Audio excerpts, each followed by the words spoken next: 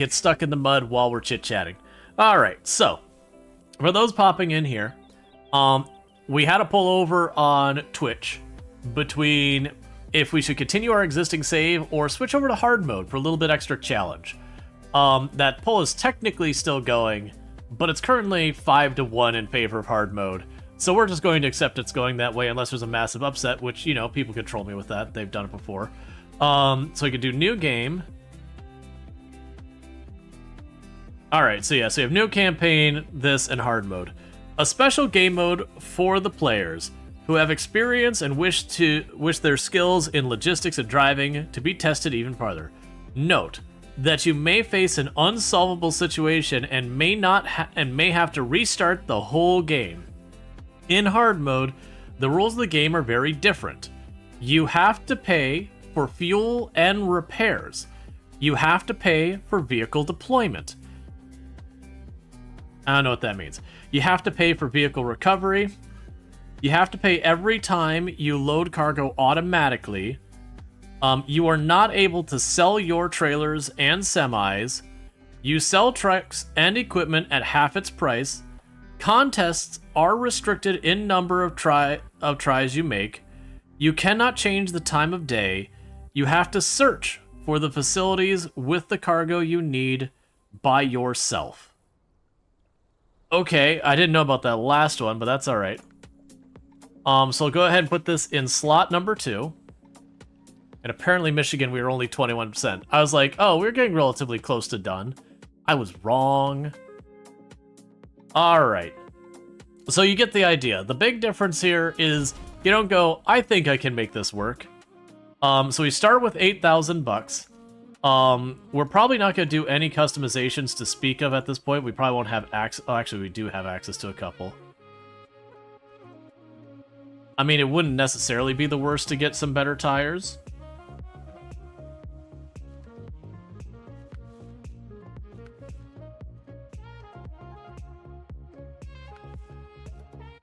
Okay. Before I mess with any of that, so we leave the garage. Yeah, so that doesn't cost me anything there. So, what we want to do is looking at the map, the first order of business is going to be getting any type of upgrades or anything we can get. We got a watchtower down there. I don't remember my way down, but I want to check these watchtowers first.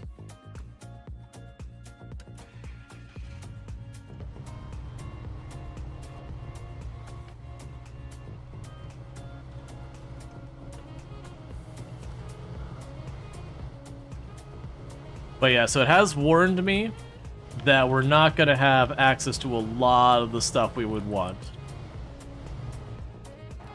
And I need to be very mindful when we start doing stuff here.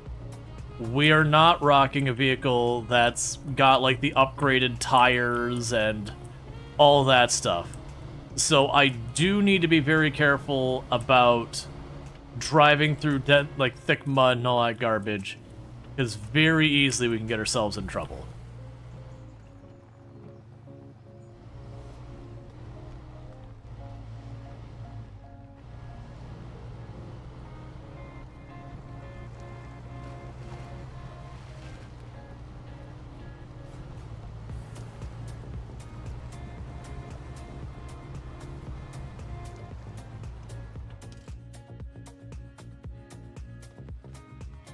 Okay.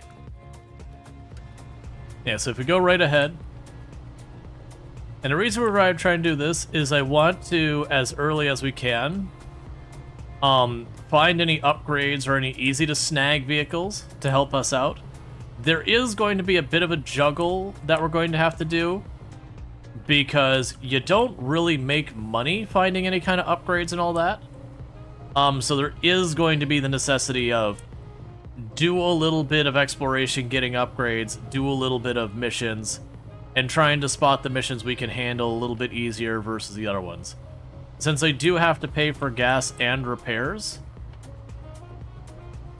you know, attempting something and not succeeding can be very costly. You'll also notice me using four-wheel drive a lot less, and the diff lock a lot less, and low gear a lot less.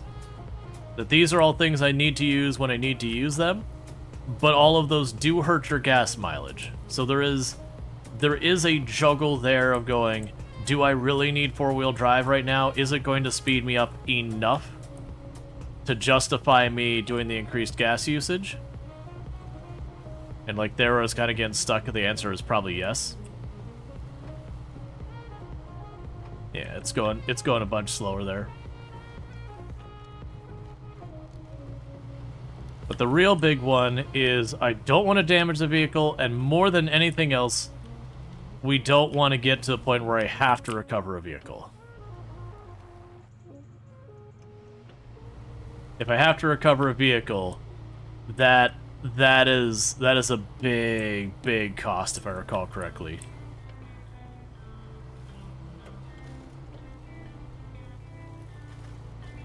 Okay. Now, one of the other things we can do is you can find the like the gas trailers we can drag behind these. We're gonna get a lot more mileage out of those on this run than we did the other one. Like, those were a thing of convenience to extend my range on the regular difficulty. I'm gonna end up using those just in general as like top off points and all that from time to time too. Like, I remember there's a mission to drop off one of those gas trailers at the downtown area. We're definitely going to be emptying that gas trailer of all of its gas before we drop it off there. Because that gas is free.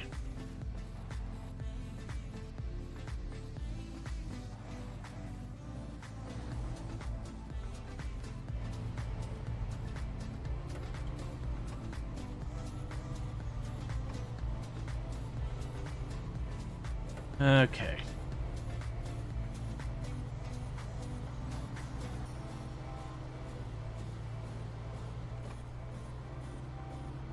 Now, my other understanding... Let's see, starting over the stream streak because your body started you over on Monday? No problem, Face of Flex. You know, congrats to the 3 stream streak. Thank you so much for catching the last 3 streams without missing one. And I do appreciate it. You'll be happy to know your character did survive the entirety of the RimWorld run so far. We did do our Arco Nexus, and they weren't one of the ones that came along, but they did survive. They got through. They're still somewhere on the rim, not dead. All right. So we got our first watchtower uneventfully. So there is an upgrade part here.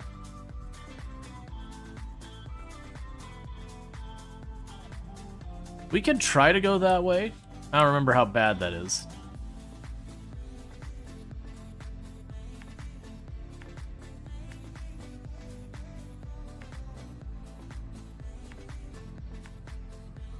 And Summer appears to that watchtower.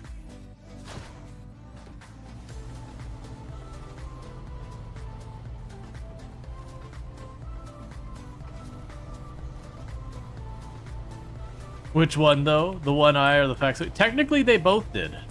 Because one got sent off to with the like got launched with the ship, and then the other one, you know, they were one of the people who didn't come along for the Arco Nexus. So they technically both are still alive. One is getting the medical attention they needed.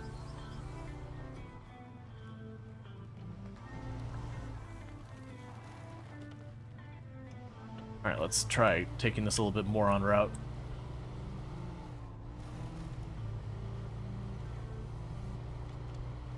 There we go. Avoid the worst of those rocks.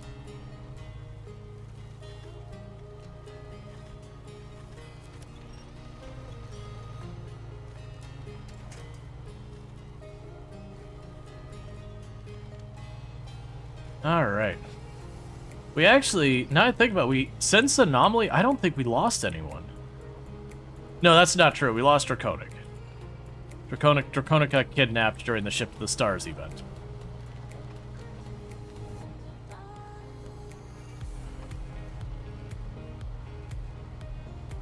Yeah, and finding climbing hills, the four-wheel drive is proving to be pretty necessary.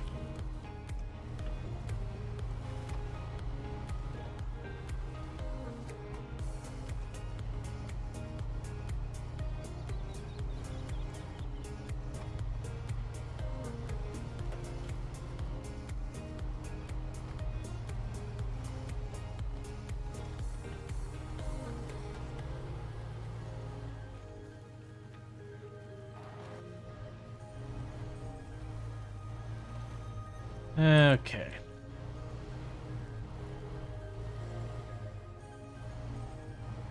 Hardcore first-person mode? No, I won't end up doing first-person mode just because for a lot of people that can be bad viewing. Like, especially for people who deal with, like, motion sickness and all that. That can be pretty obnoxious.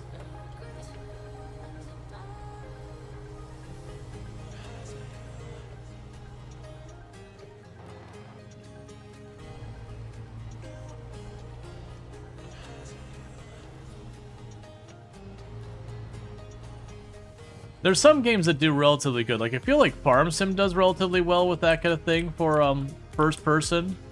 That it does kind of dampen how much it probably bounces in real life. Because, like, in real life, your eyes actually do a lot of adjustments to make it less jarring. But in video games, it doesn't. So when you make the video games bounce you a realistic amount, it really is bouncing you way, way more than you'd really run into.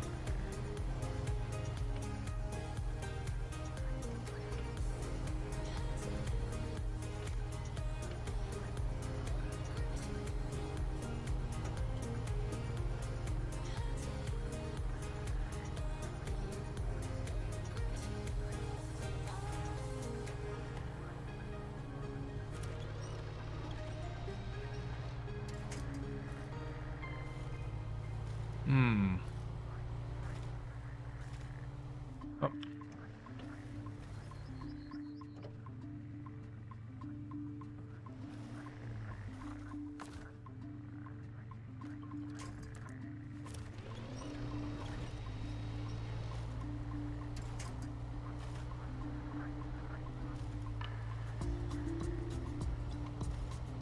I don't think that's very deep.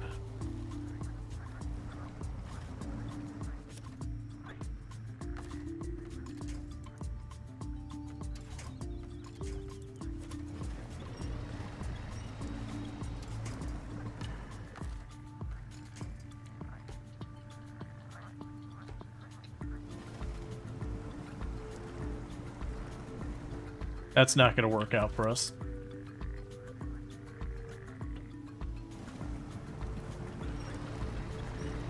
We'll go around the other way. We don't have the equipment yet to cut across there.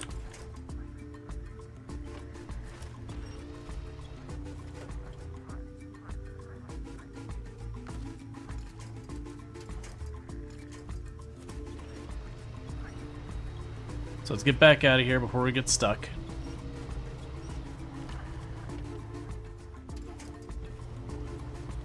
Like, if I really pushed it, there's a good chance I could maybe make it through. But it's one of those things, I think I'd go through so much gas that that'd be a concern. And right now, I don't have much in the way of spare vehicles, let alone something else that can get out here. So it's just safer to backtrack.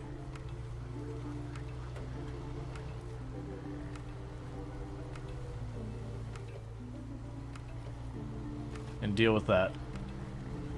It's fine. We basically explored all the way up there, and we know that that's an area we can't cross. What I am hoping is I did see where it made the thing where it's like, hey, you gotta figure out where to get the resources. As long as it's something where if I've discovered a location previously, I could just go on the map and be like, oh, there's the logs, and get there. Like, that part's fine. Like, I don't mind if it's just not gonna tell me which place to go, because I was already kind of doing that on the previous one.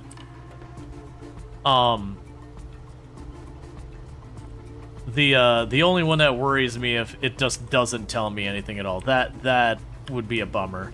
That would mean me having to take paper notes, which I'm not against, but really would kind of suck to watch because I'd have to take the time to like draw the map and be like, okay, here's where I get my logs from, here's where I get that from. I am hoping that you find the log place, and you can put your mouse over it, and it's like, okay, you get medium and long logs here.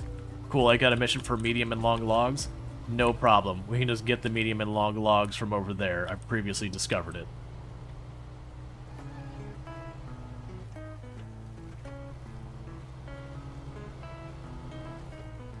Okay.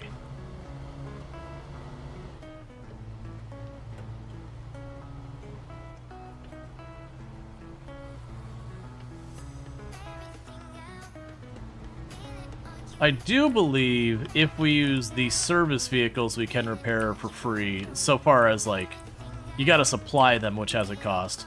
But if I have the service vehicle out in the wilderness or whatever to drive up to it, I can repair it using service parts.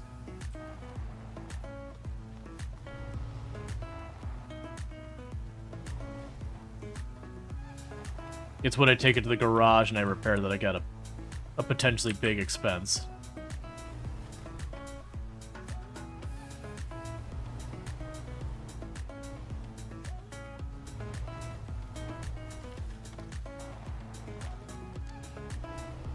Okay. The good news is going back down this hill has proven to be pretty straightforward and easy.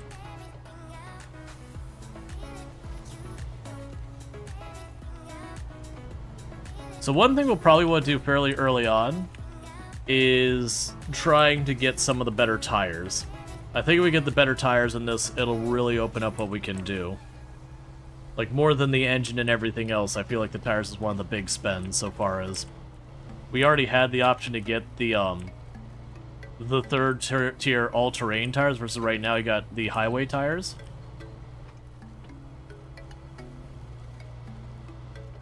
That does make me think, I imagine, honestly, probably in this mode, the highway vehicles, not ones you buy but find, probably do actually have some worth in using. Just because, like, in the regular mode, you're not worried about the cost of gas. I can imagine those highway vehicles becoming good for when I'm going to be taking a bunch of stuff along the same route. That I just kind of take the highway vehicle to drag it from one end of the good part of the road to the other, at like a very efficient way. And then maybe I leave it on the far end, and then I take one of my, like, heavy all-terrain vehicles or whatever, and then just take it from that far end to the various locations. So I'm kind of rally racing it type thing, where you move it to one place, have the vehicle that performs best in that area do that job, and then the next one as much as you can. There's probably gonna be a lot of times I can't do that just because of practicality.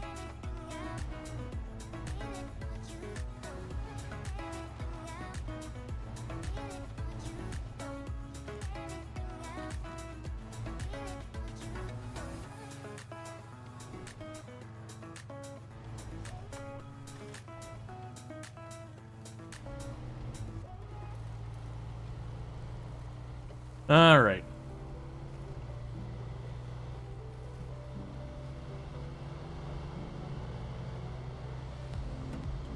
So we know there's a upgrade location to the left here.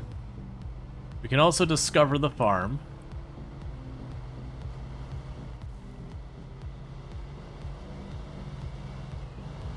Your promise, Snow? I made no such promises. Also, there is snow in the game. It's just the first map happens to not be the snow map. I mean, MudRunner has maps where it's not mud, but it's more so snow.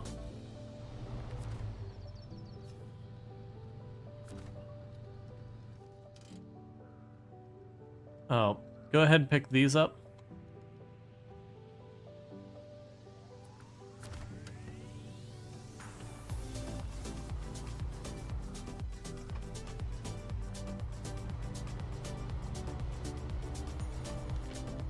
Okay. We can zip along this way. There's, I believe, a vehicle we can find over here. There's a trailer. I believe we can find the broken bridge.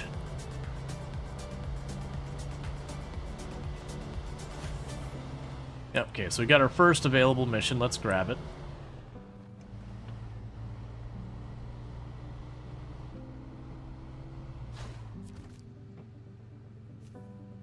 All right.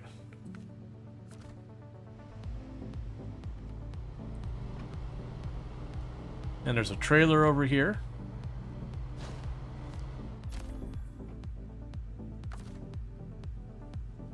So we can refuel.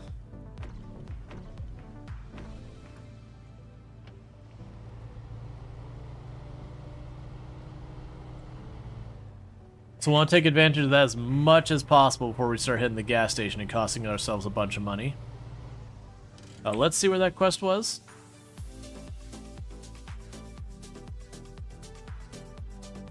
Oh, right. We got a bunch of quests around here. They didn't automatically say settle.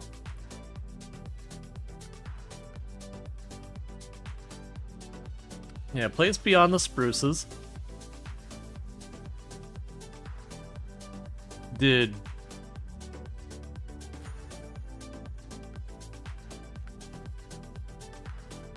That's all those. Here we go. Scout is recommended. So literally it's a quest to go back up to where we were. But it would give us $1,000.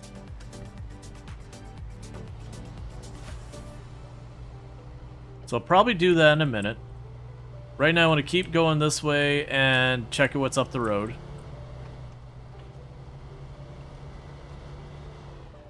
Got another trailer over here. With a bunch of pallets of things.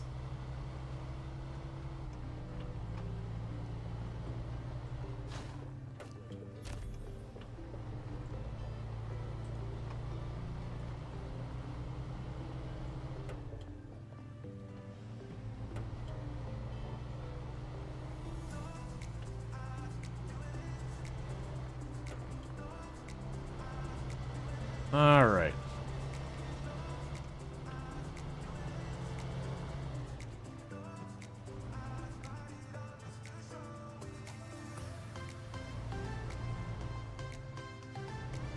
Yeah, that doesn't look like we can do much with that yet.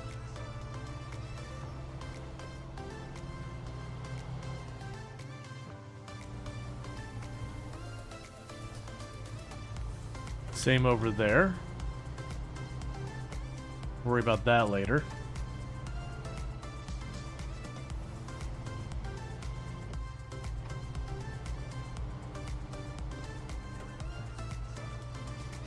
Okay.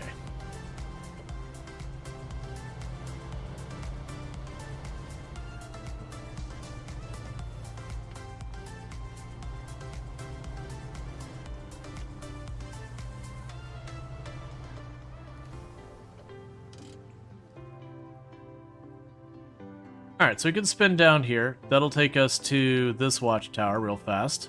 I think that's worth doing.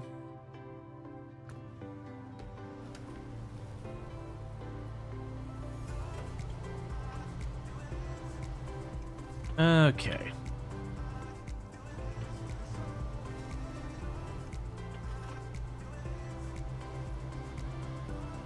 Alright, see that's rough mud down there.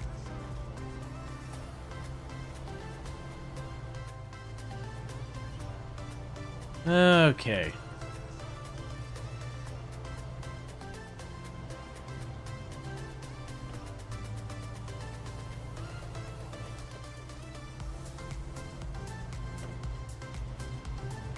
Yeah, so we're definitely trying to keep the lookout for anything of use. Alright, so we got a soupy spot.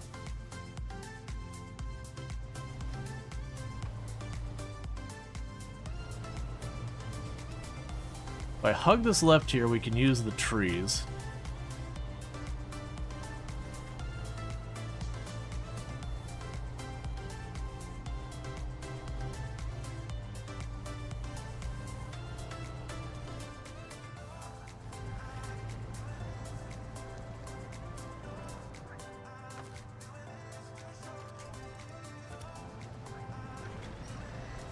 As long as we don't go too deep in this water, it looks like we can go around this way.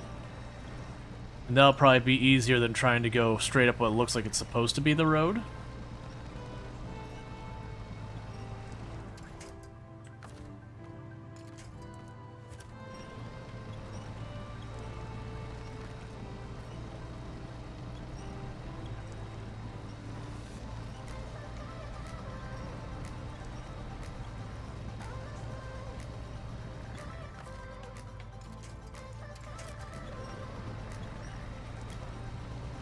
Okay.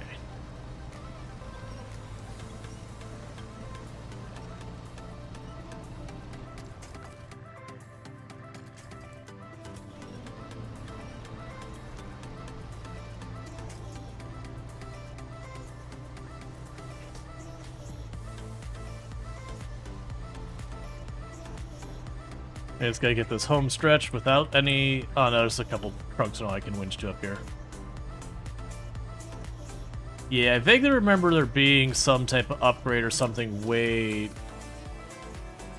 out here. Because I remember...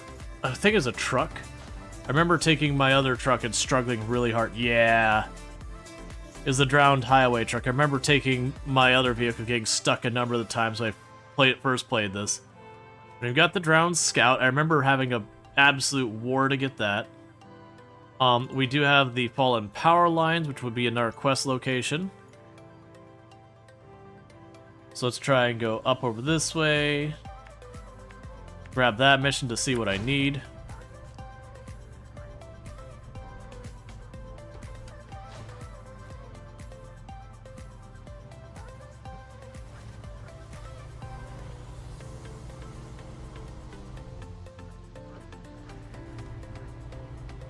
Alright. Let's see if this route would have been the better route to take than the one I did take.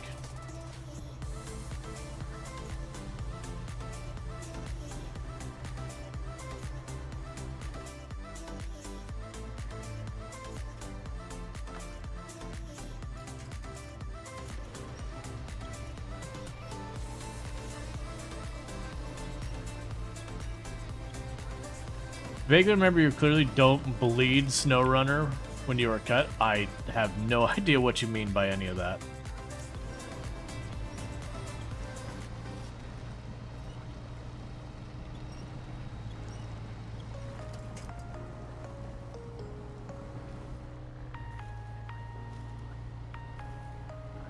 Try and cut across to be near the trees again. Because the trees give me an opportunity if I start to really bog down, like we just did there.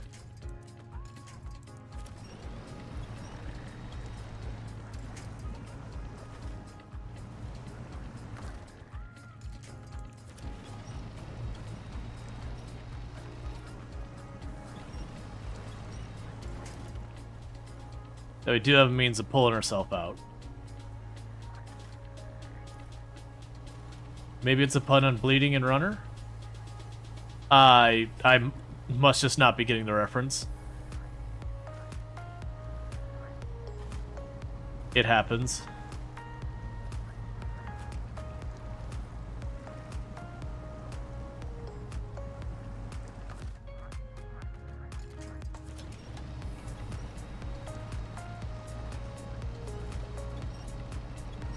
Okay, we're almost out of this. Honestly, the not being able to fast forward time is one of the ones I'm not looking forward to. Because it is one of those ones like, that's easy mechanic to work around if I wasn't streaming. Because you know what I would do? Since I don't want to deal with not driving around in the dark and not being able to see anything, is I could just leave the game up, turn off my engine, and walk away from the computer for a while. Which would honestly be a very unsatisfying way to deal with it, but you know.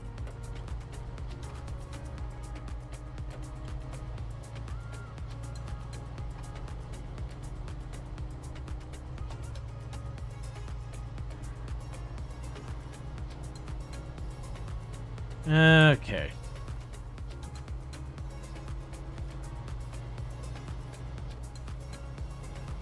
Much blood running out of the body. That's the kind of language. Okay, I get that. Yeah, I'm guessing I just like the pun didn't land for me. It's all good. That happens.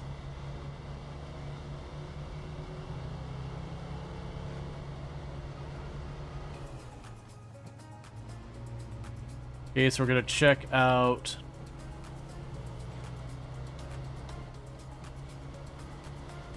the tower over here because it'll give me information on the resources that I need to get it done.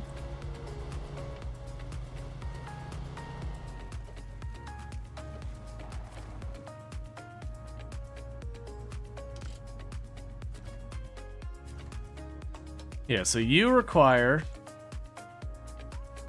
stuff to get done. Yeah, fallen power lines, that requires 2 concrete and two concrete block and beams. We have 4 concrete block there. We've got that upgrade to snag. I'm not gonna bother fighting my way around right there. I believe... So I think we end up repairing one of these bridges. I just don't remember which one. Hey, Albino, I'm doing good. Hope you've got things going well for yourself.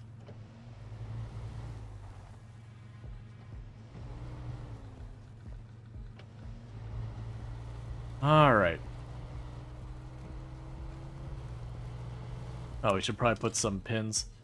So boom, boom.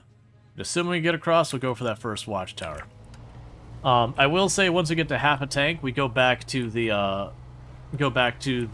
gas trailer and just top off. Because I'm gonna try and take full advantage of that gas trailer for as long as I can. And then when it's empty, it's empty.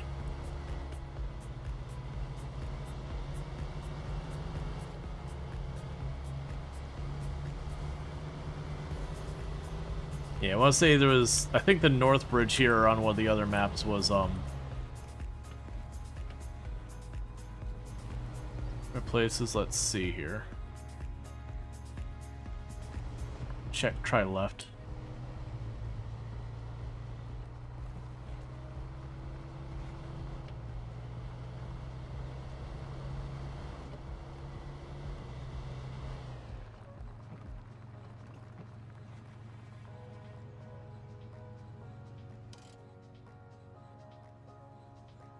Yeah, that looks right.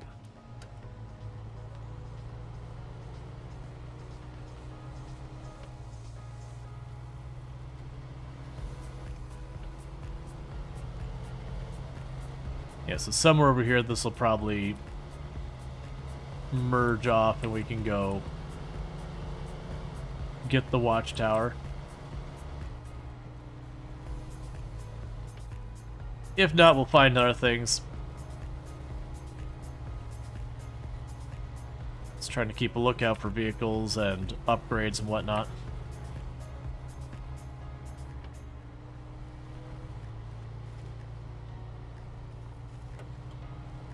Okay.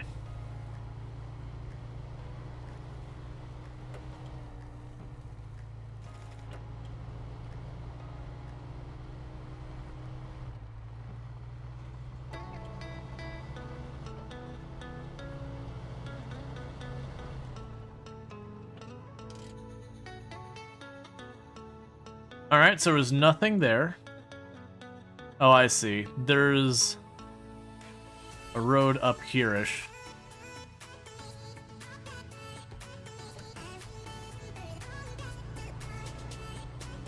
Let's see where it goes over. It looks like it's flooded, so I might have to go in from the other side. Which is fine. That's the reason we're driving around with the truck first, and not using any of our bigger vehicles. Trying to use a vehicle that's more gas efficient to do the early exploring. Plus, it'll be just easier to get around a lot of these places.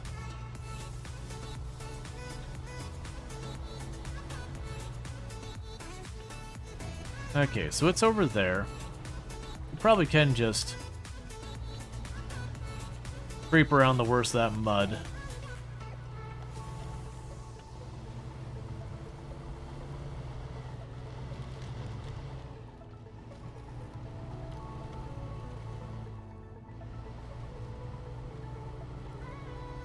Alright.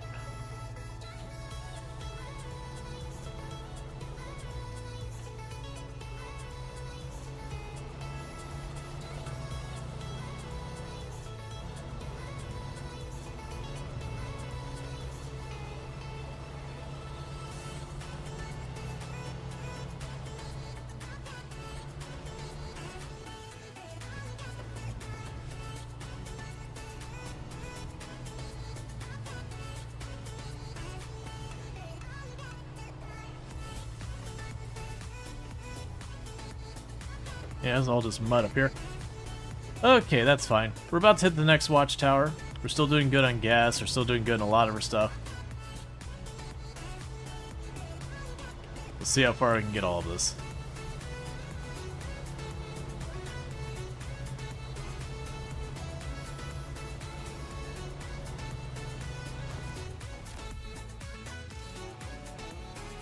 Okay.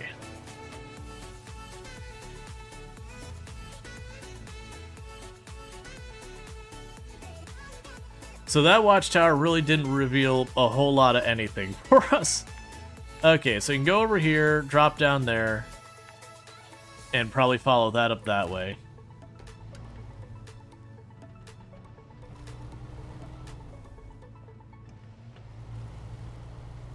And reveal a little bit more of the map.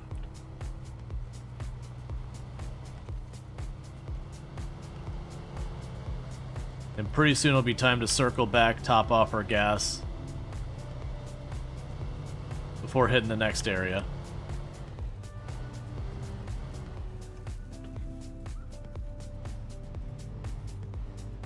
I want to take this slow, 1, so we don't roll. And then 2, I want to take it slow because now we have to pay for repairs. Or use parts repairs if I've got a service vehicle. We really don't want to slap our suspension around or anything like that. Because those little bits can chip away at our money gradually. It revealed potentially secret pathways. Oh, like this over here and that back there and that kind of thing? Yeah. Oh, it's like the wind turbines? That's all fine. It's still good. Like, it's still map, you know, awareness, because if nothing else, it tells us there is not upgrades up there, which has its own value of knowing where not to look for things. Saves me driving that way to look for them. And that's our first point of damage.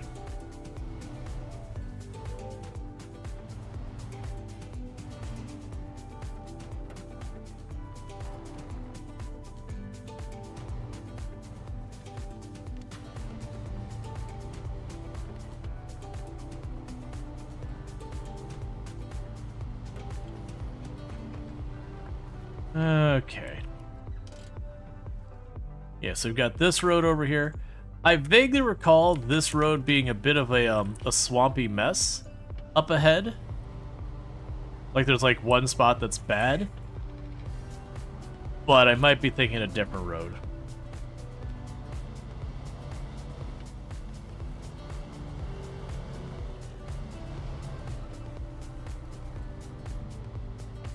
Alright.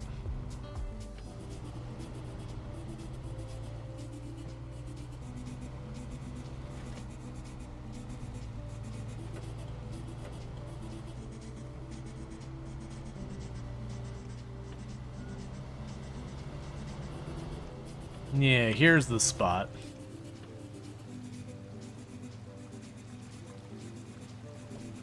Right, if I recall correctly, there's a way we can go up and around this. Let's actually see if we can see it on the map first. There's that area up there. How deep are you? Well, it's not... Yeah, it's probably fine. Just send it.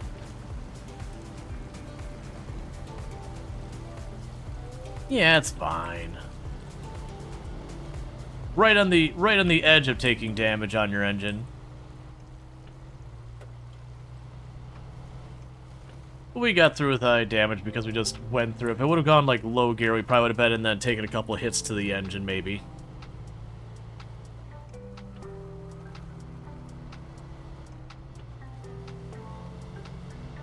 Is that the road up here? Yep. Wait, is it? Nope.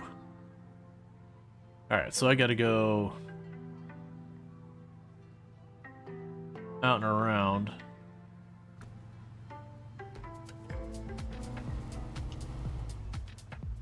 Hey, Bassett, how's it going?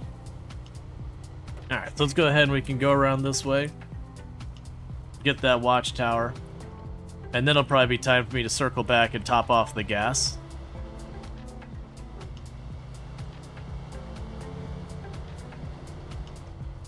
And the reason I'm not trying to go past the halfway as much as I can before returning for gas is, you know, just by like simple math logic kind of thing. Well, there's a contest. We don't need to deal with that right now. But if you spend half your gas to get somewhere, in theory it should take about half your gas to get back. Now, there's certainly a lot that goes into that, where you find better routes, you know the tough spots and all that, so you'd be a little bit more efficient, or you know, you may have been carrying a heavier load on the way out than back, and yada yada yada. There's all those things to certainly add into the equation. But you get what I'm talking about.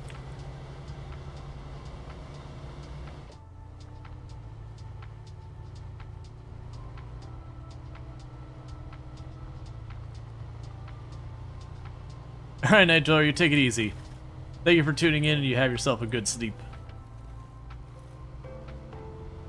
Alright, let's get up to the watchtower.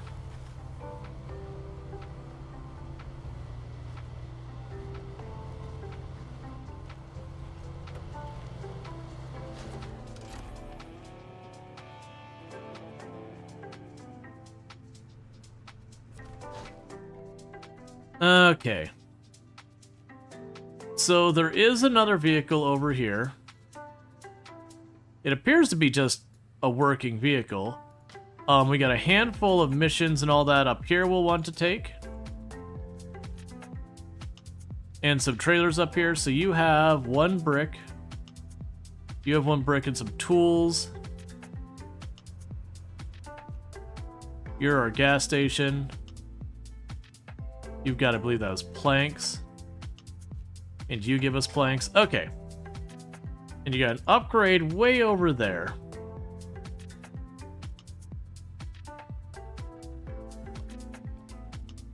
Okay, so I think the plan for here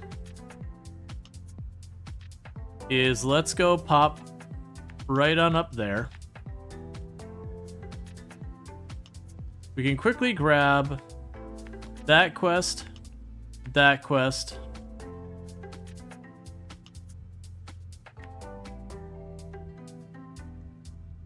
We'll see how our gas is when I get here. If it's still looking really good, I'll grab that part. If not, we'll just go on the highway back down to the fuel trailer down here to top off.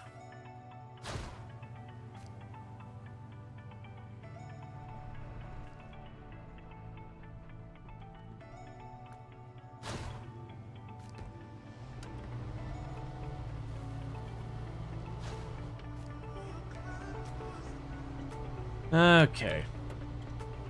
Let's actually see if the Motel Woes shows up here. Okay.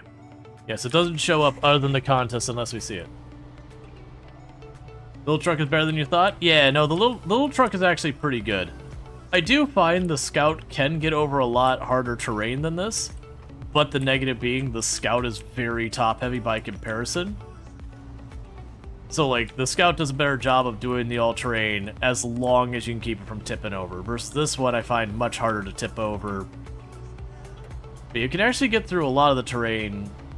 Like, almost all the exploring, scouting-style vehicles can be pretty useful.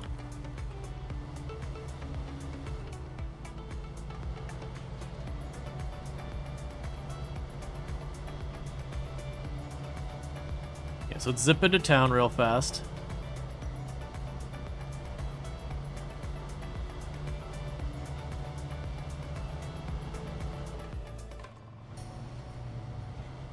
Grab the objective we saw up here.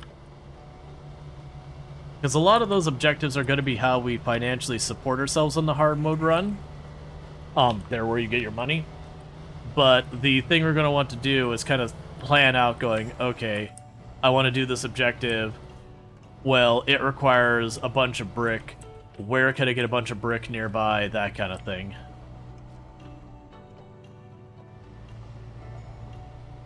So we've already discovered this trailer? Nope. We're gonna roll over here real fast.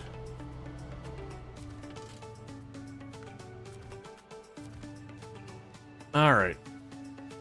So we got that trailer there. We'll have more to scout up there. I mean, you're right here. Okay, change of plan. I'm gonna regret this eventually because I don't know exactly where it is. Yeah, this will have to be the last one, then we'll have to head back for topping off gas. Because I do want to use the gas truck or trailer for the gas, not the gas station, to save money.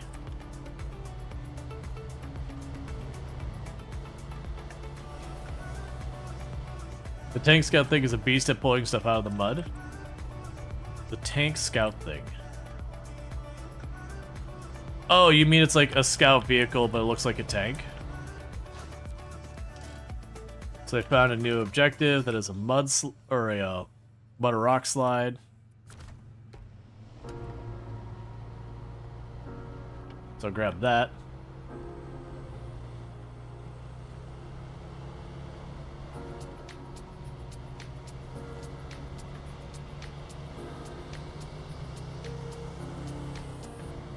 Got ourselves another objective here.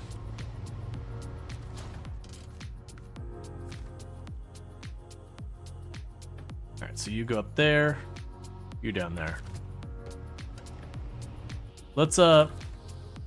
Let's make sure with the rock slide thing. Okay, so it already just tells me the parts I need. I just wasn't sure if we had to go up farther.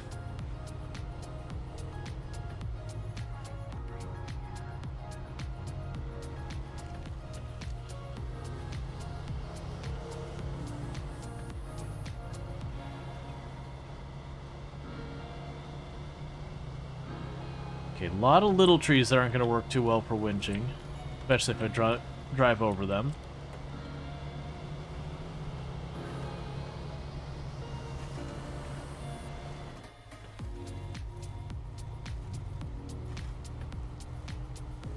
Okay.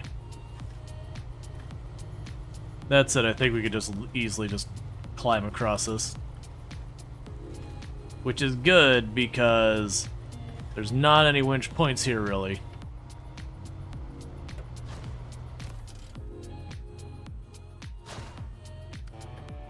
Alright, so we got our next watchtower sorted.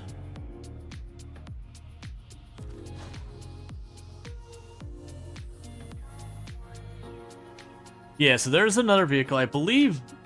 Yeah, I believe we just drive up, we then get access to the vehicle. We got a trailer store there, we've got the rock slide to fix, we got a stuck vehicle. That's gonna be another mission. Right now, though, we're starting to push our gas. So I'm just gonna say beeline.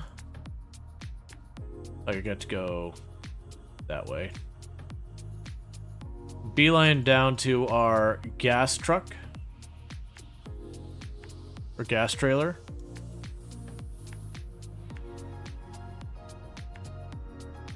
And top off our gas.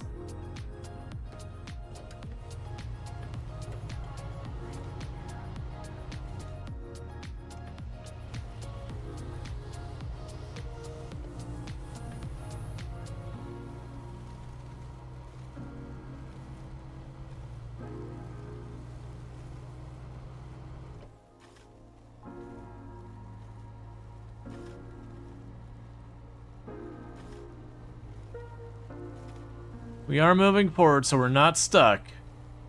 We're just not making a lot of progress very fast.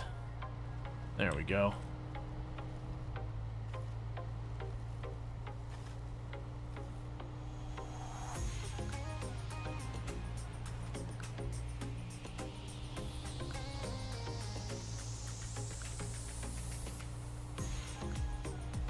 Okay.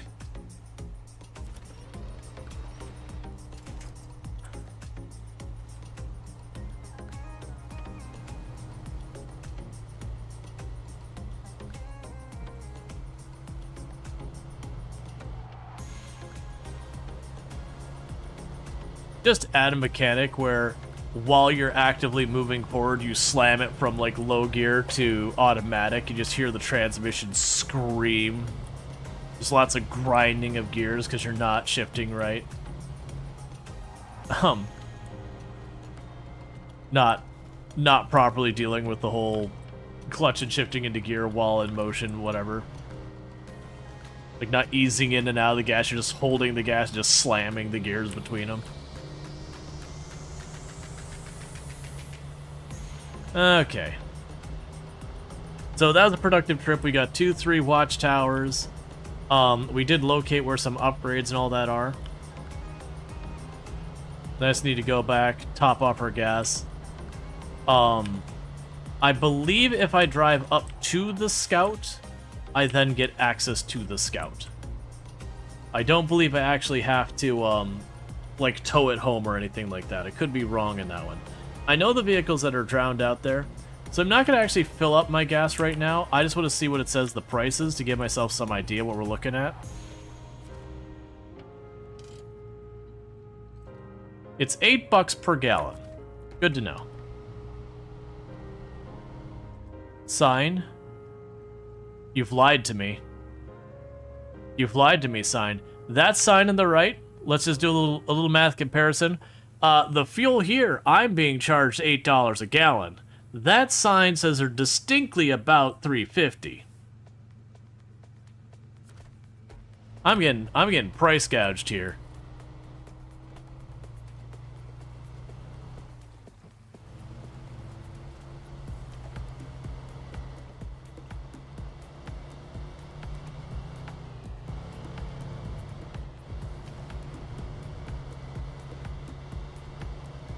But yeah, we consider that fuel trailer had something like 500-600 gallons in it.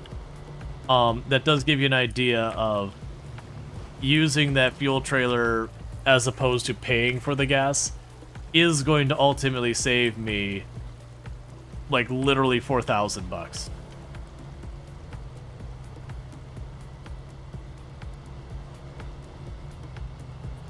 Let's see, you installed, I'm gonna assume you mean Minecraft, back in your PC, and played Pixelmon with your hubby, was relaxing. I feel like I have the wrong thing with Pixelmon versus Minecraft. I just don't know what we mean by MC in this context. Gotcha. Well, I know what Minecraft is, no idea what Pixelmon is. I'm assuming just from the name, it's like a Pokemon mod for Minecraft or something like that.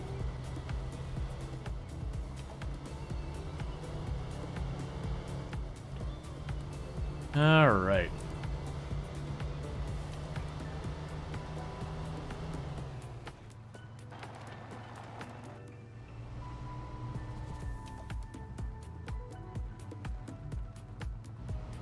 Trust me, you're from an age where MC means molten core. MC can mean a lot of things. It also means main character, which is usually what I think of with MC.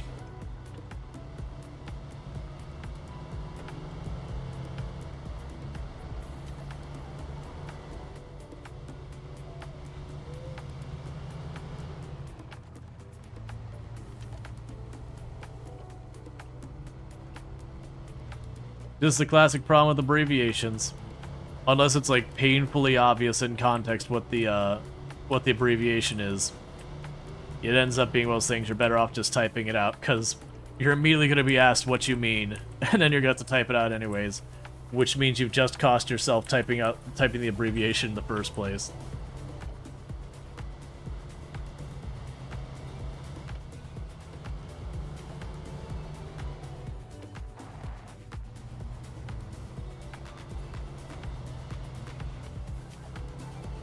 Okay.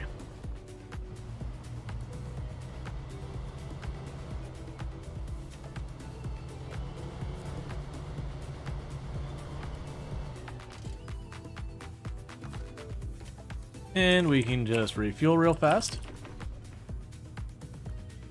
Yeah, so using this trailer for fuel represents about a little over $4,000 that I'm saving myself in costs. Eventually I'll want to move the trailer. I want to grab my other vehicle and drag the trailer off to someplace strategic, probably center map, to make it easier for me to stop and switch over. Alright, so where are we going to next? We're not going to be getting those different vehicles out. I can't haul that stuff there. We do have... we could probably do... let's go over here and grab that upgrade.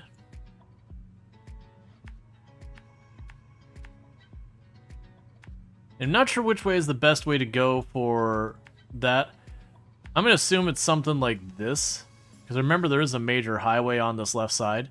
But yeah, so we're going to go for that next watchtower, reveal more of the map. Yeah, because we get these other 3 watchtowers, that's revealing the whole map.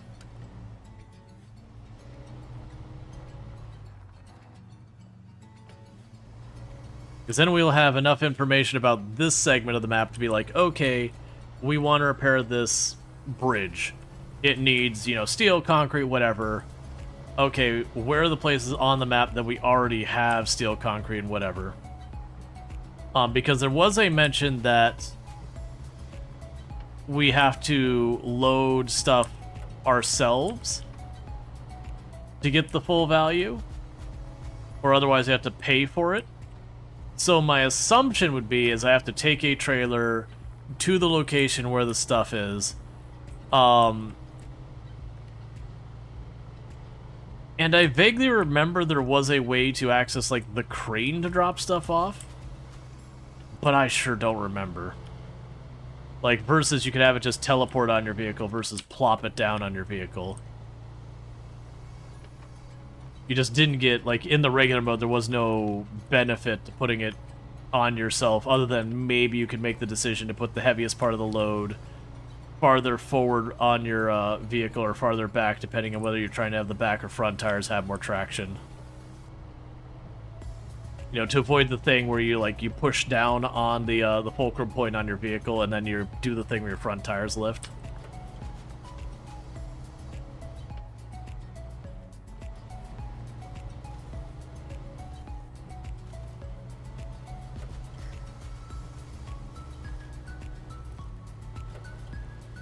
I keep expecting these places to not be quite as muddy as they are.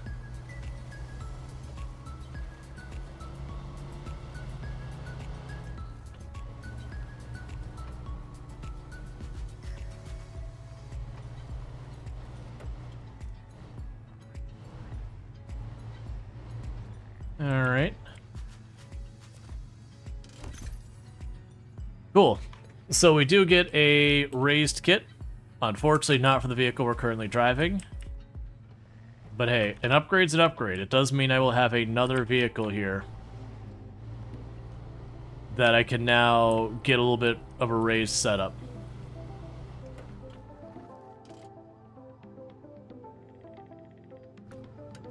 Oh, there's also, I noticed there's an upgrade in front of the garage I should grab.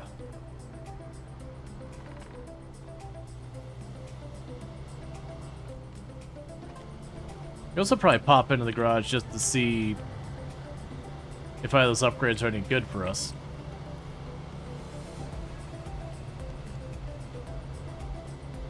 Oh, ho, ho, ho, ho. Alright. At least right there, I do have the other vehicle sitting right here. I could have grabbed and yanked it back out. So that's a rollover that would have been very easy to recover from.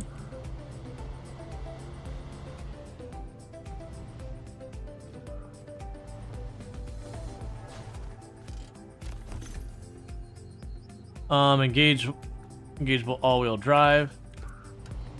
So none of those are for this vehicle. That's fine.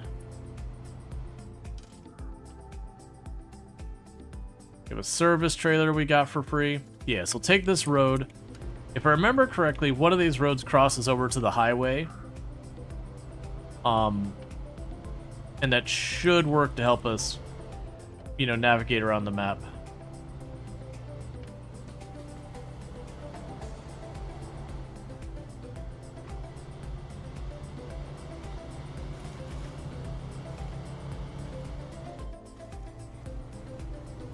Okay.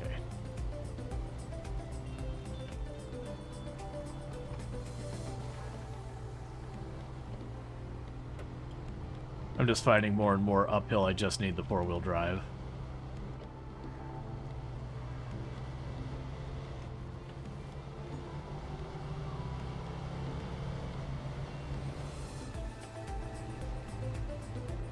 Slow down so we hopefully don't damage our suspension or engine when we bump on rocks.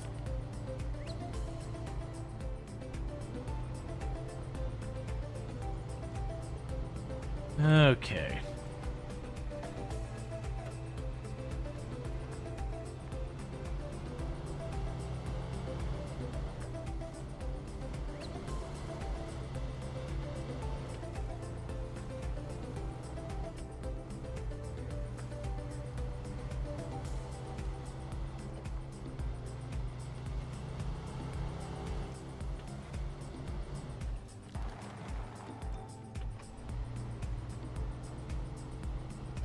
I remember having to go back and forth on this a lot in my hauling truck to move stuff, and it being a real messy time every single time.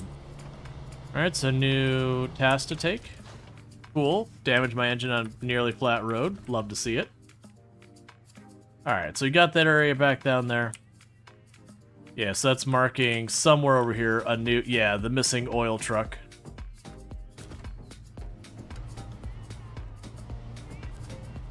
Are you a new trailer for me? Nope, you are aesthetic. Cool.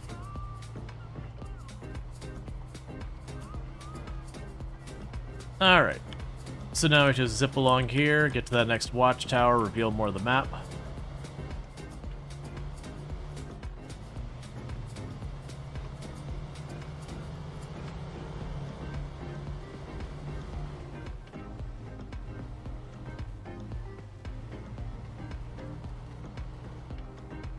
Okay.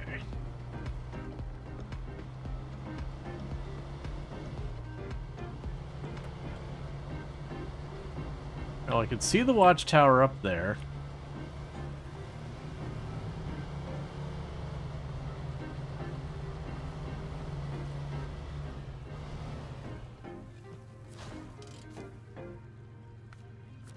Right, I forgot we had to rebuild that bridge. So that's fine because where I actually want to go is right here.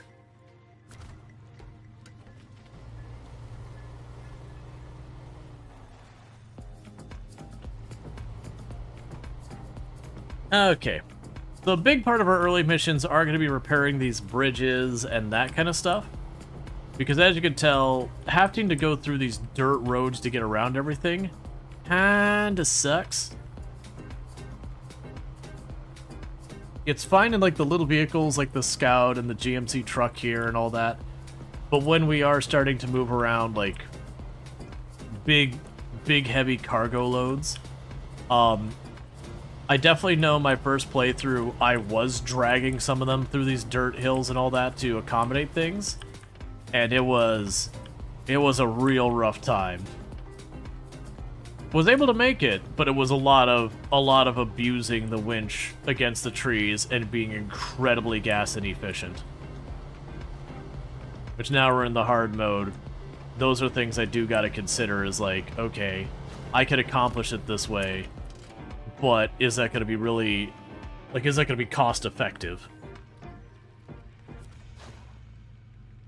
Alright, so let's see what we revealed. There is an upgrade down there. Yeah, that one's way out in there. There's King of the Hill. Right, and King of the Hill is to reach up there, so that's just a mission there. We've got another trailer to find. And a bunch of materials. You got the truck up there. We got another road hazard up here. So I want that tower and the road hazard quest, so let's pop down here real fast. And while we're on the highway, we can grab you. Then we can circle back here and get the watchtower.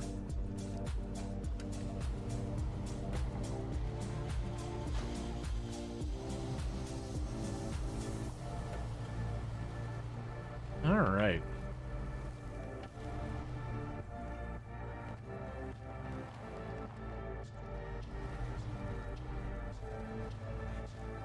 I do recall some of those upgrades are really hard to get to. Like they were just like way out in the soup. And so there was a catch-22 about going, do you upgrade your vehicle to get the upgrade? Or like, can you muscle through? And sometimes A works, sometimes B works. There was definitely having the wrong vehicle for the wrong job.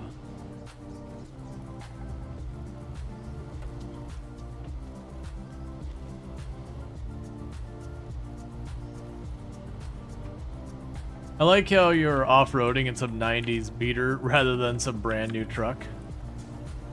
I mean, it's northern Michigan. You are out in the boonies.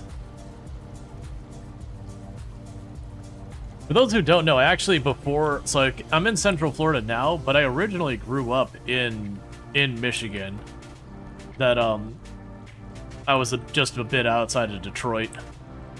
It is a wildly different world when you get on one of those highways and you go towards the north and northwest part of Michigan and you look around, you're like, am I even in the same state? Like, am I gonna run to a bunch of lumberjacks and, you know, hermits and everything? The answer is yes to those questions, by the way. You will absolutely run into lumberjacks out there. I'm talking jeans, flannel, the hats with the ears, the whole 9 yards. They won't hold the axe over their shoulder. Those days are over. But everything else about it's pretty much on the money.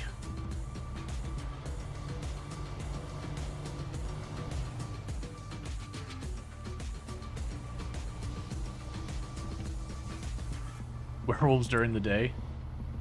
It's an interesting thing. It is like that in New York once you go north of Bronx. It's like a different world. Yeah, it's you just kind of drive out and you'll have like this. It doesn't instantly end like here's city. Can't speak for New York. I'm talking Michigan. It's not like here's the edge of Detroit and then suddenly it's just wilderness. It's like here's Detroit, here's suburbs, and then here's like kind of sort of suburbs, kind of sort of rural, and then it's just woods. Just woods.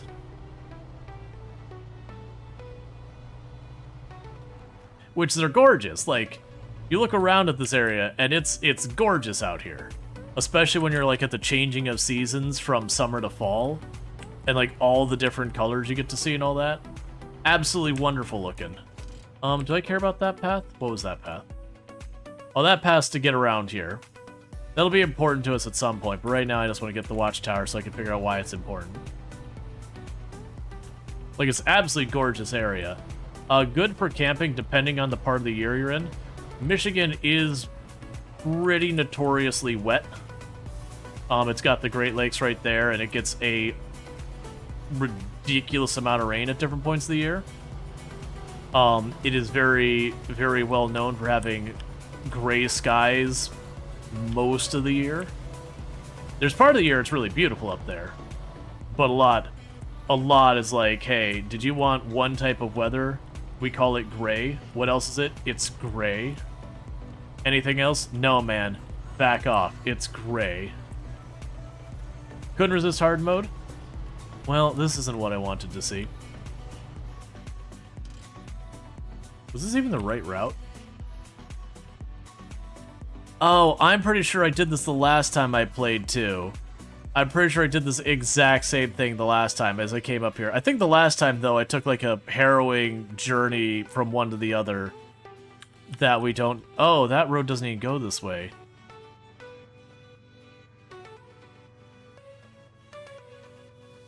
Alright, hold up. Let's reset all that. I think the idea is you want to go back down here, over there, this way, up there. I put it up to a vote at the beginning of stream. It's just like, hey, do you want to keep me just going forward, or do you want me to go and go check out hard mode?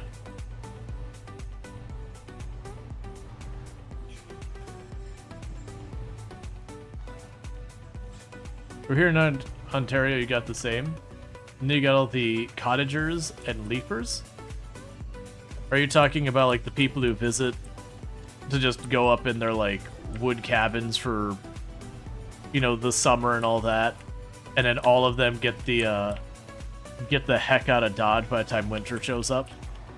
Because those log cabins get pretty rough during the winter.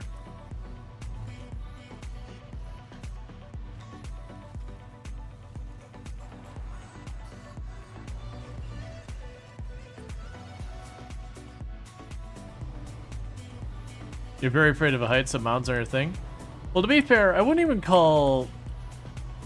I mean, Michigan is more rolling hills than mountains, to be entirely fair. Like, there's parts that are a bit mountainous, but more of Michigan is just rolling hills. You don't see too many areas in Michigan that look like this. So far, it's just like giant rock cliffs and all that. It's not none, but it's not a lot of it. But rolling hills we've got up there, like lots of rolling hills. Where you're just driving along the road and you're watching your gas mileage go amazing to crap to amazing to crap to amazing to crap because you're just going up and down and up and down and up and down. Real rough place if you're someone who gets motion sickness. I'm fortunate that I don't. But I've known people who've lived in like North Ohio, Michigan, that area where it's just so hilly.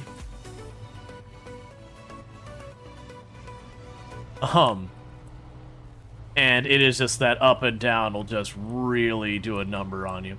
But you lived by a mountain in Michigan, and then you moved to Colorado, and you saw what real mountains were. Yeah, like you'll have the occasional place where they've carved into a hill to make the road flatter, and so it'll have like rock faces on either side. But as far as like mountains, like I said, it's not none, and it's not even like big mountain versus little mountain. It's really mostly not that. It's more, like I said, it's more rolling hills for a lot of it.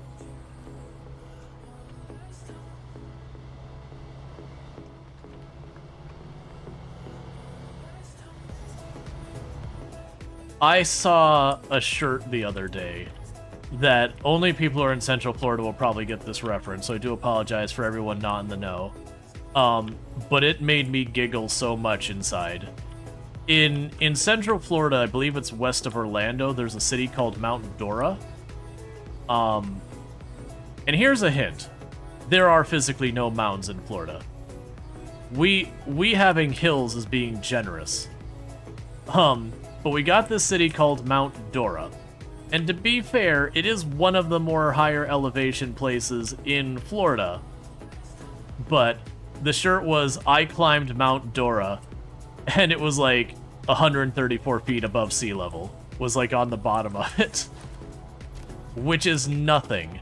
Like, you go to places in Utah and all that, and you're already at like 200 something feet above sea level on the low areas. But I had a pretty good time with that one. I was like, there's some self-awareness there.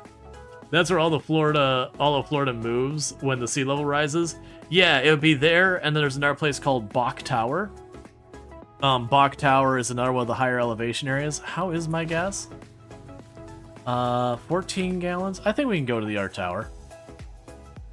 So Bach Tower, I believe, is the highest elevation, like, period in Florida.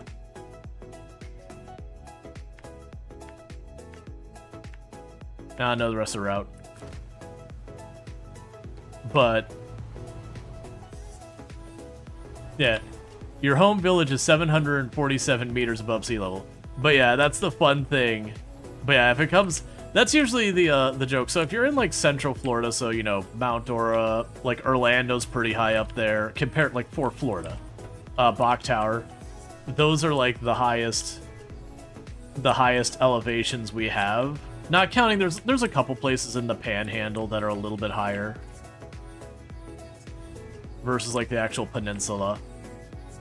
But that was always one of the reasons when, like, since I've been streaming, there's been a couple of places that a couple times they've been hit solidly by a hurricane that people are like, oh my god, like, I hope you don't flood. And it's like, nah, man, I'm on the high ground. If I'm dealing with flooding where I'm at, you just put a big X over Florida. It's a couple of keys now. There's no state left. Hey, Undead Baron. Can I get a shout out for Undead Baron if any of my mods are able to do so?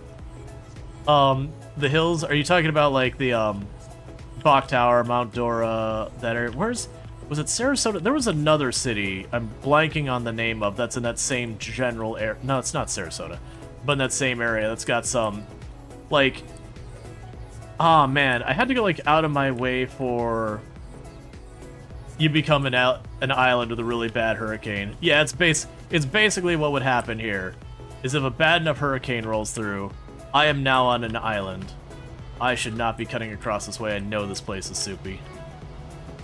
Trying to stay out of the soup. I'll get you a shout out here in a second. I know one of my mods is in the middle of moving, so is somewhat limited on what they can do at the moment. So let's go here and go shout out. Undead Baron. How goes trucking, bud? It's going good. For those who don't know Undead Baron, absolutely fantastic content creator, friend of the channel, all that good stuff. Plays a whole lot of fun stuff, likes to do a lot of Twitch integration, collaborative content, all of that kind of stuff, including Project Zomboid, The Forest, Sons of the Forest. You've been doing Repo recently, if I'm not mistaken, right? Or am I'm misattributing? Because if not, you definitely should be. Because that 100% seemed... Yeah, no, I'm pretty sure I saw you playing Repo, like I actually was lurking. Or I may not even lurked, I may have been talking in chat, I don't remember. It all blurs together, man. It is what it is. But absolutely fantastic content creator, someone I definitely recommend checking out. A lot of fun chaos over there. Almost always doing some kind of Twitch integration or something along those lines.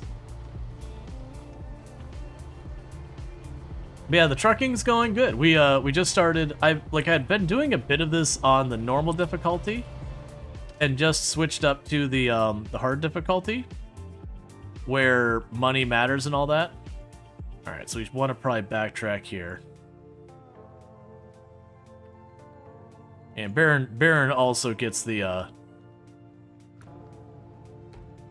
Florida stuff. Alright, Basset, you have a good one. Thank you for tuning in. Yeah, so we'll turn around here, get this last watchtower, and then we gotta circle back for gas.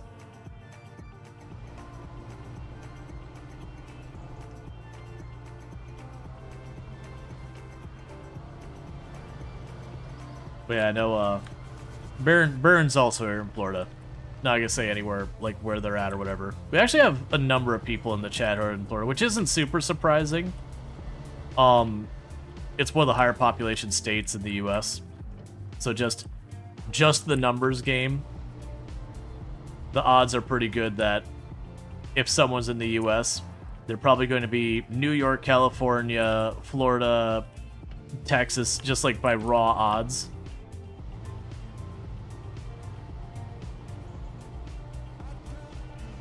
Washington, Oregon have pretty high population too.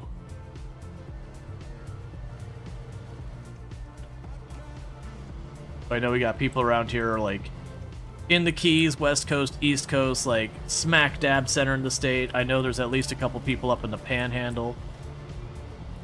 Ooh, let's not go in the soup. Let's get up on the edge here. We got road tires still because we just started. Literally haven't upgraded anything yet.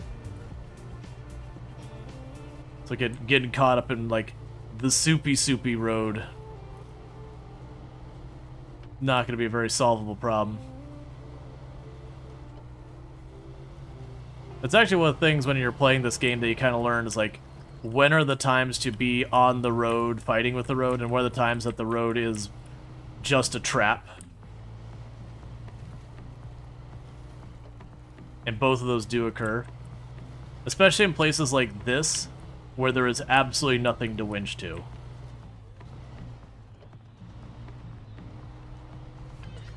Like, if you get bogged down here, that is what it is. You gotta get another vehicle to pull you out.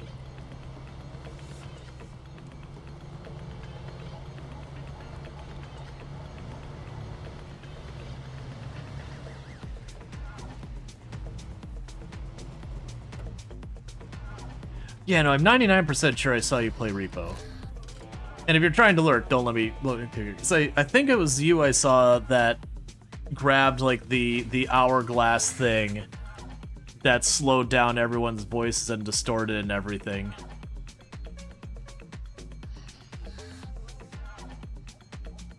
Okay, so we gotta get back. So I could take this here. That's a trial, so I don't care about it. Or a contest, whatever they call. We'll go up here, grab that quest, and then we're gonna go back for gas. Because we are at the half tank point, and I do need to get back, but that'll take me to the highway, and then we can take the highway with the little workaround kind of spots to get where we're going. And for those who don't know what the game Repo is, I believe you'd put it under cooperative horror, because it is the style of game where you've got, you know, whatever number of players. I'm going to just say 4. Like, I don't know what the limits are with the game. I haven't played it yet. It looks good, though. But you got, like, 4 players, and they're going into a place. They're trying to get a bunch of stuff worth money and get back out, hopefully without dying, while something there is basically antagonizing you. It's kind of Lethal Company with physics. Yeah. But the thing I think I really like about it is some of those horror games take themselves very, very seriously. Which to me, there's pros and cons of that, but not really my thing. Versus Repo, you're like these adorable little robots that can do all sorts of silly stuff like squish yourself down to get underneath a table or whatever. And, you know, like, the person you might be running from is, you know, just an old man who's gone blind, is walking around with a shotgun. And then it's like, it's very clearly the game was designed with content creators in mind, that they have, like, text-to-speech in the game that's utterly cursed. Like, very deliberately designed to be that way, so it's like a way you can talk to each other without talking, because, like, for example, the blind old man doesn't see you, he hears you, and so he follows sound really well, so when you're talking to each other, it's a good way to get his attention, so it's, like, really making you want to be quiet.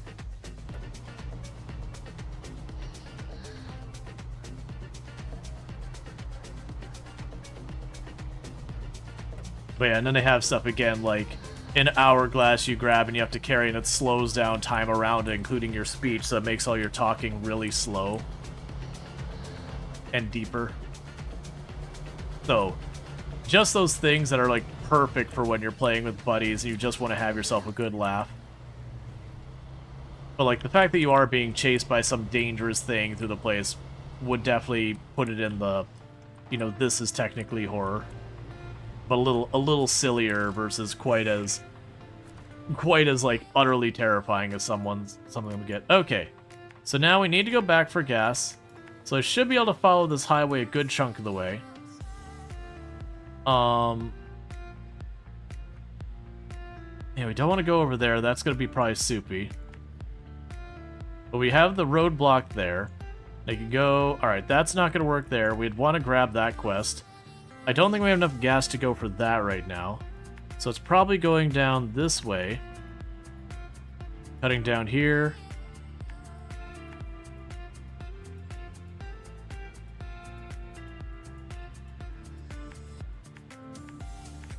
Bypass that block. If we get into real trouble, I can fuel up there, but I don't need to. Because we're going down to that trailer down there. The farm gets pretty soupy, but I think we can get around it. These spots get real bad. And that's blocked, because we haven't opened it up yet. Let's try to cut the farm. I think that'll be okay. Alright.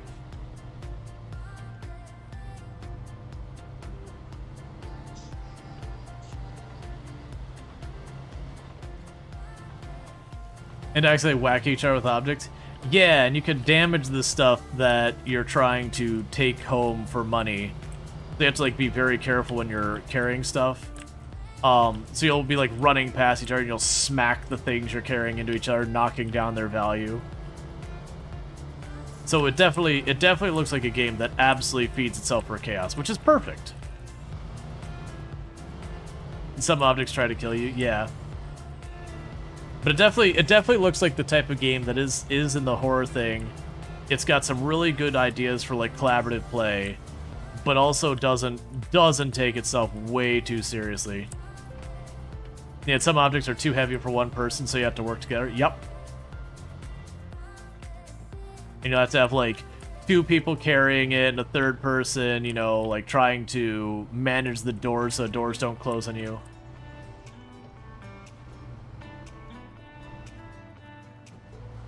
We're driving slowly so we don't damage our truck because we have to pay for repairs on this one. Alright.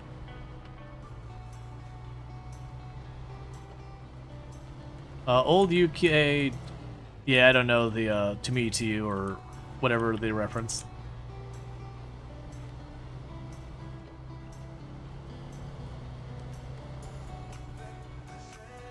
Okay. Alright. So, I believe that was the last of the watchtowers. So, the next phase here would be, once we gas ourselves up, where can we snag some upgrades? Because going for the upgrades first is probably the best play. Because it doesn't matter, like, they're free. So when we get back to the garage, you just gotta put on the upgraded part and not worry about too much. Okay, so clearly this is where I had this go off-road.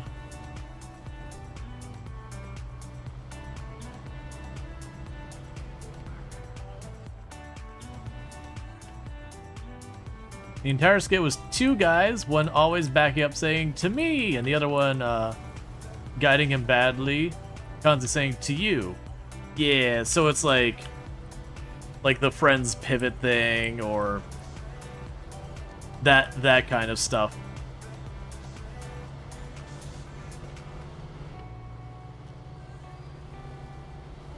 And somehow every day 2-3 times to be on after school.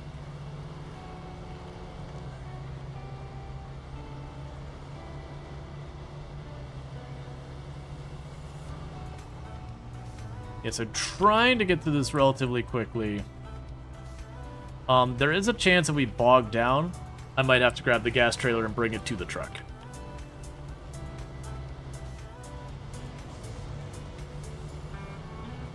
Get across this, turn off our 4-wheel drive to not waste gas. Immediately get bogged down. Have to turn it back on. I look forward to not having street tires. That'll be the hardest time to make the decision, is when I want to buy a new truck or spend money on a major part upgrade.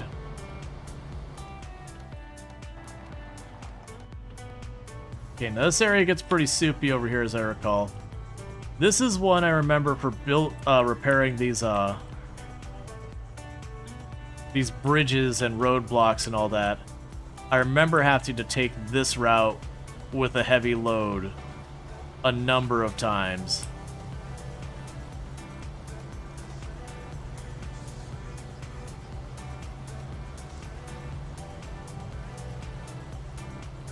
And it's that spot right there gets real bad, and there's a spot on the far other side that gets thing. This game is always always a puzzle. And have you don't know how you and Ultra play it so effortlessly? Because of absolutely struggling with it early on. That I remember taking like during the course of a stream, taking maybe 1 or 2 vehicles over this hill, and that's what I accomplished that stream. Plus, I'm using a vehicle that's really good at navigating a bunch of stuff. Oh wait, there's a switchback over there. Hold up.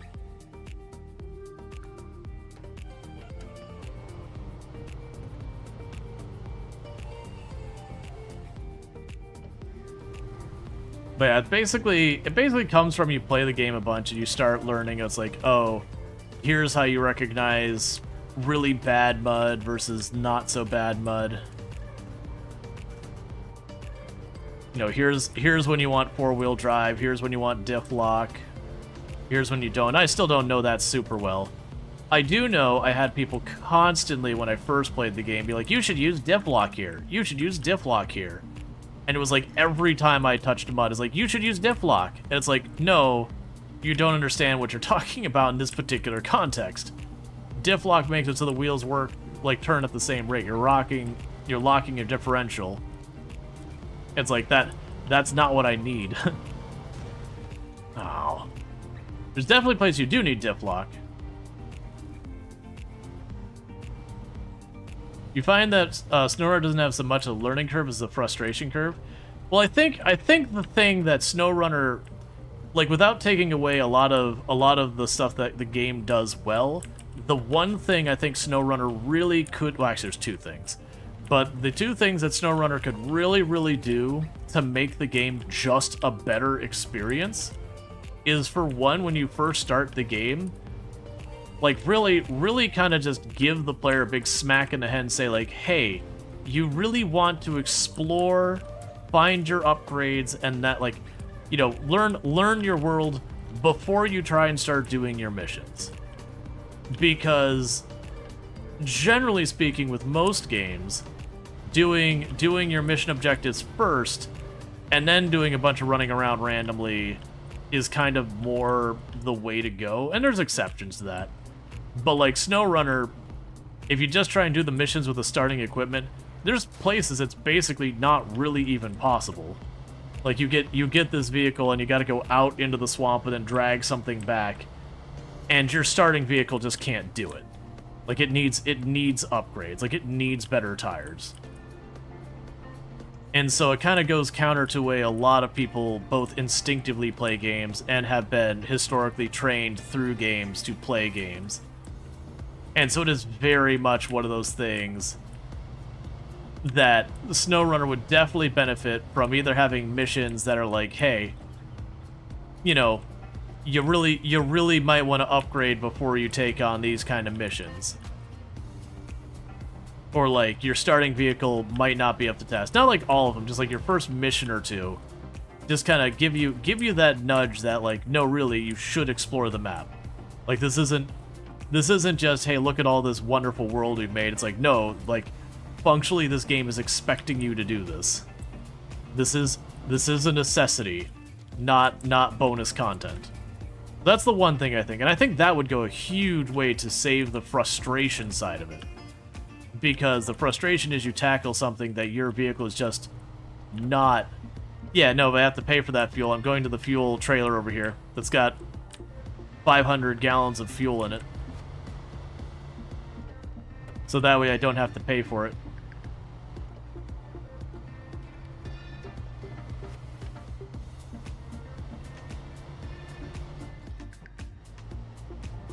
Don't pay for fuel if you can steal it. Exactly. So I think if I go around this way, it'll be less awful.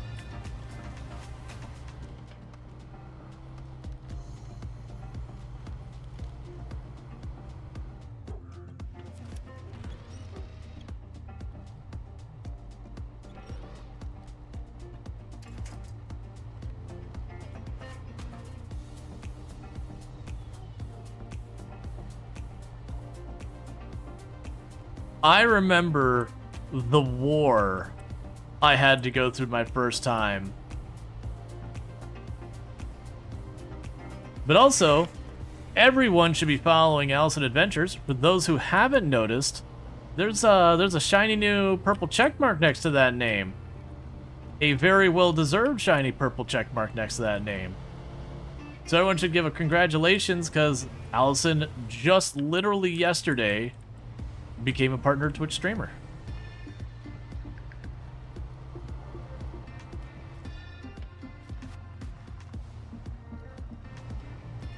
The first time you played, you went straight into the bog gut thing. Yeah, no, that vehicle out in the farm, and then the other one south of us, that is, the both of those are like deep in the muck.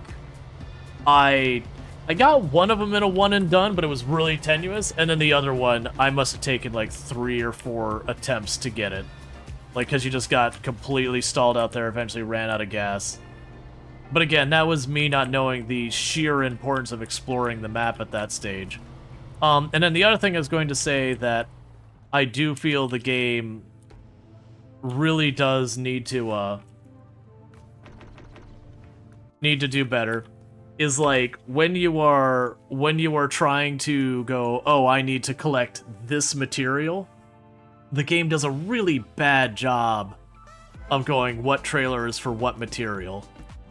Alright, so we do have the whole map to go. I've got an upgrade up here we can grab. We have an upgrade over there and over there. So let's go for this. All right, so we got 2 upgrades on this right side and 2 upgrades on the left side. So the plan we're going to go ahead and head here. I'm going to cut over this way.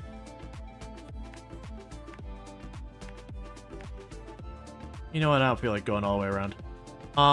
We can just go right across here again.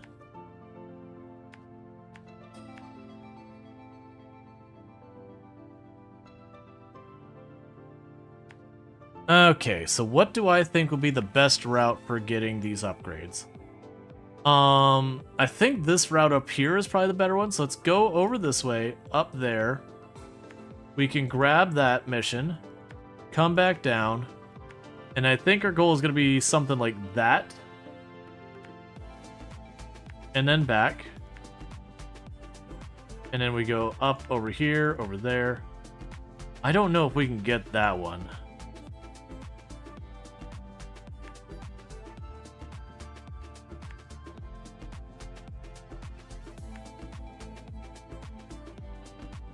I'm not sure about this one. That one I have less confidence in.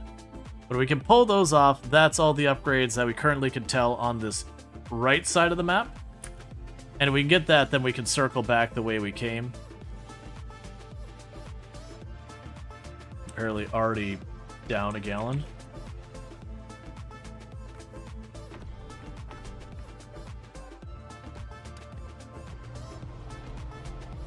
Oh good, I broke a headlight. The UI is intimidating. Seeing all vehicles flashing every 2 seconds is scary.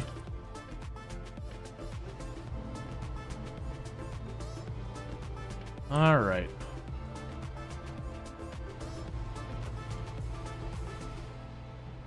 But yeah, it's just one of those things that there's a lot of little things in this game that a little cleanup on the UI would go a long way. Oh, I lost track of time. Alright, so what we're going to do is before we jump in this, I need to run downstairs. Normally I don't take the break for like 15 minutes, but I completely missed that the ad was coming. So I'm going to run downstairs, throw some dinner in the oven. My wife probably won't be home yet. So it'll be one of those ones that got to run down, come back, 10 minutes later run back down. I do apologize, but I'm going to do that real fast, and we'll be back in just a couple minutes. And thank you again for tuning in.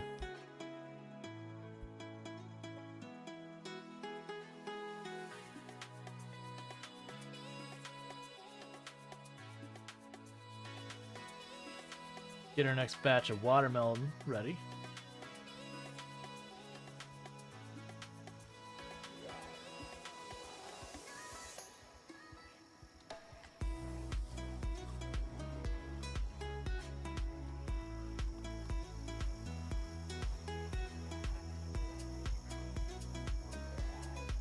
Oh geez.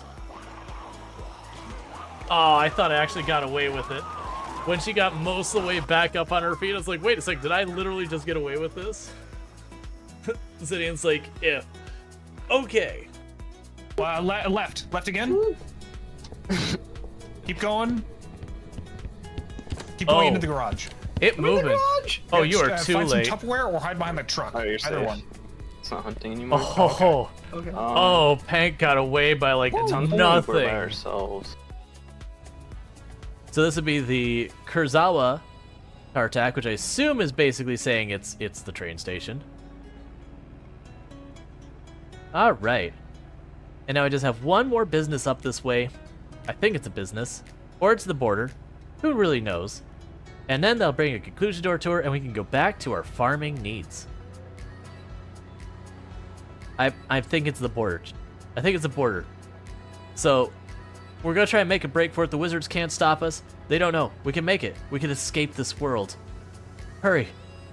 Don't let me down, John Deere four-wheeler. We can absolutely get out of here. Oh. At least the wizards were enough to put a "you can't go this way" sign. Alright. Thank you for the follow. Welcome to the stream. With that, that does conclude our tour. This has been a fantastic tour. I believe this tour, once... Where are you up to with that? Did you interrupt? Oh God, did you interrupt my picture? Stop getting in the way of the camera.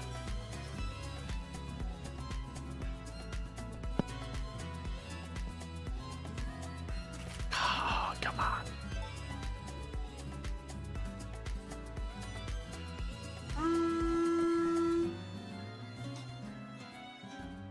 It's perfect. Okay, so it looks like a, oh no, wait. I managed to not hit it. I managed to not hit it. Did I see? Ah, that's great. That's great. If you want to see how dense the zombies are here when you spawn in, that's how dense. I love that we got our giant platform of pet zombies.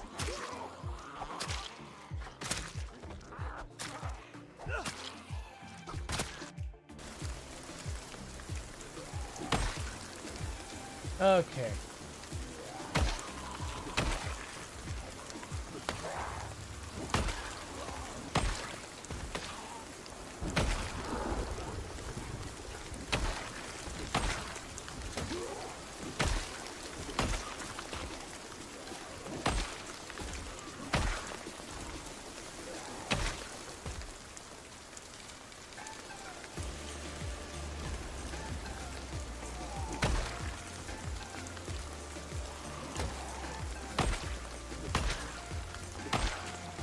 You saw that crazy move? The one where I advanced on him with the axe, like hit him with the axe and ran through him. I did not feel good about that move, but I'm like, man, I'm getting cornered here.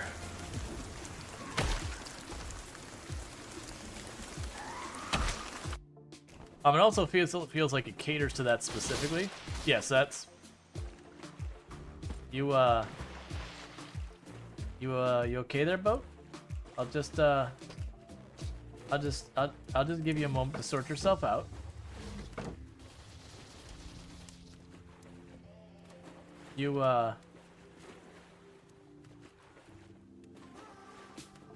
Nothing's breaking, right? No. All right. I mean, you take your time. When you're ready, you can settle down. It's making terrible noises. I'm not sure. Okay, I'm back. And thank you so much for the raid, Blind. I was hanging out over there in your stream, watching you play some Dwarf Fortress. For those who don't know, here, let me actually get you a shout out. Yeah, so shout out for Blind. For those who don't know, oh, someone already got it. My apologies. For those who don't know, Blind RO, another fantastic member of the Halcyon Frequency stream team. Absolutely fantastic creator. Someone I highly recommend checking out. Plays a lot of Dwarf Fortress and similar games. If you're ever looking for someone who, like, you want to learn Dwarf Fortress from, is very knowledgeable on the game, probably the best resource you're going to find. But definitely someone to check out. Also has a very fun dry wit as well. Sorry. One moment. Yeah, Blind also has the dry humor. Yes. Fantastic. But welcome in, Raiders. For those who don't know me, I am Rual Storge. I do play a variety of games. I'm most known from exploits of Project Zomboid, where I used to hold a world record. That said, I am a variety content creator, and today we're playing some SnowRunner, lovingly or not so lovingly called Truck is Stuck. So far, we have not got any trucks stuck today. We had recently been playing on normal mode, and we did start at the beginning of this stream that we have switched over to hard mode. Which means if I get my truck stuck, it's a real bad time because it actually costs me in-game money to get back from all that and all that. But things we got going on the channel right now is SnowRunner. I've got an all endings run going in RimWorld, and we'll probably get more stuff on the schedule soon.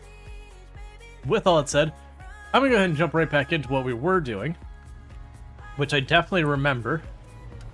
And I'm not... Oh, yeah. We were getting upgrade parts, because we did just start hard mode today. So we're doing the first thing in the run where we're not doing any of our missions. We are trying to track down vehicles and upgrades and all that kind of garbage before we tackle anything harder, because with this being hard mode, we really don't want to go into stuff underprepared, because if I have to recover my vehicle, you can actually brick your save in hard mode. If, say, for example, I roll over and trap all my vehicles and I can't afford to bring them home, because recovering is very expensive in hard mode. Alright. So at the moment, I'm trying to get some upgrade parts that... The first one I feel pretty confident I can get. The second one... confidence is significantly less. I am a little bit knowledgeable on this game, but I am nowhere near an expert. I have played enough that I can manage well enough, but not enough that it's like, oh yeah, well, you definitely want to use it. Like, knowing which vehicle's the best vehicles, that kind of stuff, that I'm utterly clueless. Like, still to this day, I don't really know the difference between the heavy and the heavy-duty category and why you choose one over the other. I assume heavy's just the better one, but, you know. Why did I mark the gas station itself? We don't want to buy gas here. Because our prices are just too dang high. It's $6 a gallon. Or no, was it 6 or 8? No, it's 8. That's right. It was $8 a gallon, despite the sign saying like $3.50. So we are borrowing gas from other people, and they just don't need to know about it. Basically, there's gas trailers, and you get the gas out of the trailers for free until they run out. So we're going out of our way to use that to save myself as much money as I can.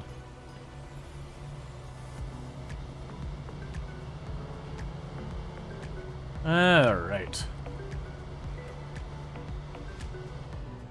So I think this is where we're going. Yeah, so we're going down here. We're following that path over there.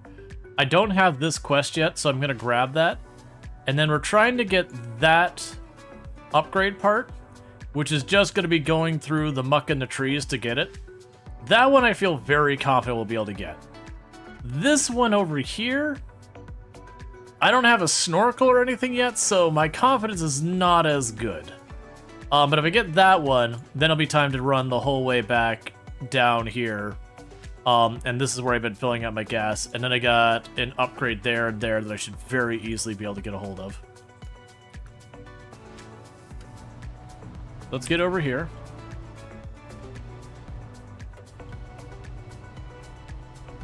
And right now, our truck is unupgraded literally anyway. It's basically, we hit start, we hit go, and we've been working with it. Sooner or later, we will run into places it just isn't going to hold up. And when we get there, we get there. But that's the reason I want to grab these upgrade parts, because free upgrades are the best upgrades. Just by the fact that I didn't have to spend any money. Because also exploring the map and this kind of stuff doesn't actually pay anything. I have to actually complete missions for that.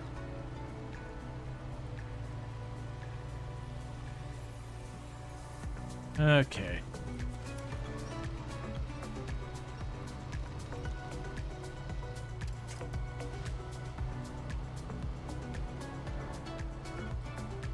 Hey, Darth, how's it going? Sorry, I know you mentioned the other day. Hey, Strider, how's it going? My apologies. Old habits die hard and all that. Alright, we got a trailer here.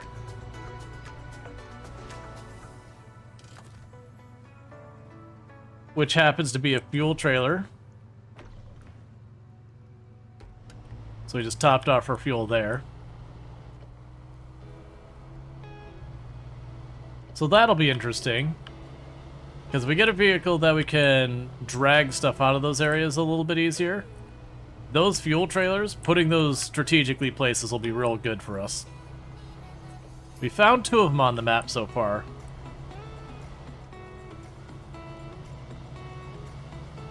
Which happens to be a quest trailer. I know at least one of those fuel trailers are.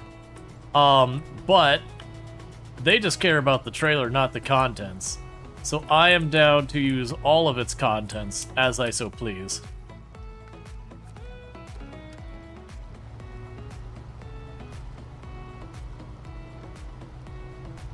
Alright, so we got that quest. Now it's time to get the upgrade.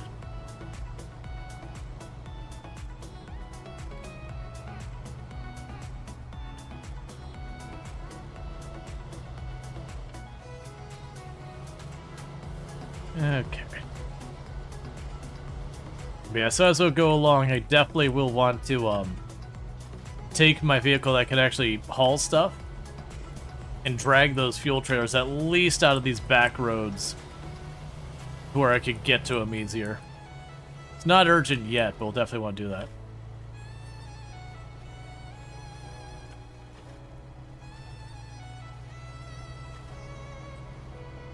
What did Obi-Wan say to Palpatine during the fish fry?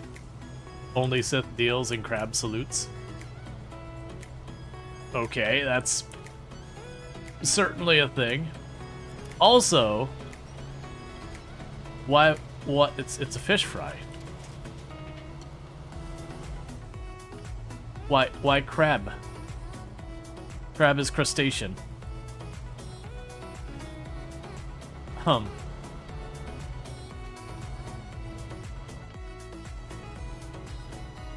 Alright. I do wish we were doing this one during the day, and unfortunately... Wait, what? Alright, I do wish we were doing this during the day. Unfortunately, on this difficult, there's no fast forward time. You deal with whatever time you're in.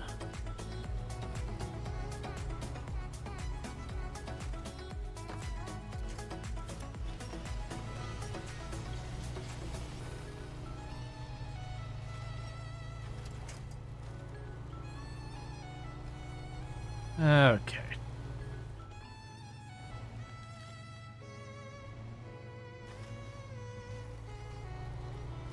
And thank you for the 30 streak. I really do appreciate it. I do hope you've been enjoying the stream. Because it would be weird if you were here this long and you weren't. Yeah, so this one I feel pretty easy about. We'll probably hit some muck and mire, but mostly it's just navigating off-road, which is fine. The big thing I need to do... Oh, that's... not my favorite. That's fine, we can winch between the trees if I have to.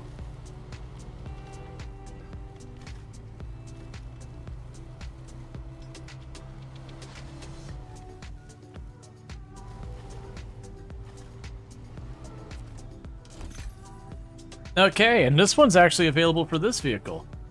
Alright, so next up we just need to get back out of here. And then we get to go to the one that, like I said, I'm not as confident in.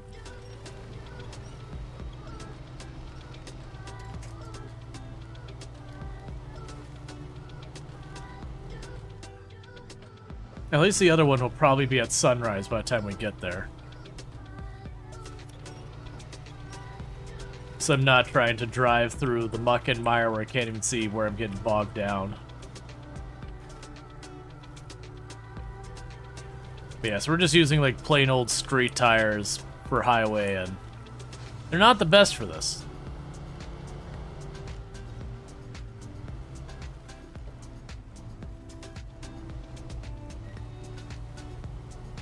Okay.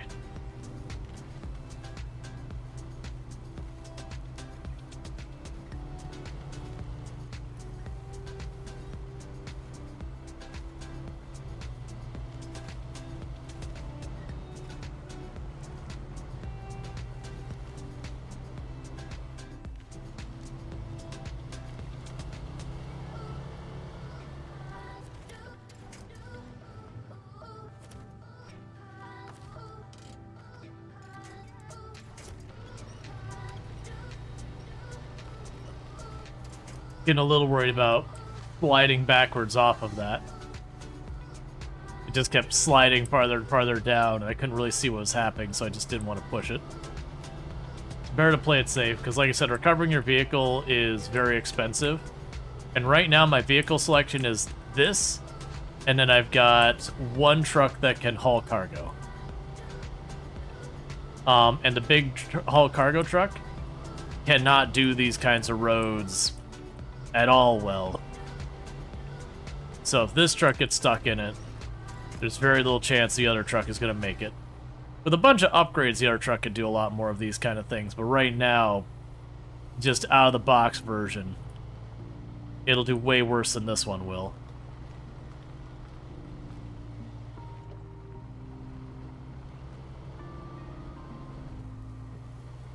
Okay.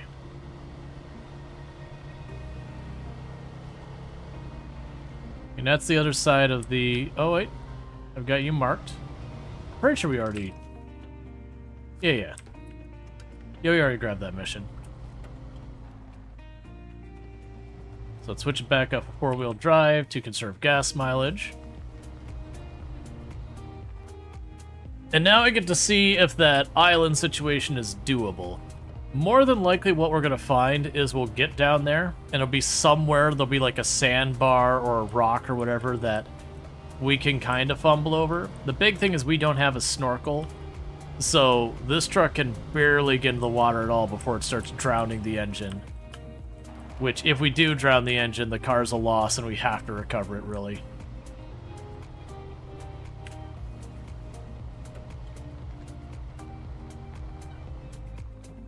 Let's make sure I'm looking at this path right.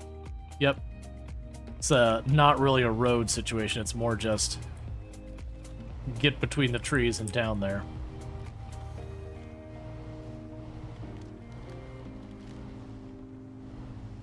We were also talking the other day when I was on my not hard mode save file on the Scout, which is just a, it's like a Jeep. But,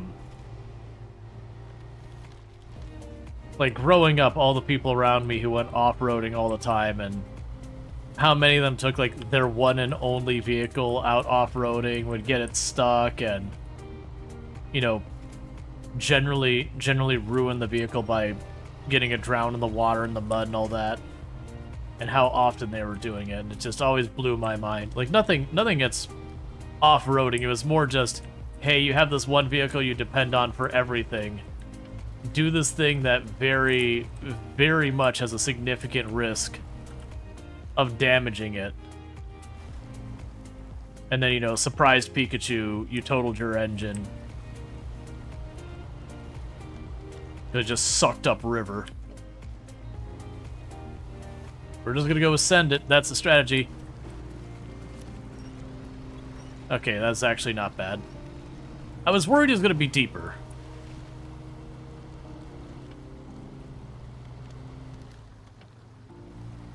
The other side would be a one-way trip. But that'll be good. That means we'll have all the upgrades here. Okay, so we've got an engine upgrade for a different vehicle. Alright, so now we just need to get back to that road.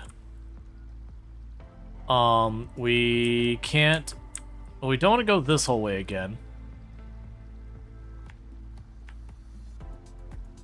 I've got a decent amount of fuel.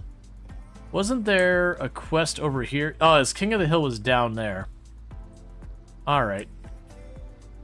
Well, that's going to kind of take us where we wanted to go, so I'm going to go for the King of the Hill. Which I do believe is just like a really rough hill climb. So go for King of the Hill, which then has you go up here.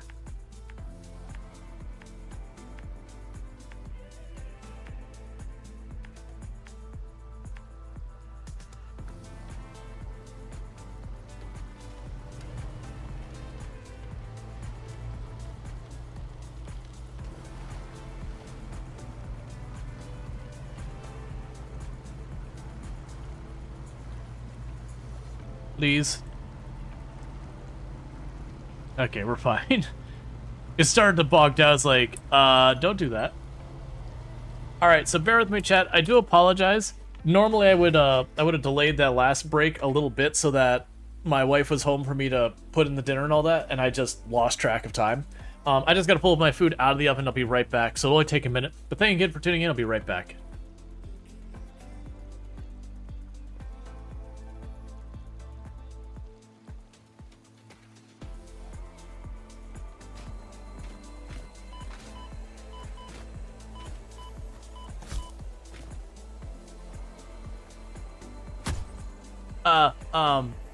No. I'll just...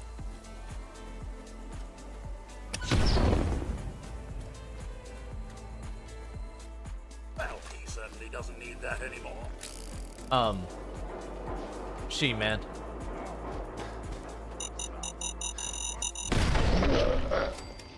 Nicely done.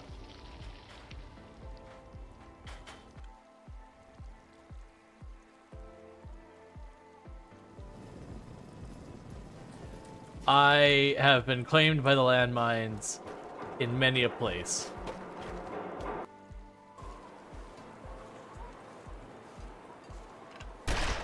Oh. And here I was making the comment to myself earlier, it's like, you don't fire the gun when you left click it without. Unless you aim it. I would be wrong. That startled me. Alright. Would you go away? I'm trying to commit crime. She's like staying in the relationship, getting paid. Getting out of the relationship, also getting paid. Yep. No matter what, if it involves any type of romantic situation, getting paid. She was like De Beers with those diamond ads. She's like, if you want to break up, you have to have a weathered stick. You need the stick. You wouldn't want to break up without a weathered stick. Yeah. Like, I mean, you got to spend at least 2 months' salary on a withered stick. This is not the way I should have done this. Oh well, it's too late to turn around and rethink our choices.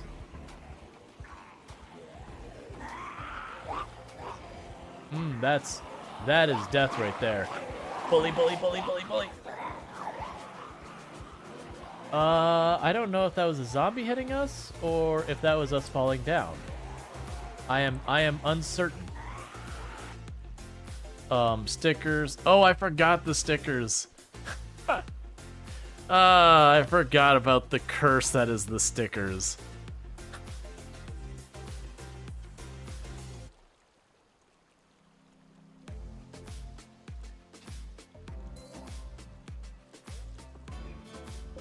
You know what we should do that our characters haven't done? Let's have a lantern.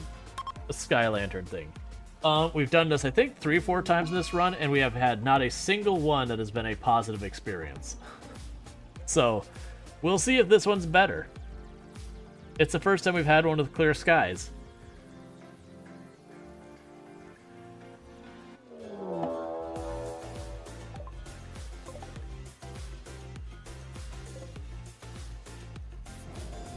Ooh, coconut chicken. Oh yeah, that fills us up. Be writing those Power Kill zipline scenes. Yeah, I don't understand. So we're supposedly on floor 1. Let's go to 0, because I assume we opened the door then. Textures. Don't kill me. Okay, everything's fine. Alright. So sorry about that. I do try to avoid the thing where it's like back-to-back break kind of things. But sometimes stuff happens. Alright. It's been a long time. So, recently our clip playing thing broke. And we only just got it working again the other day. Because Twitch made a change to its Clips API. And so a lot of those tools that play random clips from your channel, a lot of them weren't working till they got updated. But it's only supposed to show, like, the top 100 most viewed clips for whatever. And weirdly, before and after the API update, it's totally different clips. Which is kind of fun because I couldn't tell you the last time I saw that raft clip. I don't remember how old that clip is, but it's gotta be over 2 years old. It's definitely not a recent one. Because I did a full playthrough of Raft, like I did literally everything. There was nothing left for me in the game. And I still every once in a while say like, you should go back and play Raft again. It's like, but I did it all. It's done. There's no more story. I've done it all. I got most of the achievements. The only ones I didn't get were like super grindy achievements that I intend to do them at some point. Just like I intend to play all the games in my library. You know how that is. Someday. Maybe. Probably not. Alright, so we're trying to cross over to the other side here, because we're going to do this, this quest where we climb this ridiculous hill. But that should be our first quest that actually gives us money. I mean, it's the first actual quest we'll have done. We've just been collecting them to kind of get through everything. Okay, let's not go too fast. You almost rolled there.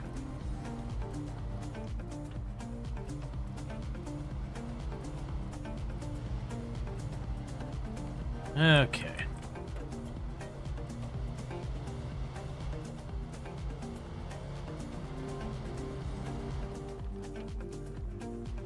I wasn't sure.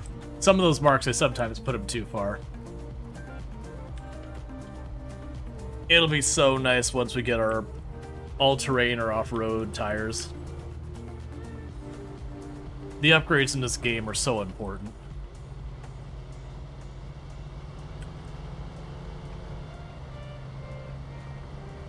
Okay.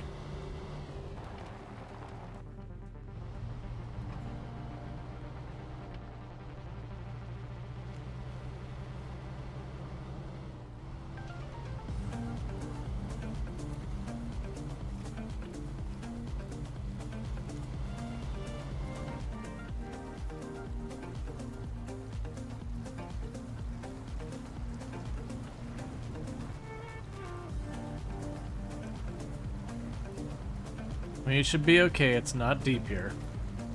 It's just muddy.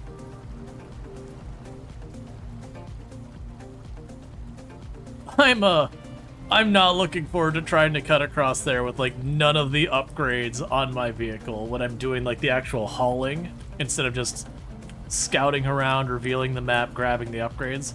So like actually taking like the big truck dragging concrete blocks behind me or whatever. I'm not looking forward to trying to get across that spot.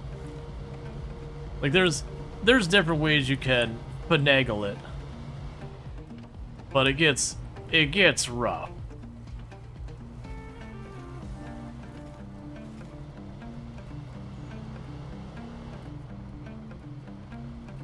Okay.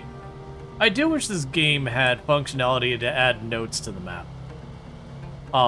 So versus like where you have the icons for the various things, that I could actually go and mark a spot and be like, hey, this spot, you know, watch out for this spot. It's like really, really bad mud here, or hey, this spot, this rock, like rock face here makes it very hard to go. Like, be wary, like be careful about being top heavy here. Or even just the like, hey, you've got your fuel trailers over there. Like, you can see the icon for it, but the icons for the trailers all look kind of the same. So it'd be nice to be able to easily differentiate. It's like, ah, that's where I left my fuel trailer. I don't think we'll get those on this game. It's been out for so long. Those kind of upgrades I just don't see coming.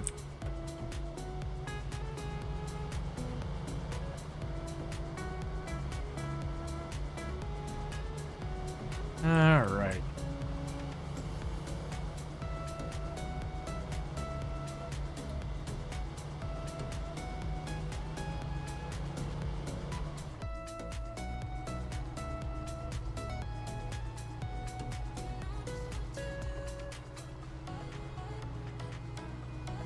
Okay, so now I just gotta grab this quest, King of the Hill, and it is to go up this path that goes to the top of this mountain. Now, we'll probably be pushing our luck on our gas doing it, but I do feel like I'm comfortable that we could definitely get back to the main drag, and if that happens, I can just grab my other vehicle to drag the gas can, or the gas trailer to the truck.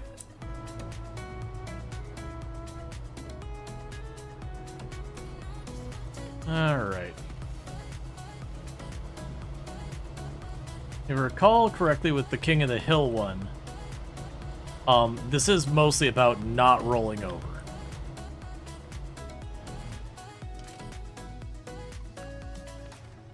Yeah, so King of the Hill.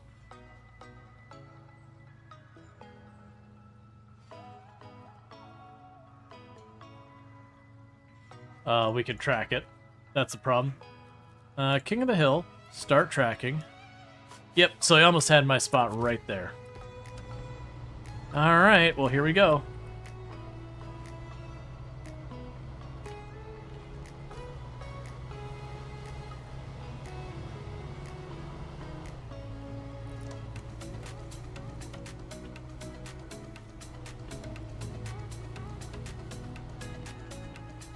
Okay.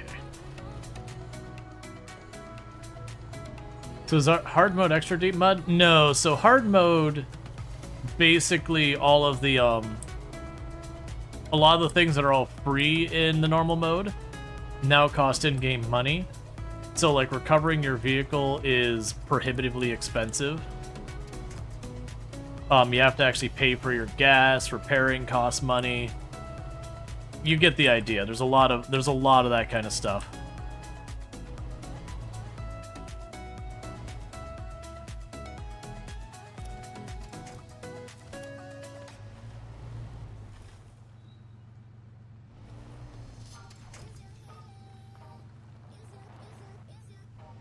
Okay, so we use that tree to keep me from rolling there.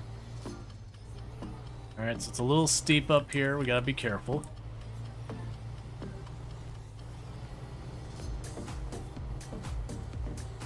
So where, like, in regular mode, you can just drive recklessly over the thing and like, it slaps your engine for 40 damage. You're like, ah, it's fine, whatever. I'll just go back to the garage and it'll just be magically good as new.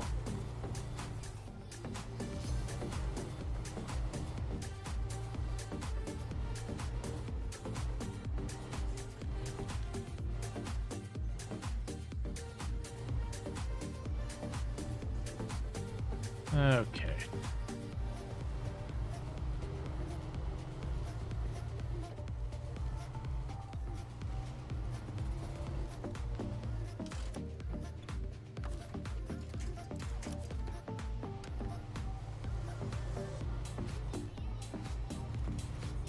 That's our safety tree. It's a good slide or roll back down that hill. Ooh, I hate what I'm seeing here. So that route doesn't look good. Kind of looks like there's a different route I could have taken over there. Let's evaluate here.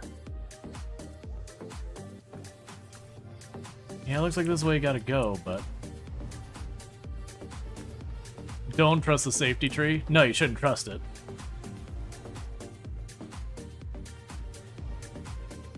Real slowly.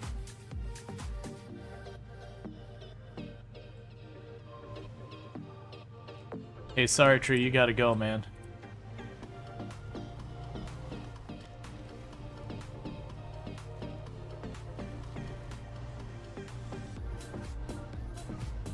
Yeah, I feel like over here... Oh no, maybe I couldn't drive up that easy. Yeah, no, it's a steeper angle I thought. I probably would beached out the truck trying to go straight for it.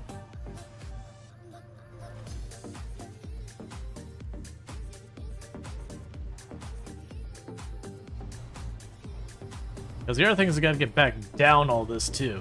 Hopefully without just trashing the truck the whole way.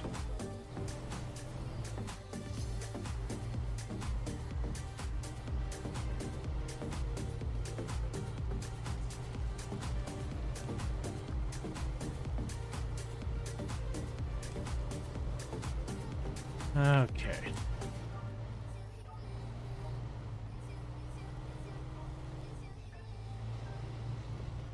Please turn more.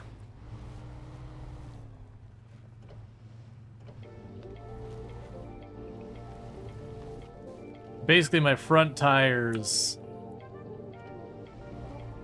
are coming up off the ground here because of the angle, and I lose steering.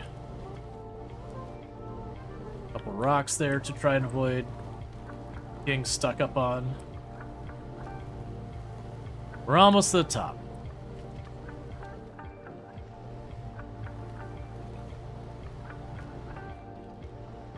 I do like if you look at the lore of some of these missions, they'll be like, oh yeah, you need to fix the bridge. Makes sense. Repair your infrastructure. Oh yeah, we need to fix the pumps. You know, help get rid of the water from the dam that broke. Cool, cool. Makes sense. Oh yeah, you know, we've got this vehicle stuck in the water. It's gonna be important for us to do all this other deliveries for food and wood and such. Oh yeah, that makes sense. And one guy's like, you know what? Climb the top of that mountain. Because, I mean, no balls. And you're like, is this really the time for it? Alright, so we visited North Park.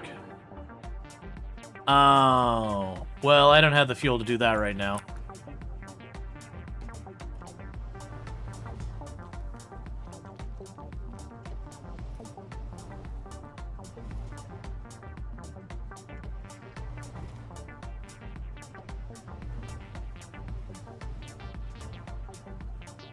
I had 2 peaks to climb.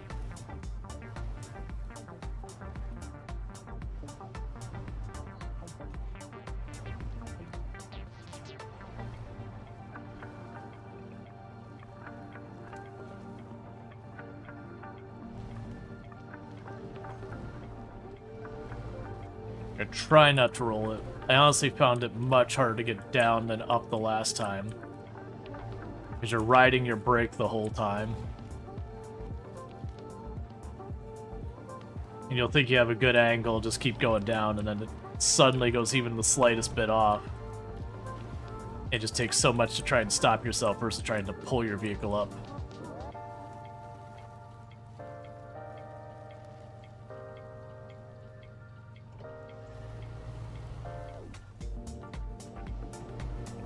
Okay.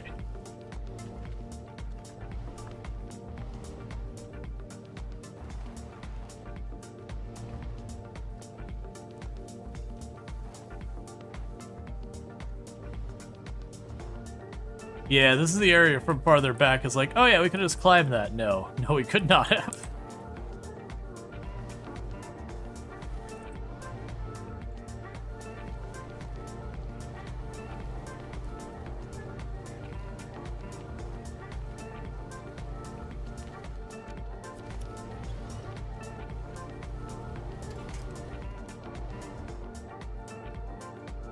We are in what you call trouble.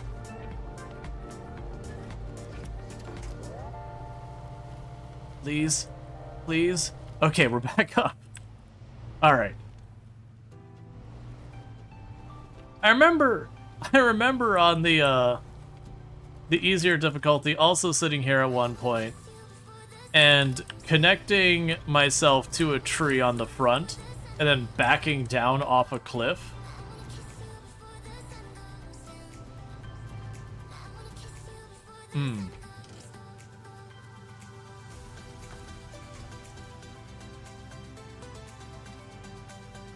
I'm really hoping this works the way I think it will. Okay, cool.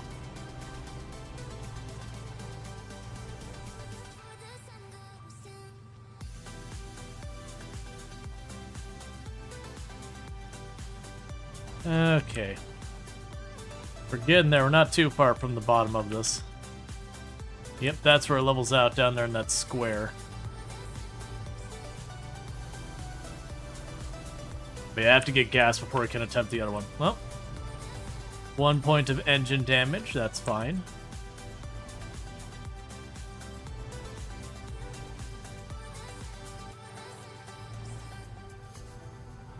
So far I've done nothing but engine damage. Usually I do mostly suspension damage.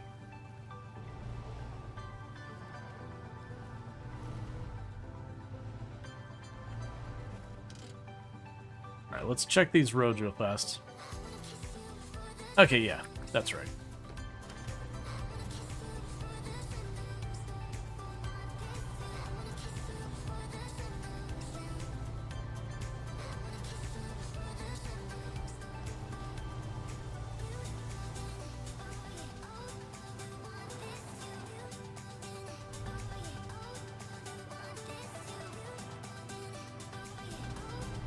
Okay. Home stretch.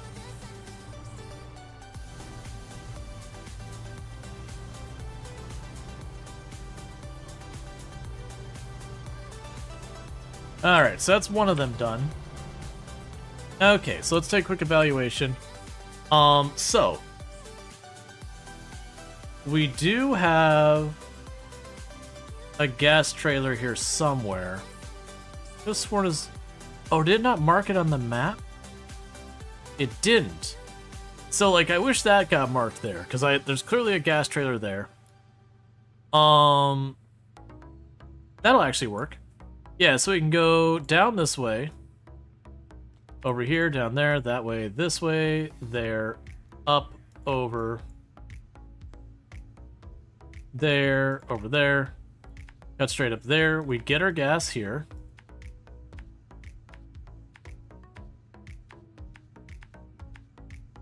Oh, wait, you're on the wrong side of that. Well, that sucks.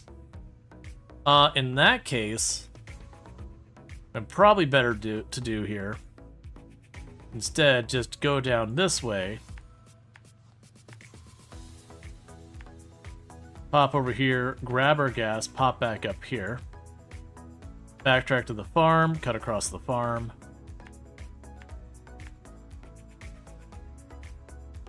Should be a road. Yeah, there's the road right over there.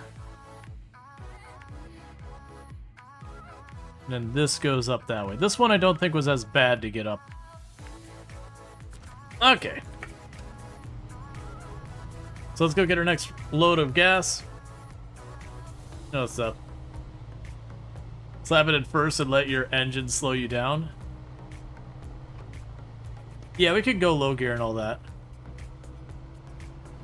The correct suggestion is turn diff lock on. It was so hanging out in so Simcopter 1's also been playing a lot of SnowRunner recently, like brand new to the game and all that. And you know, I was giving the comment that he was like, you know, he was impressed that there really wasn't much backseating happening. And it's interesting because I've also noticed that mostly the same this time as well. The first time I played this, it was nowhere near the worst I've ever been backseated. Like, it wasn't that bad, but you definitely had a lot of people doing a bunch of backseating. Like being like, oh, you know, go down here, get this trailer, drag it up there, it's faster. And, you know, don't go that route, go this other road, it's faster. Which, to me, one of the main things of this game is exploring and discoverability of the map and figuring it out. It doesn't present itself that way, but once you actually start playing the game, you're like, oh, really, this is about figuring out your way through the map and navigating it. Alright, so this will be a mess.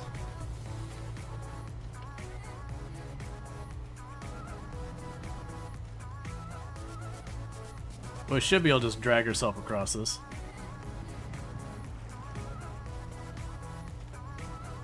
But it was one of those things that this time around, I don't think I really had hardly any backseating at all.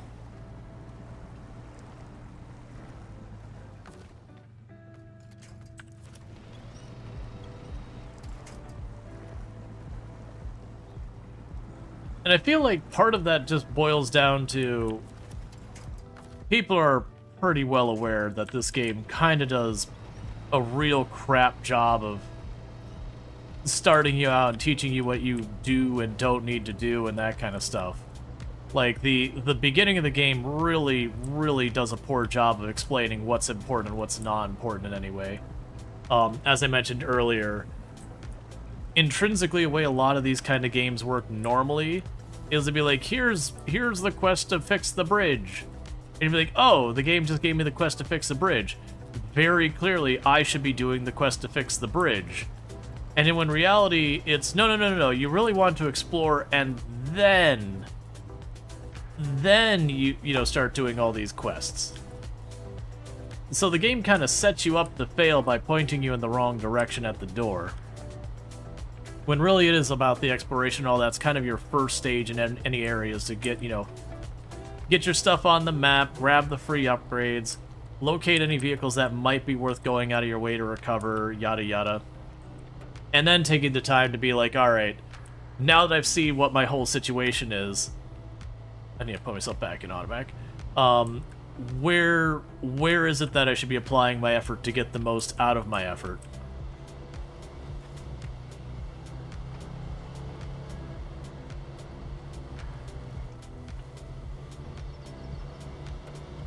While we're here, we did get a new transmission, I believe it was.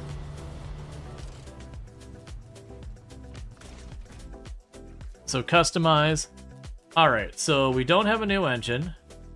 It was the gear shift.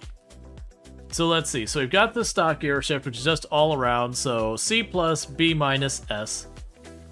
And we've got this one, which is a better off-road performance, sacrificing gear count for top speed and fuel efficiency, but offering 3 low gear stages. That gives us a slightly higher durability. I honestly don't think I want it. We can buy better tires, and very genuinely, it would probably be in our best interest to get the all-terrains.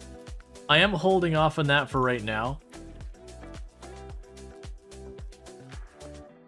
And how much would it cost us to repair? Ooh! Ow! Okay. So we definitely want to hold off repairs, because if we look at that, that's only 6 points of damage for 1,500 bucks. The heck with you, I'll drive this thing till it falls apart. Get out of here with the 1,500. It's probably also including the gas, but still.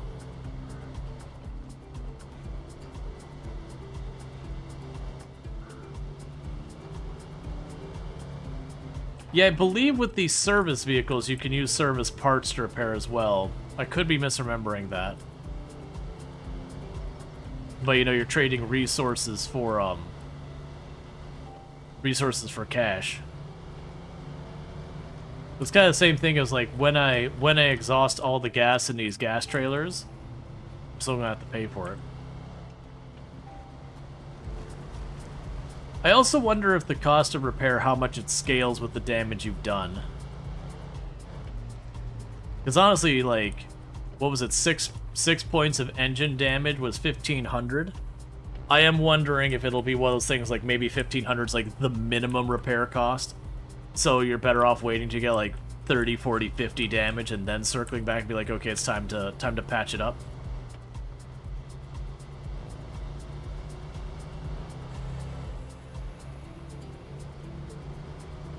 Repairing at the garage is a set price? Gotcha. That's basically what it's going for, to be 1,500 on the money. I was like, alright, this is probably one of those ones that you want to wait till you're pretty trashed before you go and repair at the garage. That way you're getting the most bang for your buck. Yeah, hire for the bigger truck, figured that too. But yeah, so the point being, you don't want to go back to the garage until you got parts that are becoming a problem. They're in such disrepair that you're like, okay, I could go out, but if I get this engine another knock, we're done.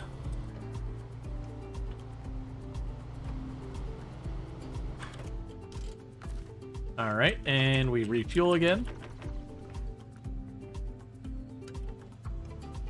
I'm also noticing we've already burned pretty close to 100 gallons of fuel, not quite out of that.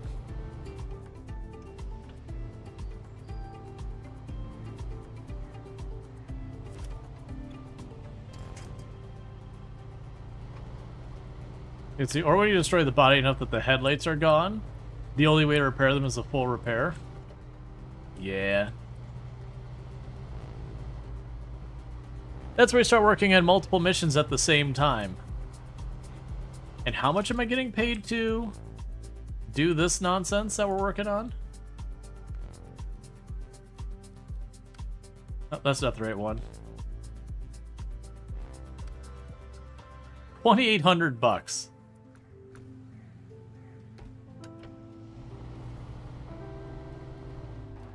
So basically, if I'm doing my math right, this quest we're working on is 2 repairs not quite worth. Juppy. How much am I getting paid for this nonsense? Me every morning at work? Yeah. There was, there's been a lot of discussion about burnout in game dev and all that, there's, I forget, it was one of the CEOs of one of the companies that was like, no, was it Google? I think it was Google. That basically was like, yeah, we found like the optimal the optimal efficiency to get the most productivity out of our workers is 60-hour weeks or some nonsense. And people turn around and is like, what study are you quoting? There's been literally hundreds of studies now that have found, actually for like the highest rate of productivity out of your people, that generally speaking, it's much lower. It varies person to person on like what the sweet spot is. But it ends up usually most studies coming around like 30, 35 hours, sometimes lower, sometimes higher. But like in that general area, that working people less actually does ultimately get more productivity, as in not per hour, just cumulatively more productivity out of them. And it just has to do with stuff like, you know, burnout, all that kind of stuff, where you just can't sustain that kind of work long term. Not at the higher quality work you need for a lot of stuff.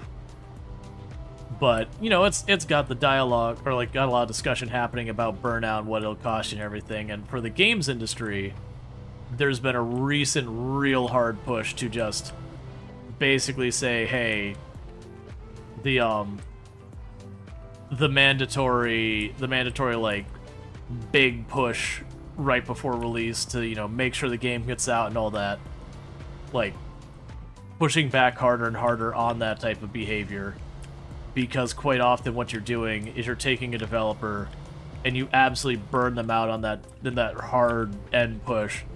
You don't really benefit as a company that much from the push anyways, but it ends up driving a person completely out of the industry, because once you burn out, it's not like you just take a weekend off, like go on vacation and you're right as rain, right? You get back where you left off.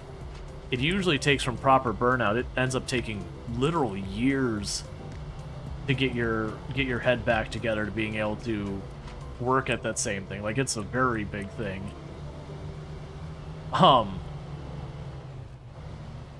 And like I kind of gave the anecdote of my own experience. I've got over 15 years software developer experience, and for most of it I have very little negative to say about it.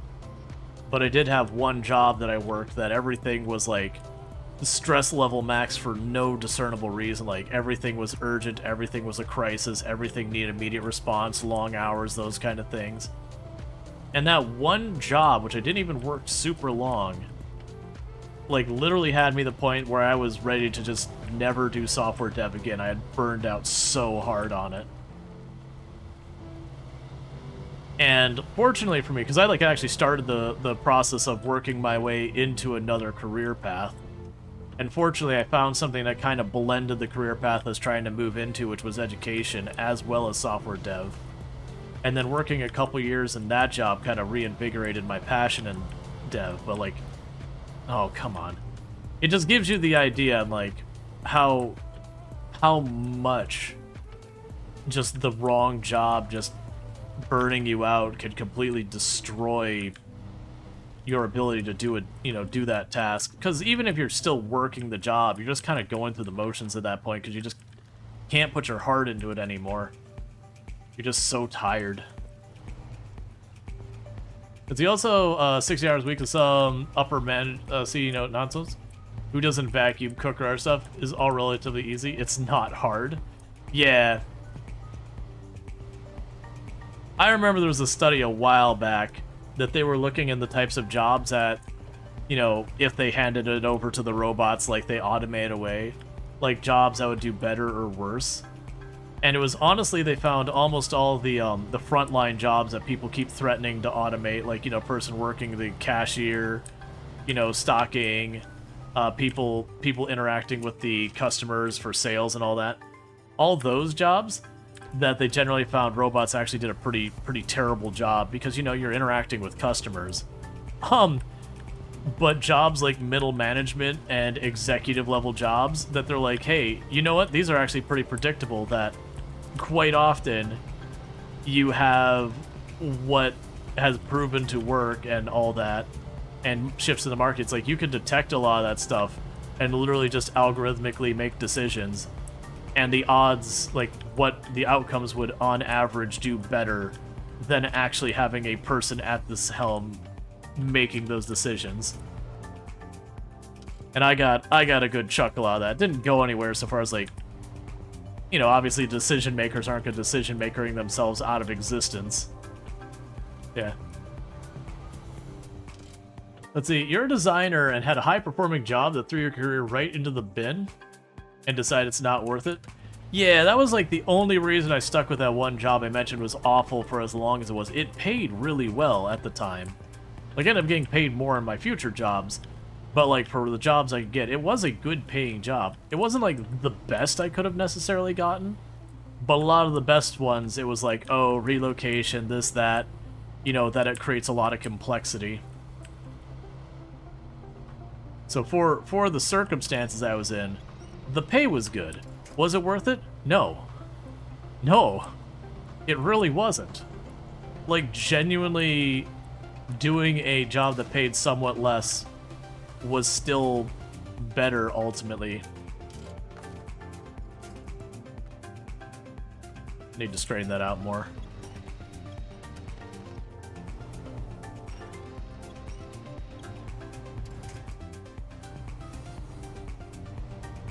So you're literally talking about this with your coworkers and the boss today. AI can't even write passable English essay. You'd love to see them try to do half the things you do in the day. But yeah, that's with my background software developer, I've had a few people say, like, how worried are you about AI taking over your job? I'm like, I'm not worried about that at all. Because when it starts bricking everything and getting it wrong, I'm going to be charging them a boatload of money to unscuff their stuff.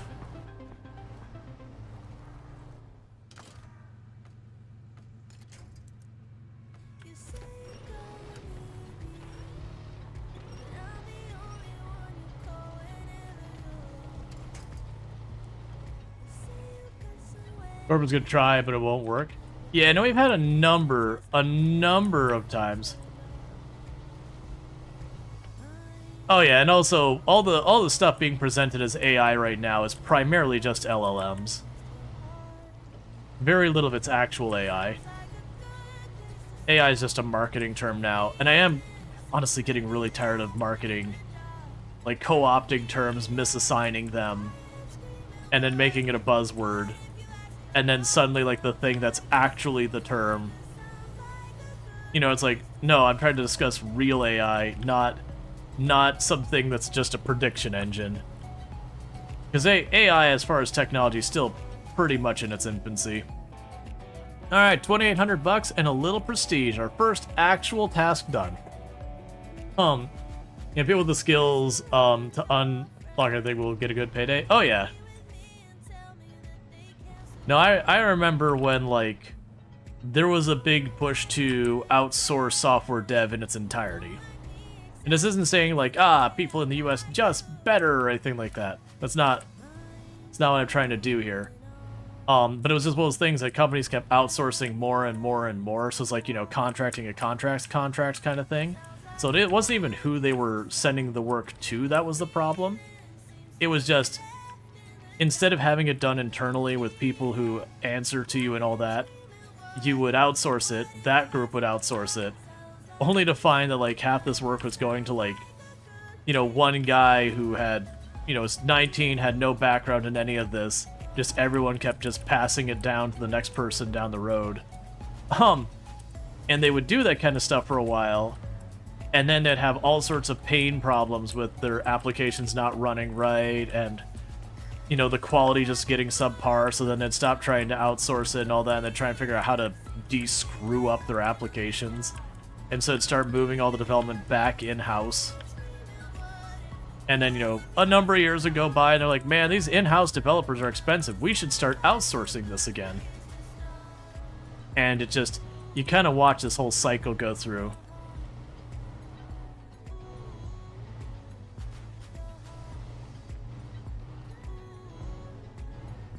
It'd be nice if they could clip the term AI away from the LLMs, but it's not happening. No, once something's been co-opted like that, unless there's like a whole industry push, it, you know, it stays where it stays.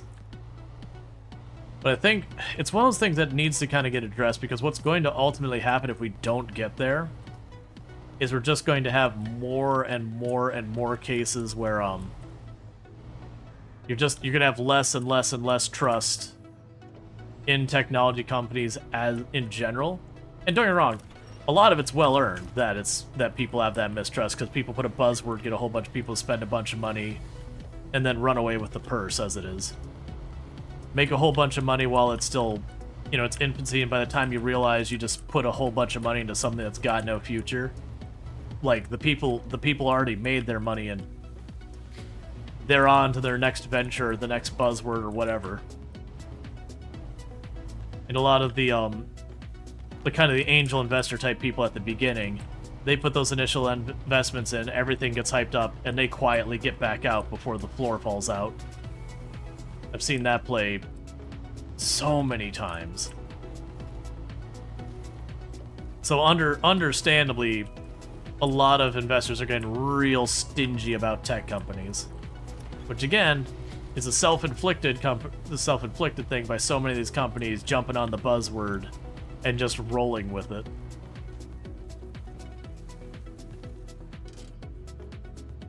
Yeah, some reconquering terms has happened, but it needs deliberate, concentrated effort in the communities, and only can be done with many things in given time rather than a few. Yeah, I mean, for more on the social things, that definitely happens a lot. But as far as like business side, it's not that it never happens.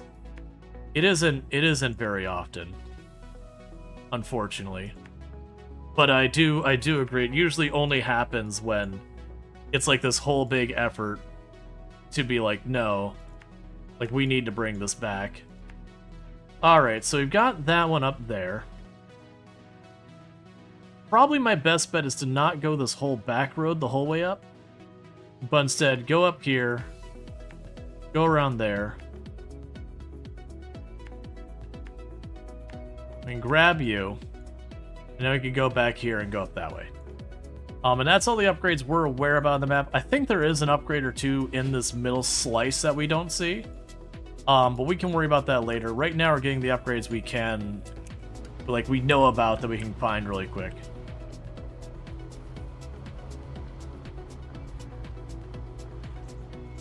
But yeah, like it's like one of the ones, I don't know if it's been taken back, but remember the Agile. So when you're talking about project management, you have different setups. You've got what's like, you've got Agile, you've got Waterfall, then you have like Agile Scrum and all of those things. And all you need to know to understand the difference here is Waterfall is where you basically plan most things up front. They have kind of like your pie in the sky plan. And then, you know, you break it down into some pieces, but you mostly plan it for the most part in advance. All of them do have some adjustments, flexibility, and all that. So people will misrepresent Waterfall as being something where you plan the entire project start to finish with every final detail. That's not really fair. It does lean that way, but it's not quite that rigid. But just the same as Agile was, instead of having like that big grand plan all the way from the beginning, that you take a more as-you-go approach where you're like, okay, here's our current, I don't remember the terminology we use, like here's our current project we're working on. It's got 4 pieces to it. Okay, we're working on piece number 1. What do we want to get done? Like, what is our task to get done, like this week, month, whatever my unit of measurement is. We work on that, and then we reevaluate, and then we go on to the next one. And so it's not like you're basically doing, you still have your like pie in the sky plan, but you don't go through all the details in advance. You kind of work through things as you go. So the reason it's called Agile is as situations change, customer desires change, user testing gives different results, circumstances change, you're more flexible.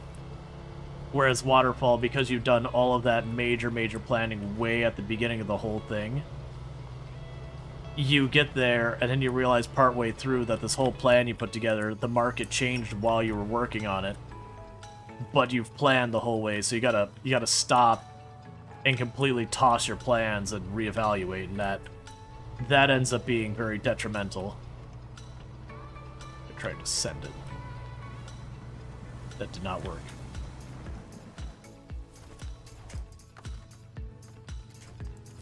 But what's happened over the years is a lot of companies started co-opting the agile project management strategy to basically be like, you know, just faster.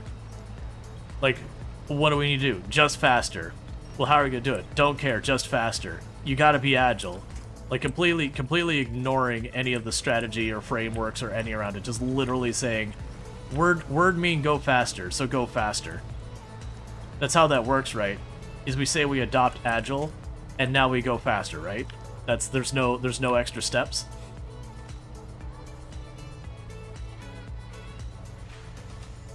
So I got to the point in dev, if you heard someone say agile, you just rolled your eyes. And then if we say, oh, well, we use Scrum, and you're like, oh, those words mean something. You might like or hate it, depending on your opinions on Scrum, which is just a project management strategy in its own on like how you actually go through the planning phase. But like, that's a word that has meaning. It means you're gonna do the whole thing where we say this is a complexity 3 task. You know, you vote on what you think the complexity is with the devs. If one's a major outlier, you can go, okay, well, why is this major outlier? It's a good way to identify where maybe you've overlooked something. And yada yada yada.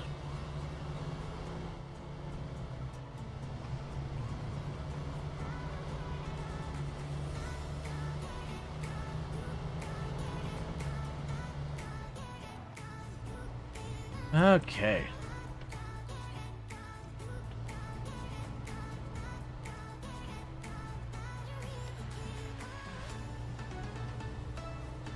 So it'll be interesting. With all these upgrades we're getting, there's a good chance we'll be able to take that first truck and get at least a couple of upgrades on it. Then I gotta make the decision of, do we go and try and recover some of the other vehicles? It's good to see you, Mark. You have yourself a good lurk.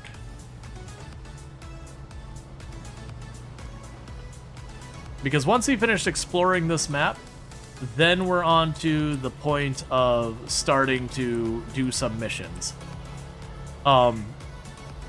Because while ultimately it would be good to explore all 4 of the Michigan maps pretty early on, I can't remember if they unlock immediately. You can just go to the... I do remember some of the missions, gas becomes a very big problem that until you start getting those trailers and placing them strategically and stuff like that, it can be very difficult to kind of be able to explore very far, because you start getting out there, your gas gets low, and you still have to be able to make your way back.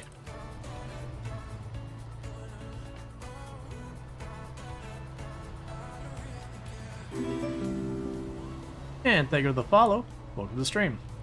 Let's pop back over here. Top off again.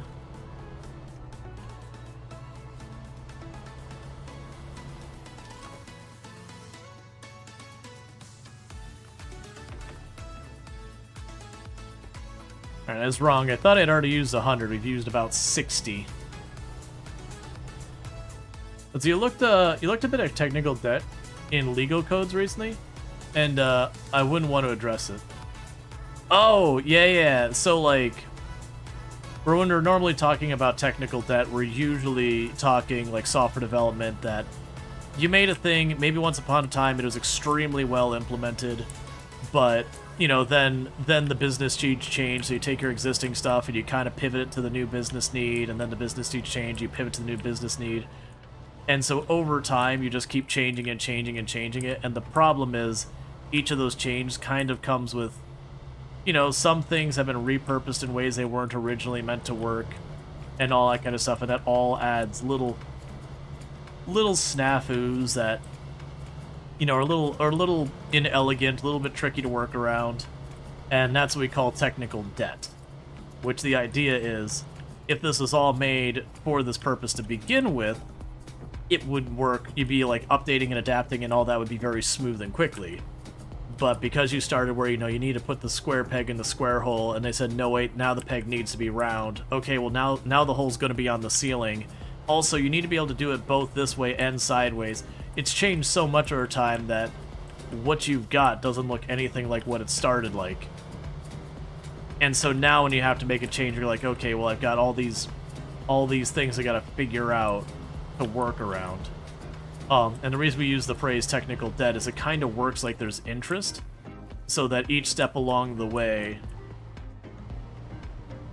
you just kind of sit there and go, I'm having to put this much effort into paying the interest of working around your technical debt versus actually getting the work that you've been requested to do done. Which the fix to that is to have dedicated time in your software development cycle to just clean things up. But that's always a real hard sale to management. Because you're like, okay, cool, boss. I'm going to need a couple of weeks to work on something that isn't going to directly make you any money. Well, is it going to reduce our expenses? Yes, kind of, but also not really in a trackable way. And the boss just kind of stares at you, going, lazy developers. It's like, no, you don't understand. You want me to do this. It's going to save you so much money in the long run that I cannot properly calculate for you.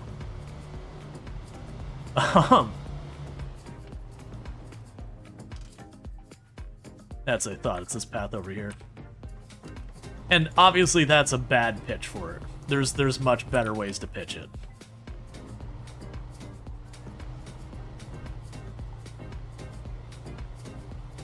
Which I've not done this on myself. One of the ones I knew a team that part of their pitch to make it work well, was they would sit there, and when they were estimating their tasks, because they were a scrum group, which again, part of that is when you start your task, you go, hey, I think this is a complexity 3 task, so this is probably going to take us, 20, 30, 40 hours, whatever complexity 3 means to them, yada yada that. But a couple of them got together and they started trying to calculate how much of that was actually doing the task and how much of that was dealing with the baggage that their project had collected over the years. So you kind of got two different scores to it. So it's kind of almost one of those things saying, hey, this is a complexity 3 task, and about a third of the time is going to be dealing with the cost of technical debt. It'll be the interest paid on the technical debt. Which, there's a lot of hand waving you gotta do there, and a lot of real mileage on guesswork you're doing there. But it was kind of a cool thing where it helped make it clear to the people above them. They're saying, hey, a third of the work I'm doing on this is extra garbage I'm having to do because you haven't allocated the time for me to clean this up. And then once you start being able to quantify that at least that much, and you start seeing those, well, a third of the time is this, because you'll even have stuff that really shouldn't be complicated, like without the technical debt will be instant. Like there's times where it's like, oh yeah, we just want you to add a button to this screen that does this. And it's like, cool, on any other project, I only need 5-10 minutes. Like that, like literally, in the time it took you to explain it to me, I can have this done faster. Oh cool, we can get a raised road kit on this vehicle now. And then there are other times, like then you get into the technical debt side of thing and you go, oh, yeah, but for our application though, that's gonna take me probably a couple of days at a minimum. And to be like, really, just for a button? I'm like, yeah, you don't understand, I have to add that button to like 10 different places now. And each one of those has to be programmed in. And then I have like layers I have to program that crap into because we got so much baggage in our application that I just want to rip out so badly. But like, I need hours allocated to do that. Let's see, is making a valid the value that if you actually calculated the value of assets, technical code, it's just not done. Yeah. Like I said, it's a hard sell because there's stuff that's easy to quantify in the sense that I'm introducing a new product, I don't actually know how much money it's going to make, but it is going to make more money than I am making now without said product. That's an easy pitch, where I go, okay, this is going to cost us a couple hundred dev hours, and we're expecting this to be a multi-million per year application. Cool. Even if my math is off by pretty good factors, it's easy to get your mind around it. When stuff has expenses that, like, it's not as predictable stuff. It can be a little bit murkier, but still something. But those things that, like you said, it's normally extremely difficult to quantify. You know it cost you something, but it's so ambiguous as to what those costs are in, like, real numbers and magnitudes in that. It can be a real hard sell. Even if you know it hurts you. You observe our game? Hey, that's not a bad thing.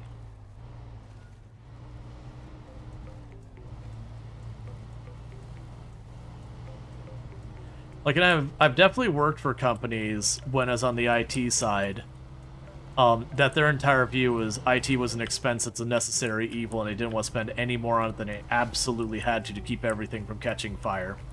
Alright, Luxray, you take it easy.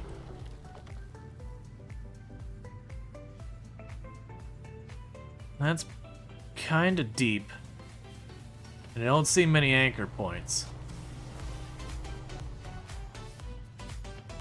That's still a prevailing element? Oh yeah, no, you're not wrong. There's companies who recognize the value of IT, and then there's companies who don't.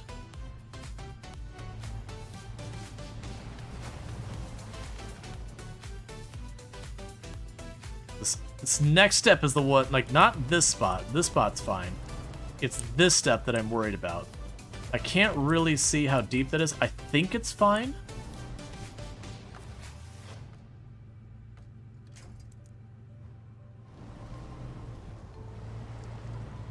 Okay, it's fine.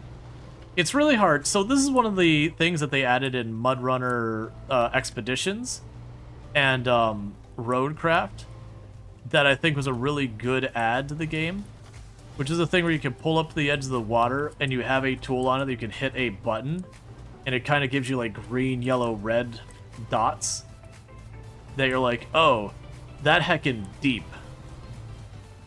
Because just in real life, I can get out of my vehicle, walk up, and be like, ah, that's expletive deep water. I should definitely not drive through that. In video game land, it can be really hard to gauge that, though. You once saw a meme that was, if you don't schedule maintenance, the machine will schedule it for you. Yep.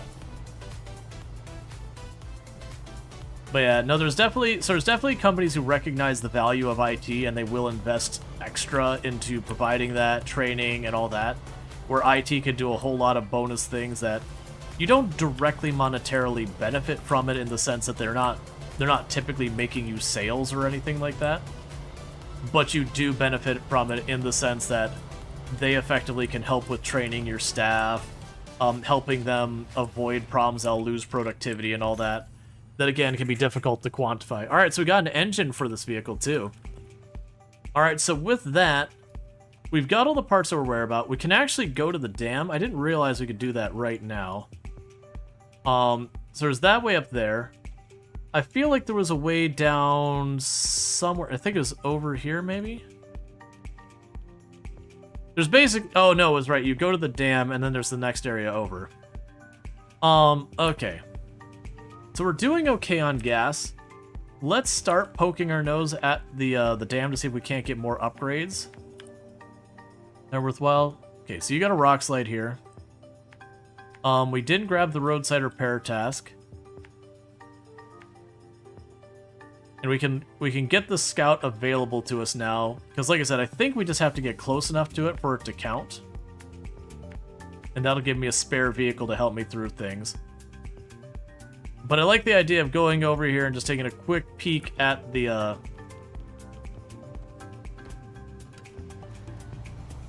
dam there to try and see what we can make happen with that.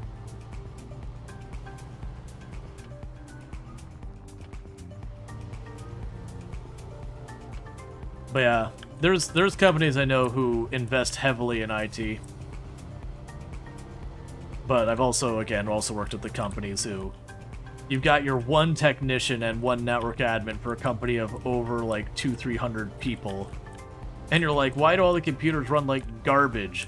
Yeah, you don't have nearly sufficient people to maintain all this stuff. They don't have the time to do a lot of preventive maintenance. All they're doing is they're waiting for someone's hard drive to blow and replace it, because that's all they got time for. And that's enough to keep them busy every working hour.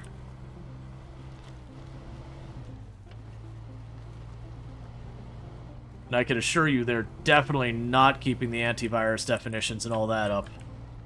And, you know, watching for new security in 0 days and all that. They don't got that time.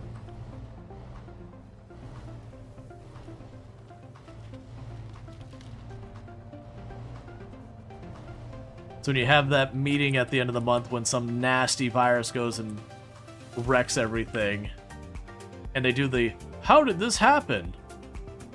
Yeah, we didn't have enough people to do anything about it.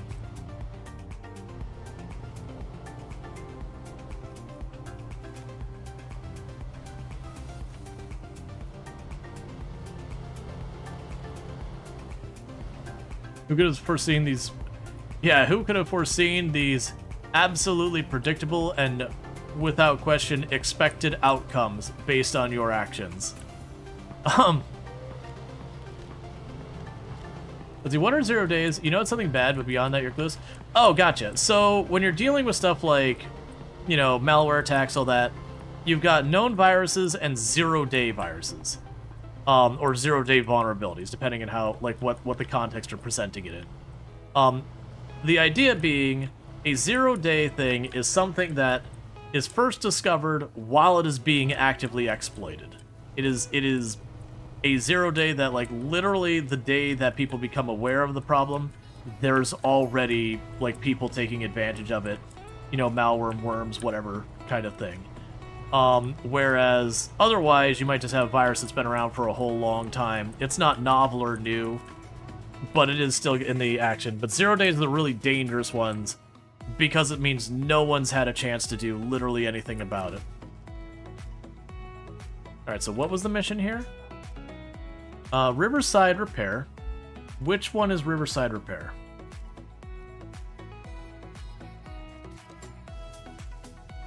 Okay, basically they want me to deliver parts. That's fine.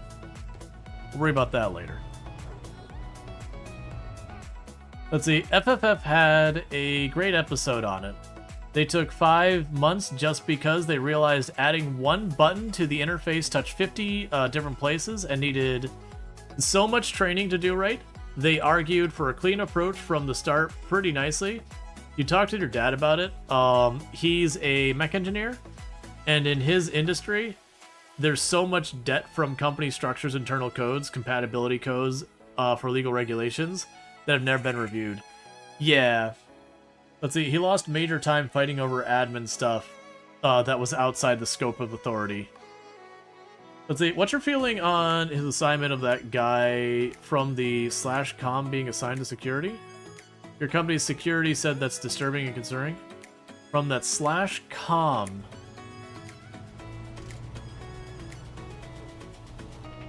Feeling the guy who got...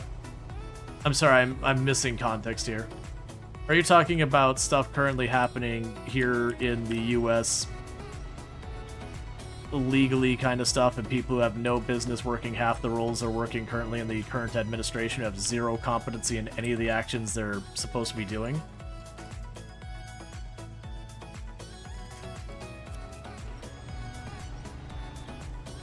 It's like 4chan group, but worse? Ah. The community thing it was called? Yeah, still, so, like, I'm not aware of what specific instance we're having going on here. You do have a couple different things that... It used to be a path to getting into cybersecurity would be messing around with all sorts of security stuff, not necessarily on the up and up, and that people would recognize your capability, as it were, and that was a path to getting a legitimate job in it.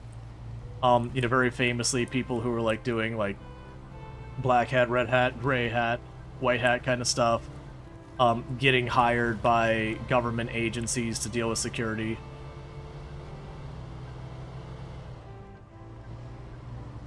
Like, that is historically been a normal route. Like, you'll have, like, you know, the teenage hacker who took down some major bank for a number of days or whatever and caused this big crisis. And they'll end up getting hired by the government because they're just really good at what they do. And that's always been a bit of a mixed thing that, on one hand, they've demonstrated the capability. On the other hand, you're like, alright, but we need to talk about your motives and your drive here. Because you gotta make sure very carefully you're not putting, you know, the fox in charge of the hen house, as it were.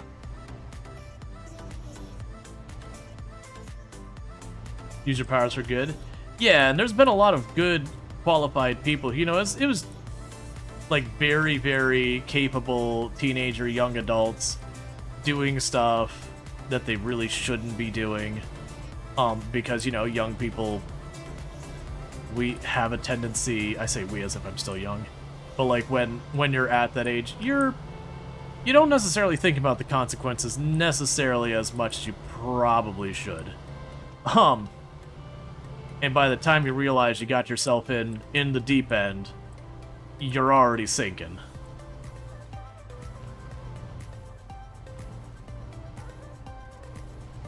And of course, it'll only get recognition for high-profile, risky things. At least that's a fast route. Yeah, but that does happen. There's many, many other paths to get there as well. So by pulling up to this, we should now have access to this vehicle. Oh, is it just available for purchase, or do I actually have it? Yeah, so I actually have the Scout 800.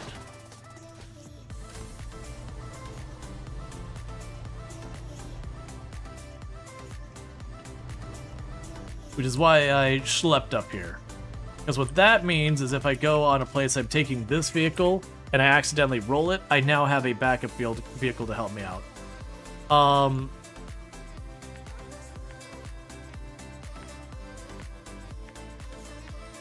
I'm gonna try to peek over here and just take a look at the Smith Dam location. I don't think we're gonna be able to go very far unless we find another fuel trailer up there. But it would be good if we can go ahead and go off the cliff for science. On the regular difficulty, I'd be absolutely down for that. You've seen me probably do that kind of stuff on the regular difficulty. Unfortunately, this is hard mode, and as a result, it does force my hand to play things on the straight and narrow.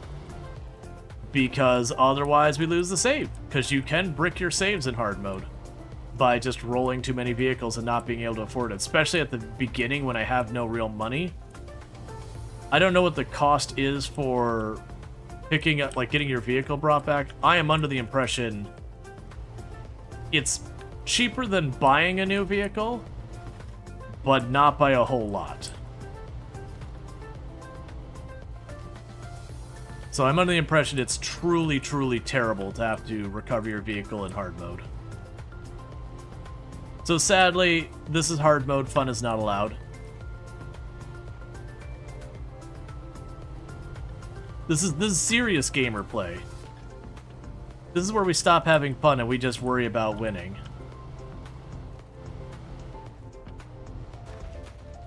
As I bang my engine for like the 8th time. Like, even those little knocks to the engine I'm doing again and again, I need to be better about. But yeah, no, that's, usually when I talk about, like, that kind of stuff, I'm usually talking RimWorld. It's why I don't do, like, 500% naked brutality stuff. Is I feel it does limit your gameplay to being a lot more prescriptive than in most of them. This one I don't mind as much because generally the only thing that changes is I can't do certain shortcuts you could do on the other one, and I have to be a bit more careful when driving. So I will still say it is limiting compared to what it would otherwise be, but not in that literally you play the game way more different because of it. Speaking of which, I have been working on a challenge I've been coming up with for RimWorld I think will be fun. People know that I wanted to mess with a, making it so it almost effectively permanently has the nocturnal nighttime event. So not the spawns, just where, you know, if you go out in the darkness, it's a bad time. And I also experimented with permanent death pall before as well, which had its interests. I do think one thing for the challenge purpose of the run, because the other one I was doing like a tribal start or whatever, I do think for the purposes of the run, I might make it more of like the crash ship kind of start, where it gives you a little pile of food, a little pile of resources, and then at least one weapon that makes fire. Because otherwise, the permanent death ball is just unmanageable.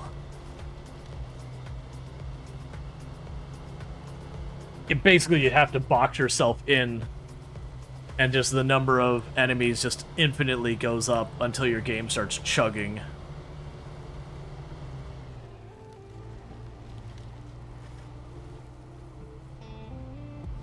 Because you have like a bear, and every animal it kills that it doesn't fully consume becomes a shambler. But there's been some updates to a lot of the mods that we tried to do that with previously, and now it looks like it's doable. I'm mostly figuring out what I want to give the characters to start, because I found if you give yourself basically nothing, it's just too much RNG and just not as fun. But at the other time, you give yourself like a vanometric power and, you know, a couple of lights or something like that, suddenly it's trivialized.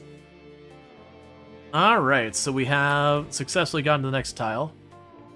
I believe there's a garage. I think that's a garage right there. We're not gonna go very far. I don't have much gas to work with. I might try for that garage and watchtower and then circle back. And I think what the plan might end up being is we might try and see if I can get one of those gas trailers drug up here somewhere.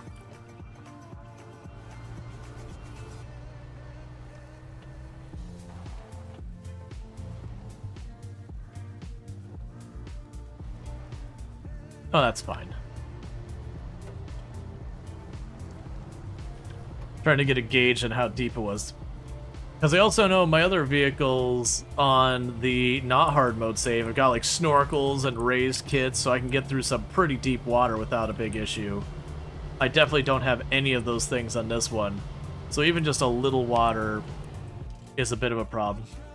Alright, so that's the road that goes to the watchtower. We'll check to see if there's one up here. If not, that's fine. We do have the, what I believe was a garage right up here.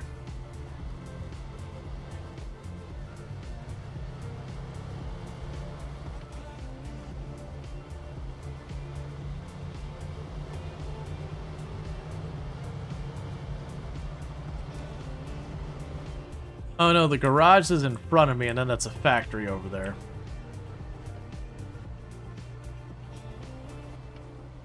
Yeah, because this is the garage I ended up using the most of my last playthrough.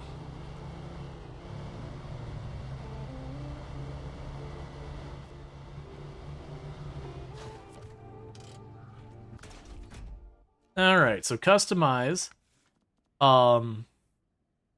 Okay. Decades rolled, run-of-the-mill engine. Hardly a master at A-trades, but sturdy and reliable enough to work well in spite of its age. And then we can give a complete overhaul for the original design. Raw, unadulterated power, only rivaled by its own fuel consumption. Bring spare gas. So it gives us way more power, but it's going to suck for other things. And we have this one which got more lower gears, which will make it even more fuel consuming. We can raise the vehicle, which will help us not bottom out as much. We did get a lot of stuff we can get now. Yeah, so we can literally get like the best all-terrain tires. It would be good though to honestly get like the mud tires and all that. So that's rank 4 and 7. That shouldn't be hard to get. So we'll save on buying that. Yeah, and we got a snorkel we can buy. Trunk with spare tires, small roof thing, roof rack.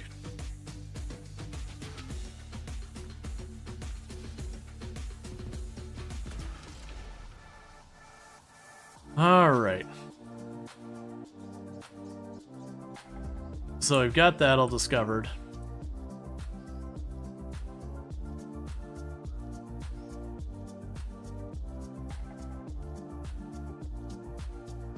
There's a little bit of a calculated risk here.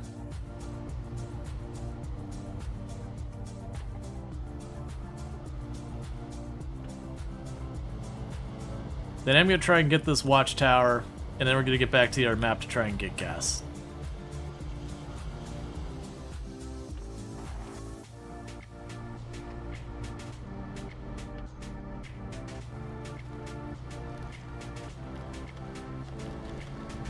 Because I do feel comfortable we can definitely get back to the previous map before our gas runs out.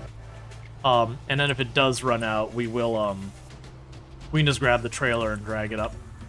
I also have the scout as a backup, so one of the tricks you could do is I could pull the scout up next to this vehicle, swap some gas into this vehicle as a means like getting it back to be on the road able to drive. Alright.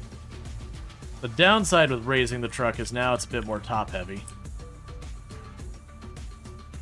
And all these rocks are making us bounce a lot.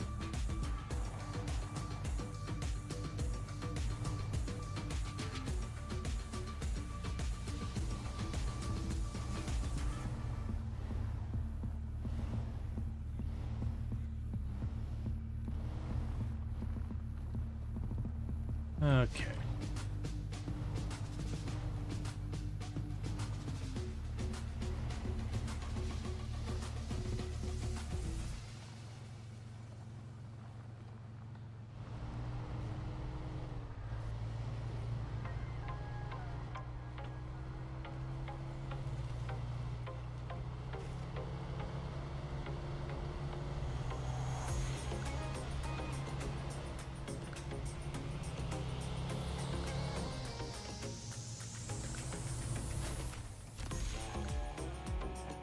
Cool.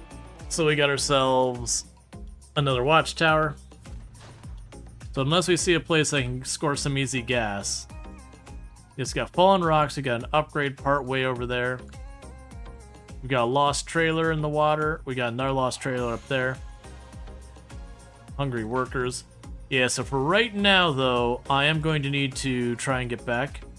That looks like it's a pretty awful place to cross. So let's probably go back up this road.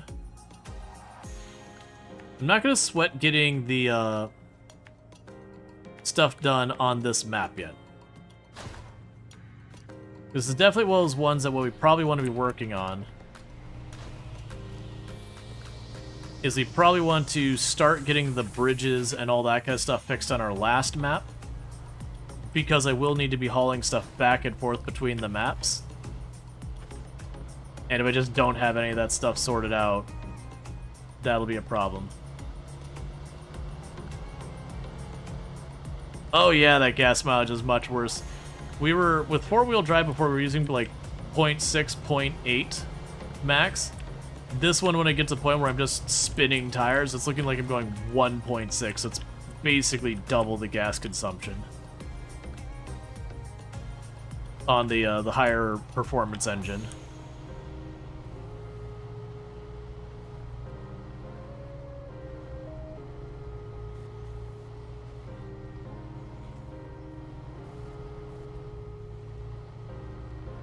Okay.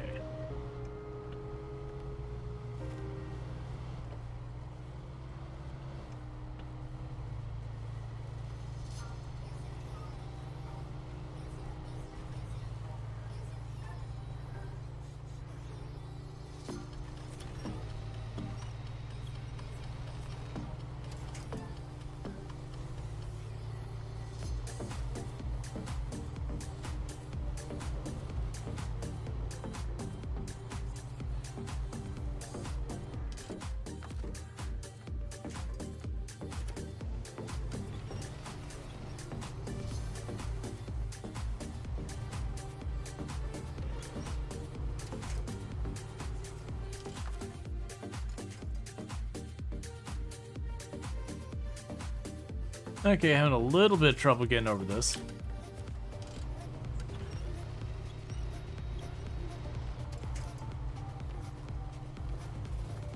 We need those better tires. It's this one rock I keep getting stuck on.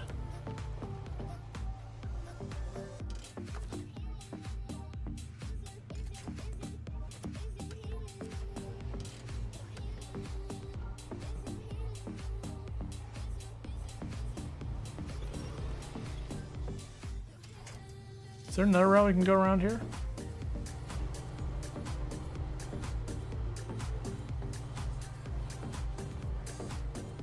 He keeps almost wanting to climb.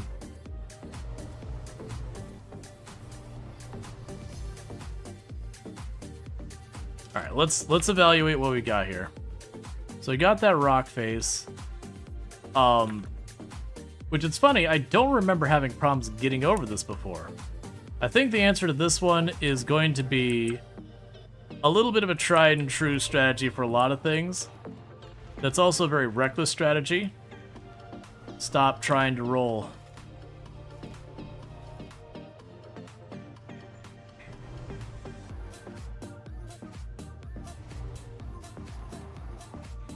Alright, that should be enough run up.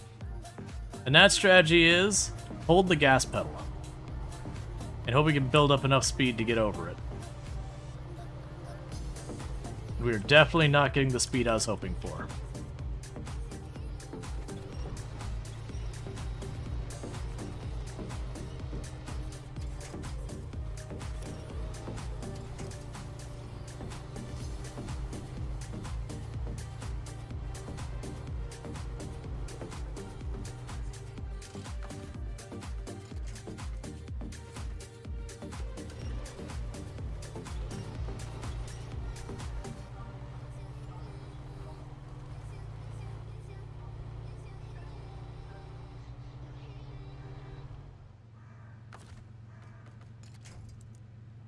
No, no, no, no, stop, stop, stop, stop.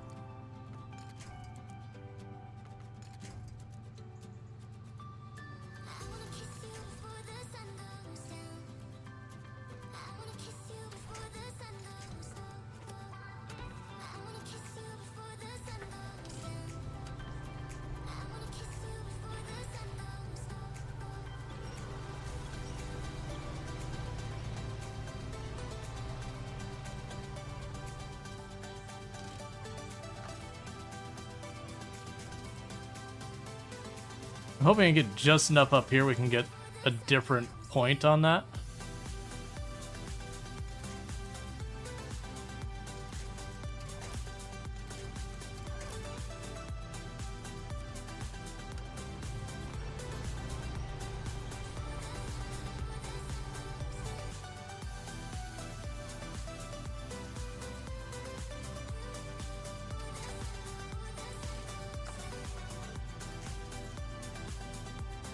Yeah, it's just hoping I can get far enough up here I could get anything on that tree over there. But now we're in a real bad place. Yeah, that won't work.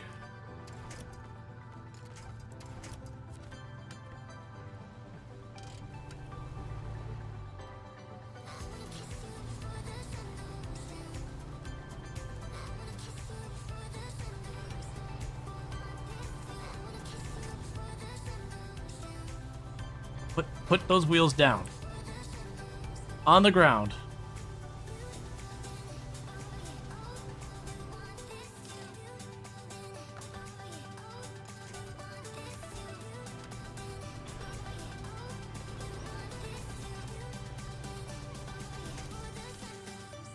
Stop.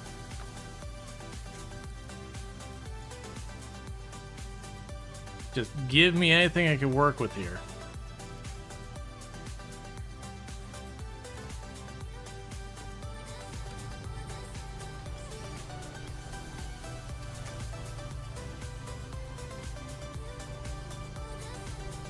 It's like so weird that it's like I'm almost finally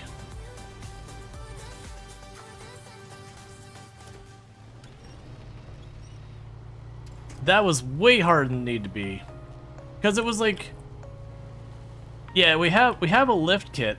It was like weirdly like I was beaching it, but it really didn't look like I was, so I was really having some confusion as to what was going on there. The downside being is we spent a lot more fuel on that than I was really hoping for. But that is what it is. What we're going to go ahead and do is run towards the other map. We're probably going to run out of fuel along the way.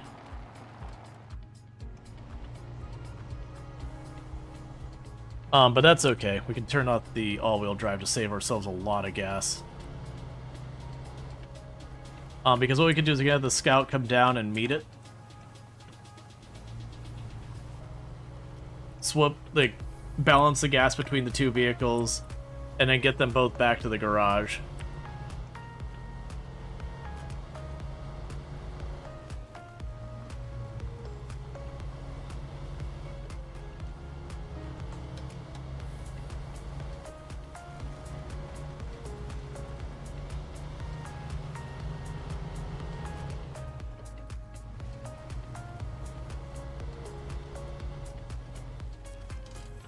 Okay. Or if I can get it far enough, we already know I want to tow these gas trailers out of the side areas they're at and onto the main drag. Oh, I should probably mark the map where I want to go. So we've got the rock slide there. We're definitely not going the whole way around here.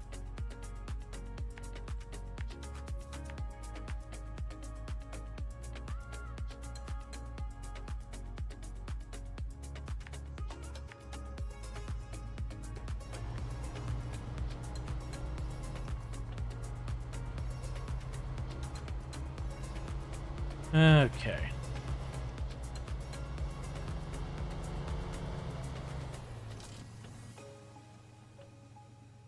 So let's grab you.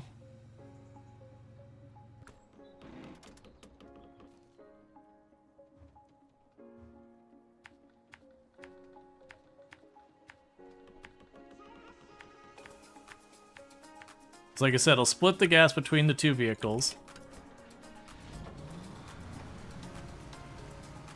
And that should give me enough to get both vehicles back home.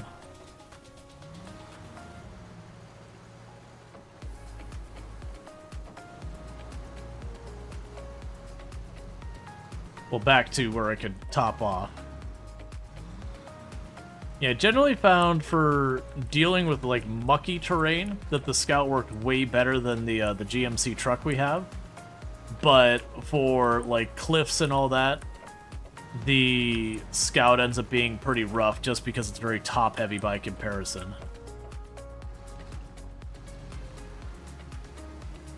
So I remember early on liking the Scout way more than the GMC because there was just a lot of super muddy areas. I'm like, you know what? We could just roll through the mud. It's fine.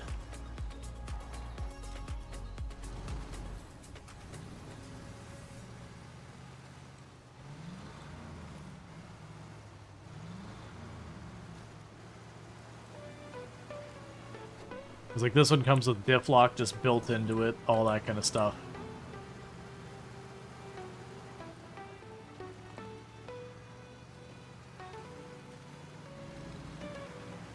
All right.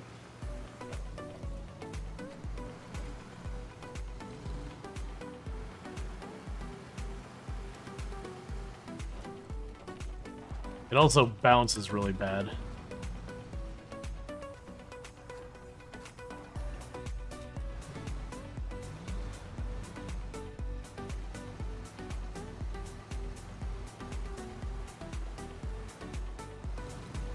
Let's see, can you get diff lock in the Art trucks? I don't know if the GMC can get diff lock. Different vehicles can have different upgrades.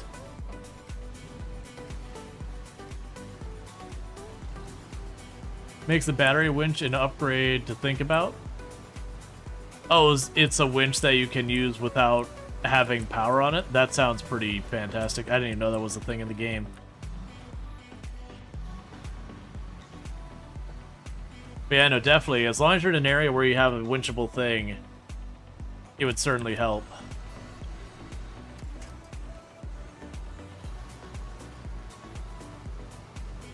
Now, catch with some of these upgrades is some of them work on multiple vehicles. So I'm willing to bet like that raised kit I could put on the Scout or the GMC. But since I only have one, you know, I gotta pick.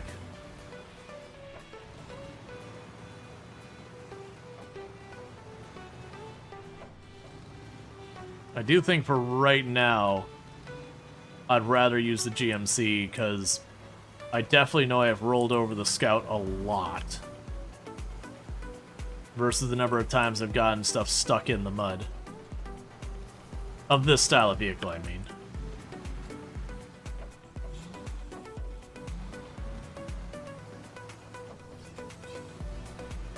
Okay.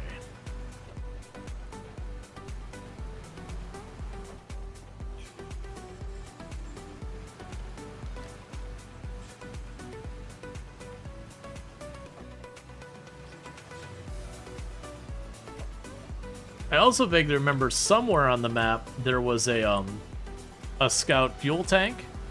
So it's kind of one of those things that you could drag the fuel tank behind your, sorry, not scout, but like this style of vehicle fuel tank. So you can drag it behind this style of vehicle, get to where you're exploring, plunk it down somewhere in the middle. That way you're not dragging it all up in the mountains and all that. And you just keep circling back and forth. We'll definitely be using a lot of those things. Okay, so we can go here. We can say refuel. So what I want to do is switch that up. And 8 should be plenty enough for the other vehicle to get where it needs to go. Alright. So we'll do first is you. I also want to get back to the garage. I'll grab that drainage mission I don't already have. Yeah, this is for the quest, and that's the actual rock slide. That's right. So we gotta go all the way down here.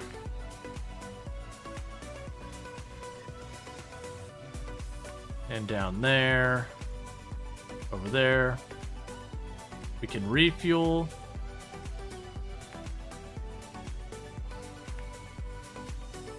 And I'll aim to get you just back to the garage.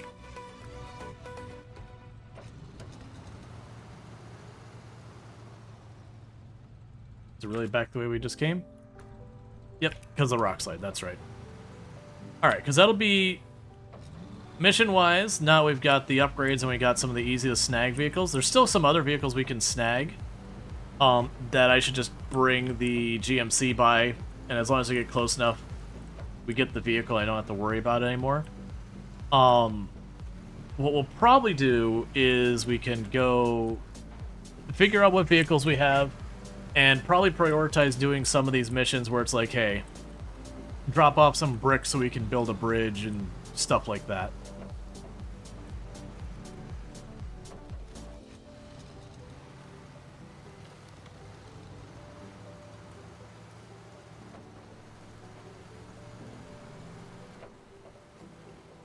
Because one thing we are going to want to do with a lot of those is I am going to want to get all these trailers that are like out in the fringes with all sorts of goodies on them.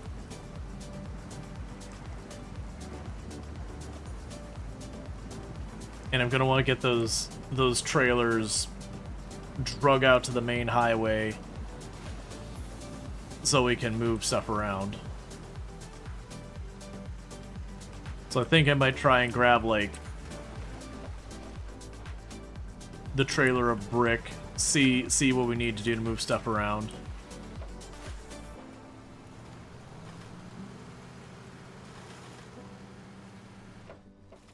Let's see, SnowRunner hardcore runs were fun until you had to train until you had a train of 6 non-upgraded trucks stuck and broken down, leaking fuel every after the first one coming out of the garage, with the goal of rescuing one before it. Yeah, it does feel like they're like recognizing you've got a vehicle that's just too stuck for its own good.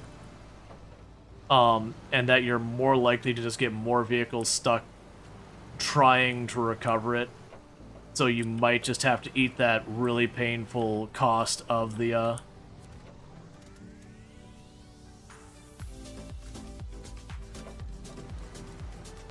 Is he no money, couldn't earn money? Yeah, and that's the whole thing, is you've got the contests, and in the regular SnowRunner, the not hardcore, you can just keep doing those contests again and again to get money. So like there is no limit on money. You can just basically grind money. I am under the impression that the contests, you can do them in hardcore, but I think that you do that once, and that's what you get. Like, you can repeat it, and if you rank up for a higher tier, you can get the difference or something like that. But my understanding is you can't just repeat those. So, the game does warn you in hardcore, it's like, hey, you can actually brick your save. Which I assume is a much higher risk early game versus later game. Because you have less resources to utilize. Whereas once you get tons and tons of spare vehicles and all that, you know, unless you do keep doubling and tripling and quadrupling down and getting more and more vehicles stuck, you should be able to escape it eventually. We'll see. We just gotta be really careful, especially in this early game when I don't have much to work with. There's no reasons I kind of went out of my way when I saw the scout up there. We went and grabbed it pretty quick. Because that gives me a little bit more to work with. Right.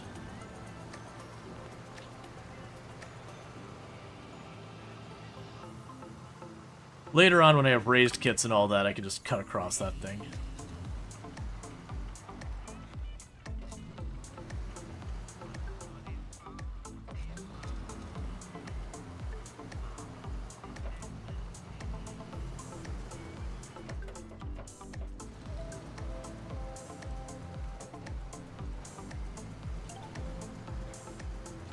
You know, I'll be curious. I actually didn't look to see the achievements and all that. I do hope, like, doing it this way, achievements are all still available. This is one of those games I could definitely see playing on my own time, just a bunch. There's just too many of those games. And it's also those games that, like, when I want to go and play games on my own time, it has to be at a time where I'm like, nah, I want a game that, you know, it can be a bit frustrating, you can run into trouble and all that kind of stuff. And usually a lot of time, when I've got time to play games these days, honestly, a lot of times just looking for a relaxing game just because, you know, the times I do, like, sweaty try-hard stuff on the channel, or I'm juggling a whole bunch of other things that are, like, just mentally taxing. They're just like, nah, I'm not looking for a sweaty time. I'm just looking for a time. It's like, I've got some RimWorld colonies I've played off-stream that they're like community builder difficulty, just relaxing, enjoying a nice little thing. The raids show up and you just basically slap them to the dirt. You still lose people occasionally because sometimes just get unlucky and someone gets popped in the head or whatever. But just really just like, you know what, I'm not looking for a difficult time. I do that plenty. Especially when you're doing a challenge and you have, like, a couple of defeats. You're like, you know what? I just want to win today. I just want to win. Doesn't have to be a good win. Just a win. And then you can go back to the hard stuff. Granted, all in all, I do like the way our RimWorld colony is going. Yeah, it's got a couple setbacks, like the royalty one. Like, we haven't lost the colony, but we did fail on 2 of the endings, which all I have to do is, like, reattempt them and it's fine. Which is honestly kind of the best way for things go, because sometimes. Because, like, I do think with as much time as I've invested in the all endings run, I'll probably do a different challenge. Wait, could we have towed the art truck? Yeah, but honestly, with the fuel cost and the pain and all that, it's probably easier, since both trucks are functional, to just drive both trucks separately. You can get, some of the bigger trailers. You can get trailers I can put, like, the SUV on the back of the trailer of a different vehicle and bring it, and that's not quite as bad because then you're using a really big heavy vehicle to bring it. But yeah, no, I could have attached the winch to the other vehicle and drug it the whole way here. More than likely I probably would have rolled the scout by the time we got here, or just other pain.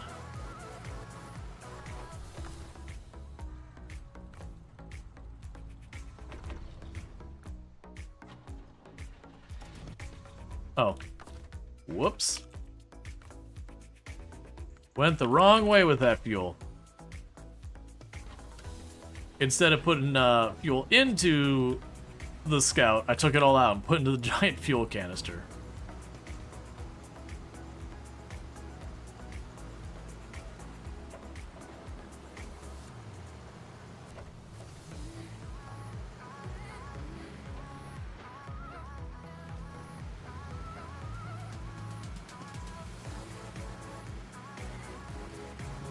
Alright.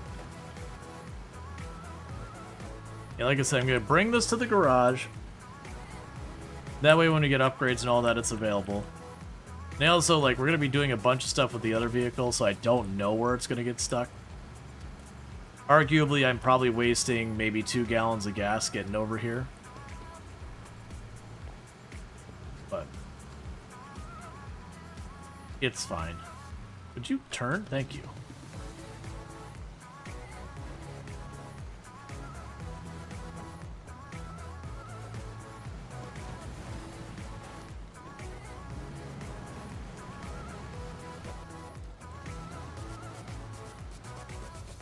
Okay.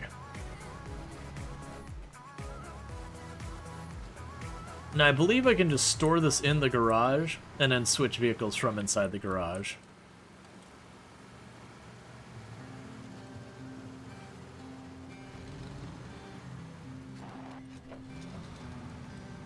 Okay. And I still got the big truck there. I think we have an upgrade or two for it as well.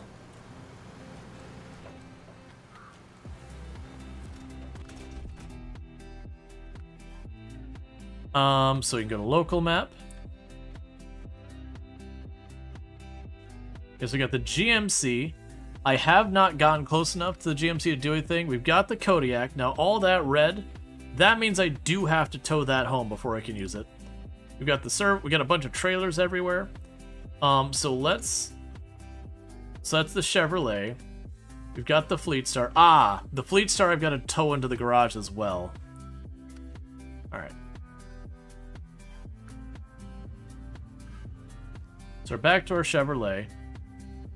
Same deal as the other one. I cut across here.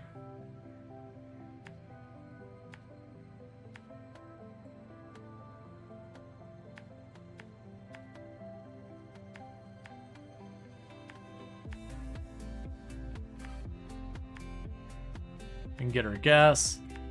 And then what I'm going to do is I'm going to tow the Fleet Star into the garage.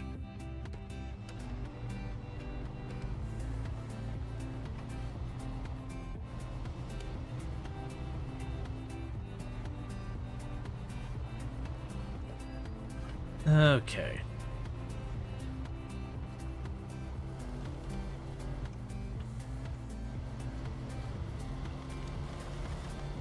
Because if I pull the Fleet Star into the garage, we'll probably have to pay whatever it costs to repair it, which I'm sure is not going to be the cheapest. But the Fleet Star is what we've been using on the other save, that once you upgrade that thing, it does pretty well. That we were able to do all the missions we had already done on that save almost exclusively in the Fleet Star.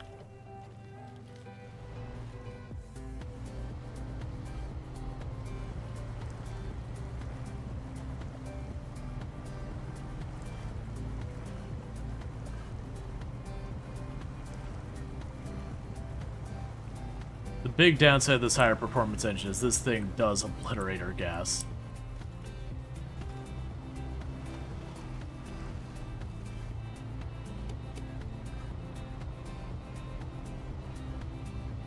Okay. Wifey.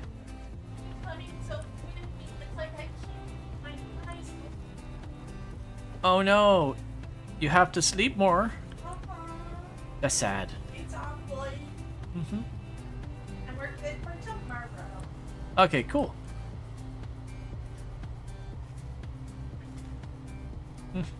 Mm-hmm.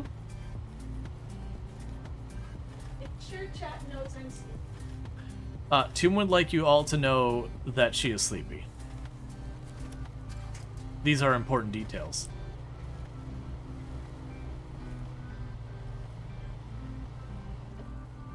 Alright.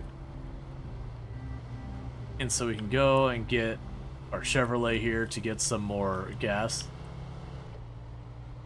Yeah, she's dozing up. I've got a beanbag chair in the back of the room that I got from my last job when they got acquired. They ended up closing the office here, and so it was kind of one of those things where, like, hey, you know, here's all the things that we're not going to be shipping anywhere. Take it if you want it, otherwise it's going to become trash. And so I took, like, they're really nice, like, beanbag chair. I took, like, one of them. One of my coworkers took the other one. It's lopsided now because I sleep on it so often. Doom is saying it's very lopsided now because she naps on it so often when I'm streaming. Which is true. It is very lopsided now. But yeah, she likes to hang out, so a lot of times when she gets tired, rather than go like to bed, she'll pop in here, just lounge in the beanbag chair until she falls asleep.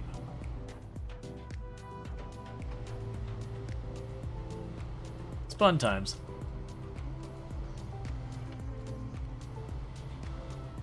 Oh wait, I don't really have the gas for it now.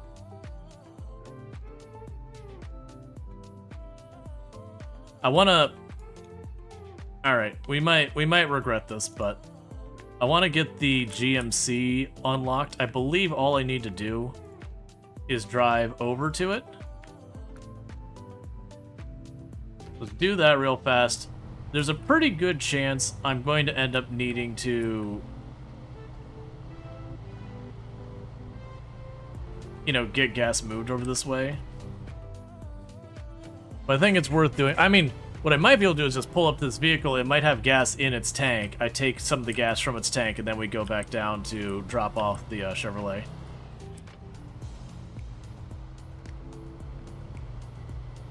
You can also see if I can get away without four-wheel drive on some of these dirt roads, but we'll see.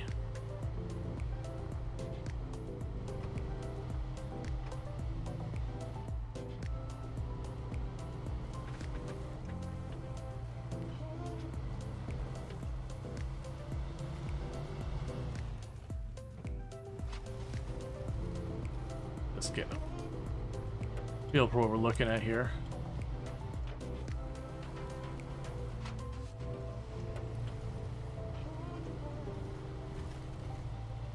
Just eats so much gas so fast.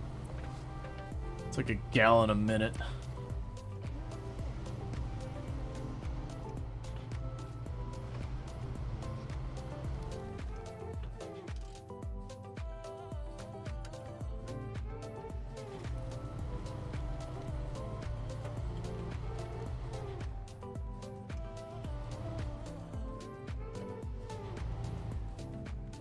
All right.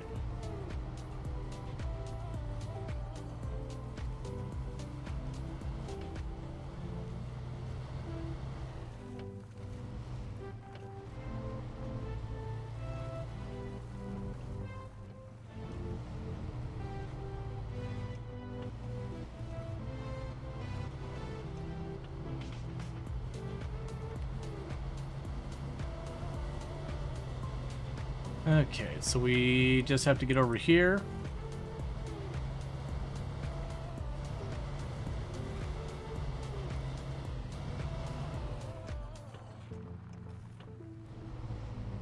And just up here now on the left is the GMC.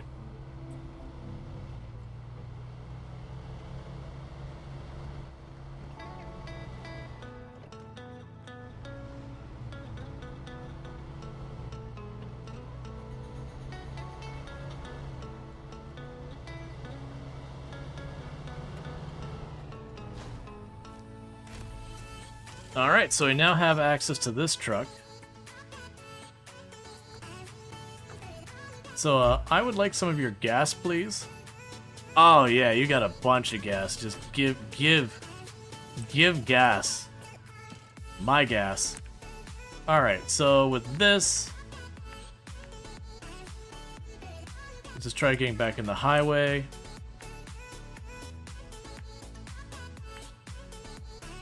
Oh, we can top off down here. I'm pretty sure, actually, no. We already checked the upgrades. So yeah, so what we'll do, honestly what we'll do is we'll just leave the Chevrolet here for when I next need it. So just inch up here. stop the engine, and we could change trucks to the GMC, and we can grab the GMC. Now, this is probably one to not take our chances. It's got no upgrades. It's a much heavier vehicle. So let's work on getting the GMC back to the garage.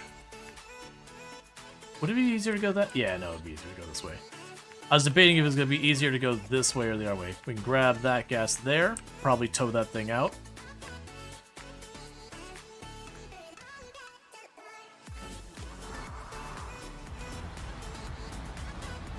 Alright, so we do not have four-wheel drive.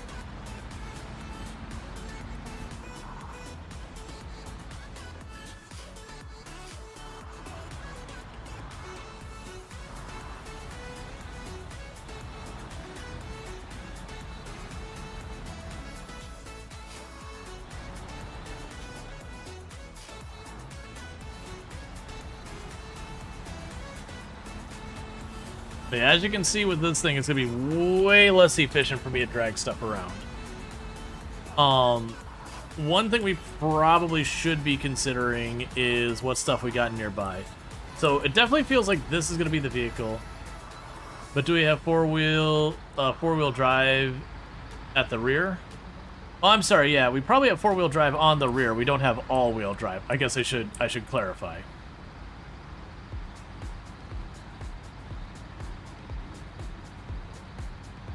It's got rear-wheel drive, I believe.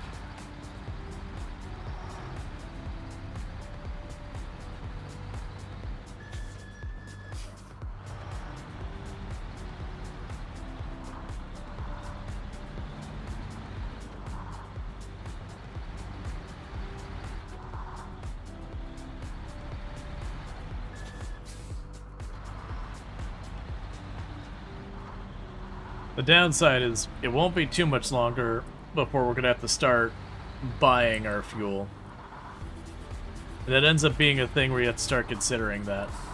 Because each time we fill this thing up, it's going to be, what is it, like 4,800 bucks? No, not 4,800. 480 bucks. If we use the gas station. We're going to take advantage of those trailers as much as we can, but...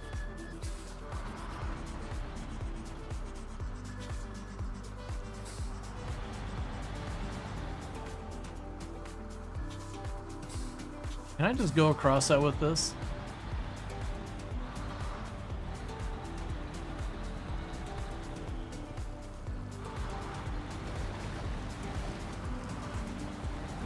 Yeah. It's a much bigger vehicle than the other one. I think the initial truck without the snorkel, you want to go around. But this is big enough.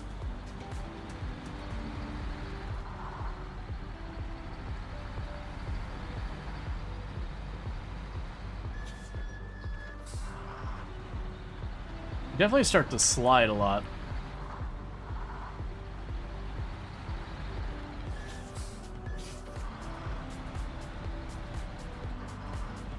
Okay. There's no question that this thing burns an obnoxious amount of gas really quick. 1.5 gallons per minute a lot of times. That's no four-wheel drive or diff lock or anything else. No low gear, that's just your base fuel consumption.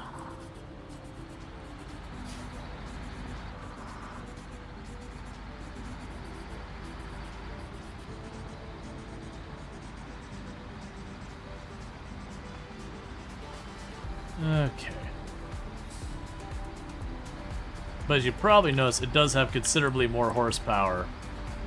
So some of these stuff we were getting a little caught up in, it's able to just blast through with a mixture of momentum and just getting better traction because of weight. The downside is that we get into like actual proper muck, this thing will sink in, and the lack of four-wheel drive, or all-wheel drive will make itself very noticeable.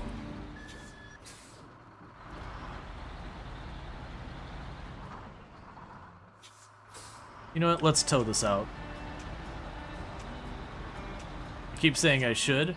I'm literally going to be driving by it with a vehicle that could do the job.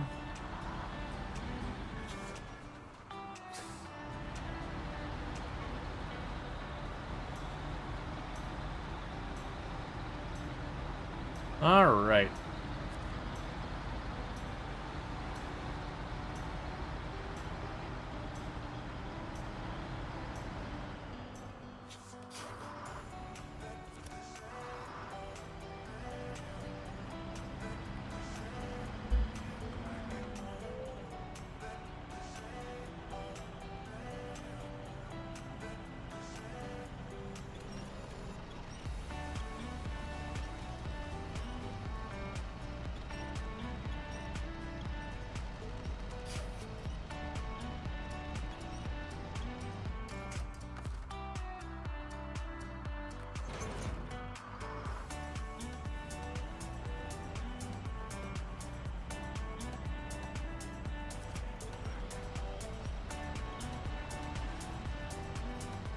Okay. You can see a trailer? No, I winched to the front of it and then pulled the trailer to me using the winch.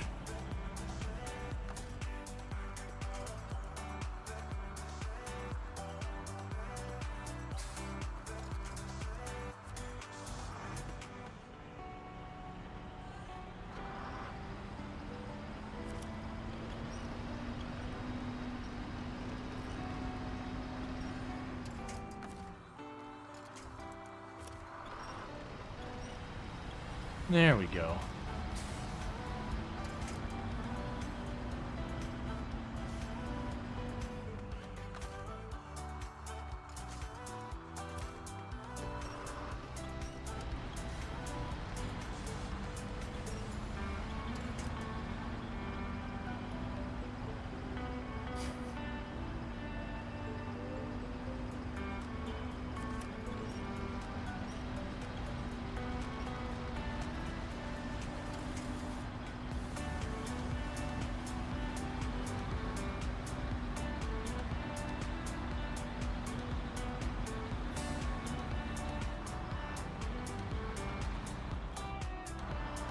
Where do I actually want to leave this thing?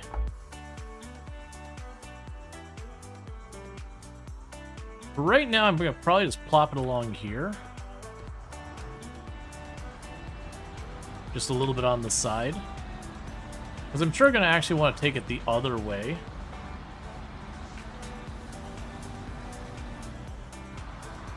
The point is now I don't need to schlep through all that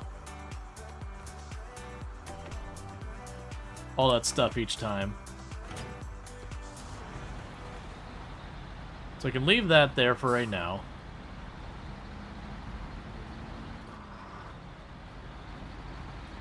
Let's see, so fuel consumption would be less offensive to...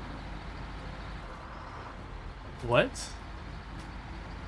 You ran on Sliced Dolphin? What? What are you even talking about, Corvette? I also wouldn't call people eco-mentalists. Being environmentally conscious is just, you know, that's fine. Like, I think it's a good thing to be aware of the impact you're having on the environment. Also, I'm willing to bet the amount of burning that dolphins have. Probably not the most fuel-efficient source.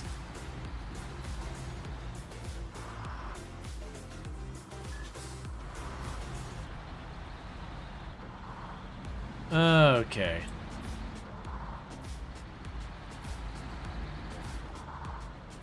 Now, before we go in there,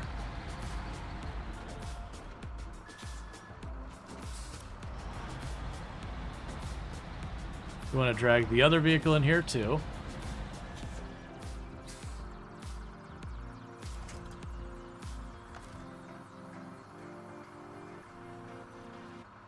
So stop the... We want to move you into the garage, local map, switch to vehicles.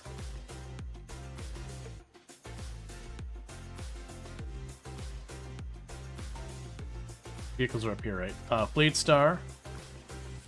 Get into that. Move that into the garage. Okay. so if we want to repair this, it's 2,500 bucks. But oh right, leave the garage. We can then go in here. So go to the garage. We can grab the GMC.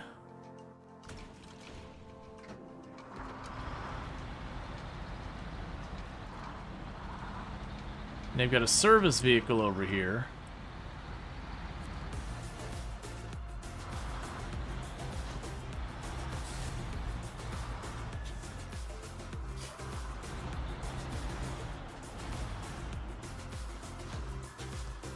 Okay, so we got a couple trailers. Is that all of them? 'Cause the other one doesn't seem like it matters.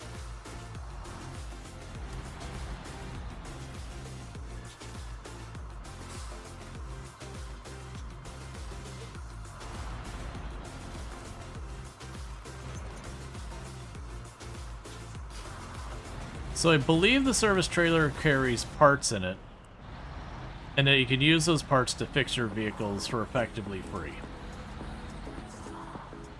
Hey, Danko, how's it going?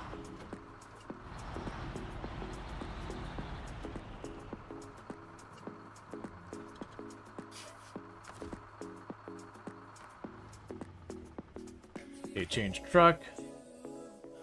The Fleet Star. So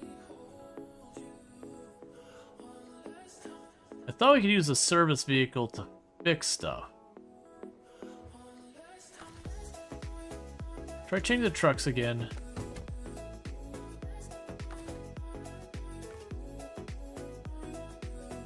Oh, here we go.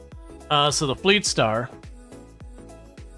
Bodywork only available in the garage. There's the gearbox, the suspension, the engine, the gas tank, and the wheels. Cool, so we just spent about not quite half of it. And the tires and all that. So that's cool. Meanwhile, we want to go ahead and do this again. And go refuel.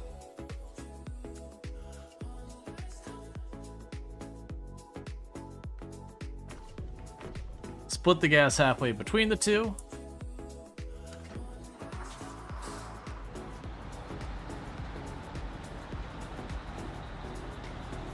Now what I don't know here is when ultimately I need more service parts. Like how we top it off. I'm assuming there'll be a place I can go and be like, give me parts. And then they'll probably charge me money or whatever. But the idea is that should be way cheaper to deal with than the other way around.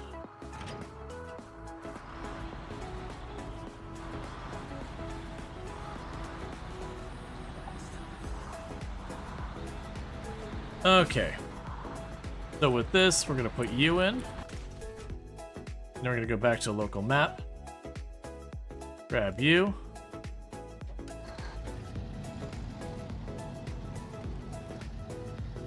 And so now we got our Fleet Star.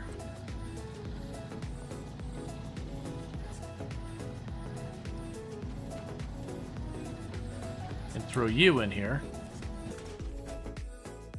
Yeah, and so repair still shows up even though everything's fine. So what I need to figure out...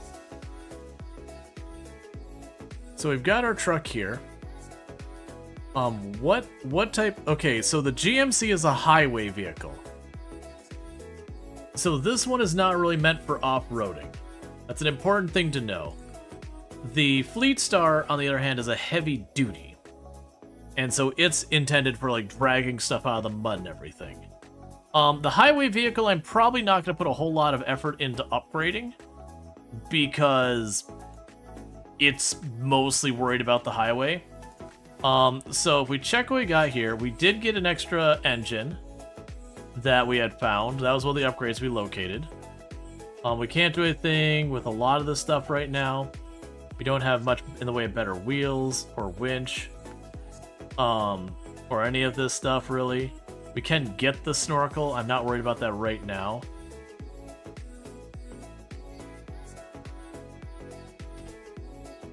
We have engageable all-wheel drive that we figured out. Cool. But let's evaluate where we're going with this. So, we have a trailer here that's a flatbed with steel on it. Is there some place I need steel or other stuff? We got the fuel container there. We've got 4 things of whatever that is.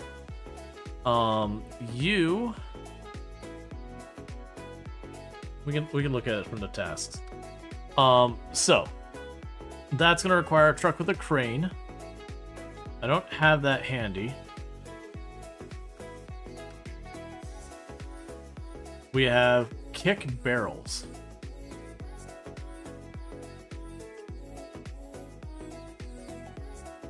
Oh, that's gonna be taking one of our small scout vehicles and all that to do that. That honestly might be one we can knock out real quick. From Beyond the Spruces will be another one we can do with a scout vehicle. We have Rock Slide, which will be the opposite side of the map. We have Stuck Trailer, which will be one to use the vehicle we've got now to drag out of here. We've got the Boatman's House, which is deliver more parts. We've got the Wooden Bridge, which is 2 sets of planks. We have the Mound Bridge, which is 1 piece... Oh, sorry.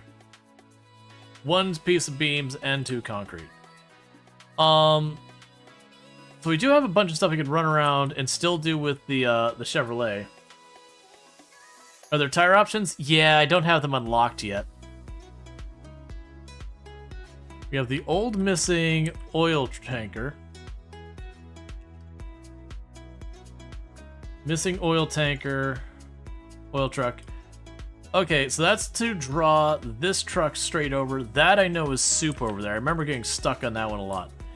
It honestly feels like the correct choice is probably going to be hitting a bunch of these quests up here that are scout ones.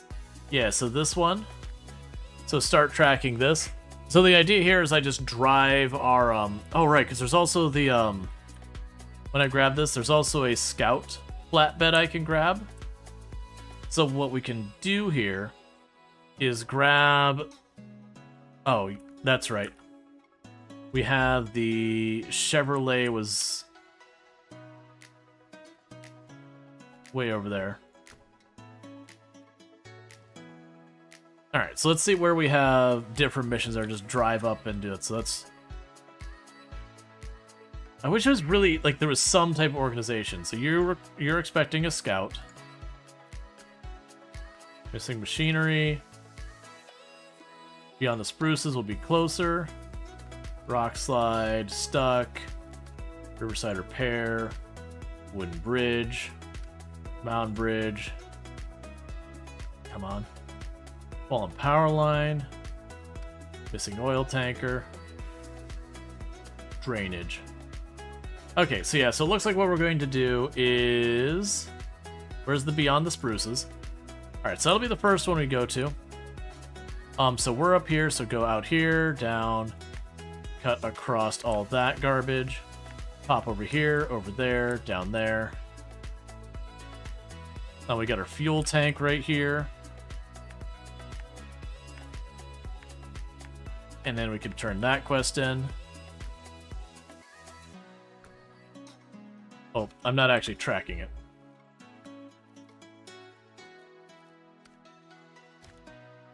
But yeah, so I wish you had like mission types and all that you could track and that kind of thing.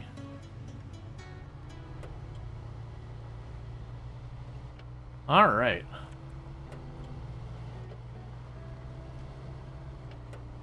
Let's get over there. We can knock out the 2 missions we've got for this style of vehicle, because those mean no real major hassles to deal with. We just go run over there, get our 2 paychecks. That'll improve our rankings, which give ourselves some more upgrades and all that kind of stuff that we can potentially get.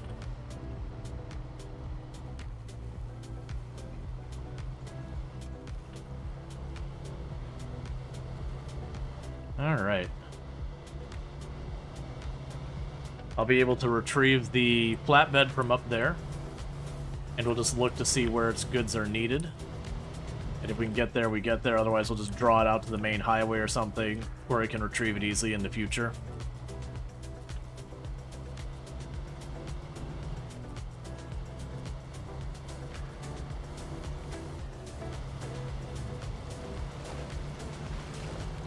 It went solidly red for a second, but we didn't get penalized because we went fast.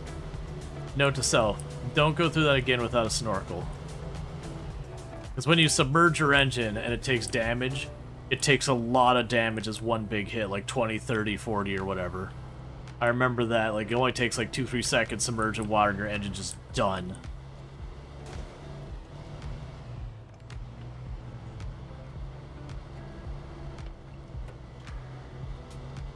Okay.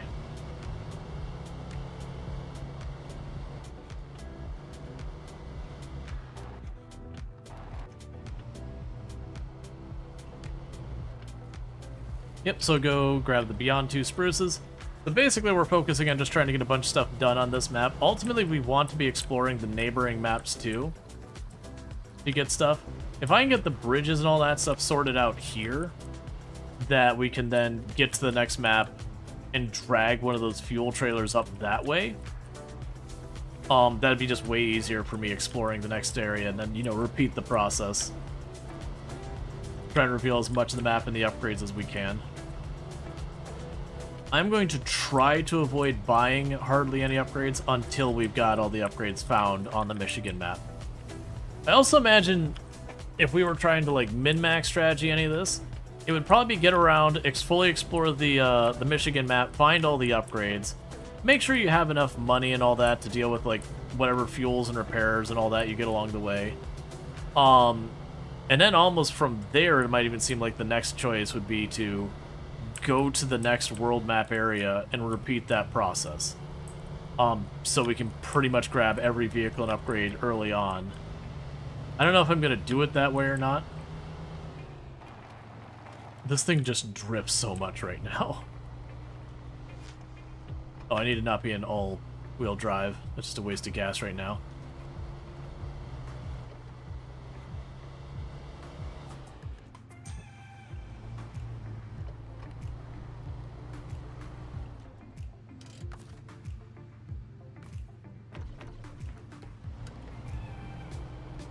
Alright.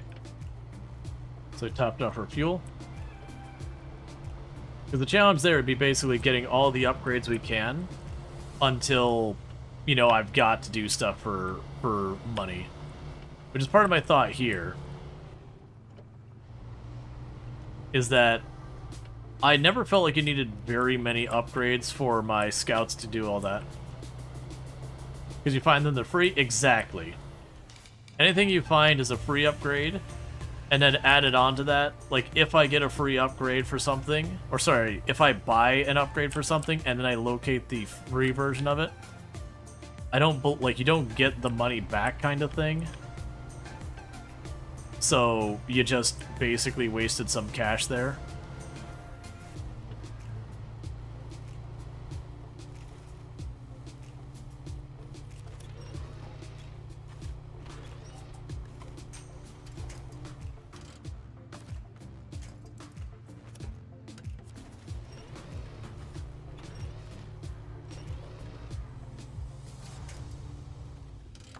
Interesting. I'm now having more problems with this.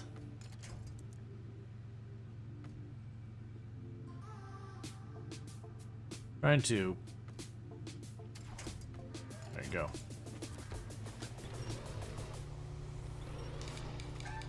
Then when I came here without the lift kit.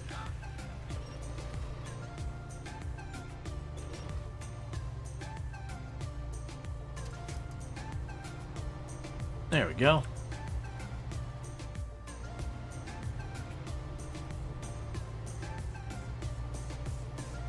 But yeah, first before we worry about any of that, it's going to be get what we can for freezies out of Michigan. Like, regardless if we stay here the whole time or we switch it up as we go along the way. Getting the immediate stuff first is definitely going to be the move.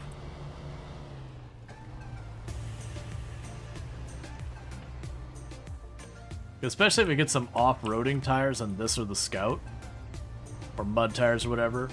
That's the big thing that this vehicle's missing right now, is tires that are for more than just driving on the highway.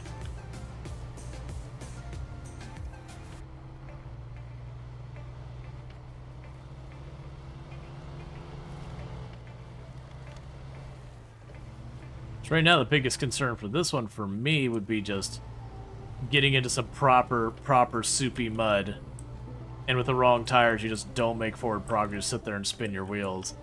If you got like the big mud tread tires, it can kind of paddle its way through the mud. It's not fast, so you burn a lot of gas and you have the danger of running out of gas before you get where you're going.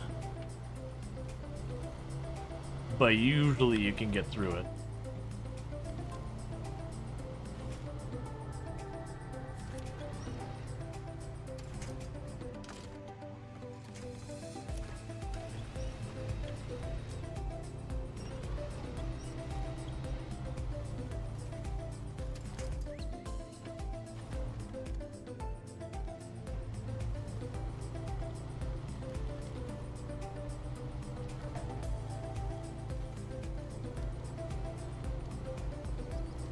You think that's why you tried grinding that challenge?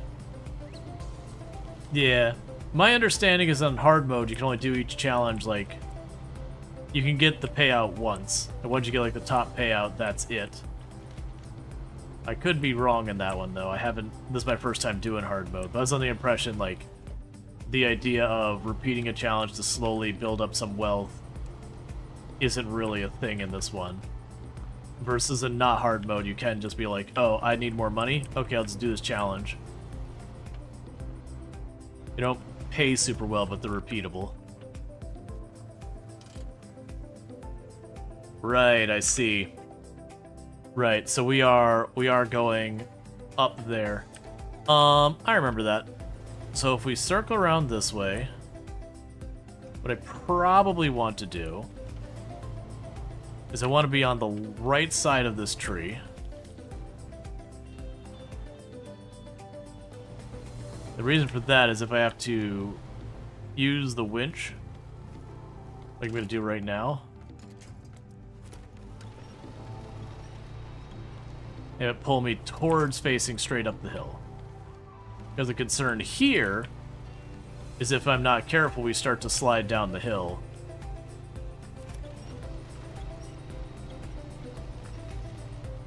If that happens,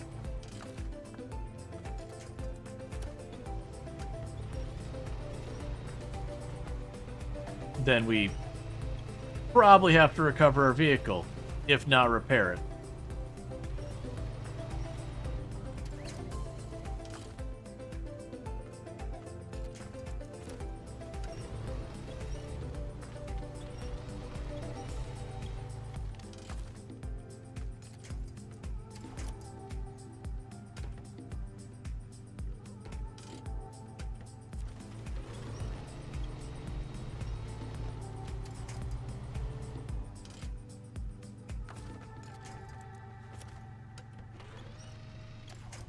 Please don't. Yeah, we just snapped the tree down almost instantly.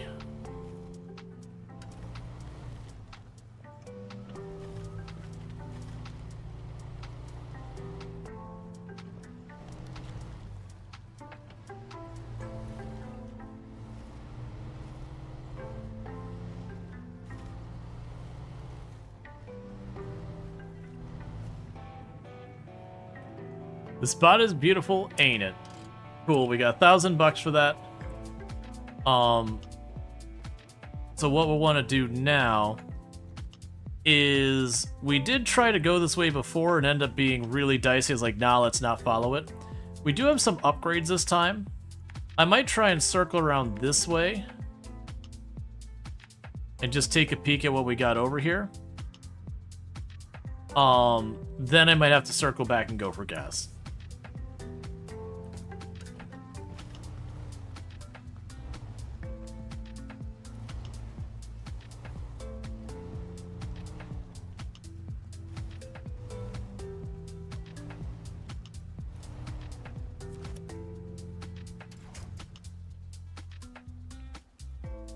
Well,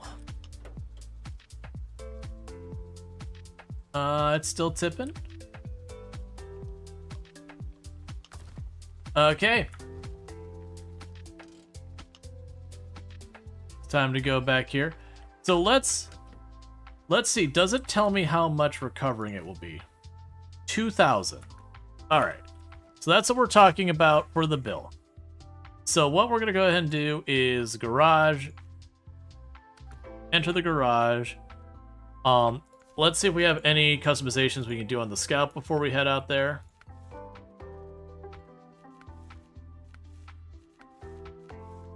Yeah, nothing we're going to add. All right, so what we need to do is, because again, we're on hard mode, is I do want to recover that real fast. So unfortunately, it means basically repeating this entire quest.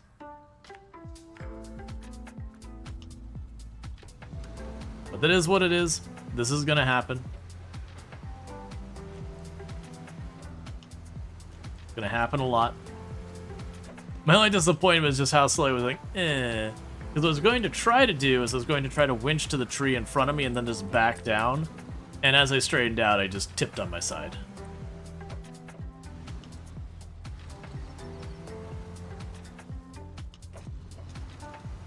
And if you go over halfway, then your engine stalls.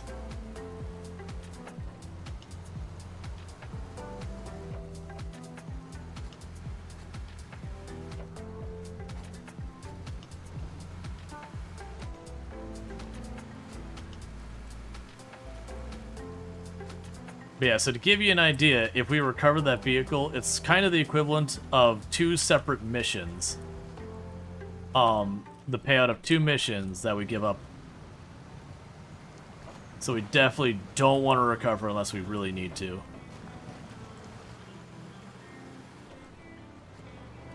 Basically, until I hit a point where I'm like, oh, if I send another vehicle out here, the odds are higher. I will simply have 2 vehicles to recover instead of 1. The catch with this one is, if I tip this one over as well, then we got a problem. The good news is that we've already scouted around here a bunch. So if I do get this one stuck as well for now, then I would take one of my other vehicles and just run some other missions.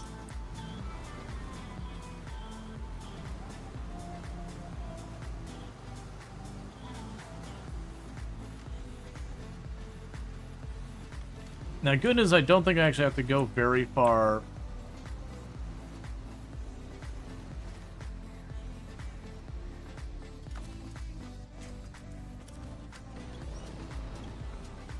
I say I don't think I have to go very far up that, you know, no road area to be able to winch to just pull the,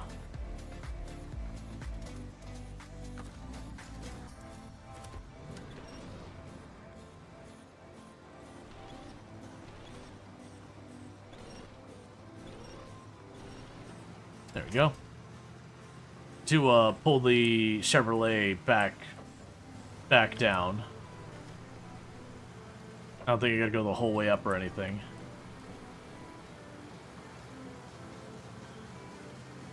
And we'll have ones that are way farther out than this. They'll have to deal with this eventually.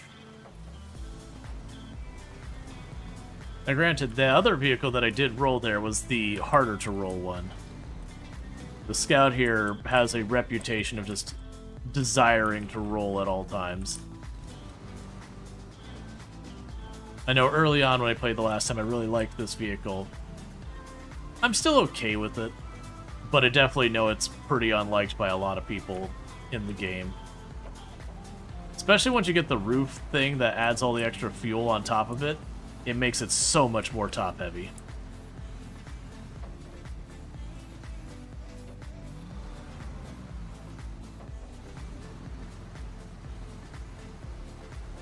This also costs us gas, so there is a consideration to be there that one full tank of gas in this is 160 bucks.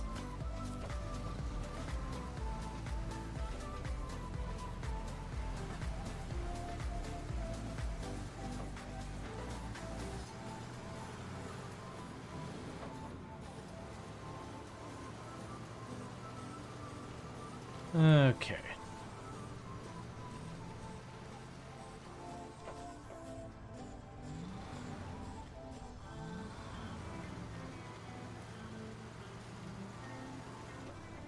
So you'll notice with the four-wheel drive and diff lock in this particular vehicle, it is climbing this way better than the GM or the Chevrolet did, because this has no upgrades and it's just going over it just fine.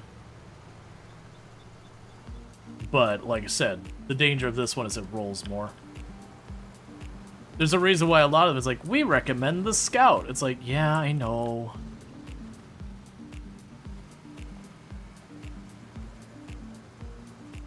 Alright, so there's Sleepy Car.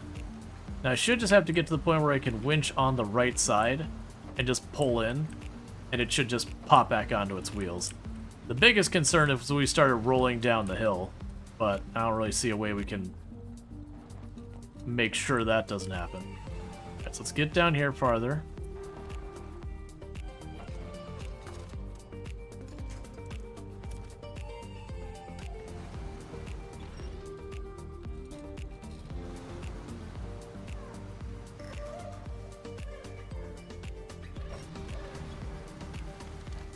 Stop, nope, nope, nope, nope, nope.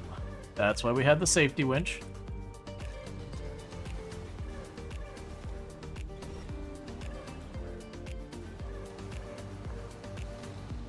That's the reason. That's the entire reason I winched it.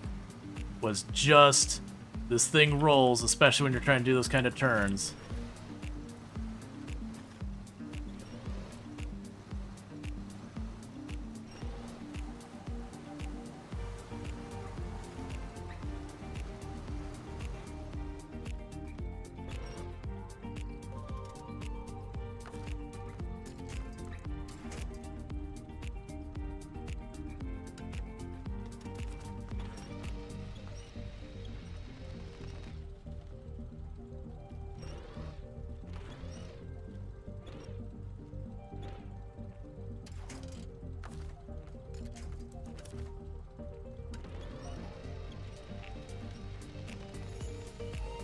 Okay.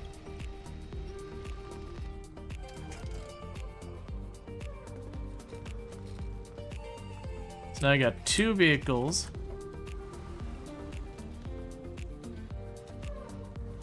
To get back down from here. Stop bouncing, please. You're terrifying me.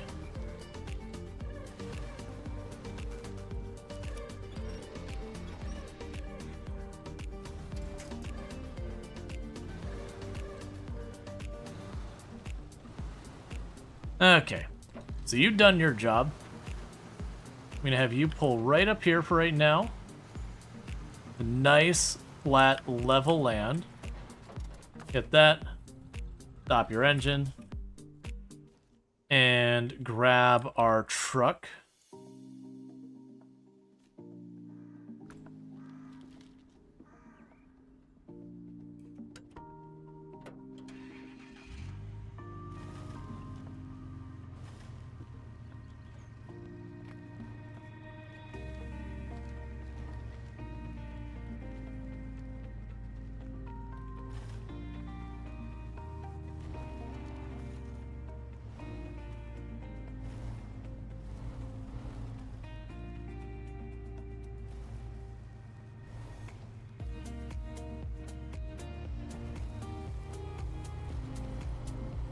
You know what, turn around, because like I said, I want to try to go the other way.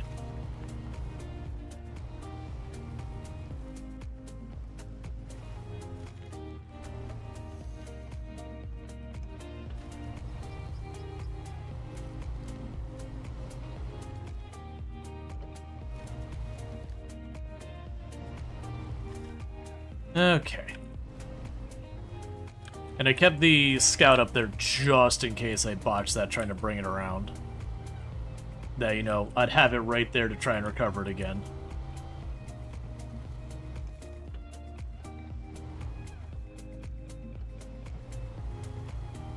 It's also probably good to keep it here because I'm not sure if we can take this route yet.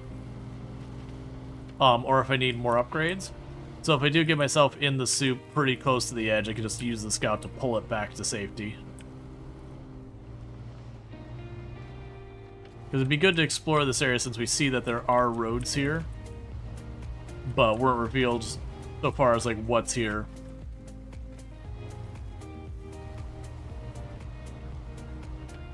Because I could definitely see things like way out there having just a random trailer or something. I could also see just driving off the road and that doesn't help me do anything.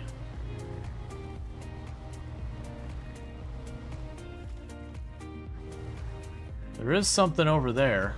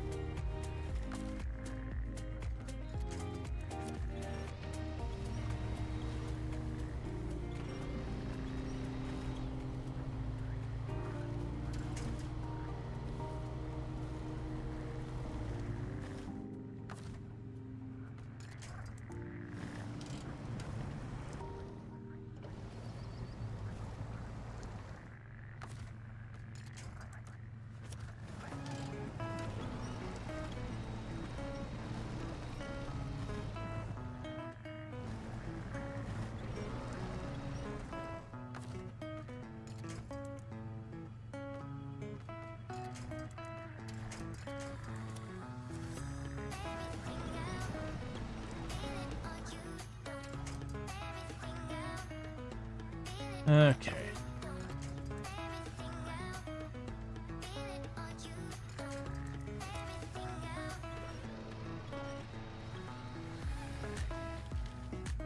Don't. Why are you not? Oh, low gear. That'll do it. Let's try going wider to the right.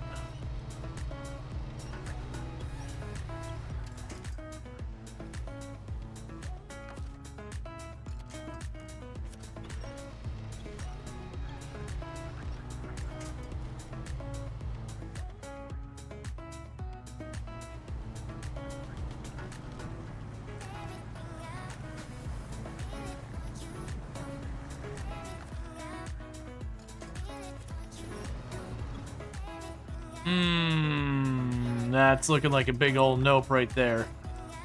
I'm gonna go, that's a big old nope right there. We're barely into it. It's like dangerous water level. Yeah, that's gonna be a snorkel, but that's, I wanted to test.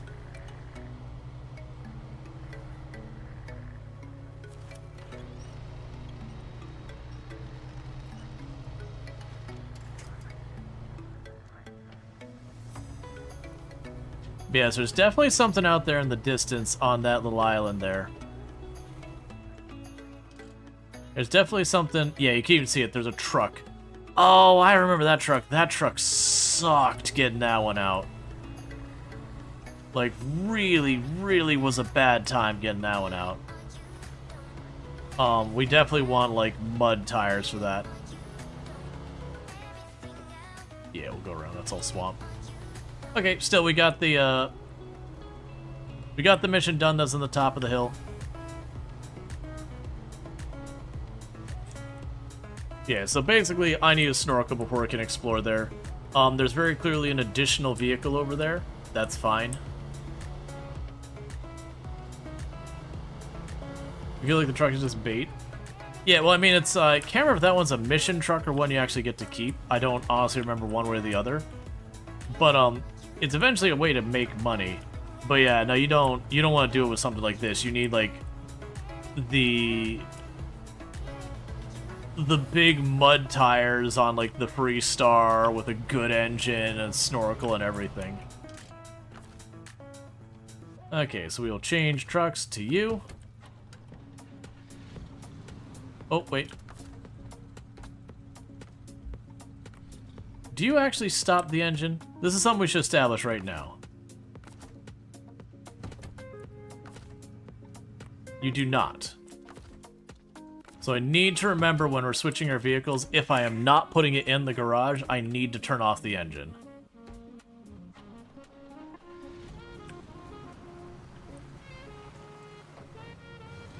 Okay, so I want to get this back down here.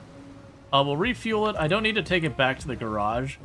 I'll just park it by the fueling trailer. Because we don't have any new upgrades to put on it.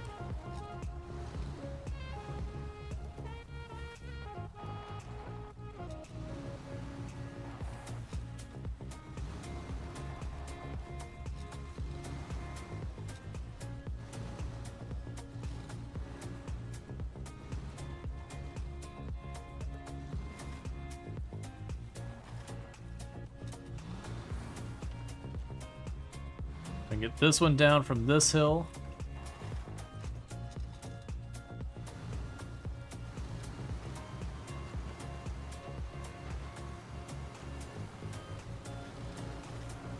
Then we can top off its fuel. We'll grab the Chevrolet. And then we do have the other scout mission on the far north, that there's also a scout flatbed up there we can grab. So I can do the scout mission, grab the flatbed. We'll check to see if there's anywhere that requests the goods that the flatbed has. And if there are, we'll take it there if we can get to it. Otherwise, we'll just get it to any of the main roads and just dump it there, so if I need it later, it's convenient.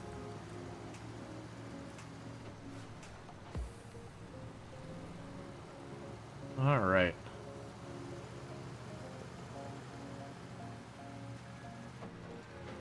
Work our way around over here.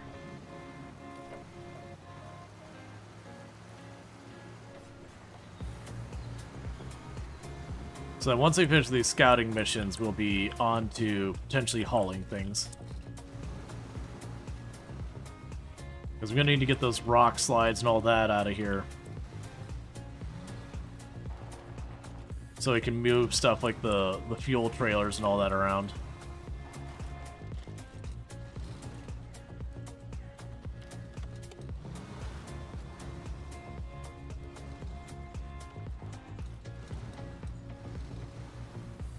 Okay.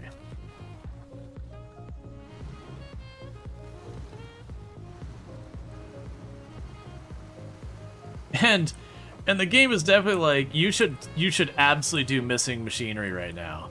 You know what you should do right now? You should absolutely do missing machinery. I'm telling you, buddy, you should do right now here, between me and you, missing machinery. I do know I did that one as one of my first missions on the last one, and I got through it. But it was definitely not an easy one to do right at the beginning. Because it requires you to put a crane on the back of your truck. And it is real heavy. Alright, so stop the engine, refuel.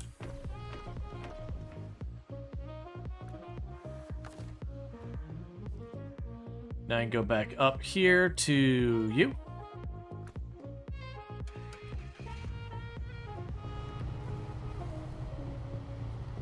And we'll refuel you. And I know for all of this stuff, I did it with the Scout the last time I played, that I put all the upgrades on the Scout instead of the Chevrolet. I worked my way through it. I do think this time I am going to try and use the Chevrolet.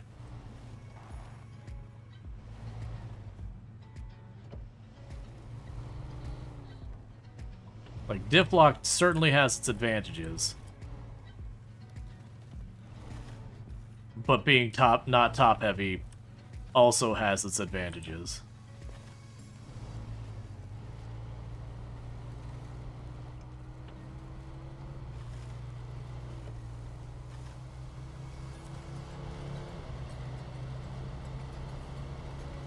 Alright, so we can go ahead and run over here. Top off our gas, get to the north end of the map.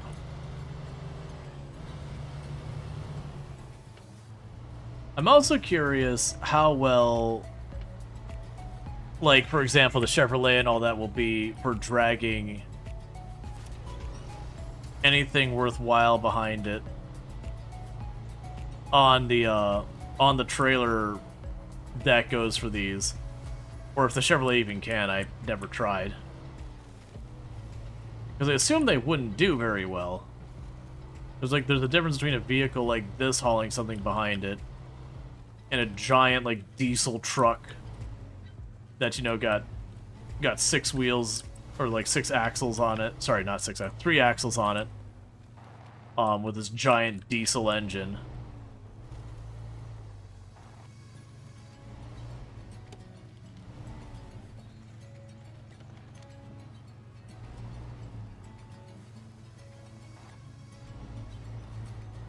Okay.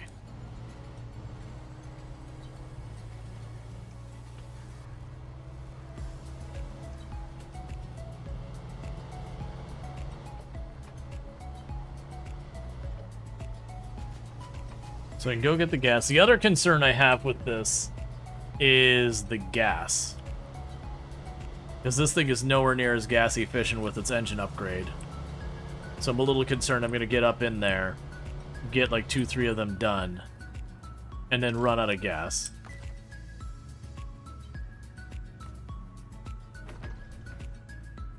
Oh, it's not.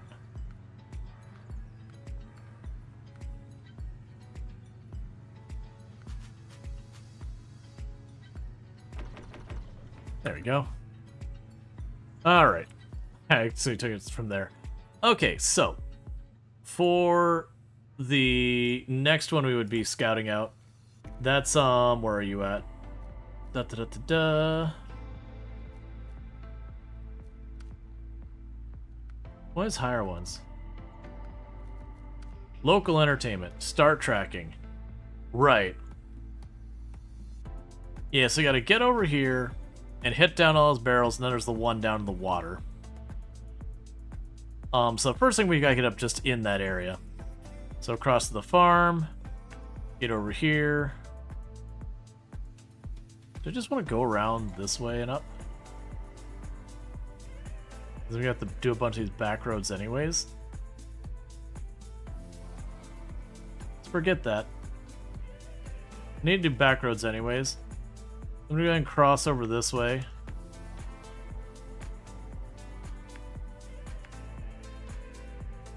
There's no point in me going out just to come back. I feel like that spot's gonna be pretty bad. That goes up the hill there.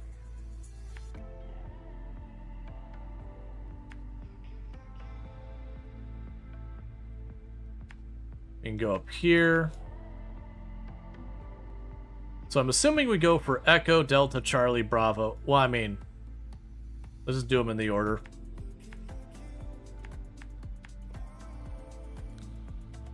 Yeah, so you can go around here.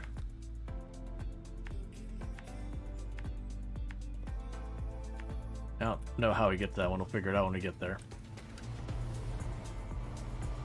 This also is ones I'm not super worried about. If we get over there and we're not ready to finish it, I can just leave the truck there for right now. And that's because I don't really have something else I need these two vehicles to do here at the moment. It's going to be on to actual towing stuff.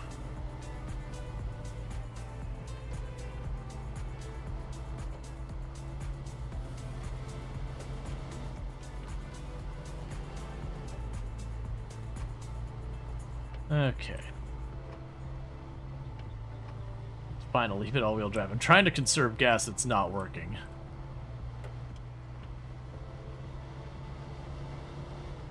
Mostly because I have the wrong tires. I have a pretty strong feeling we're going to get up there, we're going to run low on gas, and I'm going to be stuck towing stuff, which is fine.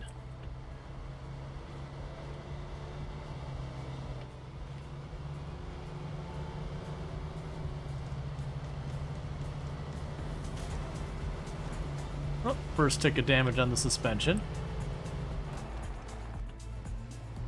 Almost skidded into that in a hard hit. Okay. And kicking the barrels is just knocking them over or bumping into them. You can't actually get out of the vehicle. I vaguely remember one of the spots around this area is really awful to cut through.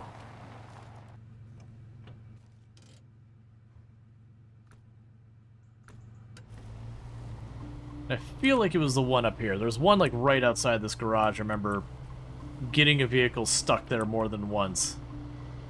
And just being like, really? This is a really nasty spot? I feel like it was the one up here.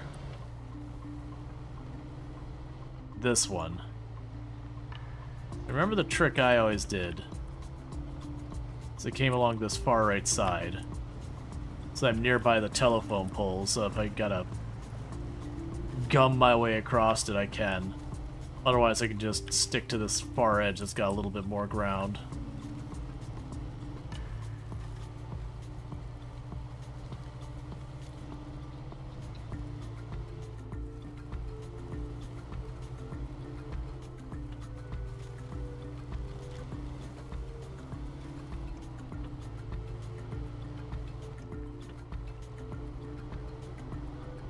Okay.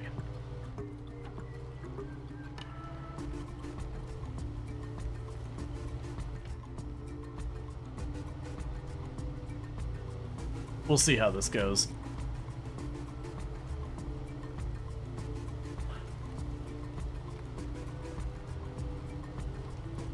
This spot is kind of like a newbie trap. It's definitely worse than it looks. Yeah, no, I definitely remember that as like getting in there and just being like, oh my god, I cannot get through this. Like, and the number of times I had to do the thing with the trailer where you winch from the front of your vehicle, you pull yourself to the pole, then you winch from the back of the trailer to the pole, and you use that to push yourself to the next one, and just like daisy chain your way across. Later on, once you get like the actual mud tires, you can just drive through it.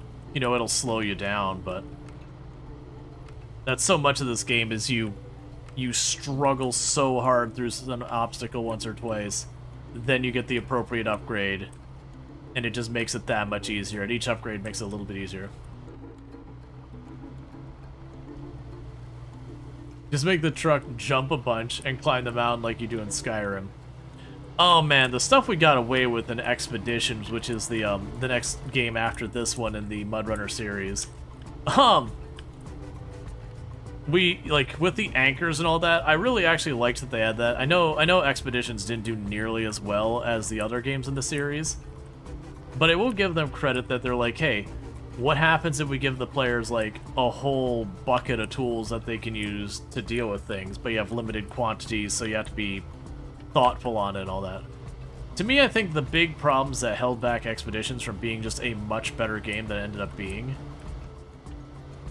was just the fact that by being the fact that you're like Expeditions, you go and you bring your equipment, you do a thing, and then you leave and you kind of start it over again, and you repeat that kind of process.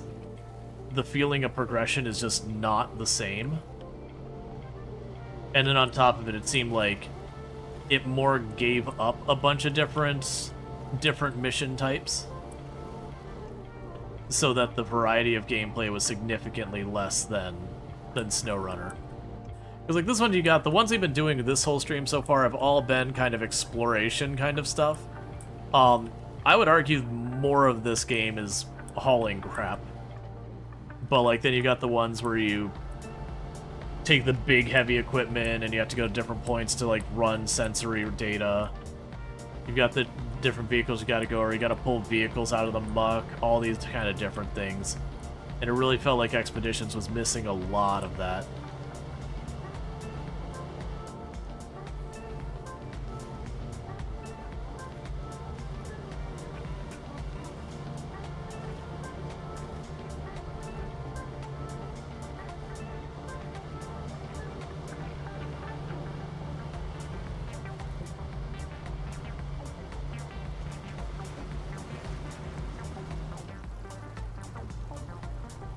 Okay, so big concern is the rate we're going. I'm not gonna have a whole lot of gas to deal with this by the time we get up here, so most likely I'm gonna get a little bit of time on these kick the barrel things, and I'm gonna just park the vehicle up on the road and probably work on hauling some stuff to unlock the unlock some of this area so I can drag the gas trailer up here, so I don't have to drive the entire way back between each go.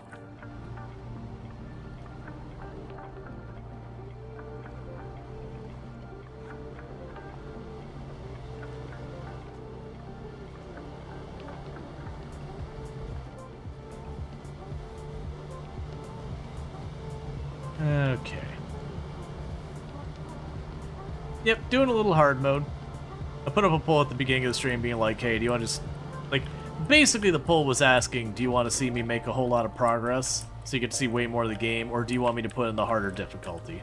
Because that's ultimately what the argument is between hard mode and the regular one. Is the regular one you get to see more of the game quicker. Hard mode, because you have to be a lot more meticulous and take your time with stuff. You can't take as many risks. All that, so you have to be like a bit more methodical.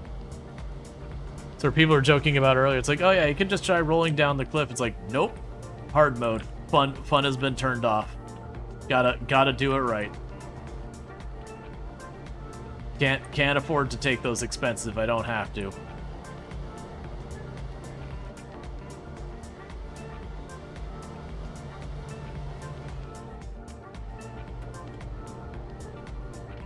Alright.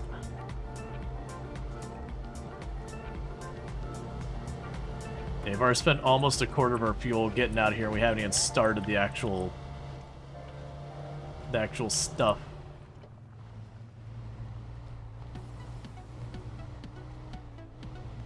There we go. Just didn't want to bang up my car on the rocks.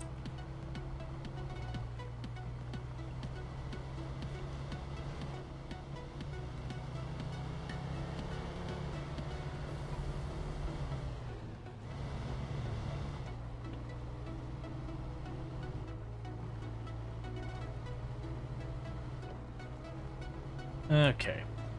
Now, big thing is, when it comes to doing stuff like repairing the downed antenna, the rock slide, all that, we're gonna have to locate what goods we have and where we want to drag them.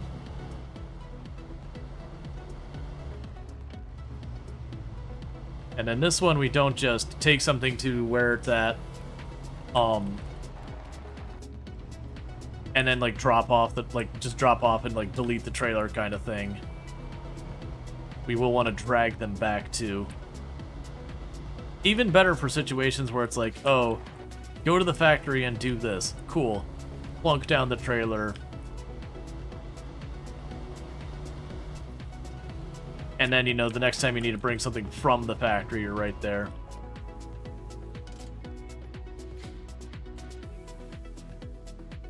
Yeah, so we have just, I believe that's like a generator trailer we have to move later. That ends up being a pretty unwieldy thing, but I think you get to take it mostly on the highway, so it's not that bad.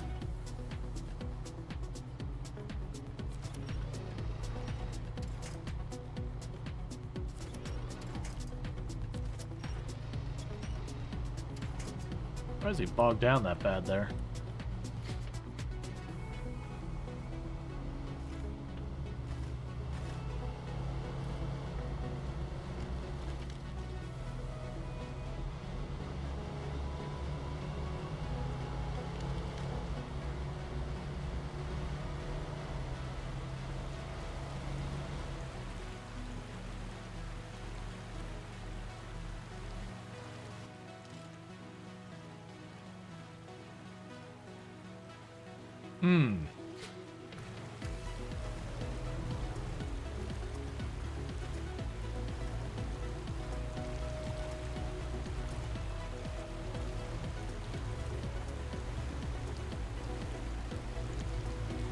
I think it's crossing the rocks up here is the real play.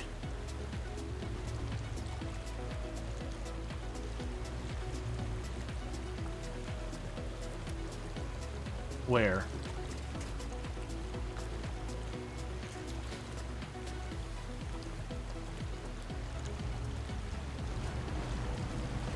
It may not have been as dangerous as I made it out to be, but that other spot looked like a much deeper dip. Thank you, Cody Husky, for subscribing for 3 months.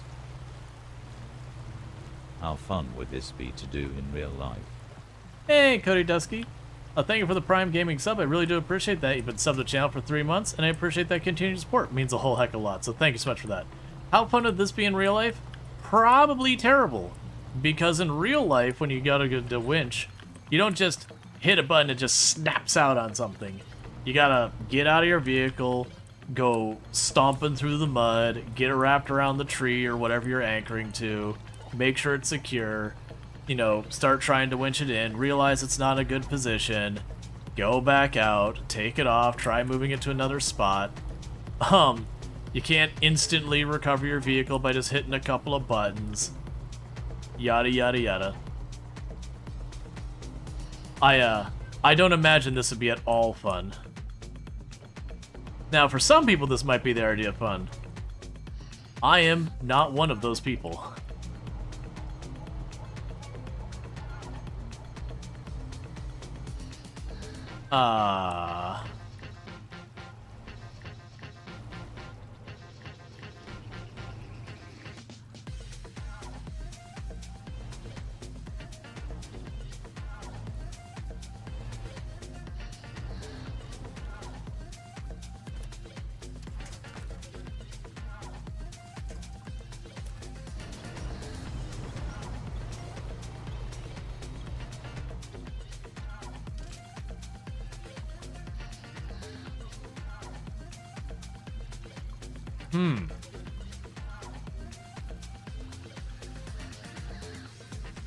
I am not very confident we can go in there. No, no, no, no, no, no, no. I hit the wrong button.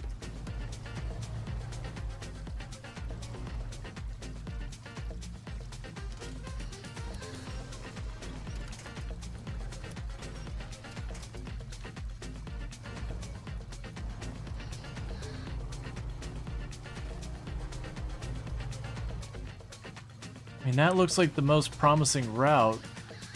I don't see any place else that looks shallower.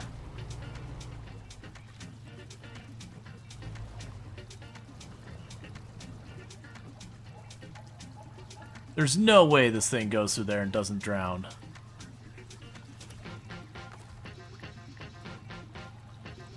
No way this thing goes through there and doesn't immediately drown. I'm also not seeing...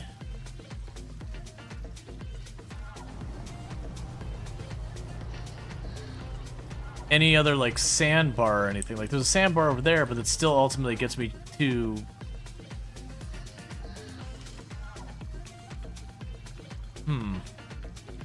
So let's for right now stop the engine here. I'm gonna leave the truck here for right now. I'm gonna wait till it's daytime so we can get a better look at what the heck we're doing. In the meantime, let's start reviewing where we can go and fix stuff. So I've got the fallen power line. Let's see, so I've got 4 things of goods here. We have the fallen power line, which requires 2 concrete and whatever. So there was somewhere over here we had a trailer of concrete.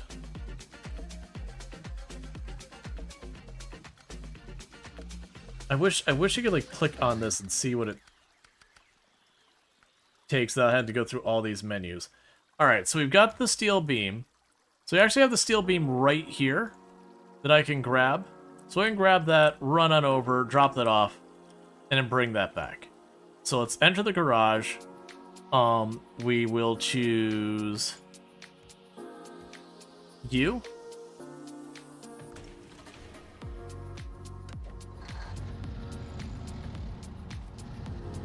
Because that has all-wheel drive and diff lock and I need it.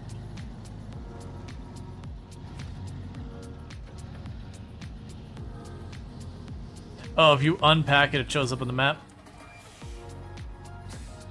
Yeah, that's another one of those things that feels like, though, it should just show without having to go through that hassle.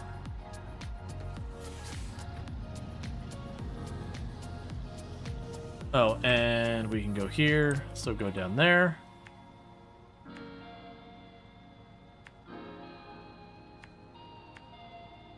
That's the hard spot, I remember that. We should be able to cut across there, and that should be relatively okay. Somewhere around here was a trailer with, like 2 or 4 things of brick. That's okay, we'll get the steel first. And get that where I need it. We should be going right by where I've got my gas staged. So as long as I don't manage to go through half my gas before we get there, we should be fine.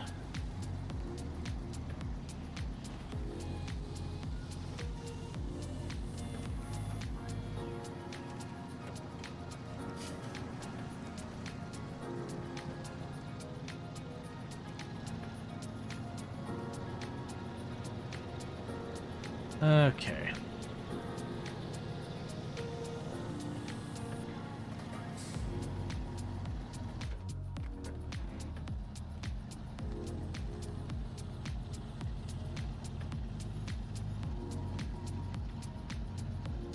Oh, I miss I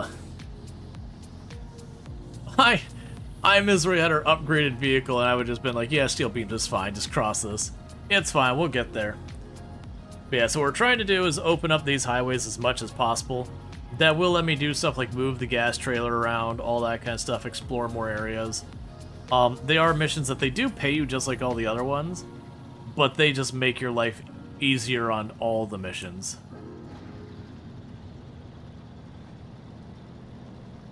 Because, I mean, they give you options of different routes to take, and generally getting on that main highway is going to be way nicer than schlepping through the mountains.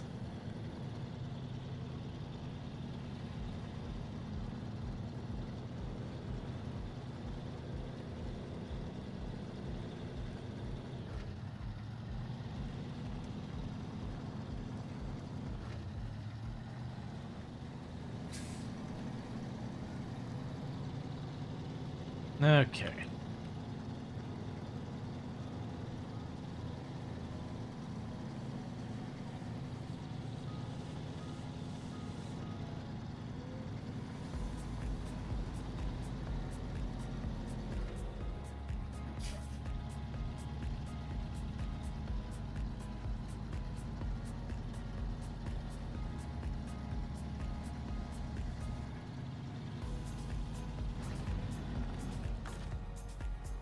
Okay, we want to refuel this.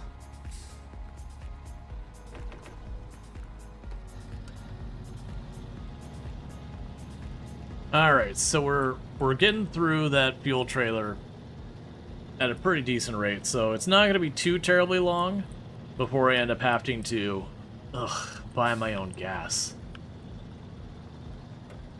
What's this world coming to? Needing to pay for our fuel? Who do you think we are?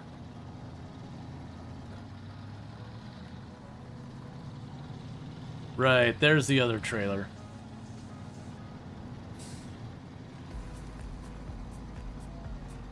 Okay, so we're gonna speed along here. We'll get the steel beams delivered.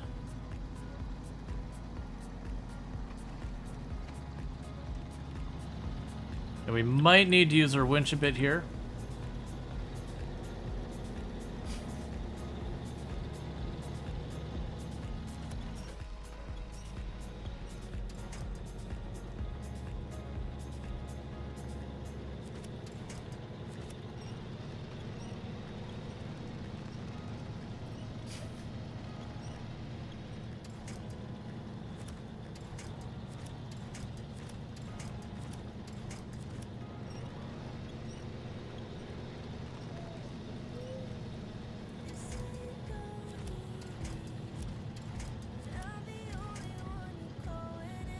That's fine. We are moving forward, just not super fast.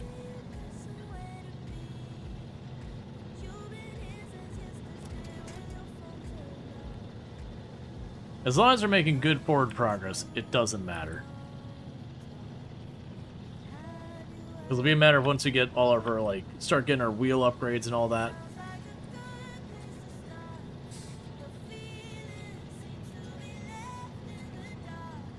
The real nasty one is when I go and get the next materials. I believe it's a trailer with 4 of them on it, as opposed to this is just the one thing of steel beams. That's gonna have some serious weight behind it.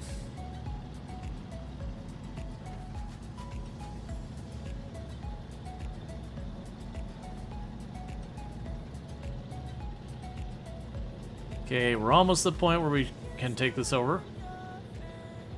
Yeah, it's the concrete. That's right.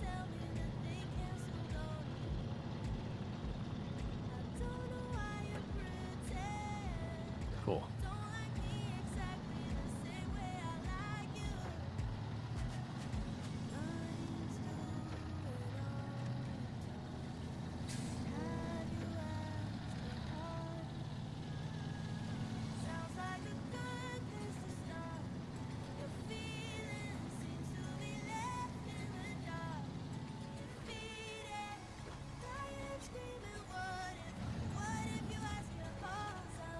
All right, and with that, we got the steel beams delivered.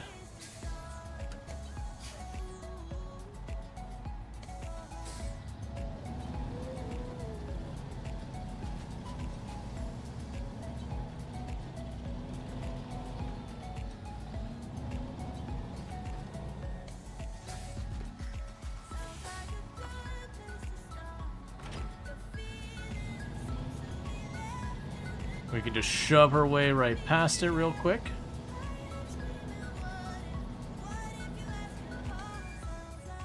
And then we can turn around and hook it back up. Whoop, that's fine.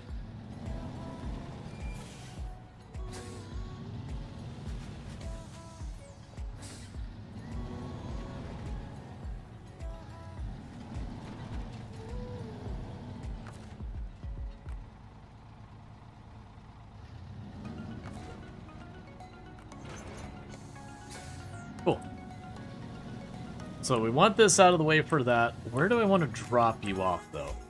Because at the moment, I don't have anywhere else I need it. I don't want to drag it the whole way back. So just get it over here on the main highway. We can leave it there until we know what the next material I need to grab with it is. Because I can just circle back and bring it whenever.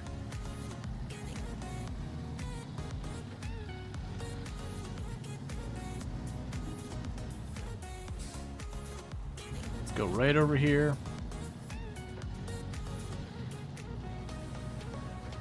Right off the side of the road here.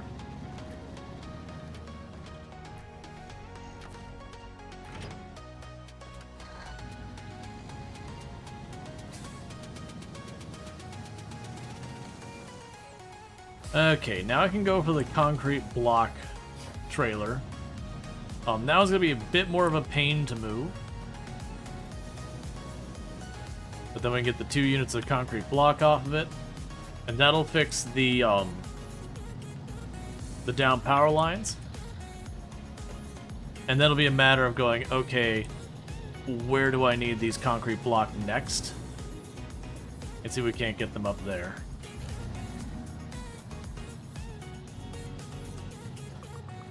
But I'm going to try to avoid going into or trying to recover any of those vehicles in the mud until we get some form of off-roading tires. Preferably the mud tires, but you know, we don't always get what we want.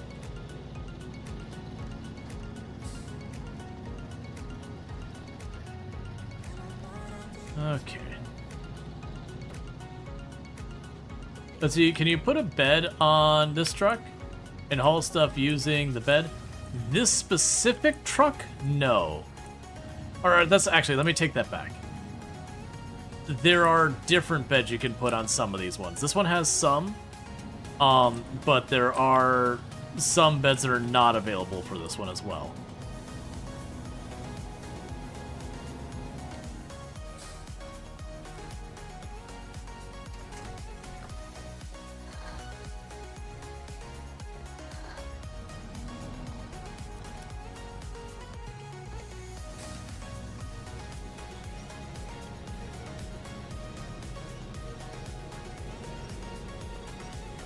Okay. I'm trying not to get too far into that dirt where I have to like really fight to bring it out.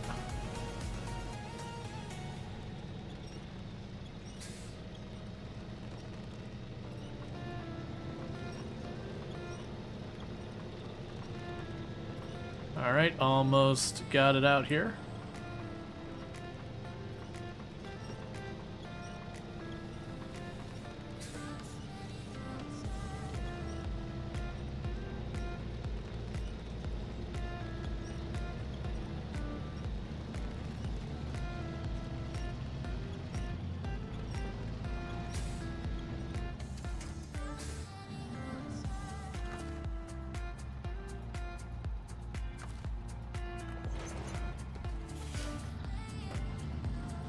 Alright, so now we got 4 units of concrete. Now I get to fight back across this part, which is going to be way worse this time. This is a lot more weight than those steel bars.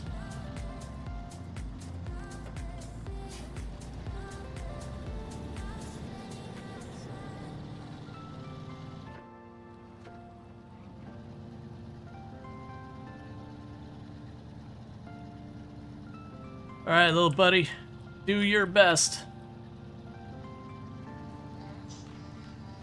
And trying to stay kind of on the left side so I'm not in, like, the worst of the loose dirt. Is this like Euro Truck Simulator with bad weather and road conditions? Yeah, it's basically like if you played Euro or American Truck Simulator, only instead of driving hundreds of miles on well-paved roads, you're going tens of miles on the worst paved roads you've ever seen. Which, to be fair, most of it is because these are areas that got hit by natural disasters or stuff like that. Like this one, I believe it's the dam failed. The actual way they play is very different. As you can see, I'm doing a lot of stuff where, you know, I'm having to fight just to move forward.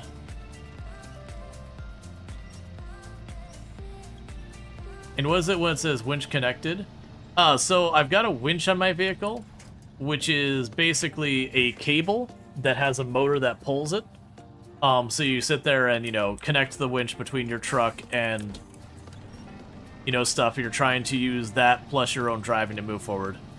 Right now I'm at the very beginning of hard mode, so you're going to see me using the winch a lot more than you'll end up using once you get things going. But early game, there will be some fumbling and fighting with it. One thing I will mention that the game is really, really bad about explaining. This game, very, very, very, very, very much you want to explore and check things out before you worry about doing missions. The game does not do a good job of being like, hey, this is important. You really should do it. They just kind of give you missions, and there are missions that you literally can't even finish without some upgrades. So you gotta look around the world. Because if you try and just do the missions right in the get-go, most likely you're just gonna be frustrated.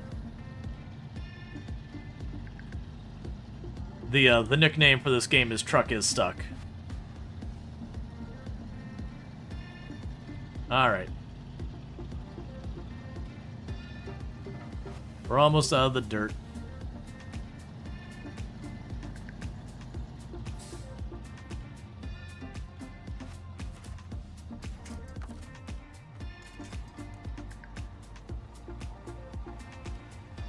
We'll do this trick.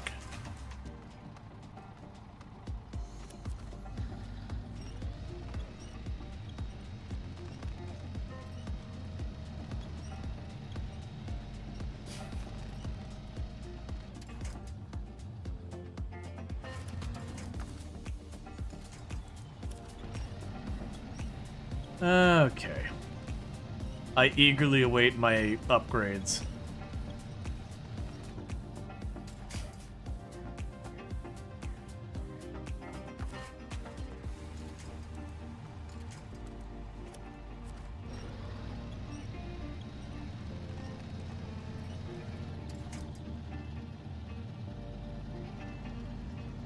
Okay, so put back in automatic. We can kill four-wheel drive. Alright, cool. So we got to pass the worst part. Didn't take all that much to make it work.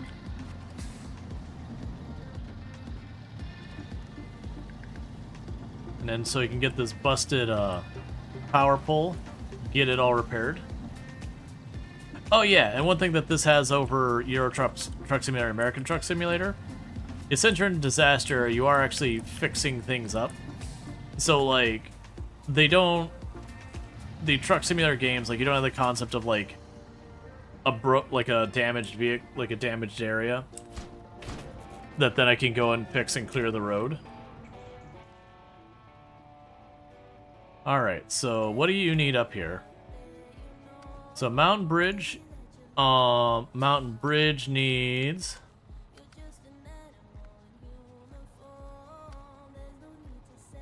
two concrete blocks and a steel. Alright, so with that, it's literally just going to be continuing this route up here. With the payload I already have.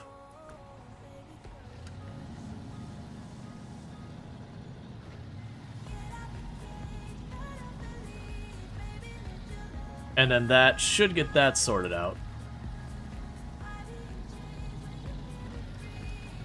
And most of this is just straight road. There's like one or two dirt patches we'll have to fight with.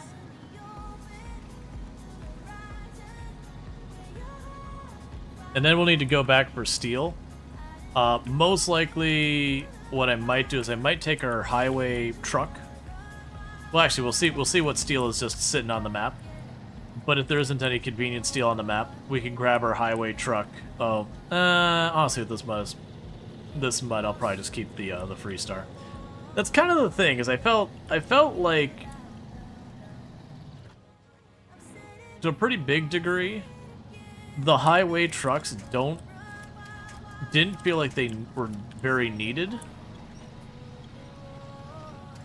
Just by the chance that the moment they hit any really rough off-road situations, they just bog down.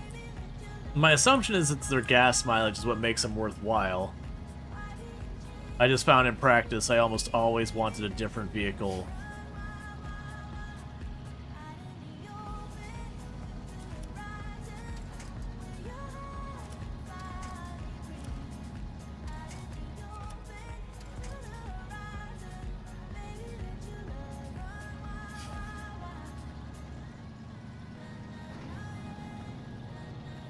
Okay.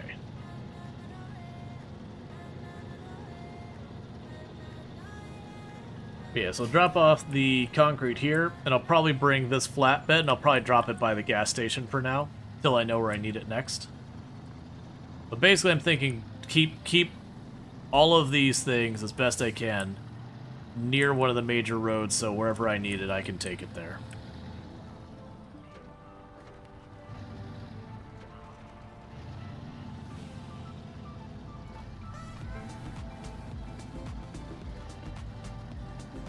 All right.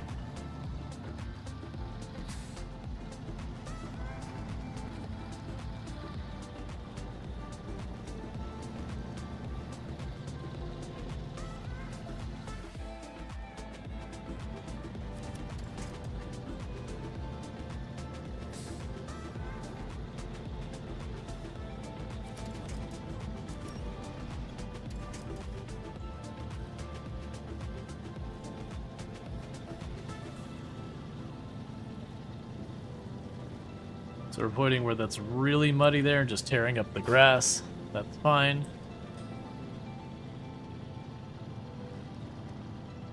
We're almost to the destination for dropping this off.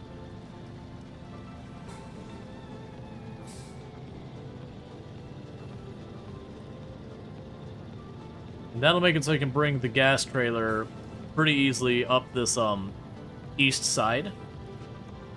Which will let me bring it up to... Well, actually, that was right. The Chevrolet didn't run low on gas. We hit a spot where it was like, oh no, like, we need a snorkel or something, like... You know, some type of snorkel upgrade or something for the Chevrolet. Or it's going to go in the water, it's going to be a one-way trip. So we just parked it up there in the meantime.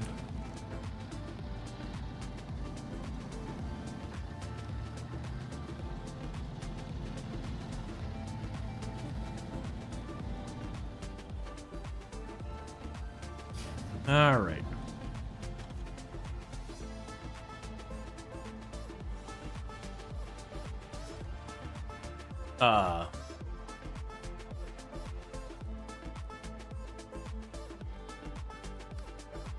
No, that's the rock slide. Oh, I'm not tracking it. That's a problem. So I need to go here, Mountain Bridge, start tracking. Now I can turn it in. No, I can't. I have to turn in apparently the metal first. Okay, that's fine. I feel like I ran into this last time I played too. I also feel like what we did last time was I accidentally let this trailer drift down this hill a good ways. So let's just go ahead and bring that up here.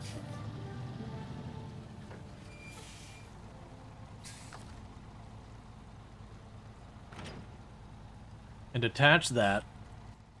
Alright. So what we need to do is check to see if we have any trailers sitting around here that already have the materials I need.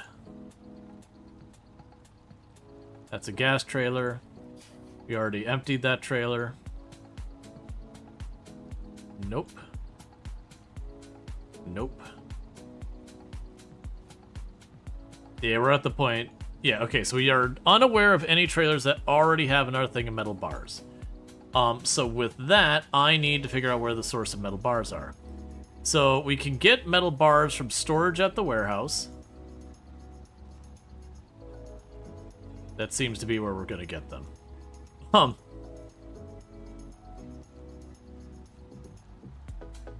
Yeah, so the warehouse we can get them, or the place up there. Honestly, don't think it matters. Well, no, the warehouse is gonna be really rough. What's the roadblock gonna require? Service parts. Okay. What do you require on the rock slide? Probably service parts as well.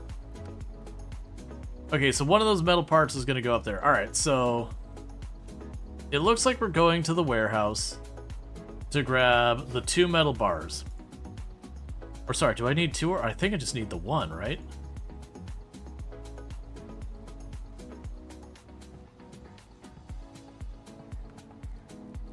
Let's see. Mounted bridge. Yeah, so you need just 1. Alright, so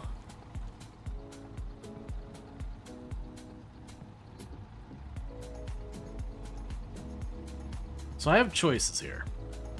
I think I'm gonna keep with the Freestar. Because I know we're gonna have a fight with this other thing. Please stop rolling. Please stop rolling. Don't do this to me. Okay, it stopped. But do you like the mods that add enclosed box semi-trailers to this game? Cool. I'm glad you find those good mods. Alright, so let's roll down here. We're gonna grab the other thing we drug steel beams with from before. Actually, do I need the thing that requires steel beams? Because I've got this one, but it is one of those things that the sideboard trailer here, I don't know what it can carry. I know it can carry 2 of it. I'm assuming it can carry steel beams.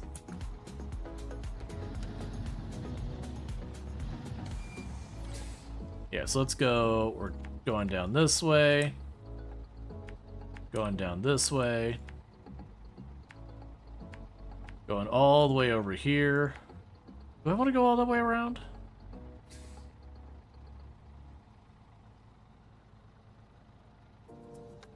If I could turn it in on either side, it'd probably just go straight across. So work our way over. Let's not go the whole way around. I might regret this, but we can go right up over here. And then we bring it back.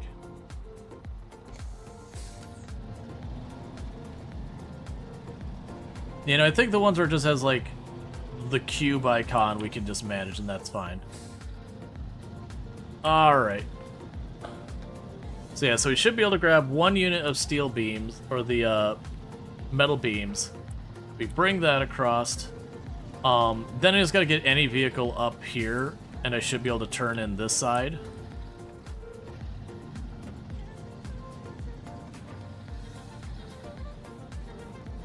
The real hard part's gonna be bringing the steel beams over here. I remember this being a huge pain.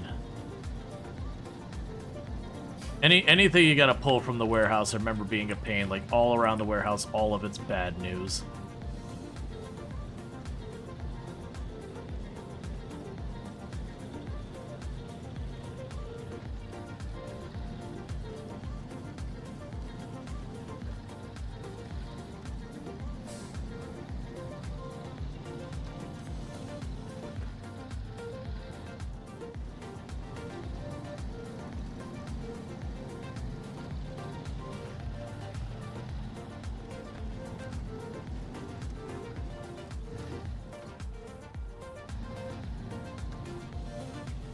Okay.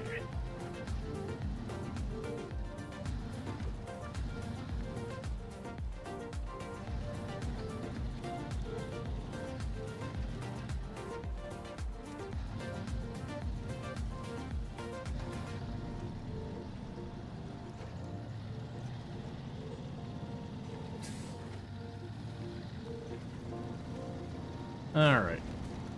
Cool. Little engine knock. That's fine. But yeah, so you can grab the steel beams, and I got basically drag him the same route we're going now. Which is gonna be way worse because you're gonna have to haul a pretty heavy load over this way. But hopefully it goes relatively smooth. Because I didn't do the whole loop back for the gas, which would have been the safer thing, because I just didn't want to go that far out of the way. Because it way more than doubled the trip, because I had to go all the way down and kind of all the way back. Alright.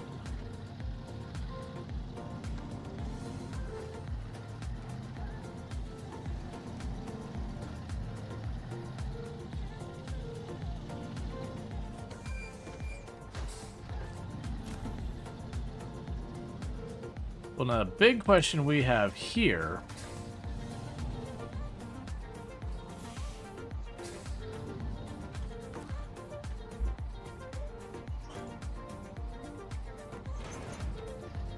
is they make a comment about stuff that you don't manually load.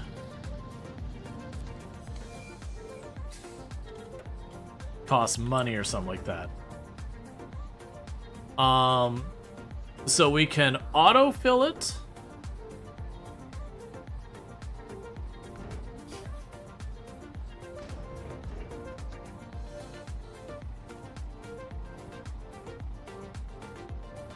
Let's see, metal beams are versatile. Okay. Do I need the crane then pick it up off of that?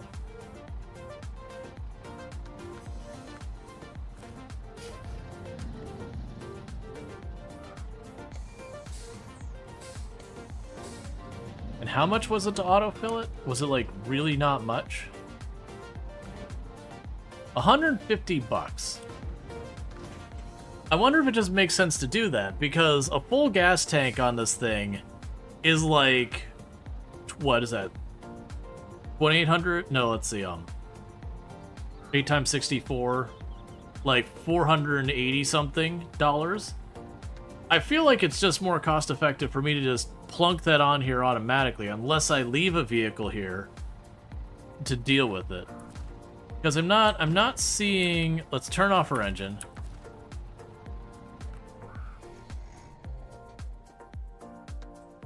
Yeah, because I'm not seeing an option to control it, which means I assume I would need to have a truck here with the crane arm to pick it up and move it, pick it up and move it.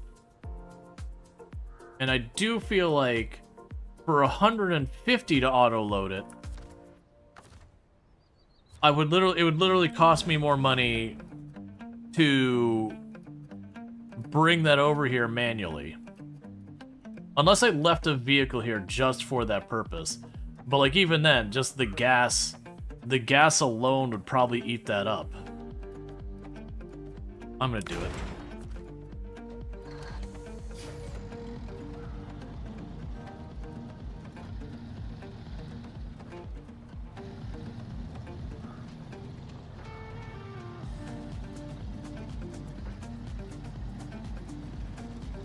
So I also don't really have a spare vehicle I can just drive out here and leave sitting here to operate a crane.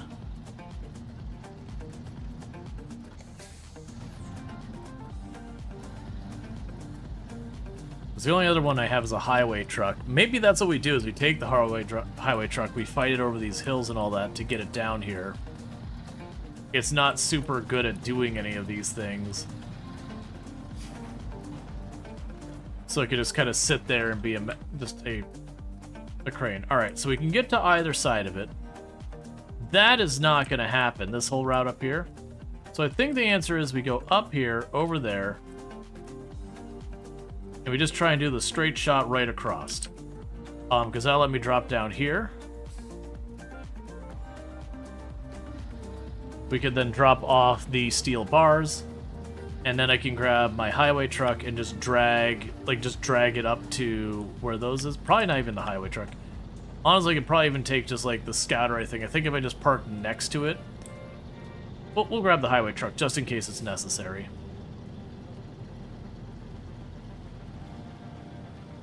That should be all that's needed to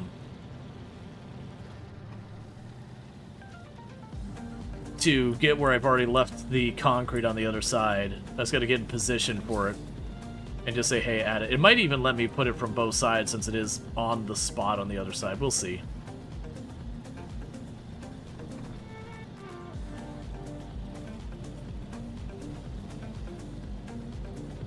Alright, we're fighting for fuel efficiency right now.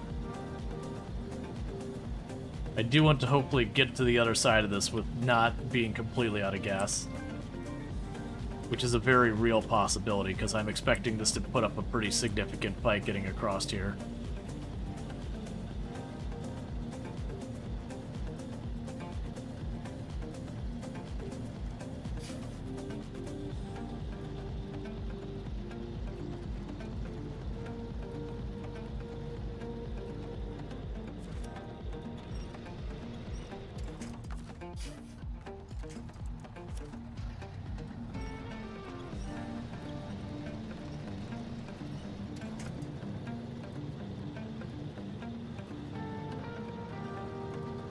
Okay.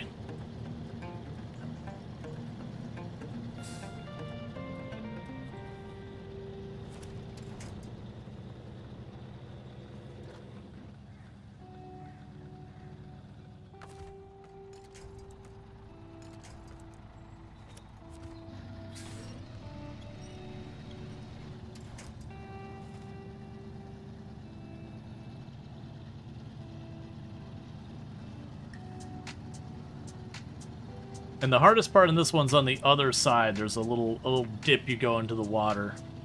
We don't have to worry about bottoming out or anything. It's just very muddy around it.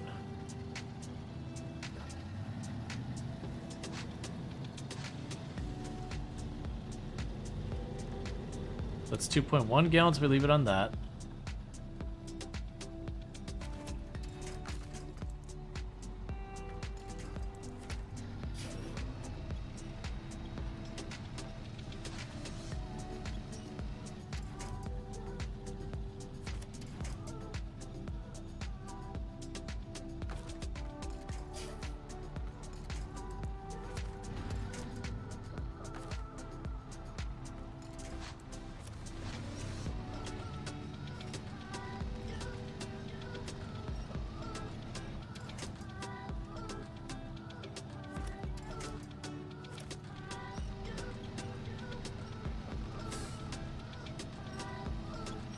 Okay.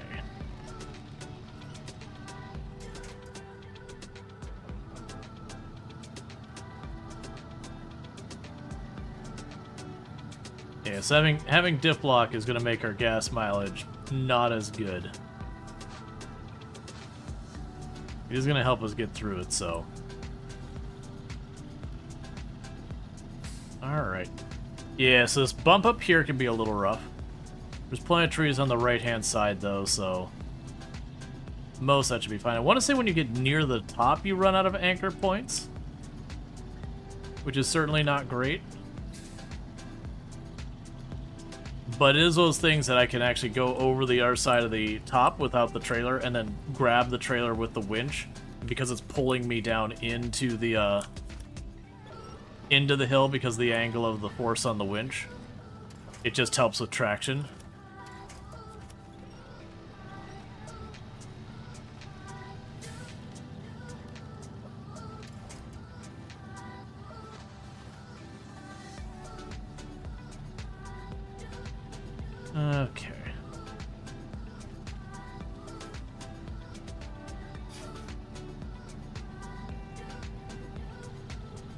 Slowly getting it out of the soup.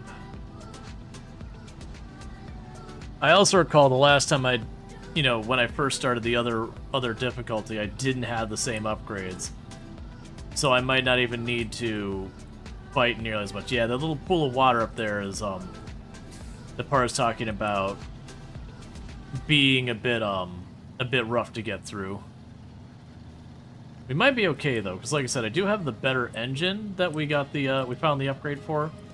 And I remember I did the missions right away, the early ones, before I learned better the last time I played, because I just didn't know how important exploration was, because the game doesn't explain it well. So I, focused on, oh, you told me to do the thing, let me do the thing. Why does this suck?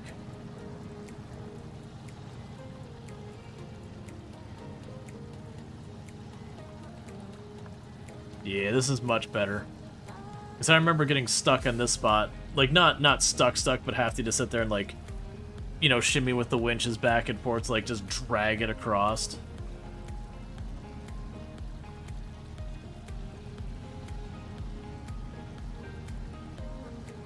I don't think we had the all-wheel drive, because that's an upgrade as well for the vehicle.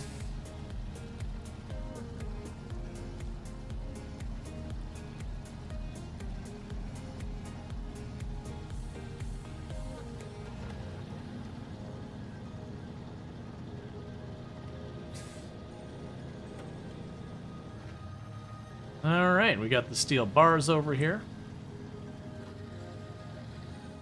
The concrete is on the other side, already in position. I don't know if it'll let me just do it from both sides. Alright.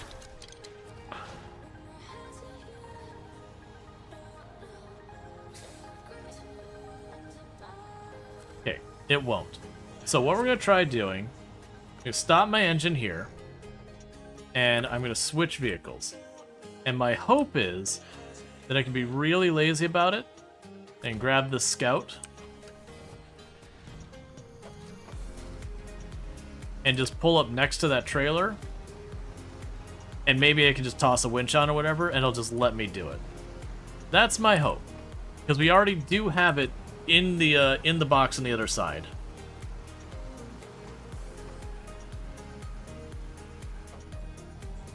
So I'm really hoping that ends up working out for us, because then that would get that bridge done, and that'd be more of the highway opened up.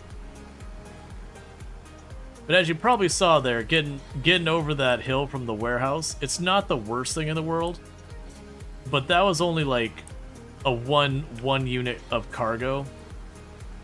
Getting the larger stuff over there is going to be hard. I do wonder if it makes sense to get the highway vehicle, see if we can get the crane there, and honestly just have the truck automatically grab the thing, take the one trip over, go there, have it so it loads up onto the highway vehicle with like the big 4-unit flatbed, so that I can use the off-road or the heavy off-road thing to get the stuff over the hill, inefficiently, but then take advantage of the high efficiency of whatever. We'll have to see where stuff even needs to go, I guess, to really matter. Yeah, it should be up here on the right.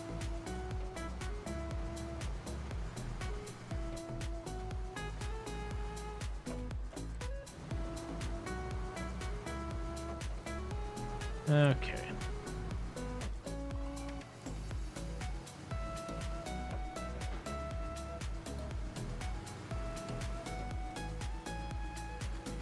And this will be the 2 concrete blocks we got there. And then we did see that the warehouse in town has the steel bars or whatever. And now we could take those steel bars to get some of the other rock slides and all that taken care of.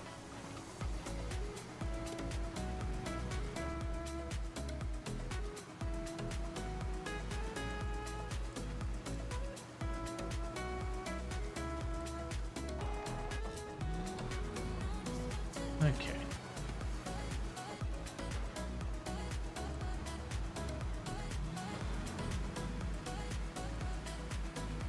So it shouldn't be too much farther up here.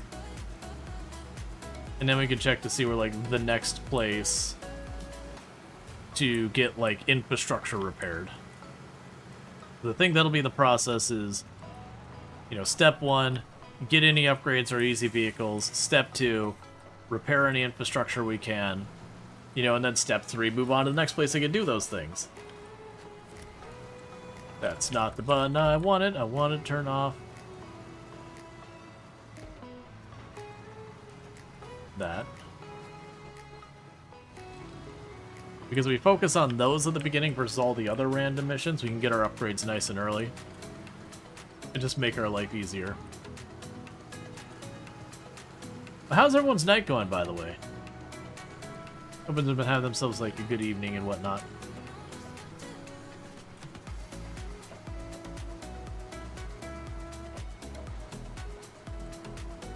Anyone got anything fun they're playing tonight? I know I, for one, am looking forward to Roadcraft a lot. I just feel that game is going to scratch an itch. That is something I wanted this game to have. And it only kind of sort of does. Trying out Windward right now. Ooh, is that the pirate ship game? Top-down pirate ship game? Am I thinking the right game? I feel like I played a game like that was like, you can play multiplayer top-down. Yeah. I remember, if it's a game I'm thinking, I remember enjoying that a lot, that it was a game I ended up 100%ing. Alright, do you count? You do not count. Can I pull up to you and connect you even though it makes no sense for me to be able to... Stop going. Oh, I have the winch attached. That's why it's acting weird. You shouldn't be able to connect to this because it would be just silly.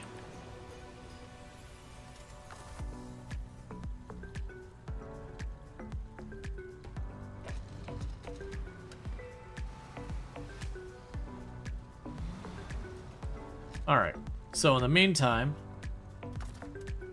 stop engines. I was hoping to not have to bring the other vehicle out here, but that's okay.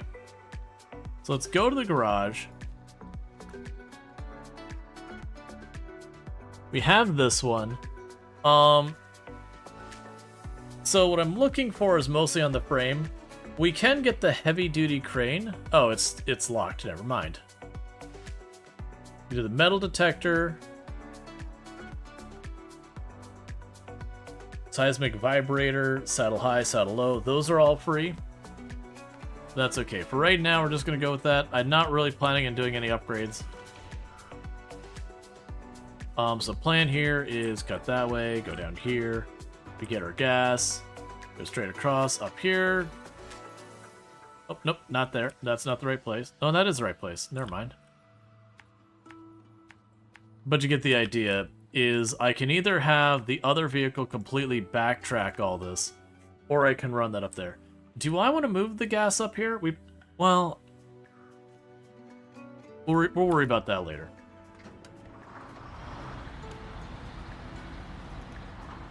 So the big problem with this truck is you notice I don't have diff lock or all-wheel drive. It's really just meant for highway. Nothing else, just highway. And as you probably heard me mention earlier, I found personally that the highway vehicles, I just didn't really find much use for them, other than just to have an extra vehicle. Because you look at my gas mileage, I'm still hitting 1.6, 1.8 gallons per minute, which is about what our big heavy off-road vehicle did. Now granted, for just blasting across the highway at speed, it does do a good job. So I guess you could argue you get gas mileage by expedience, but that only tends to work if you've got good road.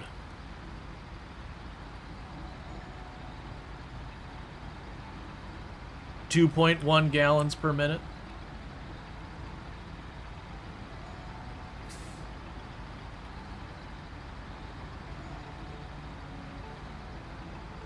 Aw, that sucks, Rage. I'm sorry to hear that.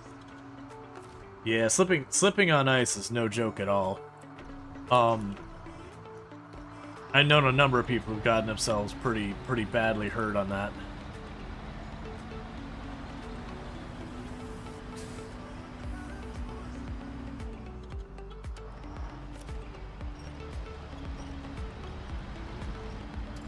But I missed where they mentioned the how much our little leg got hurt. You're doing okay. Sore, looking forward to being able to game again. Broke your elbow and wrist. Recovery is going well. Yeah. Yeah, exactly what I was saying is, as I mentioned earlier in the stream, that originally I am from Michigan. And I've known a number of people who did stuff like broke their tailbone. I know one person who fractured their spine. Like, slipping on ice is real dangerous. Which is not even just ice. Like, slipping and falling, we like to not really think about it very much. Just falling from standing height down, you could very seriously hurt yourself. It's just slipping is a pretty common way of doing that, whether it's ice or, you know, wet floor or whatever. It's like, I remember it was a whole thing working retail that, you know, a bunch of people were being, you know, making kind of cracking jokes about, you know, people just need to be more careful, like, it shouldn't be our responsibility and yada yada, to make sure we have signage, just, you know, it's a tile floor. And it's like, I don't know. I do feel like there's an importance there because I don't know when you last swept your floor and all that. But yeah. Oh yeah, falling downstairs, another bad one. You just helped deliver furniture, and stairs were the worst. King-size bed.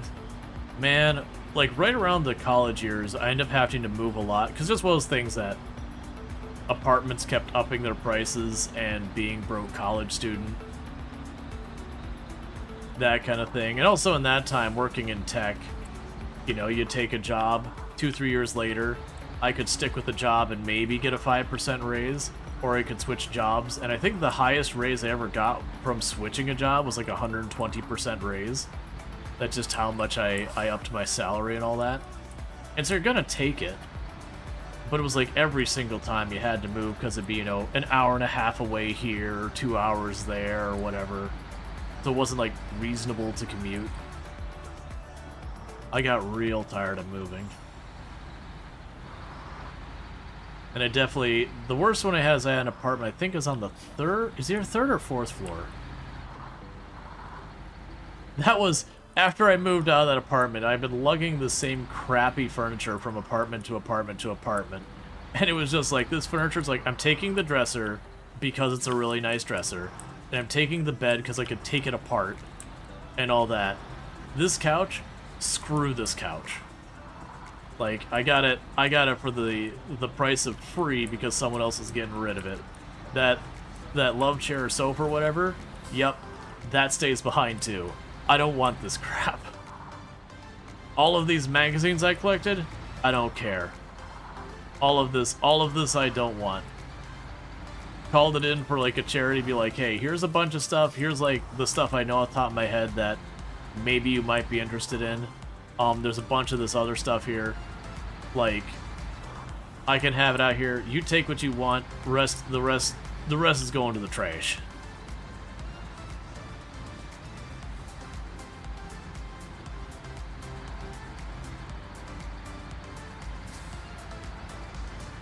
Let's say you're a truck jockey sitting next to the driver, and we delivered for a charity. The customers got all the free stuff. We did the hard work. Yeah, checks out.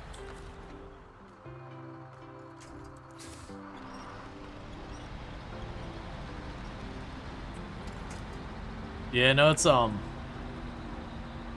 one of the reasons why when something's going on and people are, like, they do the dismissive thing, well, it's like, well, if you aren't happy, why don't you just move? Like, man, moving is not as easy as just move. There's a lot of expenses and logistics involved in all of that. Inevitably, something's gonna get broken along the way. Maybe it's something cheap you don't care about, maybe it's something that's not. Something is gonna go through a bad time along the way. Especially if you just get you and a bunch of buddies to do it. For the price of beer and pizza. But you slipped down the stairs more than once. Both times it was rainy and the wood was wet and slippery. Injured your back really good both times. Yeah. I haven't slipped many times, and I've just been fortunate that I've never seriously hurt myself. I've definitely given myself like some pretty bad bruising and all that, but nothing that it wasn't just like, you know, you're kind of limping away just going ow. Like not serious injury, it's like as much your pride as the actual bruises and scrapes from slipping and falling kind of stuff, I mean. But I've always been the kind of person who's been like super paranoid about a lot of that stuff. Again, see source of knowing lots of people who did seriously hurt themselves. There's a lot of lessons you can either learn yourself or learn through someone else, but not everyone has the opportunity to have that person they know who made the mistake to learn from.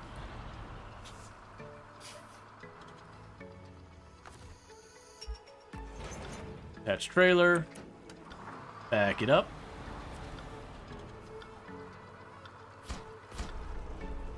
Alright. The more reason one, at least you didn't fall as far as you're holding a rail. Alright, so we got ourselves 1,850. You gotta use the side door and open the gate. Let's see, when you were younger you moved in with 3 friends. We saw a double bed on the nature strip you're looking at. The lady came out and said her husband worked for a bed company, so brand new mattress for you. The last rental, you couldn't use the front door. The wood was so slippery when it rained. We put in complaints that real estate came up and boarded up the front door. Talk about fire safety. Oh man, realistically, if you would report something like that, that would have been the end of it. They would have been facing some massive fines for that. I used to work city government, and I didn't work for code enforcement. I did IT for them, and that's the kind of response that you know without question that you have violated probably a pretty good number of Oh, that's just telling me how big those are. Okay. You know you violated some code. Like, not just a little violation either. Like, you willfully walked in and said, F this code. Which means you didn't deserve just slapped as hard as you end up getting slapped. So I've got 2 service parts there. We can only get steel beams from that spot. There's 3 service parts here on this flatbed. I could drag those service parts all the way over here to do this. I don't know if I need the rest of those materials for literally anywhere in this area at all. Oh, that's the other one. Yeah, this is the rock slide up here. So, yeah, so I can go back, grab this flatbed, bring it over. Honestly, with that one, I can probably get away with just using the highway truck.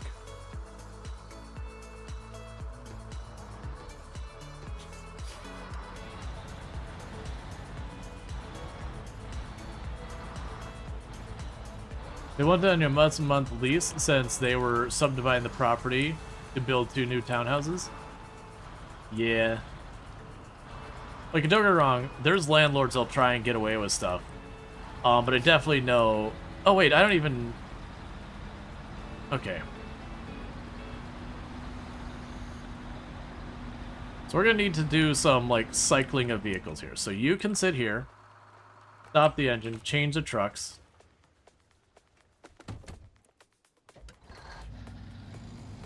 Let's run this down and get the gas.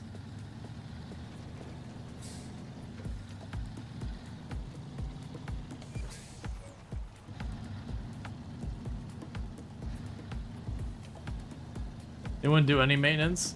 You didn't re-sign the lease? Yeah, that's understandable.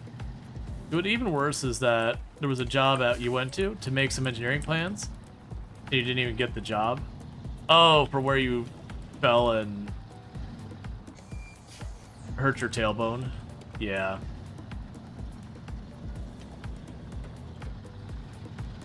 Alright, so I'm gonna take this down. I need to gas this back up. I do think I am going to use the GMC highway vehicle, because It definitely is faster, which might definitely lend itself to being more gas efficient.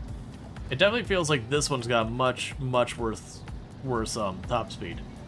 All right, so for the box one here, since I don't know where I'm going to need it next, I'm gonna just plunk it down over here.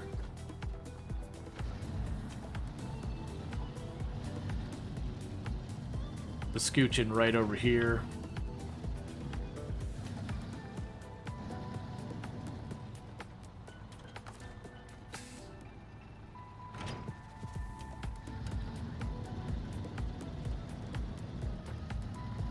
But these stairs are very common in your area. We have houses elevated for hurricanes. Yeah. No, that's I know a lot of the houses and all that down by like, you know, down in your area. I'm trying to deliberately not say where that is. Down in your area in Florida. They definitely have a lot of houses that they put up on stilts or raised or all sorts of other things. You know, save them from flooding as best we can.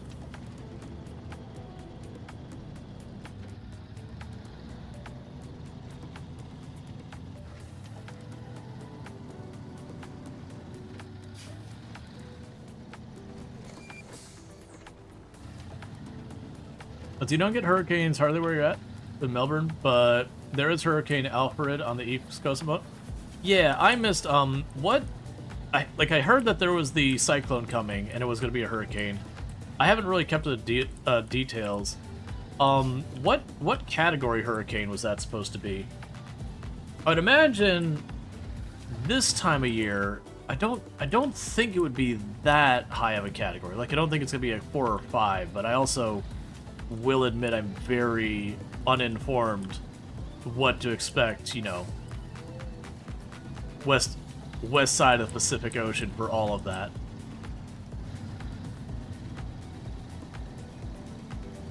It's also okay if you just don't know, because I'd assume it'd be a Cat 1 or 2, maybe pushing 3, because it's, you know, the temperature. You think 2 or 3? Gotcha. I mean, still, if you're in an area that doesn't often get hit, 2 or 3 is still definitely something to take note of if you're in an area that's not a normal, frequent occurrence. Most places that get hit with hurricanes on the regular usually have pretty strict building codes about, like, you know, you have to have certain styles of windows, the trusses in your buildings have to be secured in certain ways.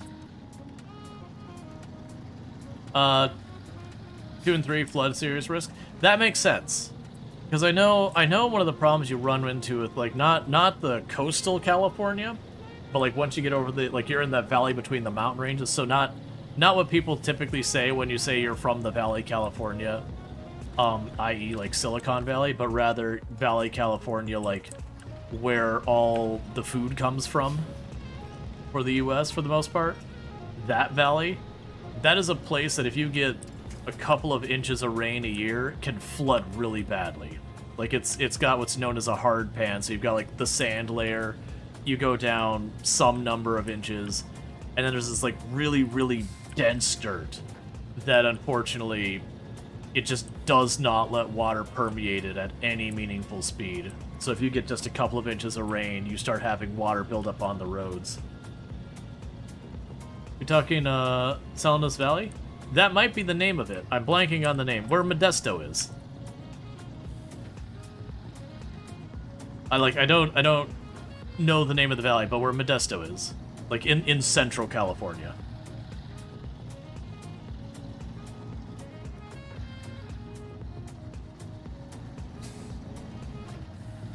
Because I have family out that way, and like they'll have like 2-3 inches of rain, and just that is enough to have like water backed up on the street. And then they would visit here in Florida, where we would have, you know, just our normal torrential downpour that we have pretty much almost every single day during the summer. And you would see them see that rain, and you could almost see their heart stop out of just like, oh god, what do we do? It's like, nothing, it's fine. It's like, that's Florida, you're good. Don't worry about it. I know where you're at can't handle it, just like, not anything like wrong with what they got there, just the nature of how the area is. It's a desert. It functions like a desert. San Joaquin?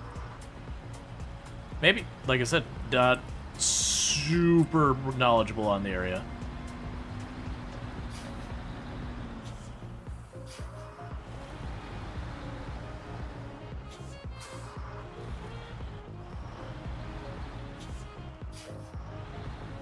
So right now I don't need this.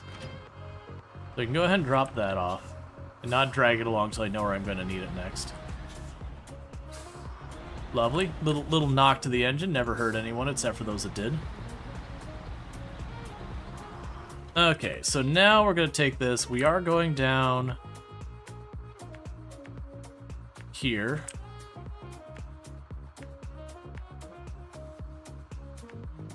And up this way. Is that the one we're after? No, we're after that one. So we can just go right on up through all of this.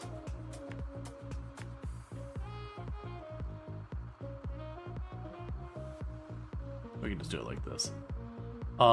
Grab that trailer, and then we go back. Because that has 3 service parts, and I need 2 for the rock block. What about up here? What do we have for the rock slide? Let's check the rock slide's requirements as well.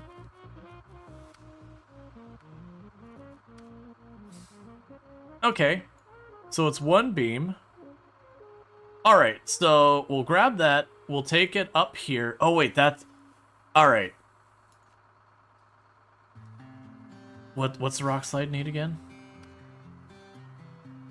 Service parts metal beam. Okay, so this trailer as the service parts to go up there. But we're also going to need the steel beams. And unfortunately, I think we grabbed all the steel beams that are easy to get at, so I'm probably going to have to grab the steel beam. Oh, wait, never mind. There's steel beams, like, literally I can get them out of this building. Okay, that's fine. Yeah, so bring this one over to the east to deal with that. We got service parts right here. That'll be fine. Alright, so we got a journey.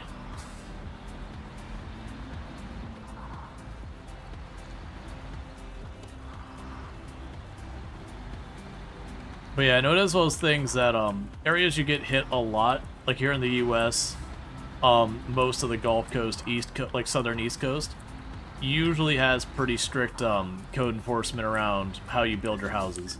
I can't speak for a lot of the other states because I wasn't that involved in any of the governance there because I don't live there. Why would I? But in Florida, working with code enforcement, all that, like, you'd have people complain so much about, like, the roofing and all that. For a lot of those, you get grandfathered in. It's not until you go to the point of trying to sell your house. Or sometimes you go to get new insurance and they'll require your house be brought up to code or whatever. You got a whole bunch of different stuff. But as long as you're not taking any of those major changes, usually you don't have to worry about code at all. You know, but if you do get, like, a new AC installed, it has to be up to code. If you get your roof replaced, it has to be up to code. But, like, if your house is just fine, not broken, whatever, that.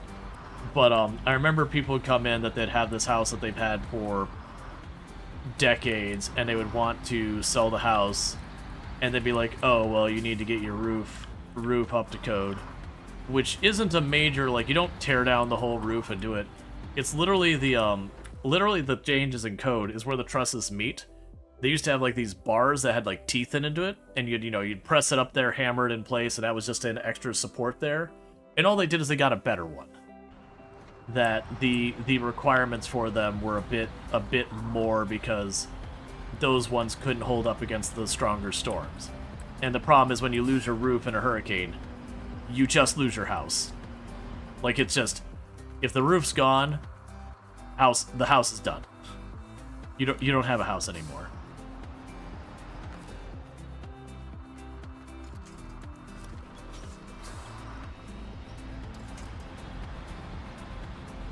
But it is those things that even getting that work done isn't even that expensive either. Compared to, like, 90% of the other stuff you gotta do to keep a house running, it's like a drop in the bucket.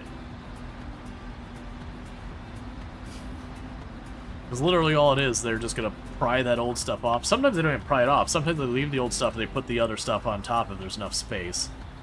But it's just reinforcement. What was that tornado movie years ago? You always wanted to be a tornado watcher scientist. Watch the movie. Oh yeah, Twister. You don't get tornadoes where you live though. Yeah. Honestly, tornadoes scare me more than hurricanes. Like, don't get me wrong, when you're talking raw power and all that, hurricanes are just worse. Because for those who don't know, hurricanes cause tornadoes. Hurricanes are a wonderful disaster. You get flooding, you get like the hurricane itself, you get tornadoes, you get them all bundled in one, and a lot of times they cause fires too. So just, you know, bring the whole bundle in. You know, everyone else is like, oh man, we get a tornado. It's like, man, we get the whole package. To be fair, places like in Tornado Alley and all that, they get them way more frequent than we get hurricanes. Yeah, it's the natural disaster, you know, bundle. You get dust devils in the outbacks, small mini vortexes that kids jump in to play with. Yeah. So, like, Florida normally doesn't get much in tornadoes. It's not never. Every once in a long while, we'll get, like a cyclone cloud or whatever that can spawn tornadoes. But it's probably, like, once every 2-3 years that you hear about a bad one, so far as, like, just showing up. And even then, the tornadoes it causes are fairly mild in the scale of tornadoes. Again, not counting hurricanes. Where, for those who don't know hurricanes... you'll hear people who will sit there and be like, oh, be careful, you're in the northeast quadrant. It's because hurricanes are kind of weird in that the direction they're moving, depending on what quadrant you're in, you can have just a bunch more rain, but not as much wind. You can have tornadoes in this quadrant. That it's genuinely the leading quadrant is significantly more dangerous than the entire rest of the storm, with the exception of the eye wall itself.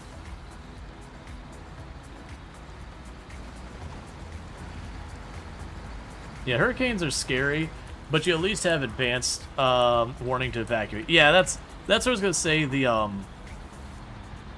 reason I would find stuff like tornadoes and earthquakes scarier is because usually, you know, depending on where you're at, you just have a thing, and like everything was chill, and then suddenly you have the tornado sirens going on, and you start booking it.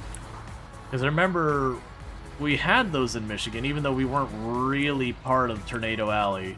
We were just kind of like on the fringes of it. And I definitely remember the times hearing the like, and everyone just, you know, going to your basements or whatever. And it just, like, nowadays it's better. We got a lot better forecasting than we used to, but still very little warning that you might know half hour to an hour before, like, hey, we have a storm that might cause tornadoes, and then you get the warning. But it used to be just, with our not as good forecasting, you'd just be there, and then just suddenly the sirens would start going, and it's time to, you know, go to a strong part of the structure in your home or your basement or whatever. I am suddenly coming to a very significant discovery that I didn't think through, chat. Can anyone guess the problem I'm having in this moment? Because it's a pretty fundamental problem. You know, the lack of having a connecting point for a semi-trailer on this vehicle at this moment. So I can't really get to that one. Well, I don't want to make this a total waste. I do know that you needed steel up there. We get the steel beams here, and you don't have steel beams there. So instead, we're just not going to worry about that one for right this second. I'm going to get over here and get the steel beams. And then I'm going to try to run them up here. I'm a little worried about that spot getting bogged down. But it is what it is. Excuse me, I'm just going to take a quick shortcut.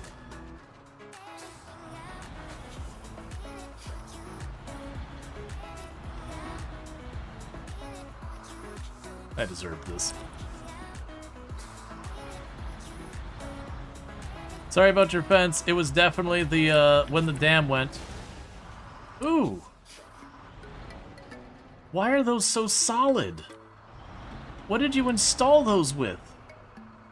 Those things usually only go like a couple inches deep and you can just knock them over by it. Like, you can go to someone's house and just shove those things over.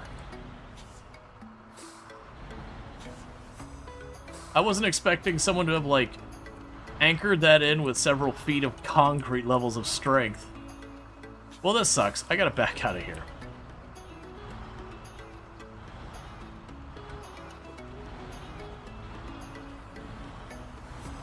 I'm still not sorry about your fence.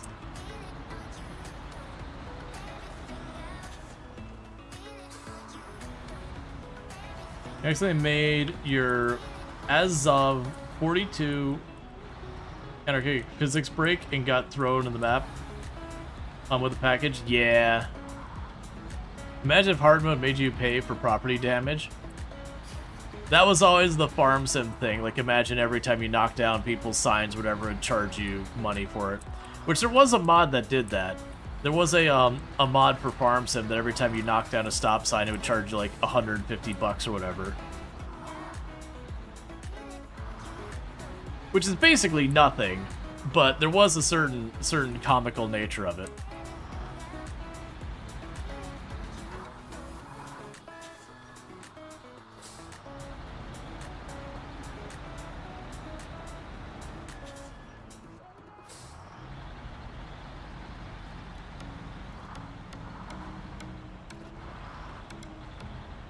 Oh, I can actually haul that one. Ooh, do we go big? I feel like we go big. I shouldn't go big, but I feel like we're going big. Alright. Did I already grab the mission here? I'm pretty sure we did, right?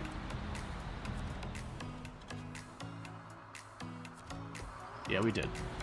Alright, so the plan here, and this is probably a terrible idea, is I'm gonna get the steel bars I need.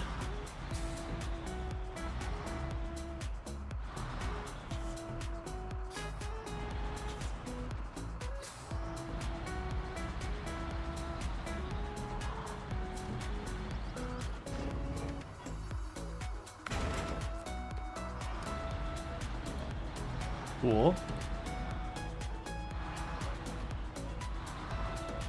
And this has the service parts I need.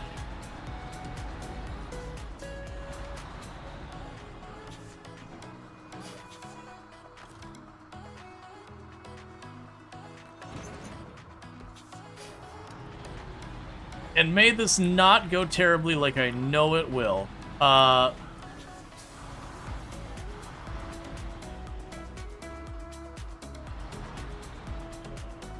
Let's see, you're close to a cap rock, so the posts are cemented in holes in the cap rock. They're solid and will not move. Yeah, but this is Michigan. Got a bunch of mud and dirt and all that on top of all this. Oh, I'm expecting this to go bad. So let's keep nearby these telephone poles. One, it'll keep me out of the worst of the mud here.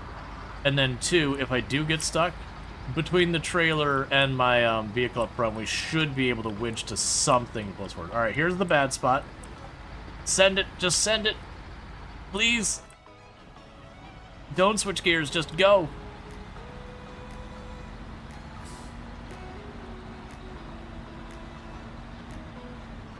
This ain't going that bad, considering that was the worst spot. And this is an unupgraded truck. Like in any... What? Yeah, no, it's not an upgrade. I was trying to think if that was actually true or not.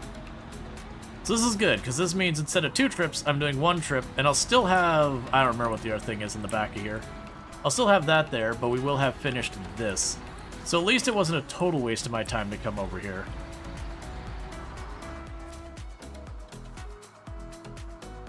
Oh, I have to switch tasks, because it can't turn in what I'm not tracking. So rock slide... Start tracking.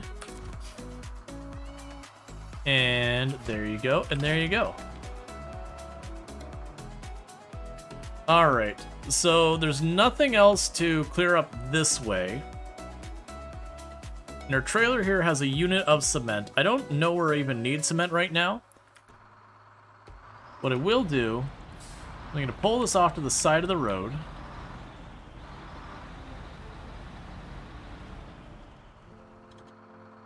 And turn off its engine. And then we're going to switch our vehicles to the Fleet Star. Okay. So the Fleet Star is going to need to go to the garage before we do anything. That's not how I do that. It's going to need to go to the garage before we do anything. And the reason it needs to go to the garage is I am going to need to add the semi thing attachment point, whatever you call it. I can't think of the word.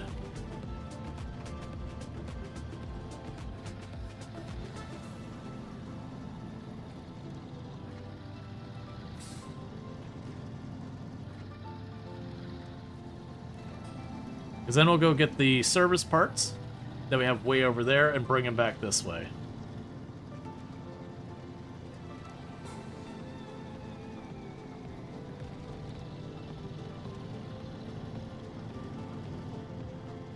But the good news with this is now I should be able to grab one of those fuel trailers, and I should be clear to grab it and drag it all the way up that west side to the new area, so that we could then take one of the scouts or whatever and explore all that.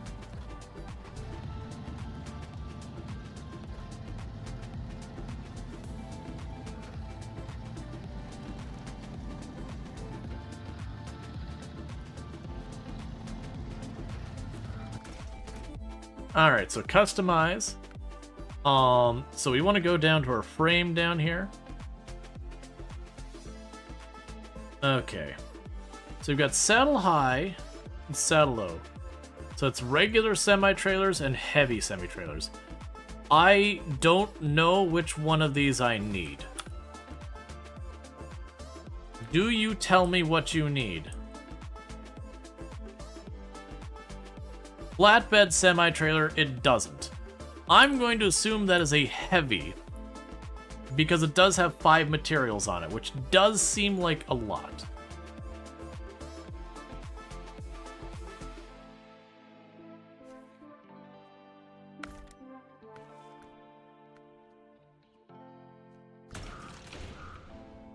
Okay, so from here we want to run all the way back over.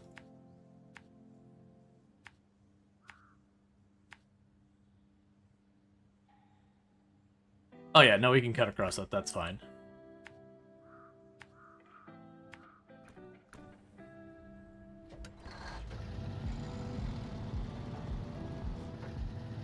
Alright.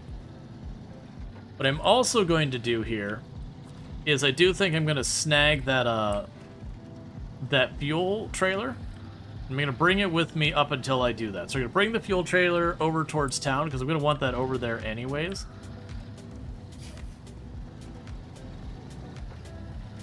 Because the intention is I am going to drag that over to the next map. That might even be what we do. Hang on, is there something else I need to clear on this side yet? Yada yada yada. We're all fine here. Yeah. So let's go ahead and plan to change our route a little bit. Let's grab the fuel trailer and bring it to the other map for the time being. Because then we can leave that fuel trailer over there for using with the scout and all that to go acquire more upgrades and all that kind of stuff.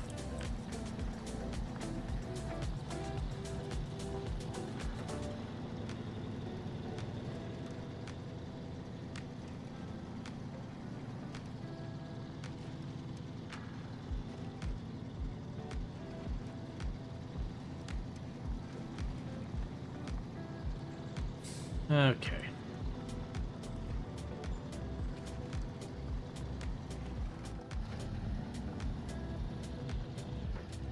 I wonder if I can just be really lazy about this.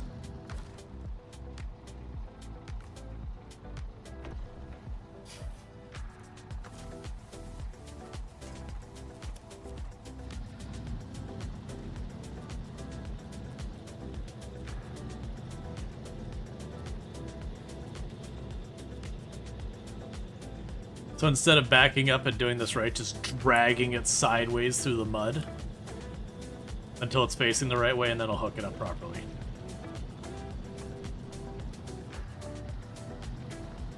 All right.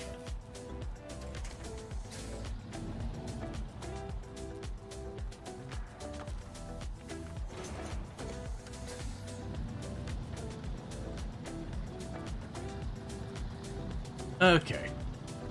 So like I said, my plan is to basically take this to the other map and just drop it off. I don't even care where it is on the other map. The big point is just have a spot I can return to that I know I can get gas where I don't have to go all the way back down here. And then we'll top off, and then our return trip I can grab the flatbed with all the parts and all that and bring those to clear the rock slide on the other side.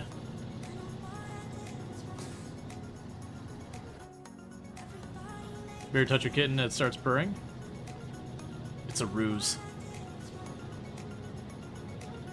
Don't fall for the trap. I mean, but definitely pet the kitten. But, you know. Just trying to get that food. You know how it is.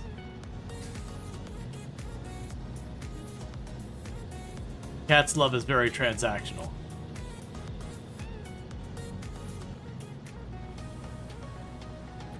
Server never stop petting the kitty or it swipes. Never stop petting the kitty or it swipes, but also if you pet too much, the kitty will also swipe. You need to pet the exact precise amount of pets that the kitty demands. The kitty will also not be clarifying the amount of pets this is. You must manage to put yourself mentally in tune with kitty. Where you get the claw.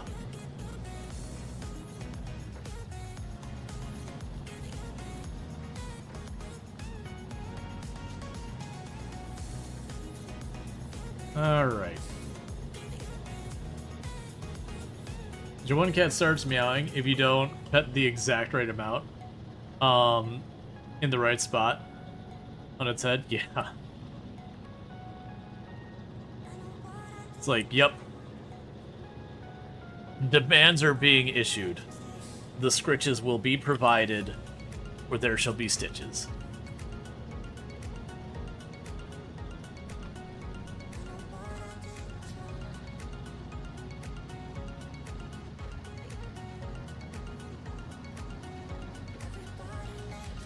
Alright. So my hopes are, when we get to these next map or two, if everything goes well, there's a good chance we'll be able to get some proper upgrades for our vehicles. I would love to get some better tires. Now granted, as we rank up, eventually I will just cave and buy stuff. But right now, I'm treating every dollar as precious. I will need the upgrade to finish our task to get more money. But we're doing pretty good so far.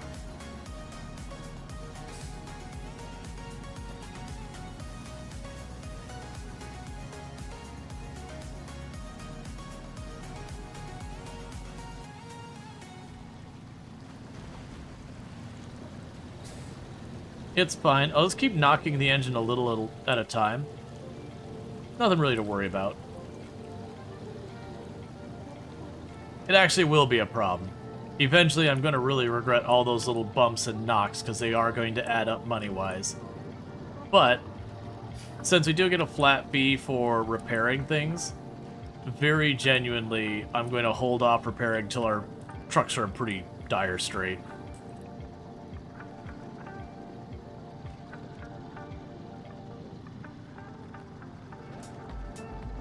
Okay.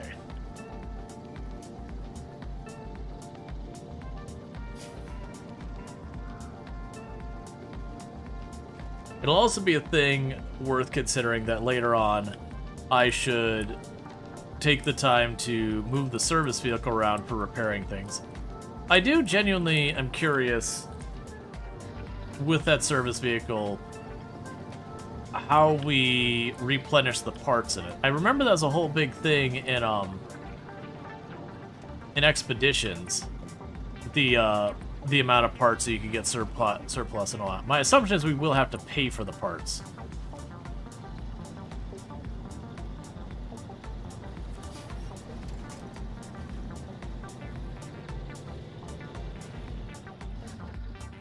Alright, so let's go here.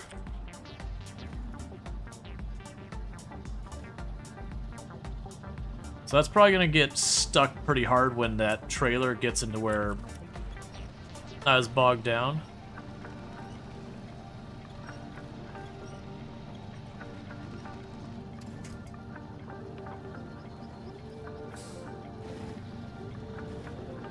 Okay, and we're good.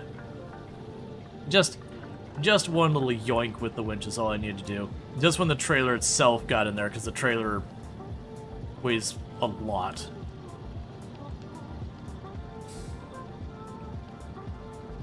Alright. I don't need all-wheel drive here. Just wasting gas.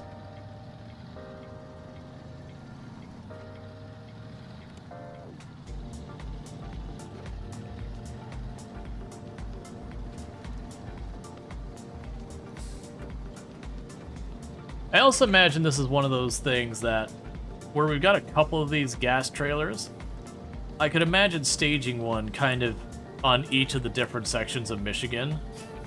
Like, I know this section has its 2 gas stations.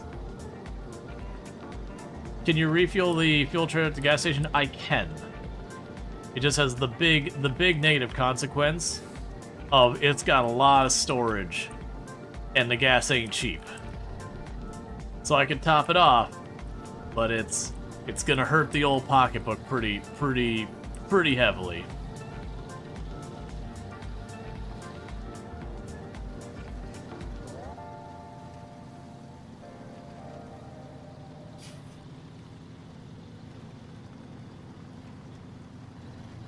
But I imagine we will need to do that later, because there's going to be times in the game where we have to get really far from the gas station that realistically I'm not going to be able to drive back and forth and get much done. So we fill up the gas trailer, drag it all the way out there, and then operate from there, which is what I'm trying to do right now. So we don't really know everywhere I'm going to go here. So for the moment, let's just plunk this bad boy right up here.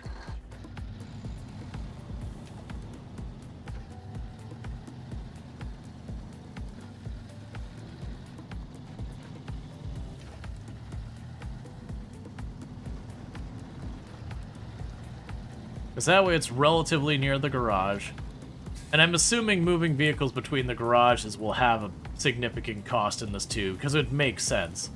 Because otherwise it'd be not a way to really cheese, but to circumvent where you're supposed to have a bunch of expenses. But what we'll do from here is I'll fill this up.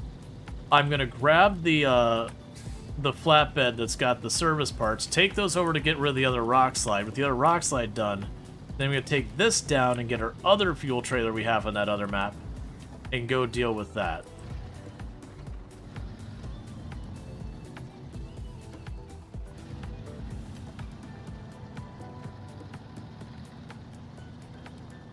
Let's just bring this in here.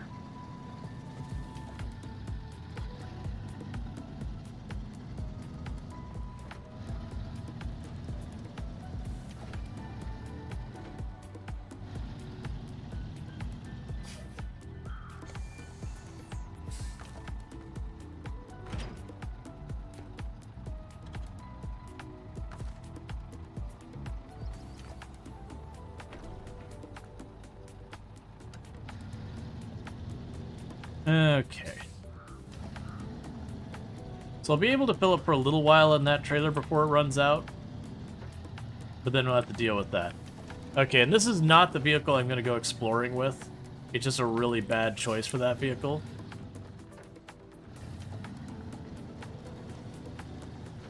This is the right way, right? Yeah. But we're gonna run back and grab the semi-flatbed. That was the whole reason we were going up that side to begin with. gonna drag that back. That should put me in line towards getting the other fuel trailer. We could drag that out of the mud where it's at. And do some good. Is there a mission called More Fuel on the map? Yes. I believe that was I needed oil drums or something like that. That we have a specific trailer we have to get. I haven't grabbed it yet. Generally speaking, I'm using the scouts and all that to sort everything out like that. We just haven't checked out that map. We're still working on the first map. But that's fine. Alright.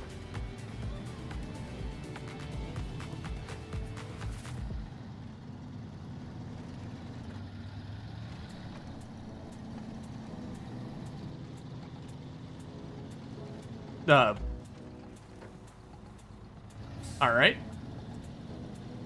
We didn't hit that sign. It kind of rose up out of the ground like it was being beamed up by a UFO or something, and then suddenly realized, oh wait, I'm not supposed to do that, and then flipped through the air. That's certainly... Did someone slip something illicit in our in the cabin of our truck? Is that what's going on? Someone, you know, slipped something into the air, it's not intake, that's what I'm looking for. The ventilation. Because our character's clearly seeing things that aren't real.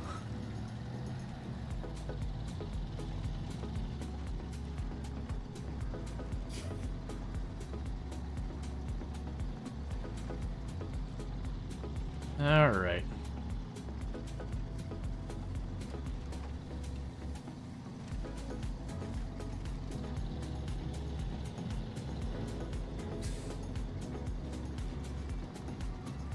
Just zip along here really fast.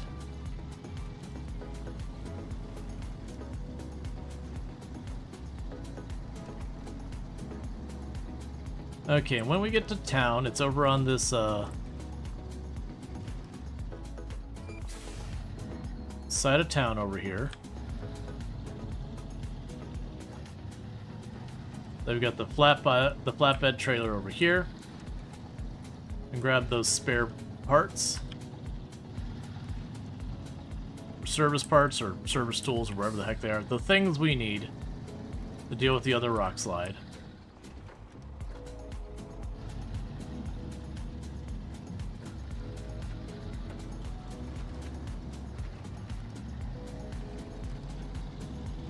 Why does it feel like that's not going to work? That this isn't considered a quote-unquote heavy trailer?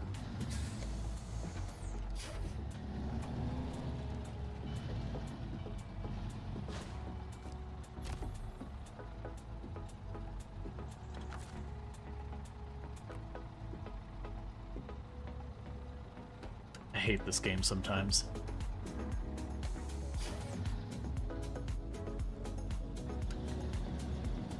Alright, I have the wrong trailer.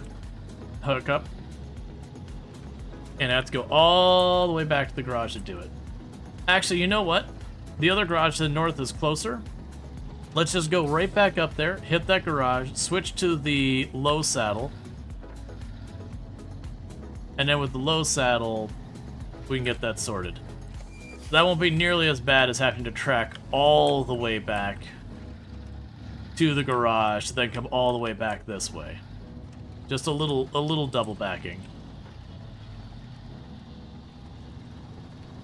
But yeah, that's the kind of stuff that are my big complaints, that the game should be a lot more transparent about what you need, where I don't have to get directly to it and have it be like, you got the wrong thing. Be like, yo, you know, maybe when I have the connection on here, maybe show me that, like, hey, this one, mark it red if I don't have the right thing, that my current vehicle in its current configuration cannot equip it, or orange or whatever. And then if I'm good for it, just leave it white, like the way it is. That way, at a distance, I can look at it and be like, okay, I am not properly equipped. Because otherwise, it's just memorization. And it's not even fun memorization. It's not like figuring out the way to min-max to get the most thing. It's like, oh yeah, You just got to remember each and every individual trailer, what they can store, what configuration you need, and yada yada. But that's usually, like, that was what I mentioned earlier, the two things I feel like this game does badly. Like, it's got all sorts of good things, but the two places this game I felt they could always improve is, one, nudging the player to be like, yo, exploration is extremely important. Like, very, very important. Like, don't do your missions, do your exploration first. Just nudge the player in that direction, because otherwise the game's just frustrating. And then two, is there's just a lot of places, like when you have a trailer, that it should have just like the icons, here's the things that this can load, here's the trailers you can hook up with this. Like those kind of things that just make it very straightforward. It's like, here is the limitations of what you're dealing with. Alright chat, bear with me a moment. I need to use the restroom. We're in an ad break anyway, so I'm going to quickly do that, and I will be right back. So thank you again for tuning in. I'll be back in just a couple minutes.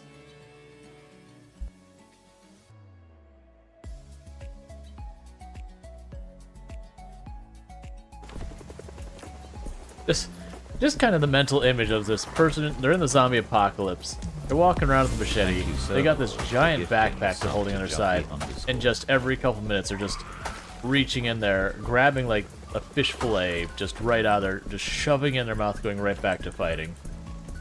Just, it's a weird view in my mind.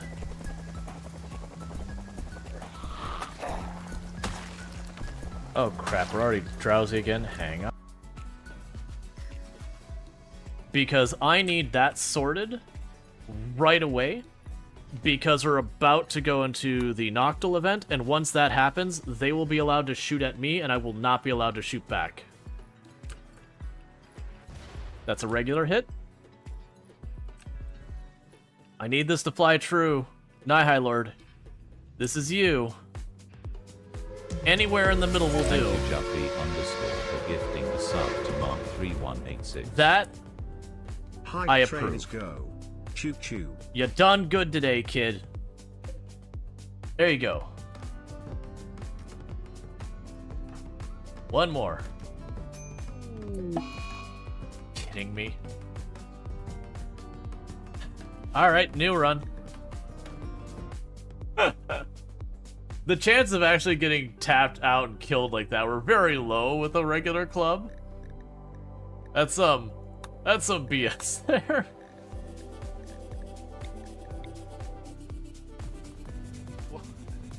What is going on?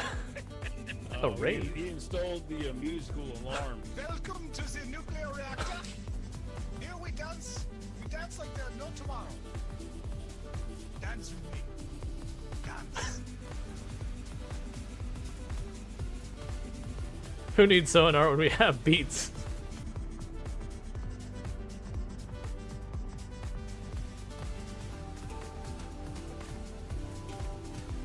I mean, the accordion makes sense. Thank you, Serverlord, for gifting a sub to me. I had no idea that this sub was rated for Europower. Well, it's not. No, that'll definitely overload the reactor engine that kill us all. I don't think I've had nearly enough drugs to these. That sounds like a you problem. I'm sure that looks better in theirs, Can I like get you a headbanging. sweet malty? We could do it. We could do it. I think I can. How's that gonna work? Are you all hype training while I was using the restroom? Thank you so much, Serverlord, for gifting a tier 1 sub to Juffy. Thank you, Juffy, for gifting a tier 1 sub to Mark. And then thank you, Serverlord, for gifting a tier 1 sub to Nihai Lord. Okay, and that was way earlier, the other one. Alright, so thank you so much for the 2 gifty subs, Serverlord, and the gifty sub, Juffy. I really do appreciate it. It means a whole heck of a lot, so thank you so much for that. But yeah, so thank you so much for that. I really do appreciate it. Like, I'm not trying to, like, correct my thing. As a reminder, I am doing my plus push right now. For those who don't know what that is, basically, on Twitch, creators by default get a 50-50 split of tier 1 subs and all that. So if you drop $5, I see $250. We have what's called the plus program, where if we get 100 plus points, it becomes a 60-40 split in my favor, and if it's 300 plus points, then it's, you know, a 70-30 split in my favor. The 70-30 split, not really realistic for a channel my size. We do have the 60-40 split ongoing, but it does run out at the end of April for me because we have to re-up it once per year. And so at this moment, I've got January qualified, February qualified. I just have to get March because you have to get 3 consecutive months. So we are in that push. I'm not asking people to spend more money. The one thing I am asking is if you are looking to like gift 5 subs or buy bits to support the channel, if I can convince you to upgrade your subs, that will do a lot more to help me right now. That said, any and all support is appreciated. I have been trying to contact you about your car's extended warranty. Oh, okay, Cookie. And thank you so much for those 100 biddies and all that. I really do appreciate it. But yeah, so it's just the nature of this Plus program thing. Like, by all means, Prime subs and all that I really do appreciate. They do still help pay the bills. It just gets this weird thing with the Plus program where when we're... Thank you, Drawnfangel, for subscribing for 3 months. And thank you, Drawnfangle, for the Prime Gaming, so I really do appreciate that. That 3 months you've been subbed to channel.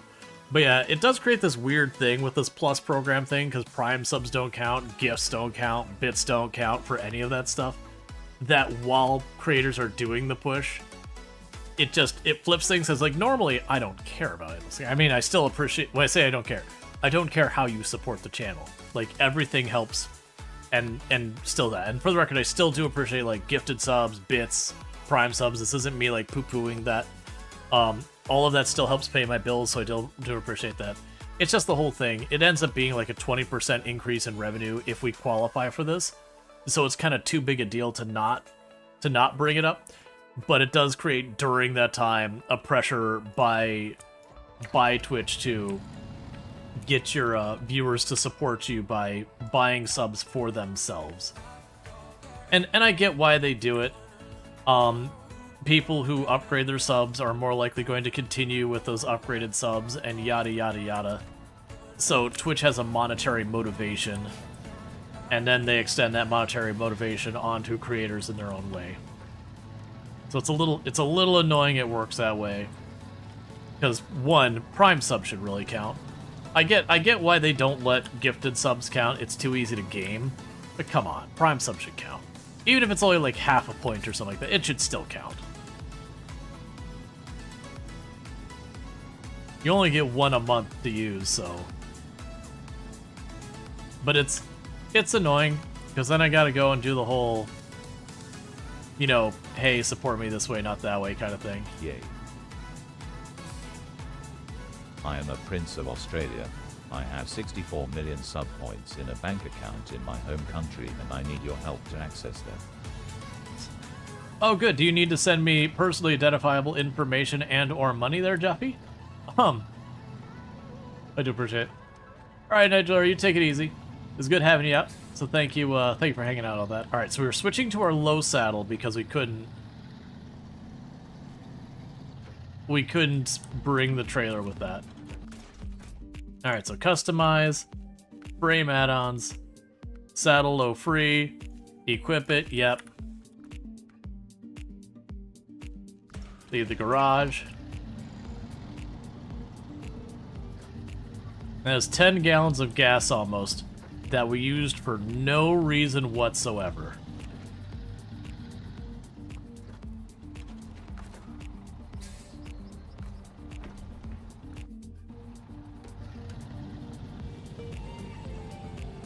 Alright. So now we're going to go back to getting our trailer. So we can get the service parts over, or service tools, wherever they are, over to the rock slide to clear the rock slide. And they'll be ready to take probably the Chevrolet that we currently looked at and said, oh, it's just not ready to do what the quest it was on, or mission is on. Bring it over here and start scouting out this map for easy upgrades, vehicles I can just pull up to and get for free, that kind of thing.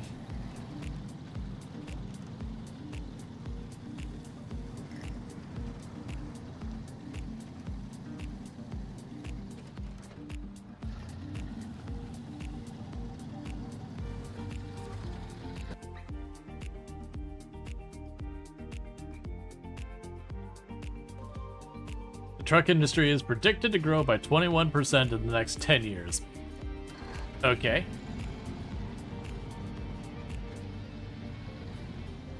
I feel like that's out of date information, but okay.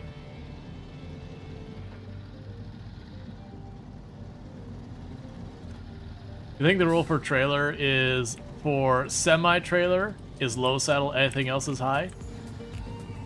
Don't know. The truck industry propaganda makes me chuckle. Well, I'm willing to bet at the time that this game came out, that was the expectation, because, you know, SnowRunner's been out for a good while now. And thanks so much for that hype train, hitting level 2 at 33% with 4 gifted subs and 200 biddies. I really do appreciate that support, so thank you. It means a lot. There's a tip. There was a tip that confused you for the longest time. Oh, let's see. You have a question. Let's see. What do you do if you come across a very steep mountain? You had to go with AA wood package? I have no idea any of those words and what they mean, Whistlewind. So I would love to answer your question, but I'm assuming you mean like a wood plank delivery, and I don't know what I mean by AA or anything like that. So unfortunately, I can't answer your question.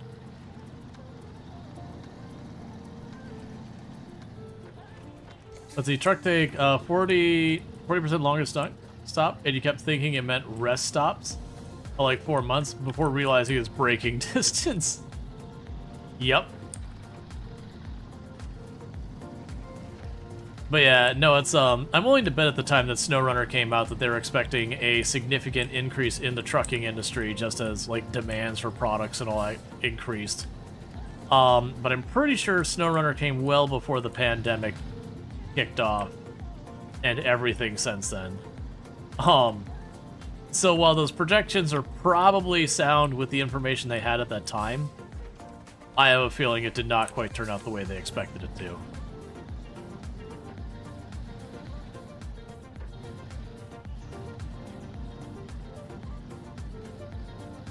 A lot of trucks go through yellow, almost red lights. They can't stop quick enough, yeah. So weirdly, actually, if you're a game company right at the time that the pandemic kicked off, the gaming industry did really well during the pandemic because a lot of people weren't going out, whether they weren't supposed to, or, you know, immunocompromised, or just generally, like, it was just, things were what they were.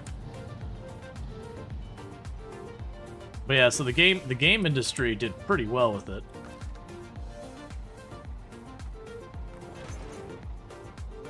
All right.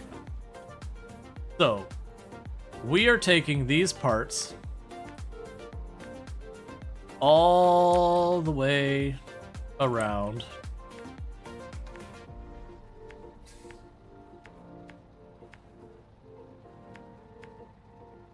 to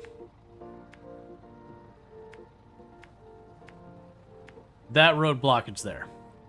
And that'll take care of that road blockage, and then other than the wooden bridge, that'll be everything sorted out on this map so far as the infrastructure goes. The wooden bridge was a weird one. I remember taking the time to build the last time. I think we only had like one mission over there the entire time. I imagine as well as ones that... Oh no, wasn't there like a mill thing?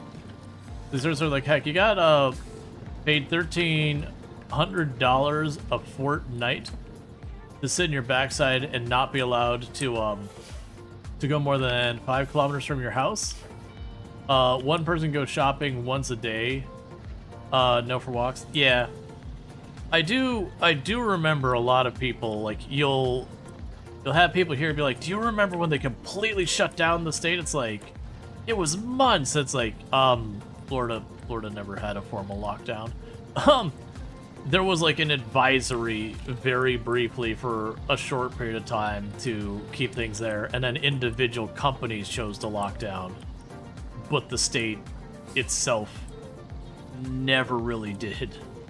And you'll still have people like, oh yeah, you couldn't do literally anything. It's like, I mean, that was businesses making those decisions, which I think were the correct decisions, for the record.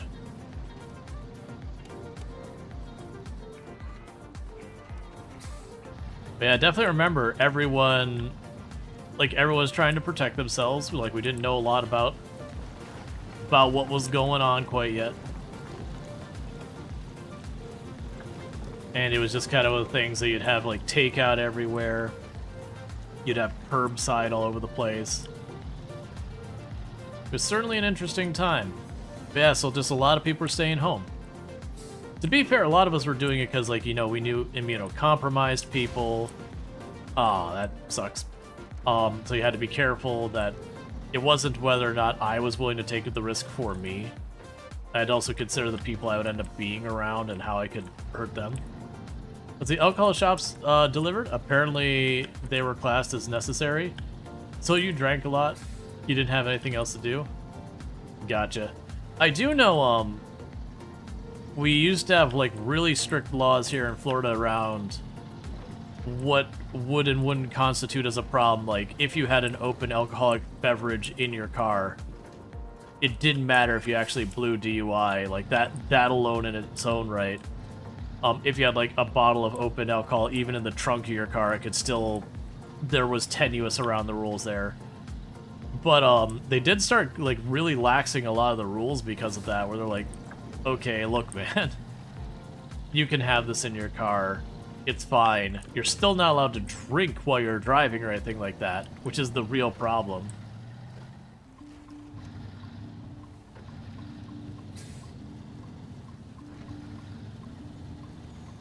To be fair, alcohol addiction can kill if someone goes into withdrawal.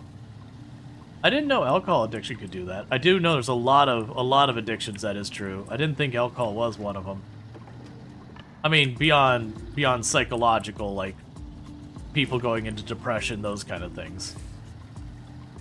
But I mean, so far as like, you know, people who get addicted to stuff like heroin, if you try and make them cold turkey, it can literally be lethal.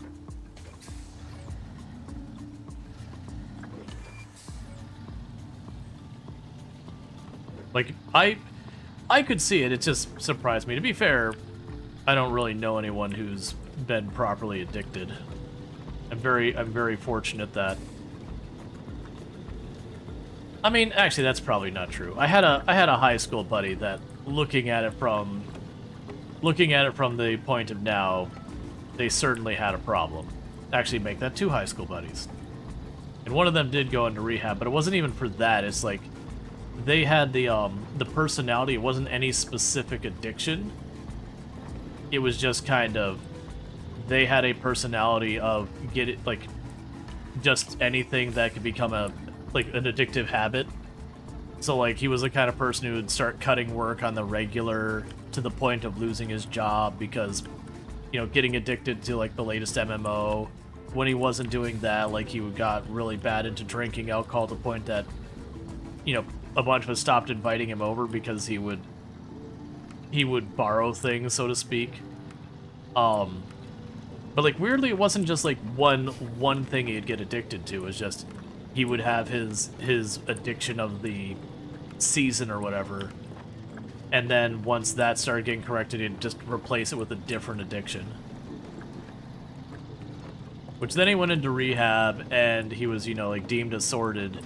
But after having been in and out like once or twice, he did be like, no, I just want to stay. Like when I say rehab, he's not like, you know, where he's like locked in some center and everything. But he would have to go back, check in. That he actually got to the point. He's like, no. He's like, I understand the person I am. Like I want to keep with the program. Cold turkey from high volume alcohol can cause seizures. Gotcha.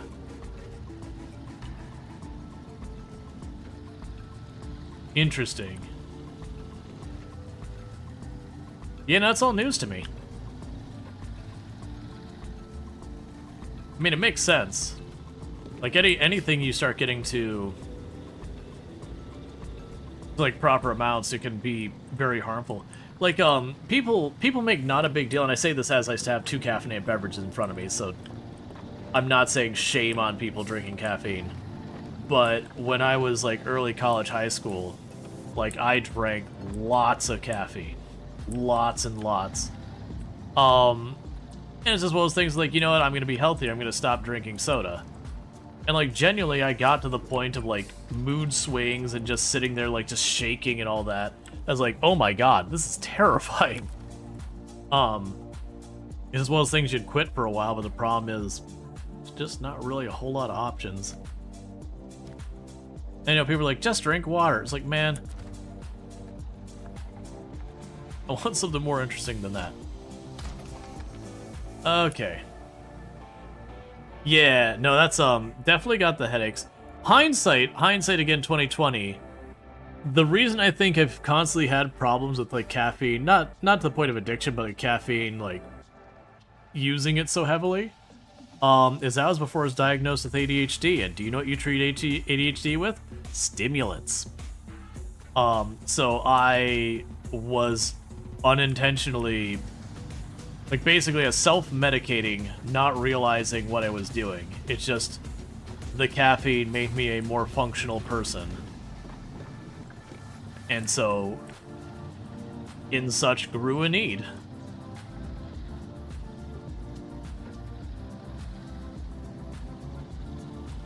Alright, so let's drop this off over here.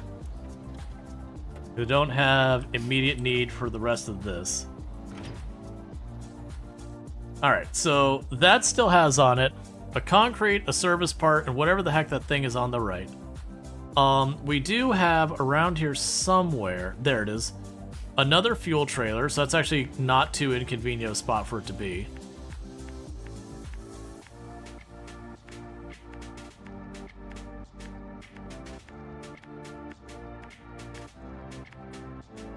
Alright, so grab that trailer.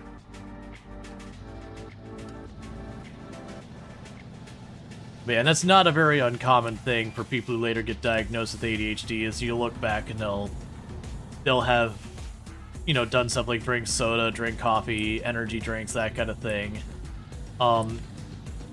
Very, very heavily kind of thing. And a big part of that is, as I said, even before you're diagnosed, you end up being like, no man, I can't concentrate. I need, you know, daddy needs his fix.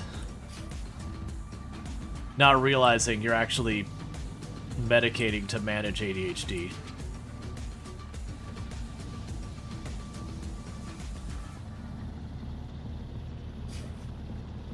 Quitting is for quitters. Aw, man, I used to make it. It's not really that great of a joke. It was, no, I'm just drinking. You're not an alcoholic till you quit. Which is not at all true and is definitely dismissive of stuff. I think I got that from The Simpsons. I think that's a line that like Barney says or something like that. I don't remember. Barney, who is a raging alcoholic in that. You can drink coffee at like 9 p.m. and still get to sleep. You don't drink coffee nearly as much now, but you crave some semi-frozen water since you cut down on alcohol. Interesting.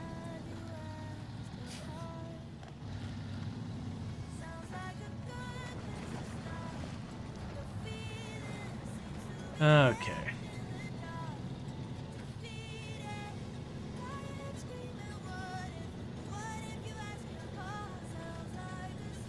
Well, this is not encouraging that I don't have the payload yet, and we are struggling to get over this. Come on, you can do it. Oh, we're bottoming out. That's the problem. Right, and this is the upgrade part we came down here for previously. We already have it, though.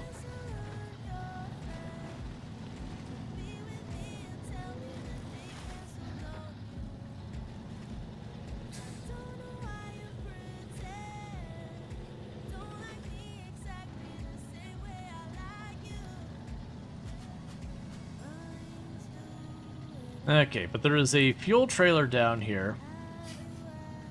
So the plan is to grab this, and so where I took that other fuel trailer away to give me more range on the other side, the plan here is to grab this fuel trailer for the same kind of purpose, except for instead of going to the other map, we're going to position this one strategically on this map again.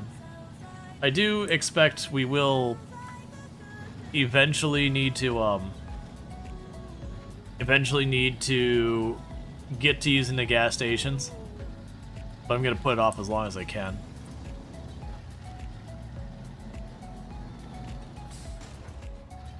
That's fine. We'll just put that damage with the other damage.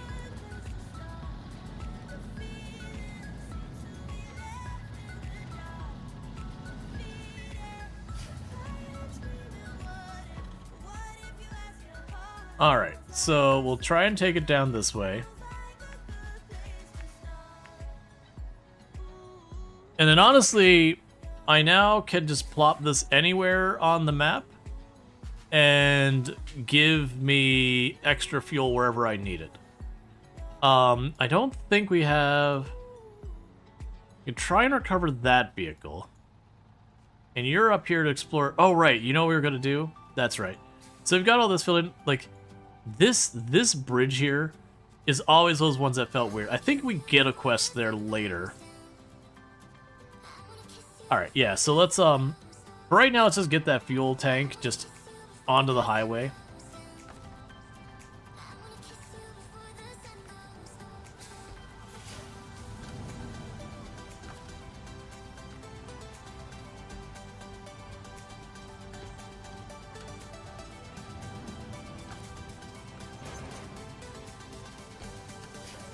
And I'm not going to really worry about where on the highway it is.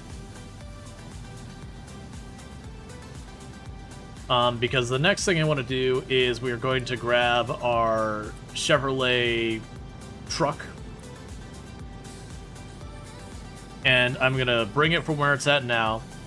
We're going to go by this, top off. We're going to get to the next map, and we're going to start exploring the next maps, watchtowers, get our easy parts, that kind of thing.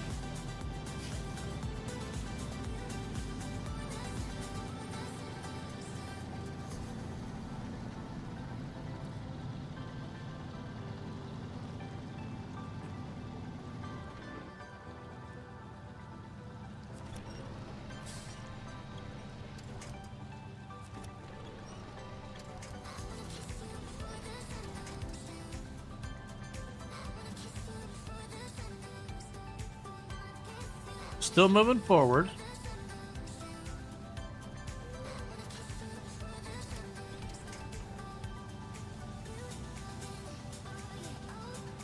Just little by little.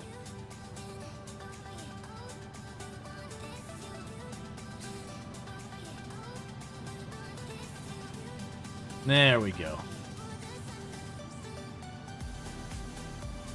You're gonna lurk, and have a League of Legends with your brother and nephews?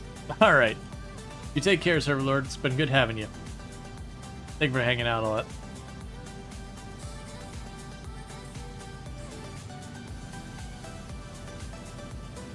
Alright.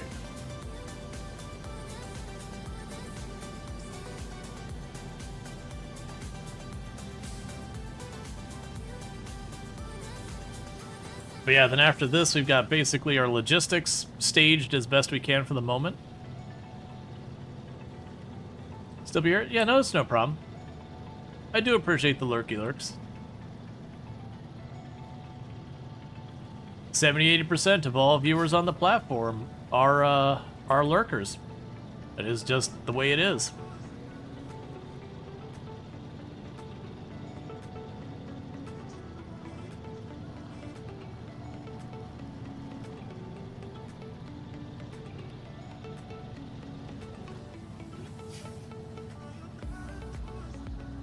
Okay, almost to the highway, at which point then it's easy breezy from there.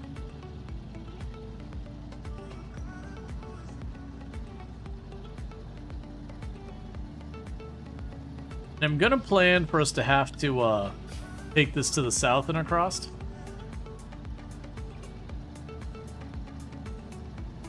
As the gas station's right there.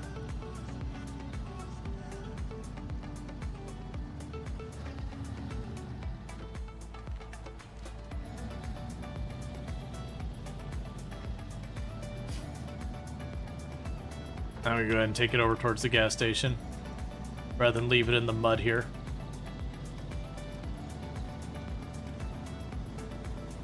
It basically just means I can stage this, and then when I know there's someplace I'm going to need to bring this, I can bring it there.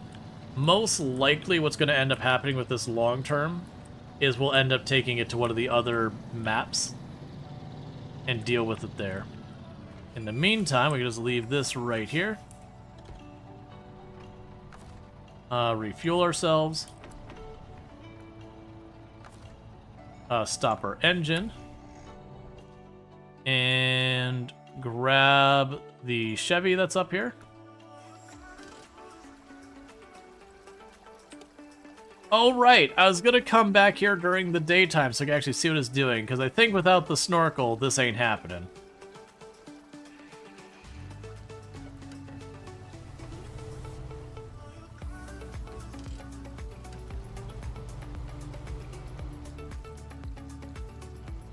Because we started to go in and it was giving us the warning that we were about to submerge the engine. We're like, alright.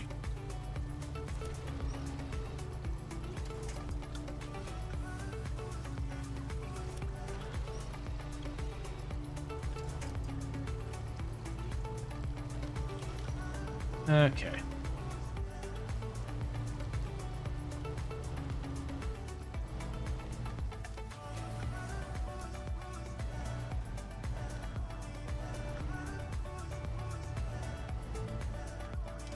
Okay, so with this, there is a trailer over here.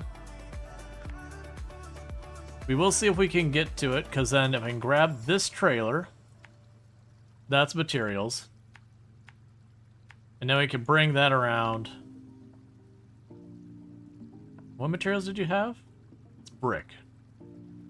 I know we're going to need brick, so I'm just going to chuck it over here someplace. Well, actually, yeah, I can just chuck it over here in the concrete after we, like, pull it out of the water over there.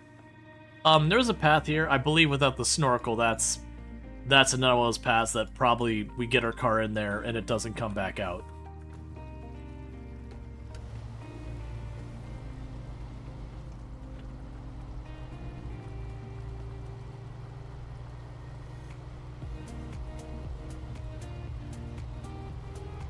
Alright.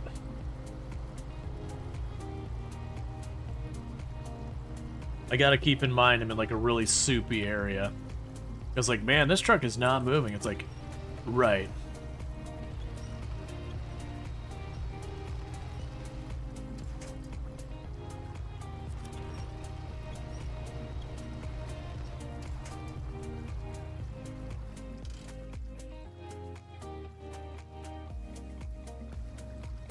We'll see if I can get around this corner.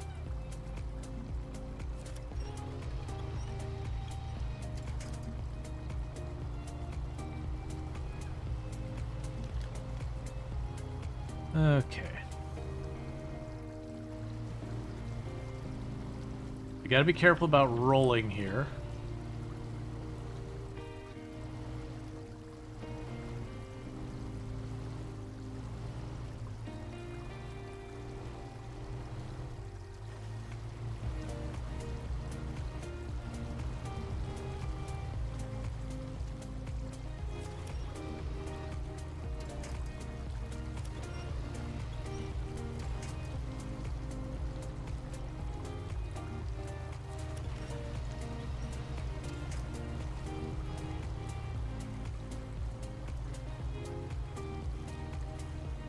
Can't see what I'm stuck on.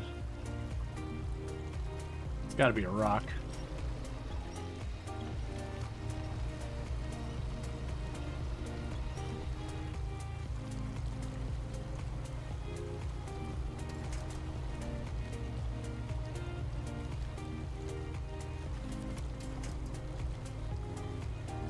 Okay. You often lurk while you're asleep, just to pump up the viewer number. Streams you like? Well, it's appreciated. There's definitely that as well. There's a lot of people, you know, while they've, you know, lurk in here, like, even if they're not really focused, it's just background noise. Kind of a thing to, like, not have silence to relax to.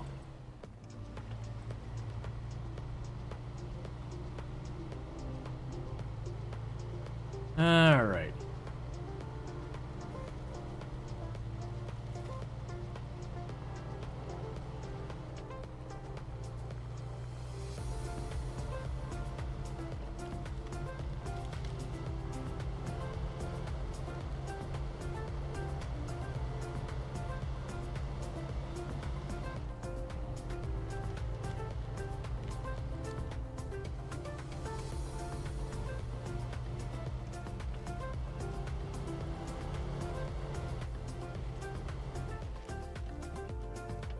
Somewhere up here. Yeah, there's the trailer. It's like way back in the trees, though.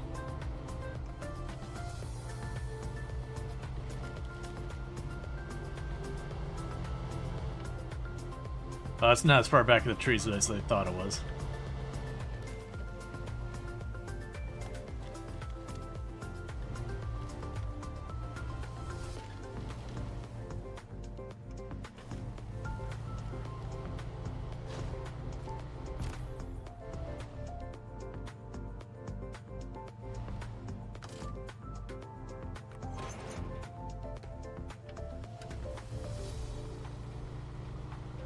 Okay.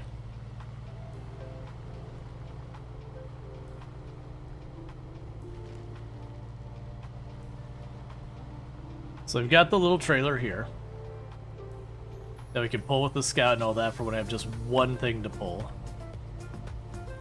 I imagine this is probably... Oh, I'm sorry. 2 things to pull. I imagine this is for those situations that, like, it's just a narrower path.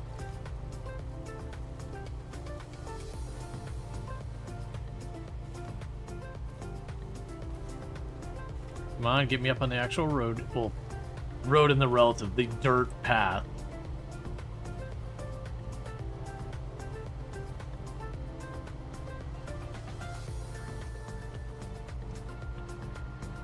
And this is with the performance engine. Granted, we don't have the good tires on here yet. But you hear that performance engine just gobbling up all that gas real fast.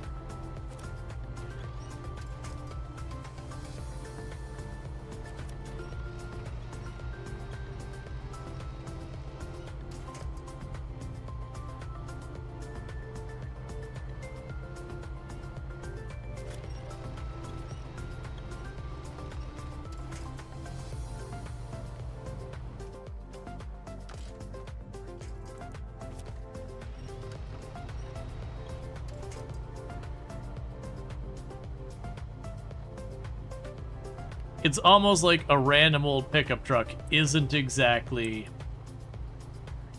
a good vehicle at lugging heavy loads.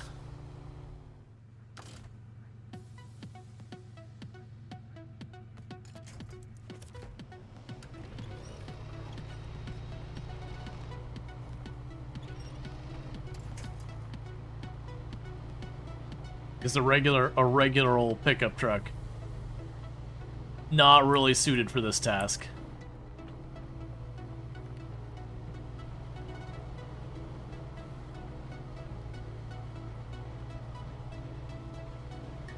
The good news is this vehicle is a bit on the fuel efficient side when I'm not really going for it. So if we were on a path that wasn't quite this bad, I could see this being a very fuel-efficient way of moving stuff.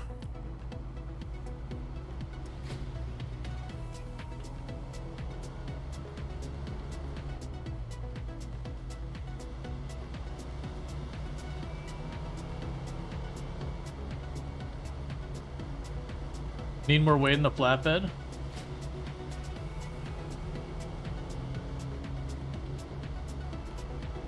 I mean, I would imagine you'd want more weight on the pickup truck itself so that the pickups, you know, would get more traction. Even then, I think it's just one of those things that, like, with the better tires, it's probably not that bad. Oh, this is gonna be terrible. Just go, go, go, go, go. You're just gonna sink right into this.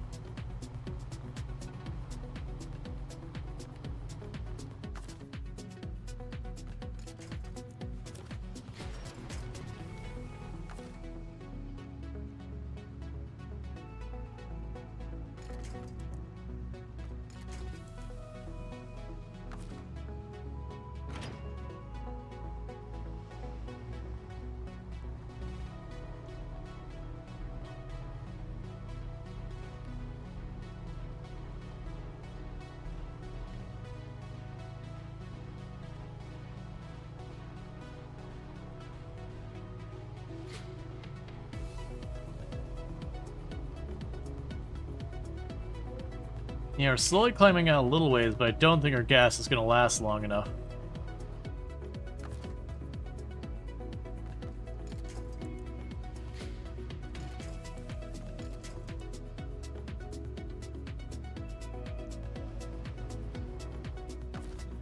Are you all the way up there? Alright.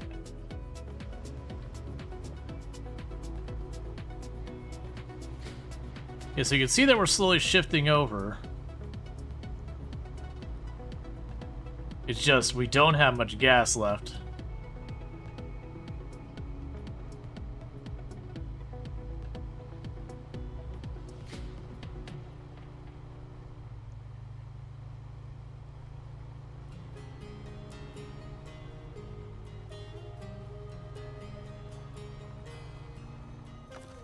And all I need is to shift over enough we can get at any of those trees.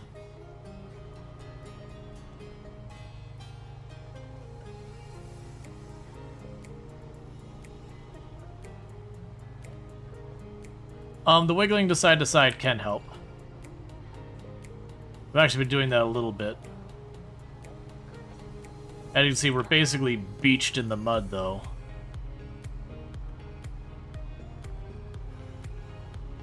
But you're not still attached, right? No, it's the trailer's just pushing me. Actually, it might work. Yeah! Shift me out of that hole.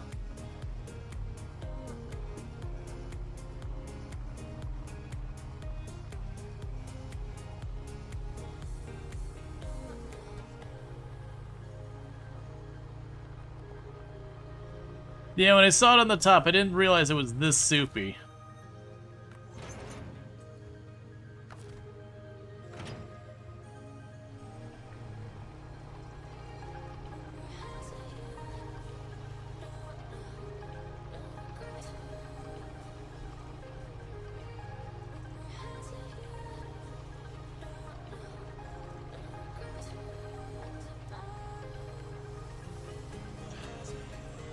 Here's was way worse than I made it out to be. I'm not super worried about this, because I could just get the scout, and I'm close enough to this I could pull it out with the scout. Yeah, that's properly stuck. So let's go ahead and let's stop the engine. We can switch to our scout, which should be down here somewhere. There you are. And we can go ahead and take you.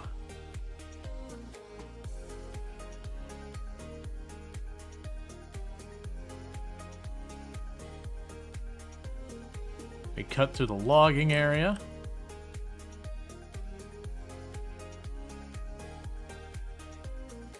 There we go.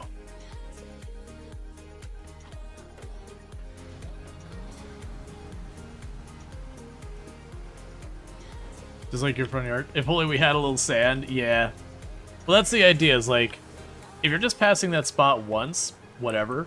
But say we were on the map, we had to cross that spot again and again and again. There would definitely be a point where I'd be like, hey game.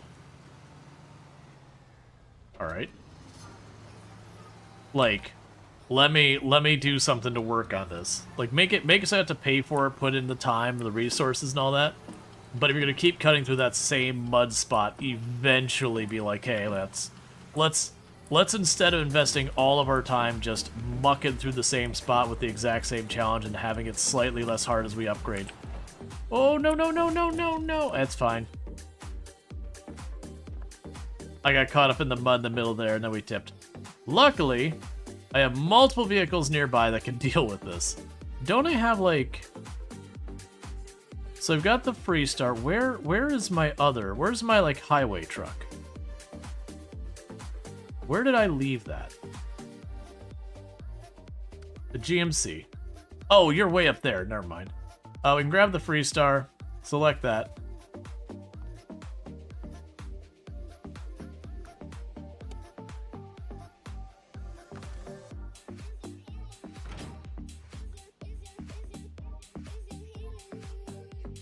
And we just add 2 more points onto there. Yeah, no, it's I hit that little bump, and I should have turned away from it, and I turned towards it, and or sorry, it's to turn. should have turned towards where I was rolling, not away from it. And as such, I just basically just dumped it on its side. But yeah, this is pretty easy to recover. What's going to be really nasty is later on when we start getting to areas like really up in the mountains with some pretty nasty elevation. That can get really hairy. It can honestly, it might even not be a bad idea with some of those ones to take one scout or whatever, one of those lighter vehicles, go a little ways until I approach the first actually hard part, then switch to another one and then catch up to that spot and just kind of like go a little ways, go a little ways. That way if I tip it over, the other one is right nearby. And so I can kind of gauge. Like, so if I keep dumping at the same spot, I've got two vehicles there, one to rescue and the other to actually attempt it. And then the other one can go through. It'd be effectively doing it all twice. But the alternative being you get past one hard spot, you get to the second hard spot, and then you dump it. And now suddenly everything's terrible. KSP is Kerbal Space Program, usually.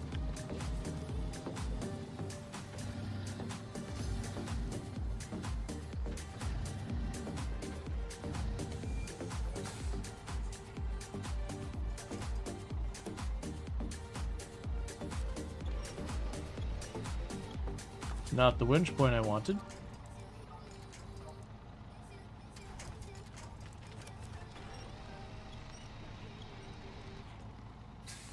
Cool.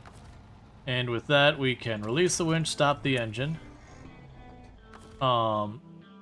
Change truck, get back in the scout.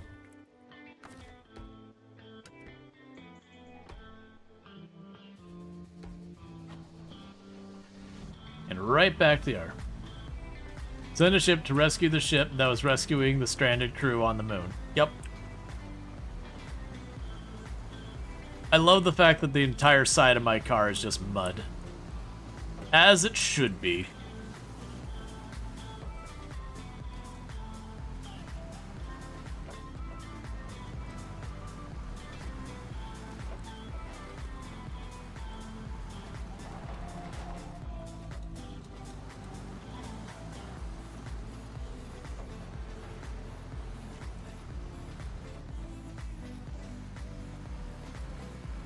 Okay, so we can send this one to rescue the other one.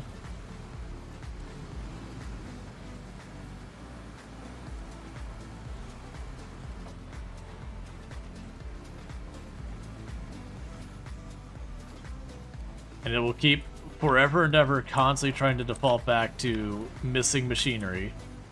Eventually we'll start working on all those ones. Like, if money starts to get low, then I will have to focus on missions. But if we're not spending a bunch of money on upgrades and we're collecting them, I shouldn't have too much money problems.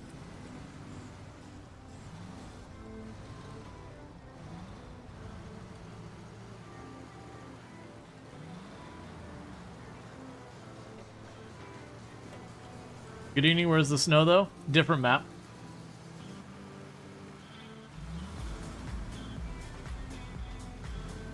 It's SnowRunner. We're just really good at it, so we got away.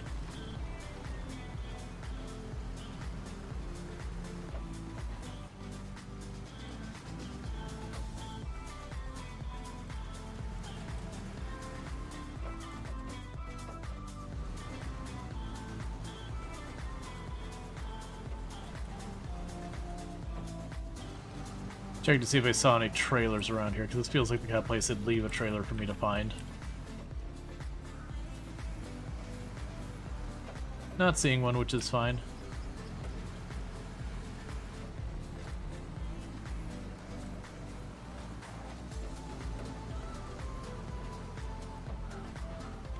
Okay.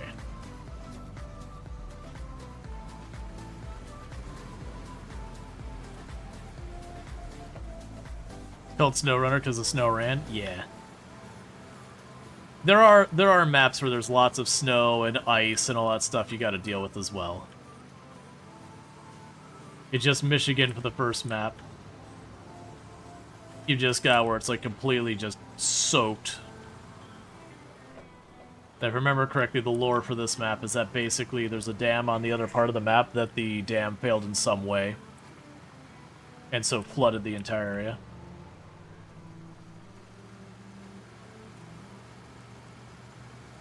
Did those devs also make the other games with mud only?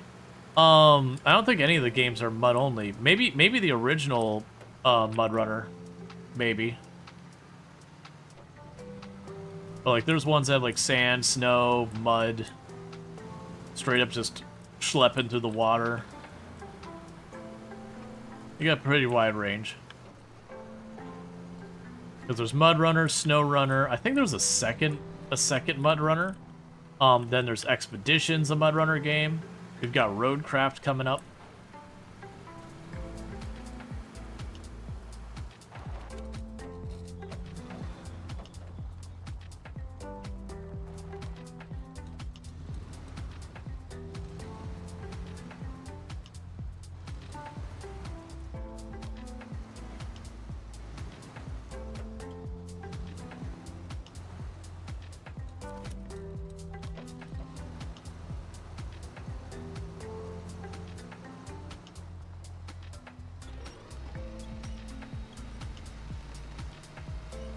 Alright.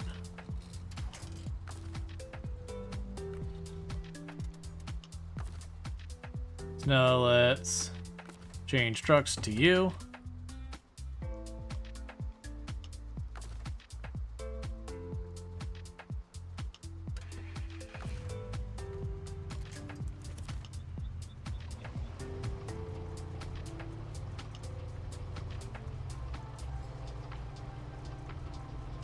Now we're not in the worst of that stuff.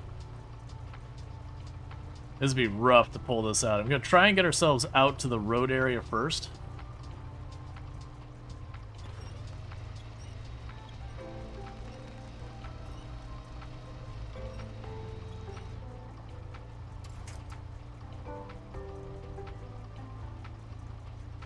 Oh, right. You're out of gas.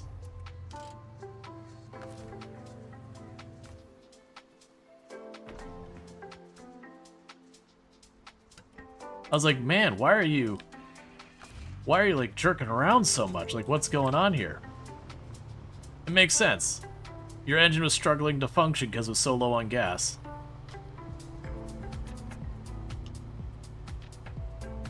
Low gear help? Honestly, without the differential, I don't think really that much. I also have the wrong tires for this.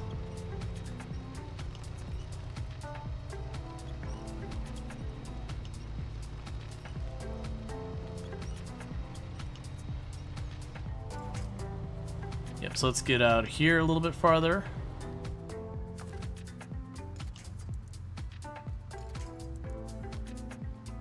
What is that mud? We just went right on down into it.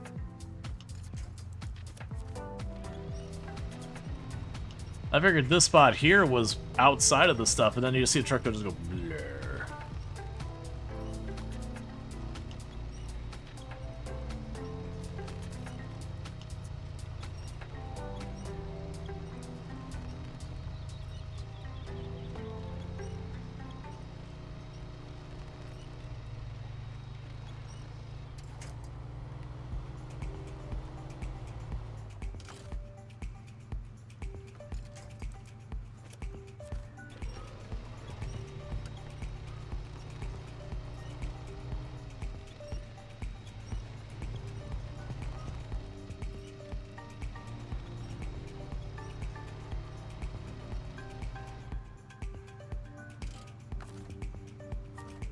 So change truck for just a second.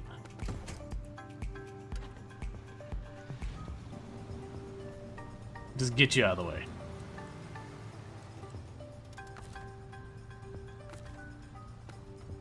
Oh, wait. Now change truck. I'm assuming if you leave it running,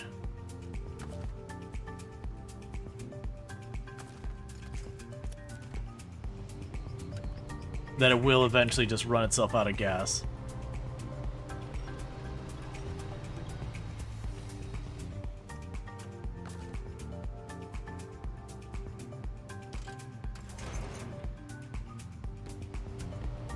Alright.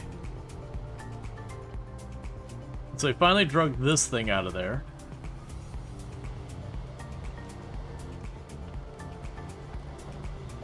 And I don't know where we're going to need this stuff yet. But my plan is to gas up.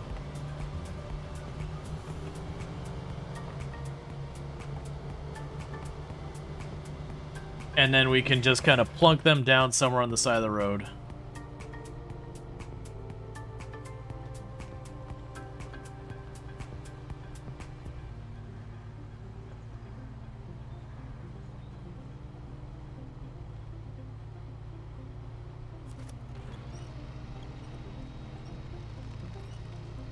Come on.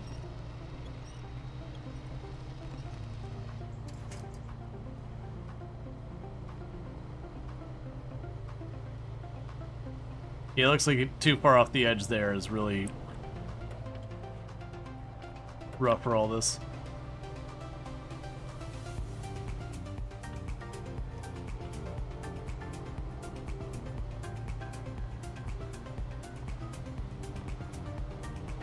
Yeah, this pickup truck is definitely not the greatest choice for pulling anything. Like, it's doing it, but it's not doing it well. Why does this not feel right? Because it isn't right.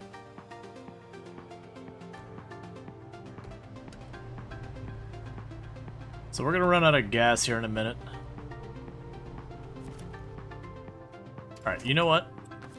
This can sit here. That's fine. Stop the engine. We can switch over to the Scout.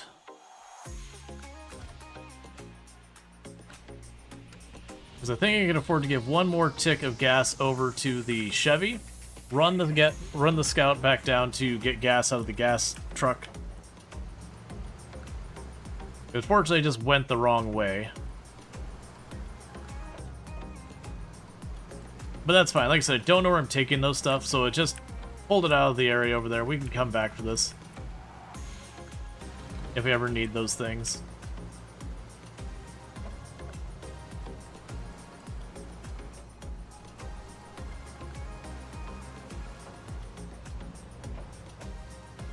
Okay, yeah, this is where the other vehicle got stuck and had to really fight to move it at all. Like, literally there's the truck right there.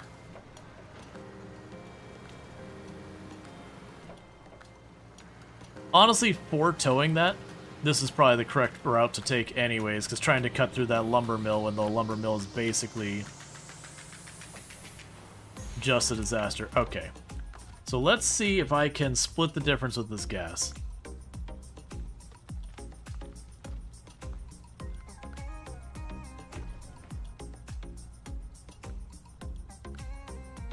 There's no real winning here. Okay.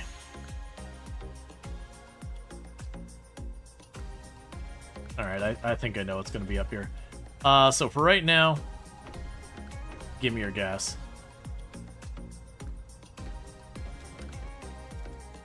We're going to backtrack, go down here.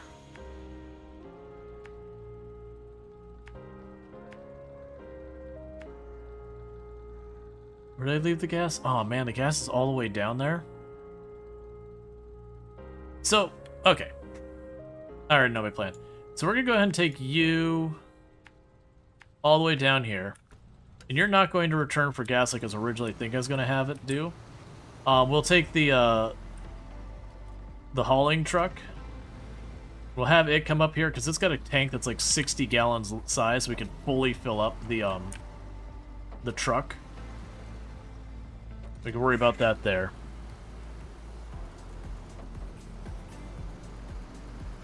It'll be fine. Because I imagine it's going to take us at least a good couple gallons to get down there and back.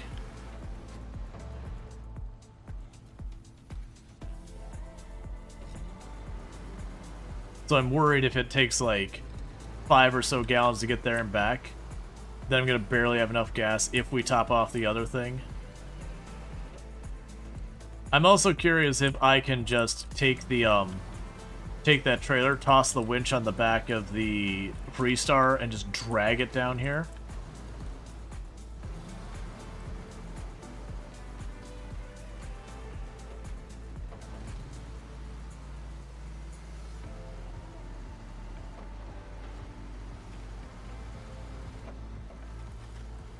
Okay.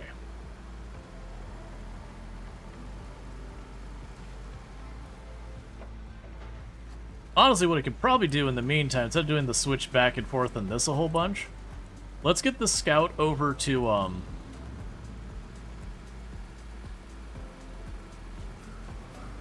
let's just get the scout over to the new area. Get in position. Then we grab the Freestar, go rescue the Chevy.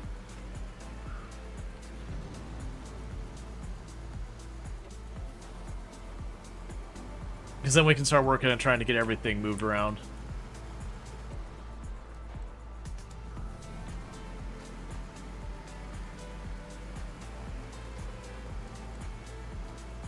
Alright.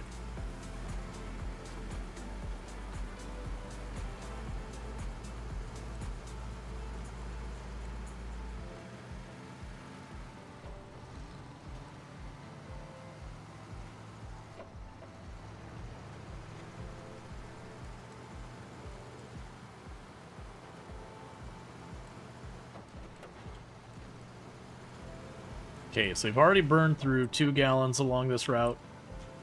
I imagine it'll probably be at like 3 gallons by the time we reach the, where our gas is at.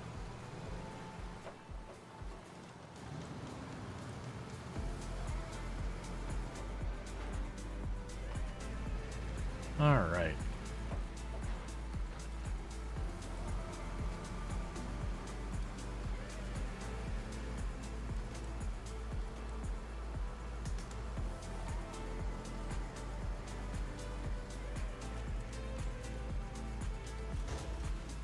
What? I didn't hit it. You almost can't drive fast in this game because you hit like nothing. It'll be like, no, you just smash your tire.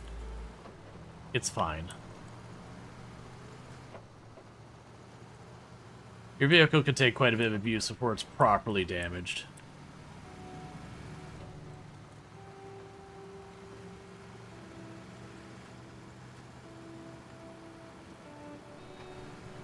So there's the Freestar. So what I can also do is, since I'll have the Freestar up there, we can rescue the Chevy, and then I can probably take the Freestar over towards where the Kodiak is. And, well, no, because that's mucked in there good, if I remember correctly. Maybe no, we don't worry about the Kodiak immediately. That'll probably be one to wait till I have some kind of not default tires.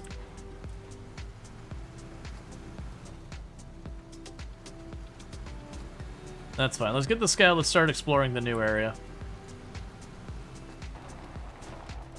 Too fast. Good way to roll.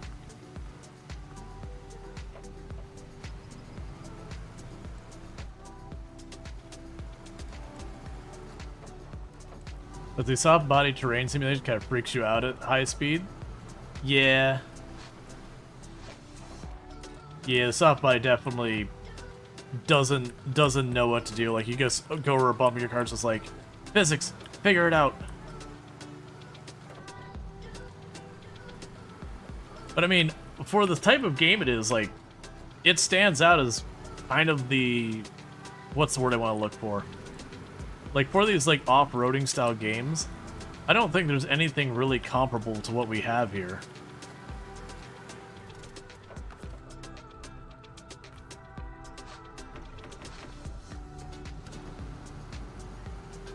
Alright. And I said I was going to bring this up there. I've already changed my mind. I'm just going to park this up for just a moment. We'll go get the Chevy. Because otherwise my fear is I'm just going to forget the Chevy stuck, get this stuck, and then realize I don't have the, don't have a backup vehicle available. Alright, so you need to keep going north.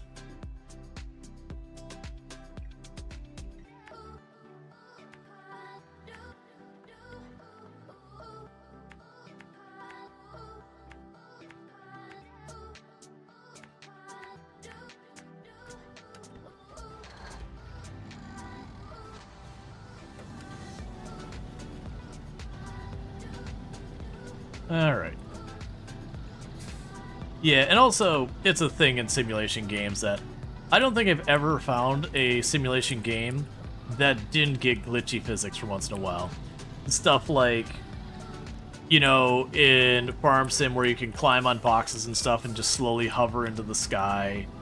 When we played Roadcraft, we managed to get one vehicle to invert in on itself, which was super cursed and awesome. It's just a thing. I mean, that was a big rock, at least. That one did make sense.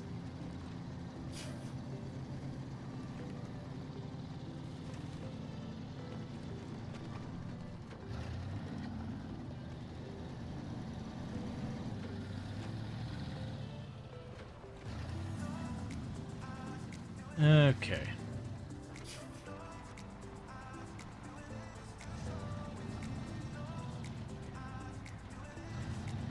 Is that where the Kodiak is? Right over there? Yes, the Kodiak's right on the other side of that island. I was seeing if we could try to get a good look without going over there. I vaguely recall that was another one of those ones that's like super duper soupy and you gotta like juggle around fighting with the winch and stuff like that. Cool, more engine damage, just what I need.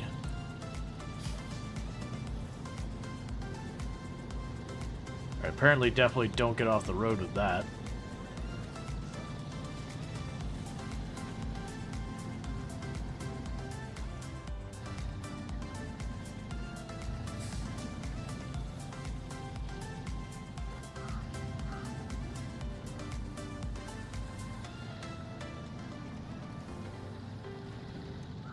Okay.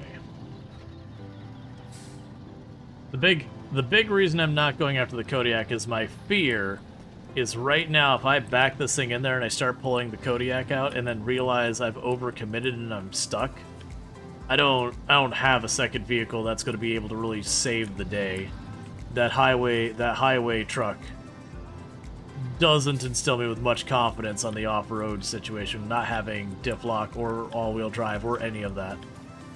So it'd be good to get ourselves a second vehicle that's like a heavy duty or off-road or whatever, just in case things go sideways. You know, there's a good chance I would be able to recover the vehicle from that.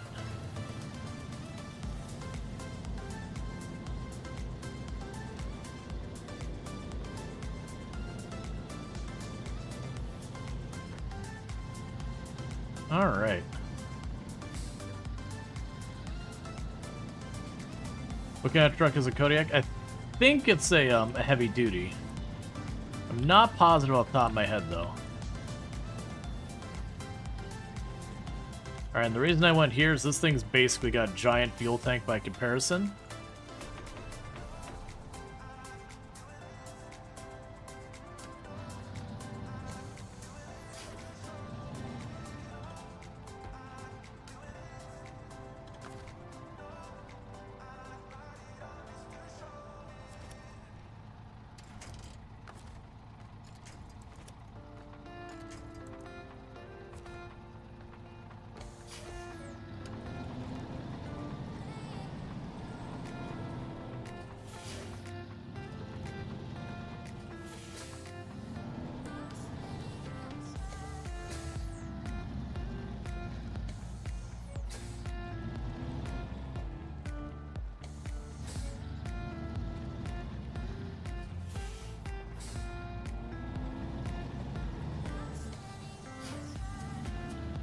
Okay. So who needs a proper hitch when you can just use more horsepower? If you think about it, it's incredible that all the road surfaces aren't just flat like every other driving game. But yeah, they did a lot of like deformation stuff to this game. Alright, so we want to go ahead and just get this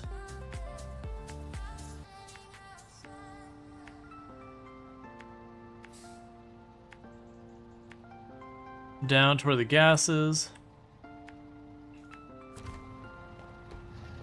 I'm not worried about bringing... Oh, wait. Already going the wrong way. I'm just planning and trying to bring this to the main highway. We're just gonna plunk it down to the main highway.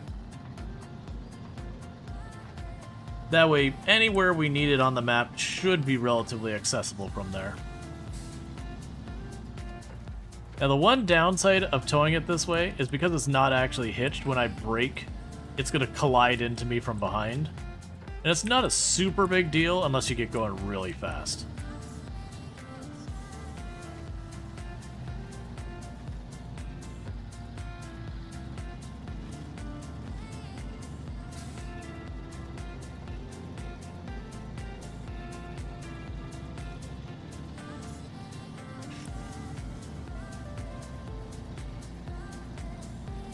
Okay.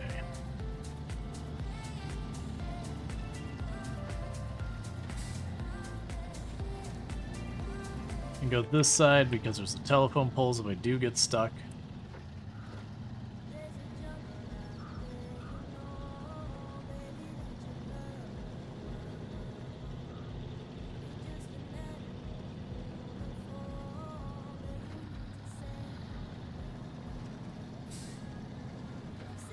Okay.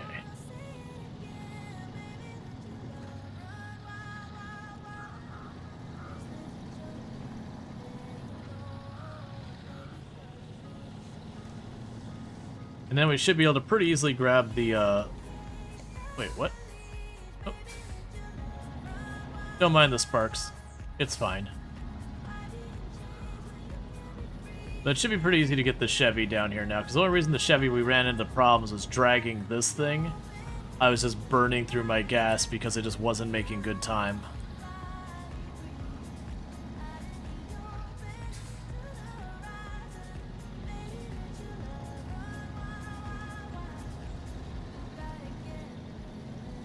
But now the Chevy has a full tank of gas. We can get this in position to be ready for the next set. Get the Chevy over to the near area and just see what we can scout.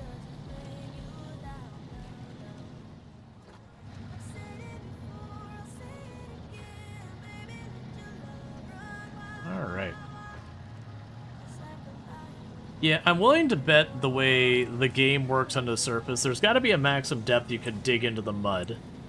But, it probably is one of those things with the engine that they have, like, a measured, like, grippiness of it, so it's probably not doing like a full calculation of the physics on all tires or anything ridiculous like that. Those type of computation, if you do that, just ends up being so not performant, when some fudging it to massively simplify the calculation is probably good enough. What I'd imagine that happens is you pull into the mud, and it's like, okay, the mud is at, you know, whatever consistency kind of thing. Here is its, like, friction ratio or whatever. And based on that and these tires, you know, it does some, you know, some basic calculus. And goes, cool. So you should have, you know, 2%, like, 20% efficiency. And then otherwise they probably just do a bunch of deformation and all that on the actual physical graphic and everything. But then they just kind of sit there and be like, okay, is the bottom sitting there? Well, now we have like a different friction ratio. But I imagine they have to simplify the calculations a great deal.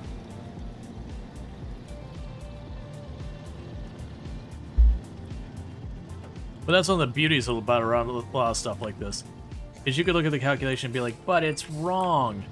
But even if it's, you know, shorthand does everything. It's like Newtonian physics versus, like, actual astronomy, like, you know, calculations for astronomy and everything. Where you sit there and you look at it, and Newtonian physics, so far as accuracy, are pretty garbage. But conceptually, on, like, the very, very oversimplified bird's eye, they're good enough for a lot of things.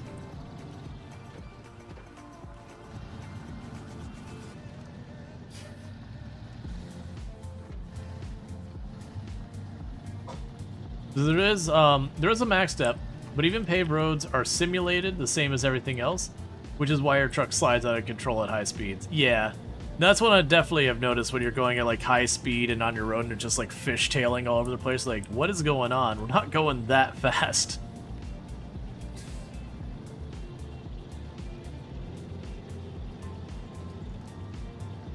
Alright, this is the main highway up here. We'll just drop it off by the gas station.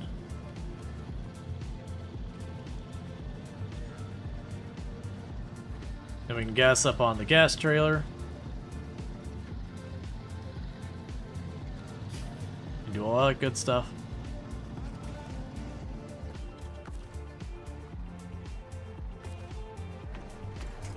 Oh, that was the wrong way.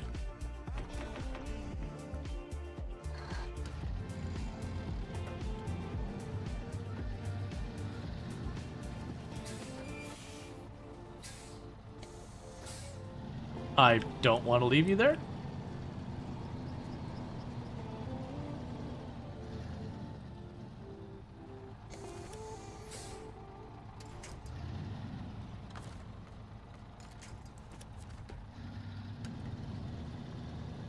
Yeah, that's actually, so when you drive in the map, so one thing it does do is while you're actively playing, it will remember what you've changed.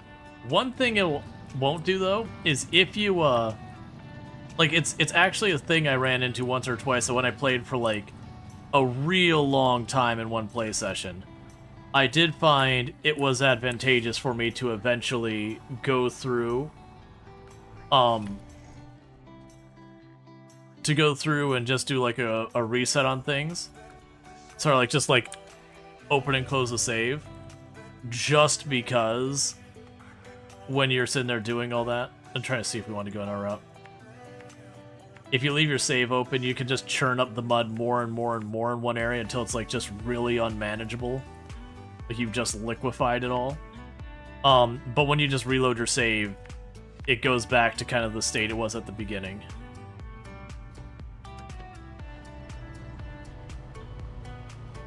But yeah, no, it does remember how much you've chewed everything up. I'm assuming it's doing one of those things that like, so not Minecraft because they do the whole grid system with the voxel, but if you look at a lot of the games that let you dig into the ground but have a limit, like Valheim, the way they do a lot of their simulation is you'll have the actual like ground level, and then they kind of do a calculation like plus or minus off of that. And so what it likely does is it likely has a grid, and so it's probably ultimately sitting there. You've got, you know, your noise map and everything they've done to make the actual world map, and then, you know, solidified that. And then they probably have a separate grid that they go and they say, okay, you know, this is higher and lower. And they have probably ways they can determine, you know, this is a, you know, if this is lower in these areas, make it into a trench caused by tires, like doing all that stuff. It'd be fascinating to see what they go, but yeah, as long as it's stored in the memory, it does remember where you tore up everything. But it is a thing that it can be worth taking the time to effectively reset the map if you've really, really gummed it up good.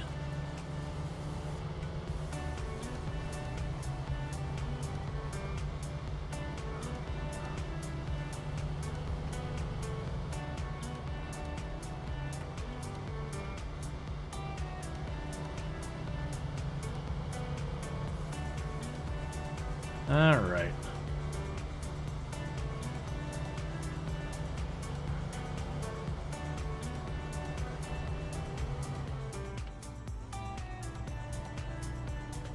Let's get up over here. And the next thing we want to do is get to the dam and start exploring again for vehicles I can earn just by driving up and being like, this is mine now. Any upgrades that you need to get. Just kind of taking the tour. Also being aware of like, okay, here's a bridge, it's broken, what do I need to fix it?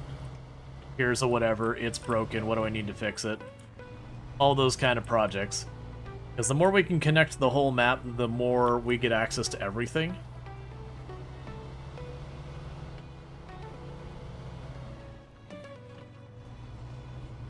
And that'll help us out with all of it. We are making relatively good money though, all things considered. We haven't spent very much money. I think I think in the entire run, we spent money when we grabbed the Freestar because it starts broken. No, we didn't, because we used the repair part, so we didn't even spend money to repair the Freestar. I think literally the only thing I've done is I've paid to load some materials onto trailers. Because I kind of justify it with myself. It's 150 to automatically load, or I can get a vehicle with the crane to load it up for me. But then I gotta take the vehicle with the crane and drive it out there. And I would genuinely be surprised if it doesn't cost me more than 150 to drive the vehicle out there, load things up, and then drive it back at some point.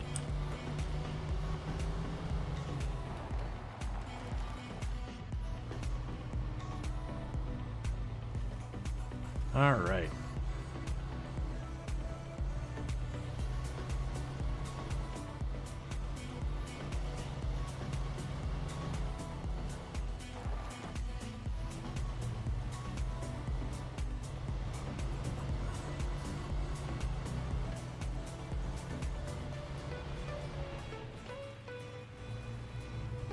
I think it's also good for us just to get all of the missions. If for no other reason, then I can stop and look and go, okay, which mission looks like it's going to require the least out of my vehicles? Knock that one out and just work your way down the line. Because sooner or later you hit that breaking point where you're like, no, no, no, actually my vehicle can't handle this.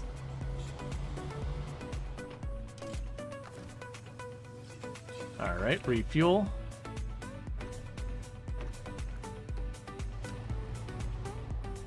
And from here...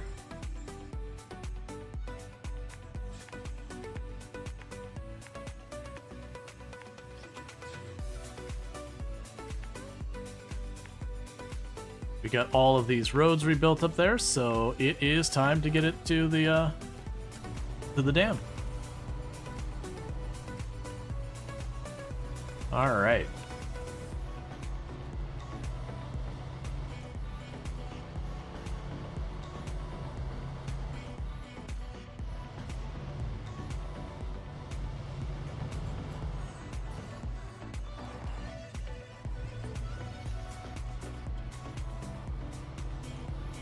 Right, because this will take us down past the farm, then we go across the bridge, then we go up through town. Yep. We already have another trailer of fuel stationed at the dam. Then go back and forth too.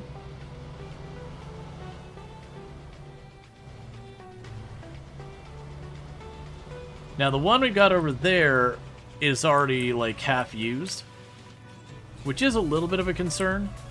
But honestly, I'm not super worried about it, because the gas stations aren't too far for if I have to go grab the Freestar, run up, grab the gas trailer, drag it back to the gas station and top it off. Not looking forward to that one, because that's going to cost me a quick 4,000 all at once.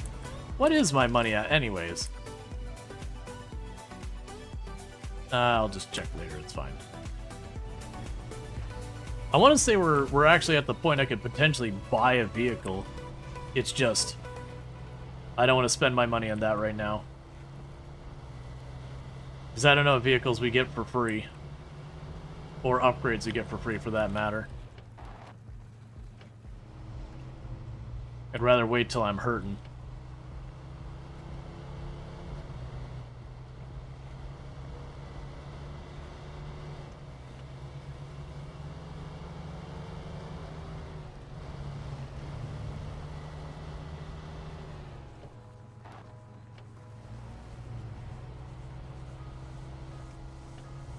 Okay, now just go up through town.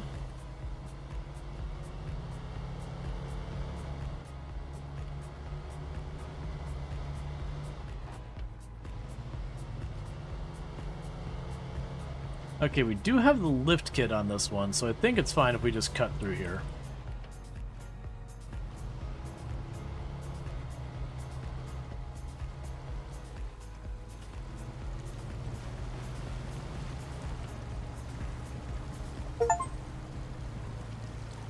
Drive 1 kilometer in water. I just got the achievement for.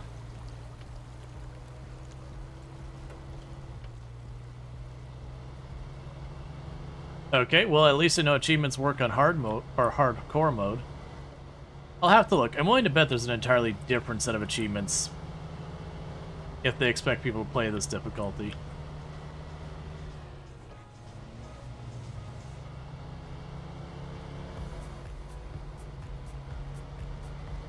Okay.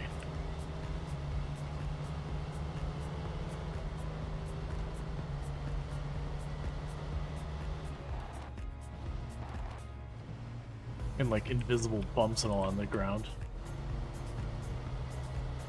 Okay, and then we you know about using fuel from mission trailers? I'm not sure what you mean, like I know one of those fuel trailers will eventually be for a mission, and I am using it. Do I have to top it off before I return it? Because my intention was to just use every bit of fuel in there till it was gone. And then be like, oh hey man, here's your fuel trailer you're asking for.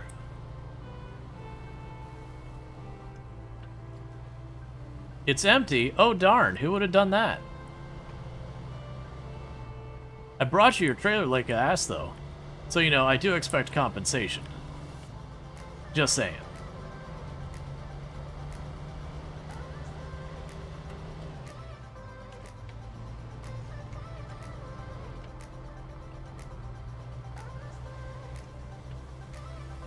Okay.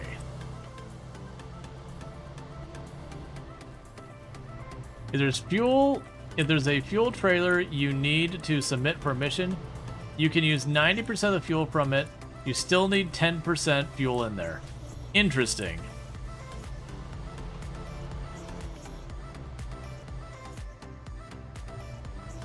A very arbitrary number, but alright. Well, we haven't had yet where we've had the choice. Worst case,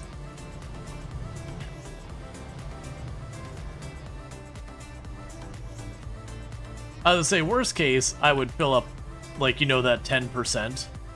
And that still wouldn't be much. It'd be like $400-ish if I fully depleted all the trailers, but that's unlikely. Otherwise, what I could just do is get one of the trailers near the other one and, you know, top it off kind of thing.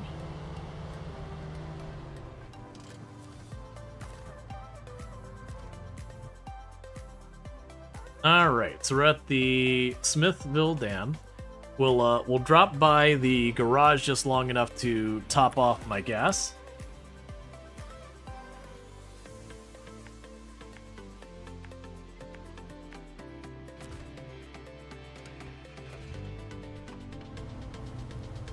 After which point it'll be time to try and see what other watchtowers know how we can figure out.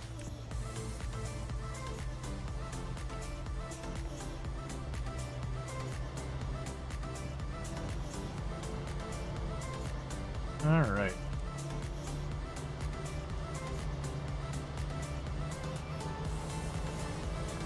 Honestly, driving around a parts of the map like this really makes me think of State of Decay 2. There's just a lack of zombies. This is also definitely higher detail than State of Decay 2. But just like the roads somewhat overrun and destroyed. And just the camera distance and everything.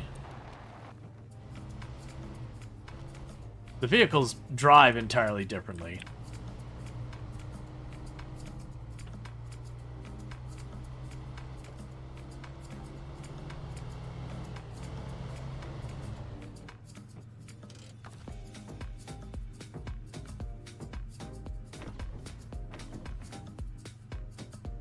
Alright, so we can go grab this quest. We did see there's an upgrade over there, so we'll grab that quest. We'll pop over here and grab this quest.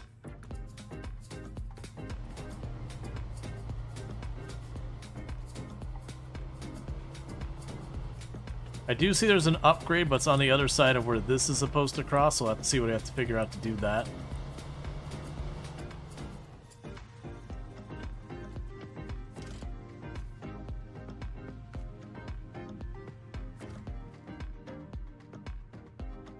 Yep, so I got that one. That path looks like it's not usable, so we'll drop down here. We can grab the Lost Trailer quest. And then we've got a bunch of watchtowers.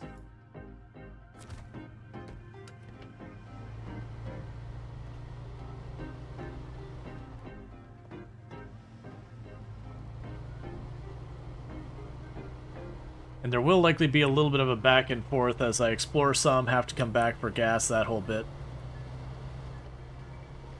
Now, what I could even do normally is I could take the Freestar, drag that gas trailer around, and then just move it along the map and keep bringing the truck back and forth to it. Wouldn't even be a bad strategy. I'm willing to bet right now we'll have a bunch of chunks of the map missing that I will need materials to sort out.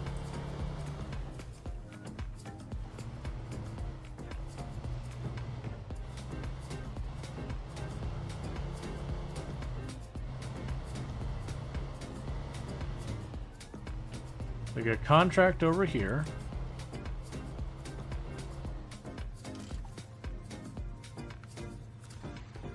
More fuel. I saw something pop on the other side here, probably where we can acquire stuff to do other contracts. It's also worth circling around just in case there's a trailer around here somewhere.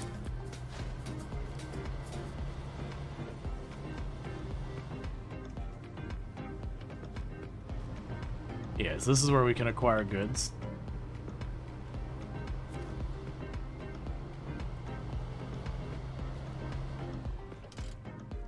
Alright. So that's service parts. I think those are the things that we can buy to,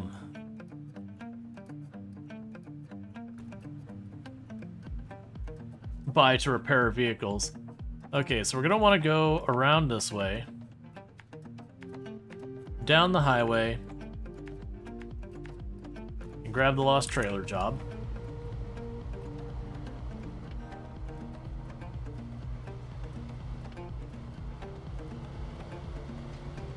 Let's see what routes we can find to the watchtowers.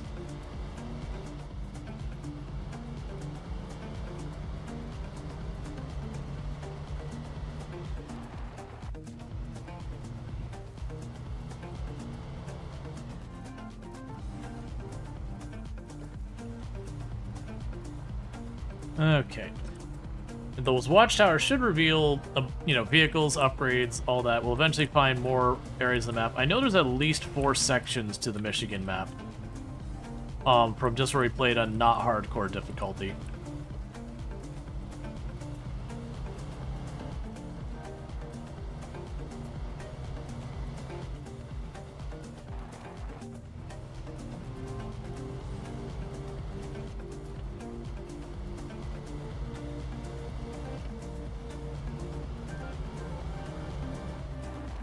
Okay, we can go over here.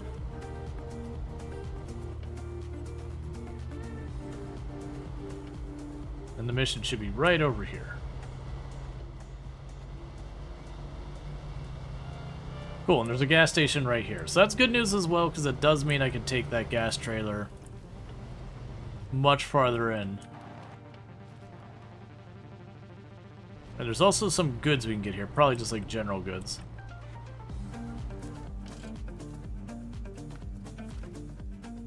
Alright, so watchtowers.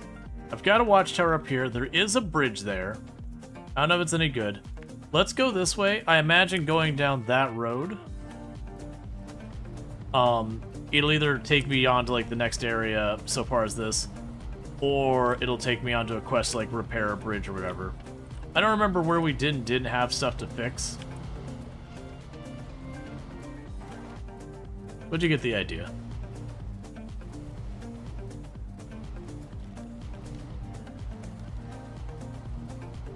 Lots of broken trees to bounce on.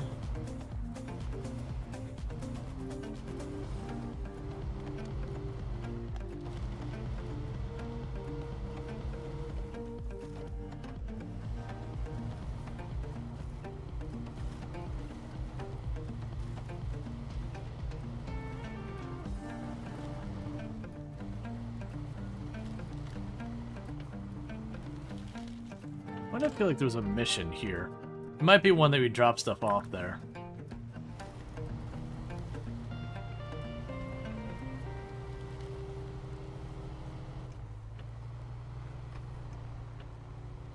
Yeah, we'll probably want to keep it on 4x4. We're four-wheel drive or whatever. We can go right up here.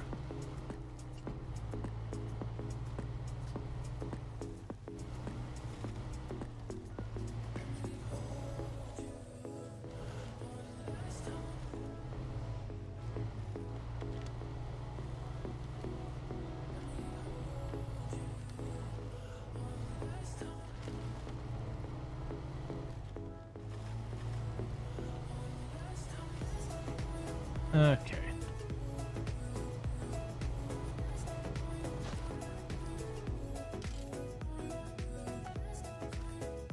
Alright, so we've got boulders blocking the road up here. So that's going to keep us pretty pinned from going that way.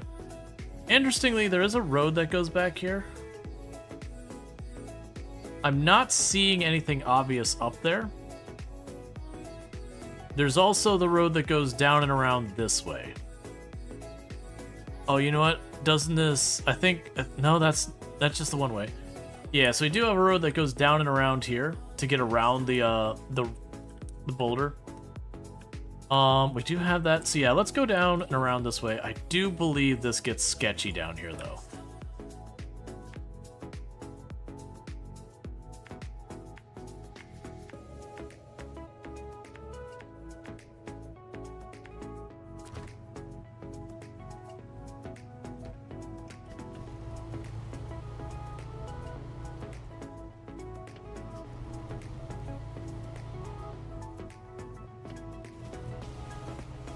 I look forward to having daylight again so I can see what the heck I'm doing over here.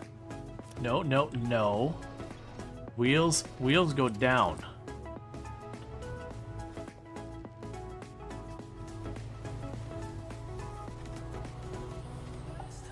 Okay.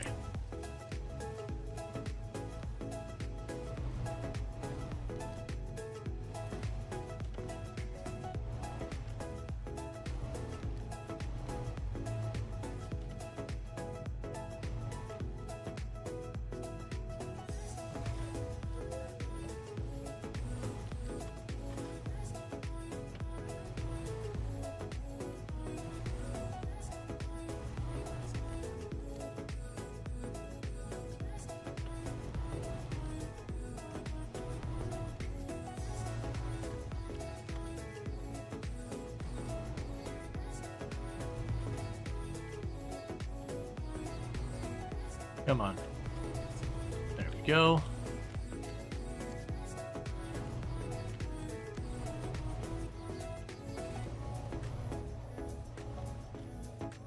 Where the heck am I? Okay.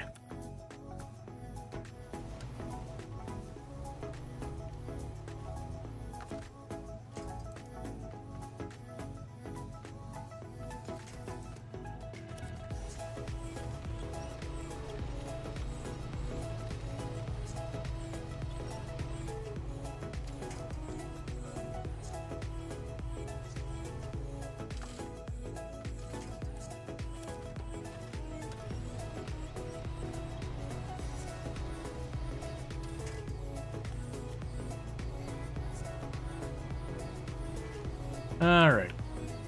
We're back on the road, we're back in business. Cool.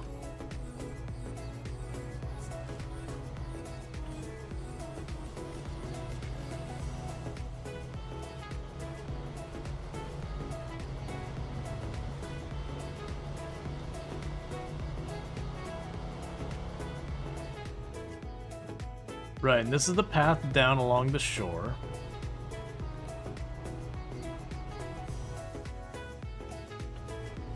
Let's hope this goes smoothly because this is the exact kind of thing the Scout doesn't do good at. Is all this bumpy terrain.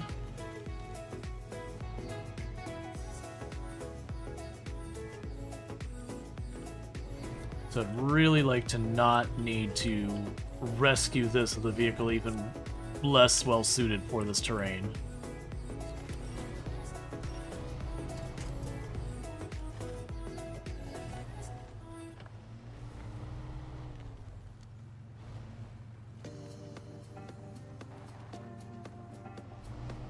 Okay, we're working our way down.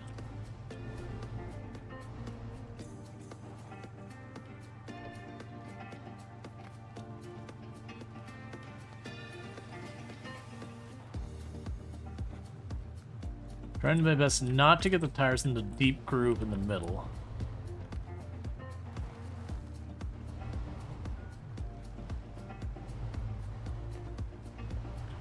Okay.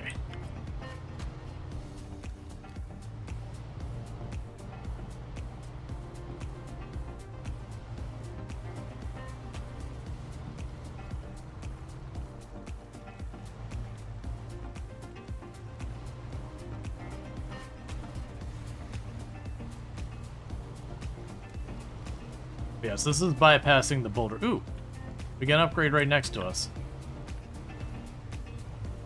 I don't see the best way to get down there without risking flipping.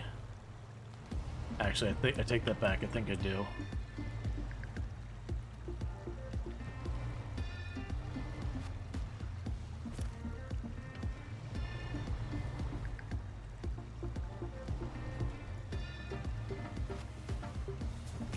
So I'm trying to get where we can go straight down. Alright, we got a nice straight line here.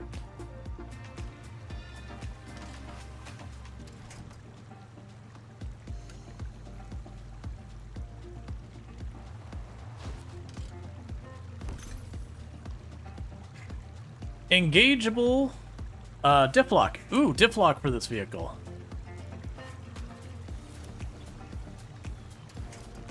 So let's see if we can't connect right back up to that tree. We could probably just get up there.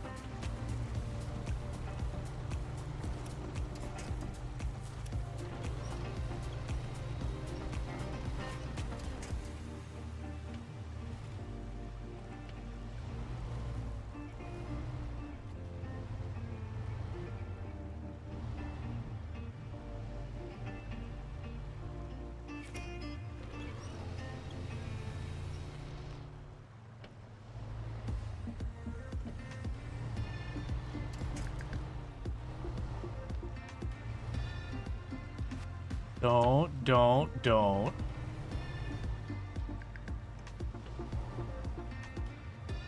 You get close to the left, there's a big dip there.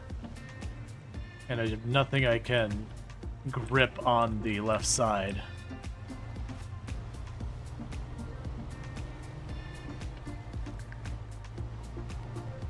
Okay.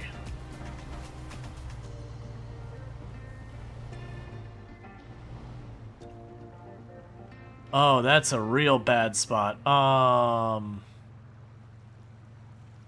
thinking the best plan for this is just send it.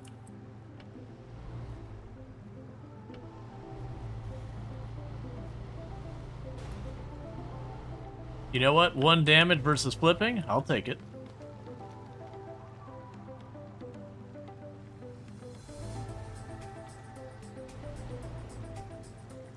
Alright, so let's see here.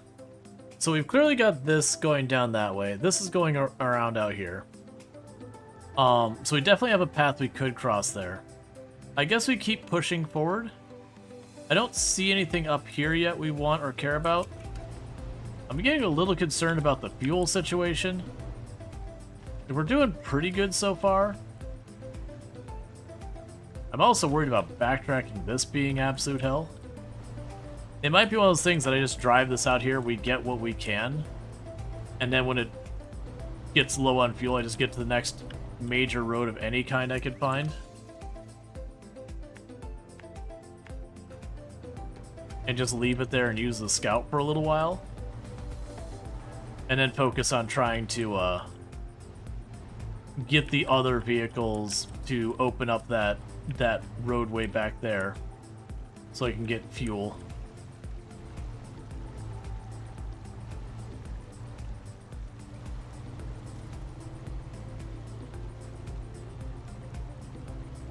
Come on.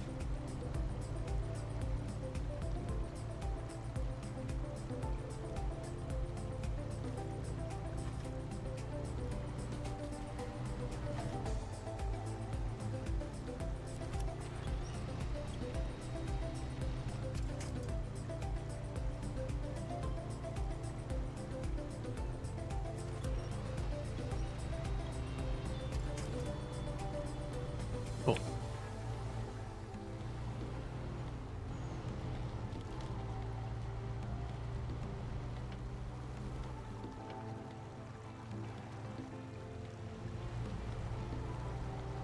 Granted, you never know when you'll come across another fuel trailer or something like that. Take a sip. What's the worst that could happen?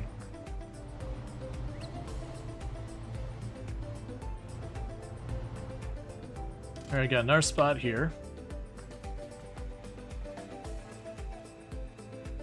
So we've got more over that way. Can't make that out. You might be a gas station. It might also just be a vehicle there. It's really hard to tell.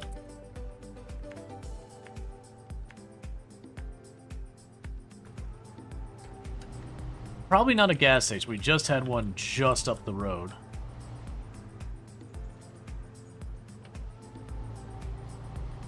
See if I can go around. Oh, that's pretty steep. Try and go around that. That looks like something you get really stuck in.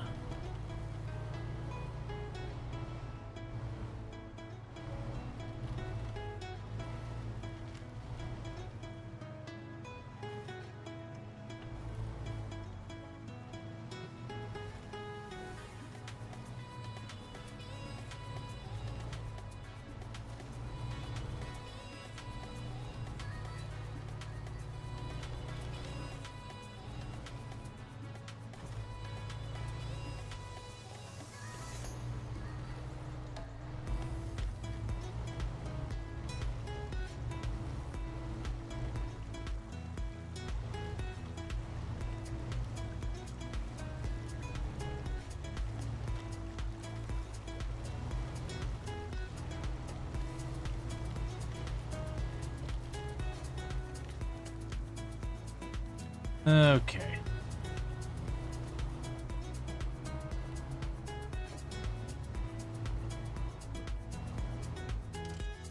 You'll definitely be curious that we got these routes to get over here. That's clearly going to go to that watchtower.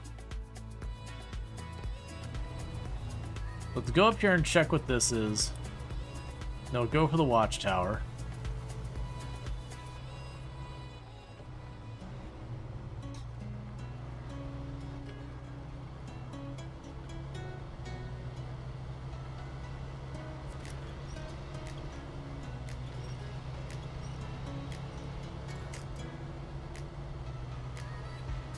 Okay.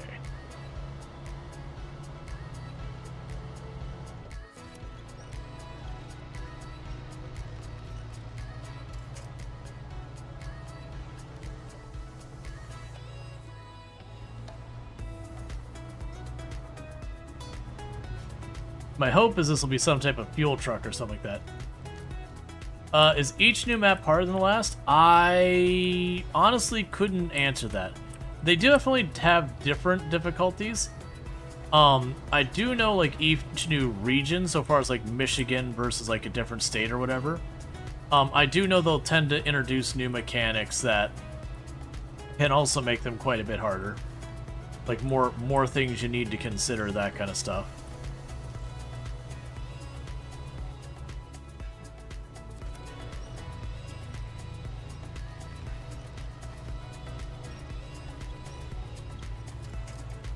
That, to me, looks like a new set of wheels.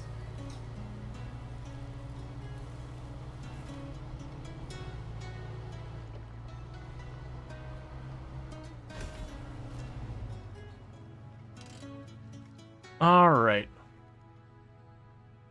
So,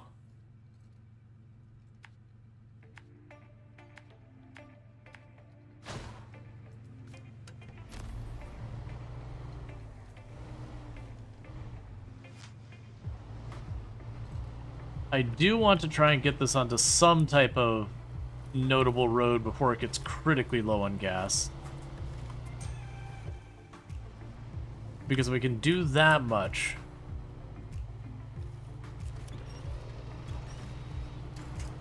then I can just leave this sitting there and work on fixing the path of the boulders and whatever other infrastructure stuff we've got.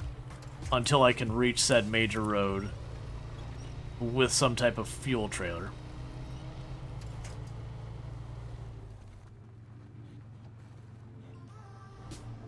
But the good news is with that truck there, if I flip this really close to it, I can always just recover, not recover, but I can always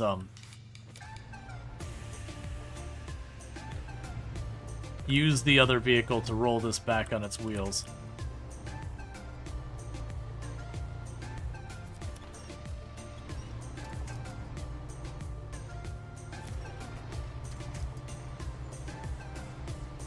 Okay.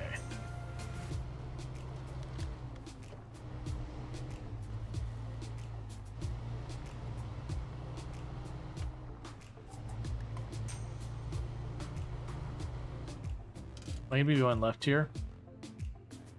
Nope, going straight.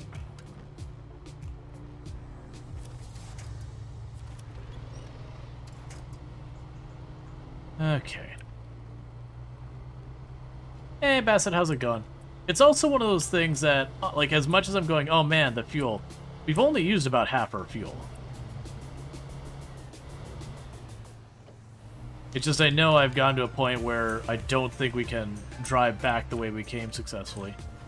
Alright, so we got structures in the middle there.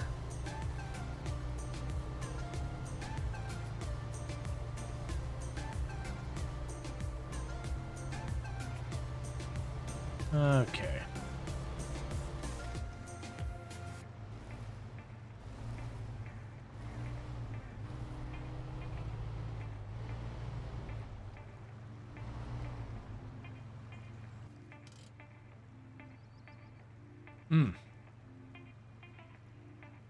All right. I don't think we're crossing this spot. Okay, so let's go ahead and head back down this way. And we can try crossing that land bridge back there. This way is a no-go.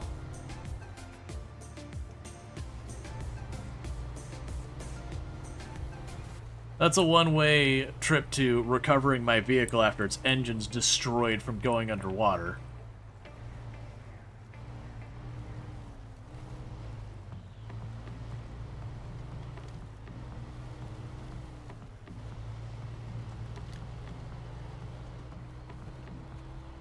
Okay.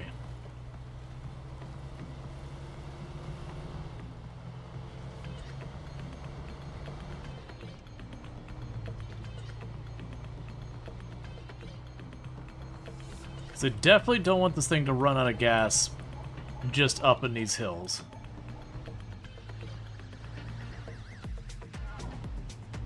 Autonomous winch was the other turn both scouts flipped.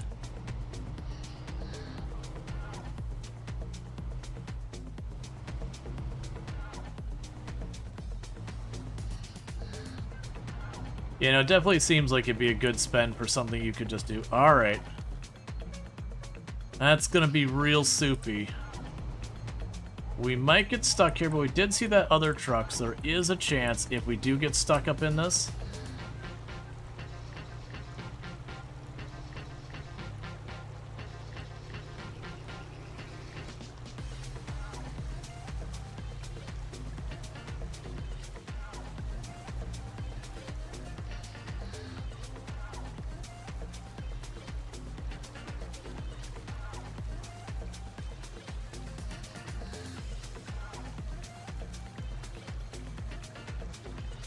Which we did immediately. Yeah, so that's gonna be a no-go. So we can go ahead and go here. We will stop the engine. And give me a second to keep our ads from running. Because they're trying. You know what, actually? It stalled engine, no fuel uses, but 10,000. We did immediately, yeah.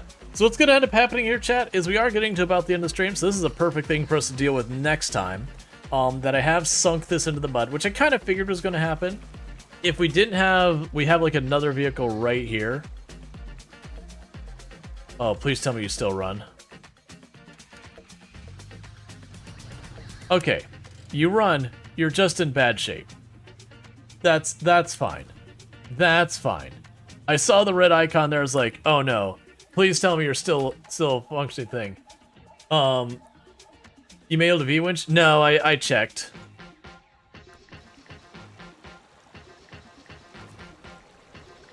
Like, if we turn on the engine again.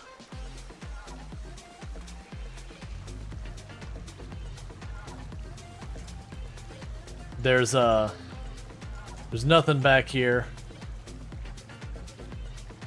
And nothing up there. But yeah, so what's gonna end up happening here is it'll be one of those things that next time I'll need to come down here. We can just grab the are those literally the same vehicle? They're the same vehicle. Yeah, so what I'll do is I'll drive this down here. I can just pull it back. I don't think that's gonna be ready to do anything here. I mean, honestly, I don't even need to do that right now. We'll probably just leave the two of them sitting right where they are. And I'll work on getting whatever the Boulders quest requires.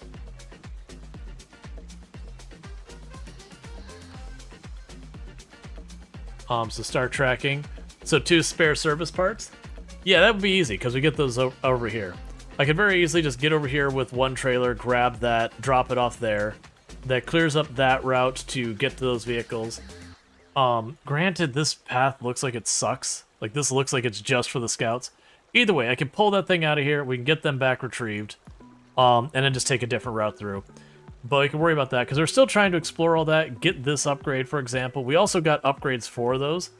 I assume we'll want to get rid of one of these. But yeah. But, with all that said, what I'm going to end up doing, if you have enjoyed watching the stream and you're not already following the channel, don't forget to drop a follow. That way you can find your way back here in the future. For those over on YouTube, the stream will be ending abruptly, because, like, I need to figure out the hosting functionality, which is your equivalent to Radio there. I haven't done it. I think we might be over the 1,000 subs that I need to do that. I don't know. But, so the stream will be ending abruptly, so thank you so much for watching in both the different platforms. With that said, over here on Twitch, I'm going to go ahead and put up my ending stream screen, and let's see who we can find to drop a cheeky little raid on. And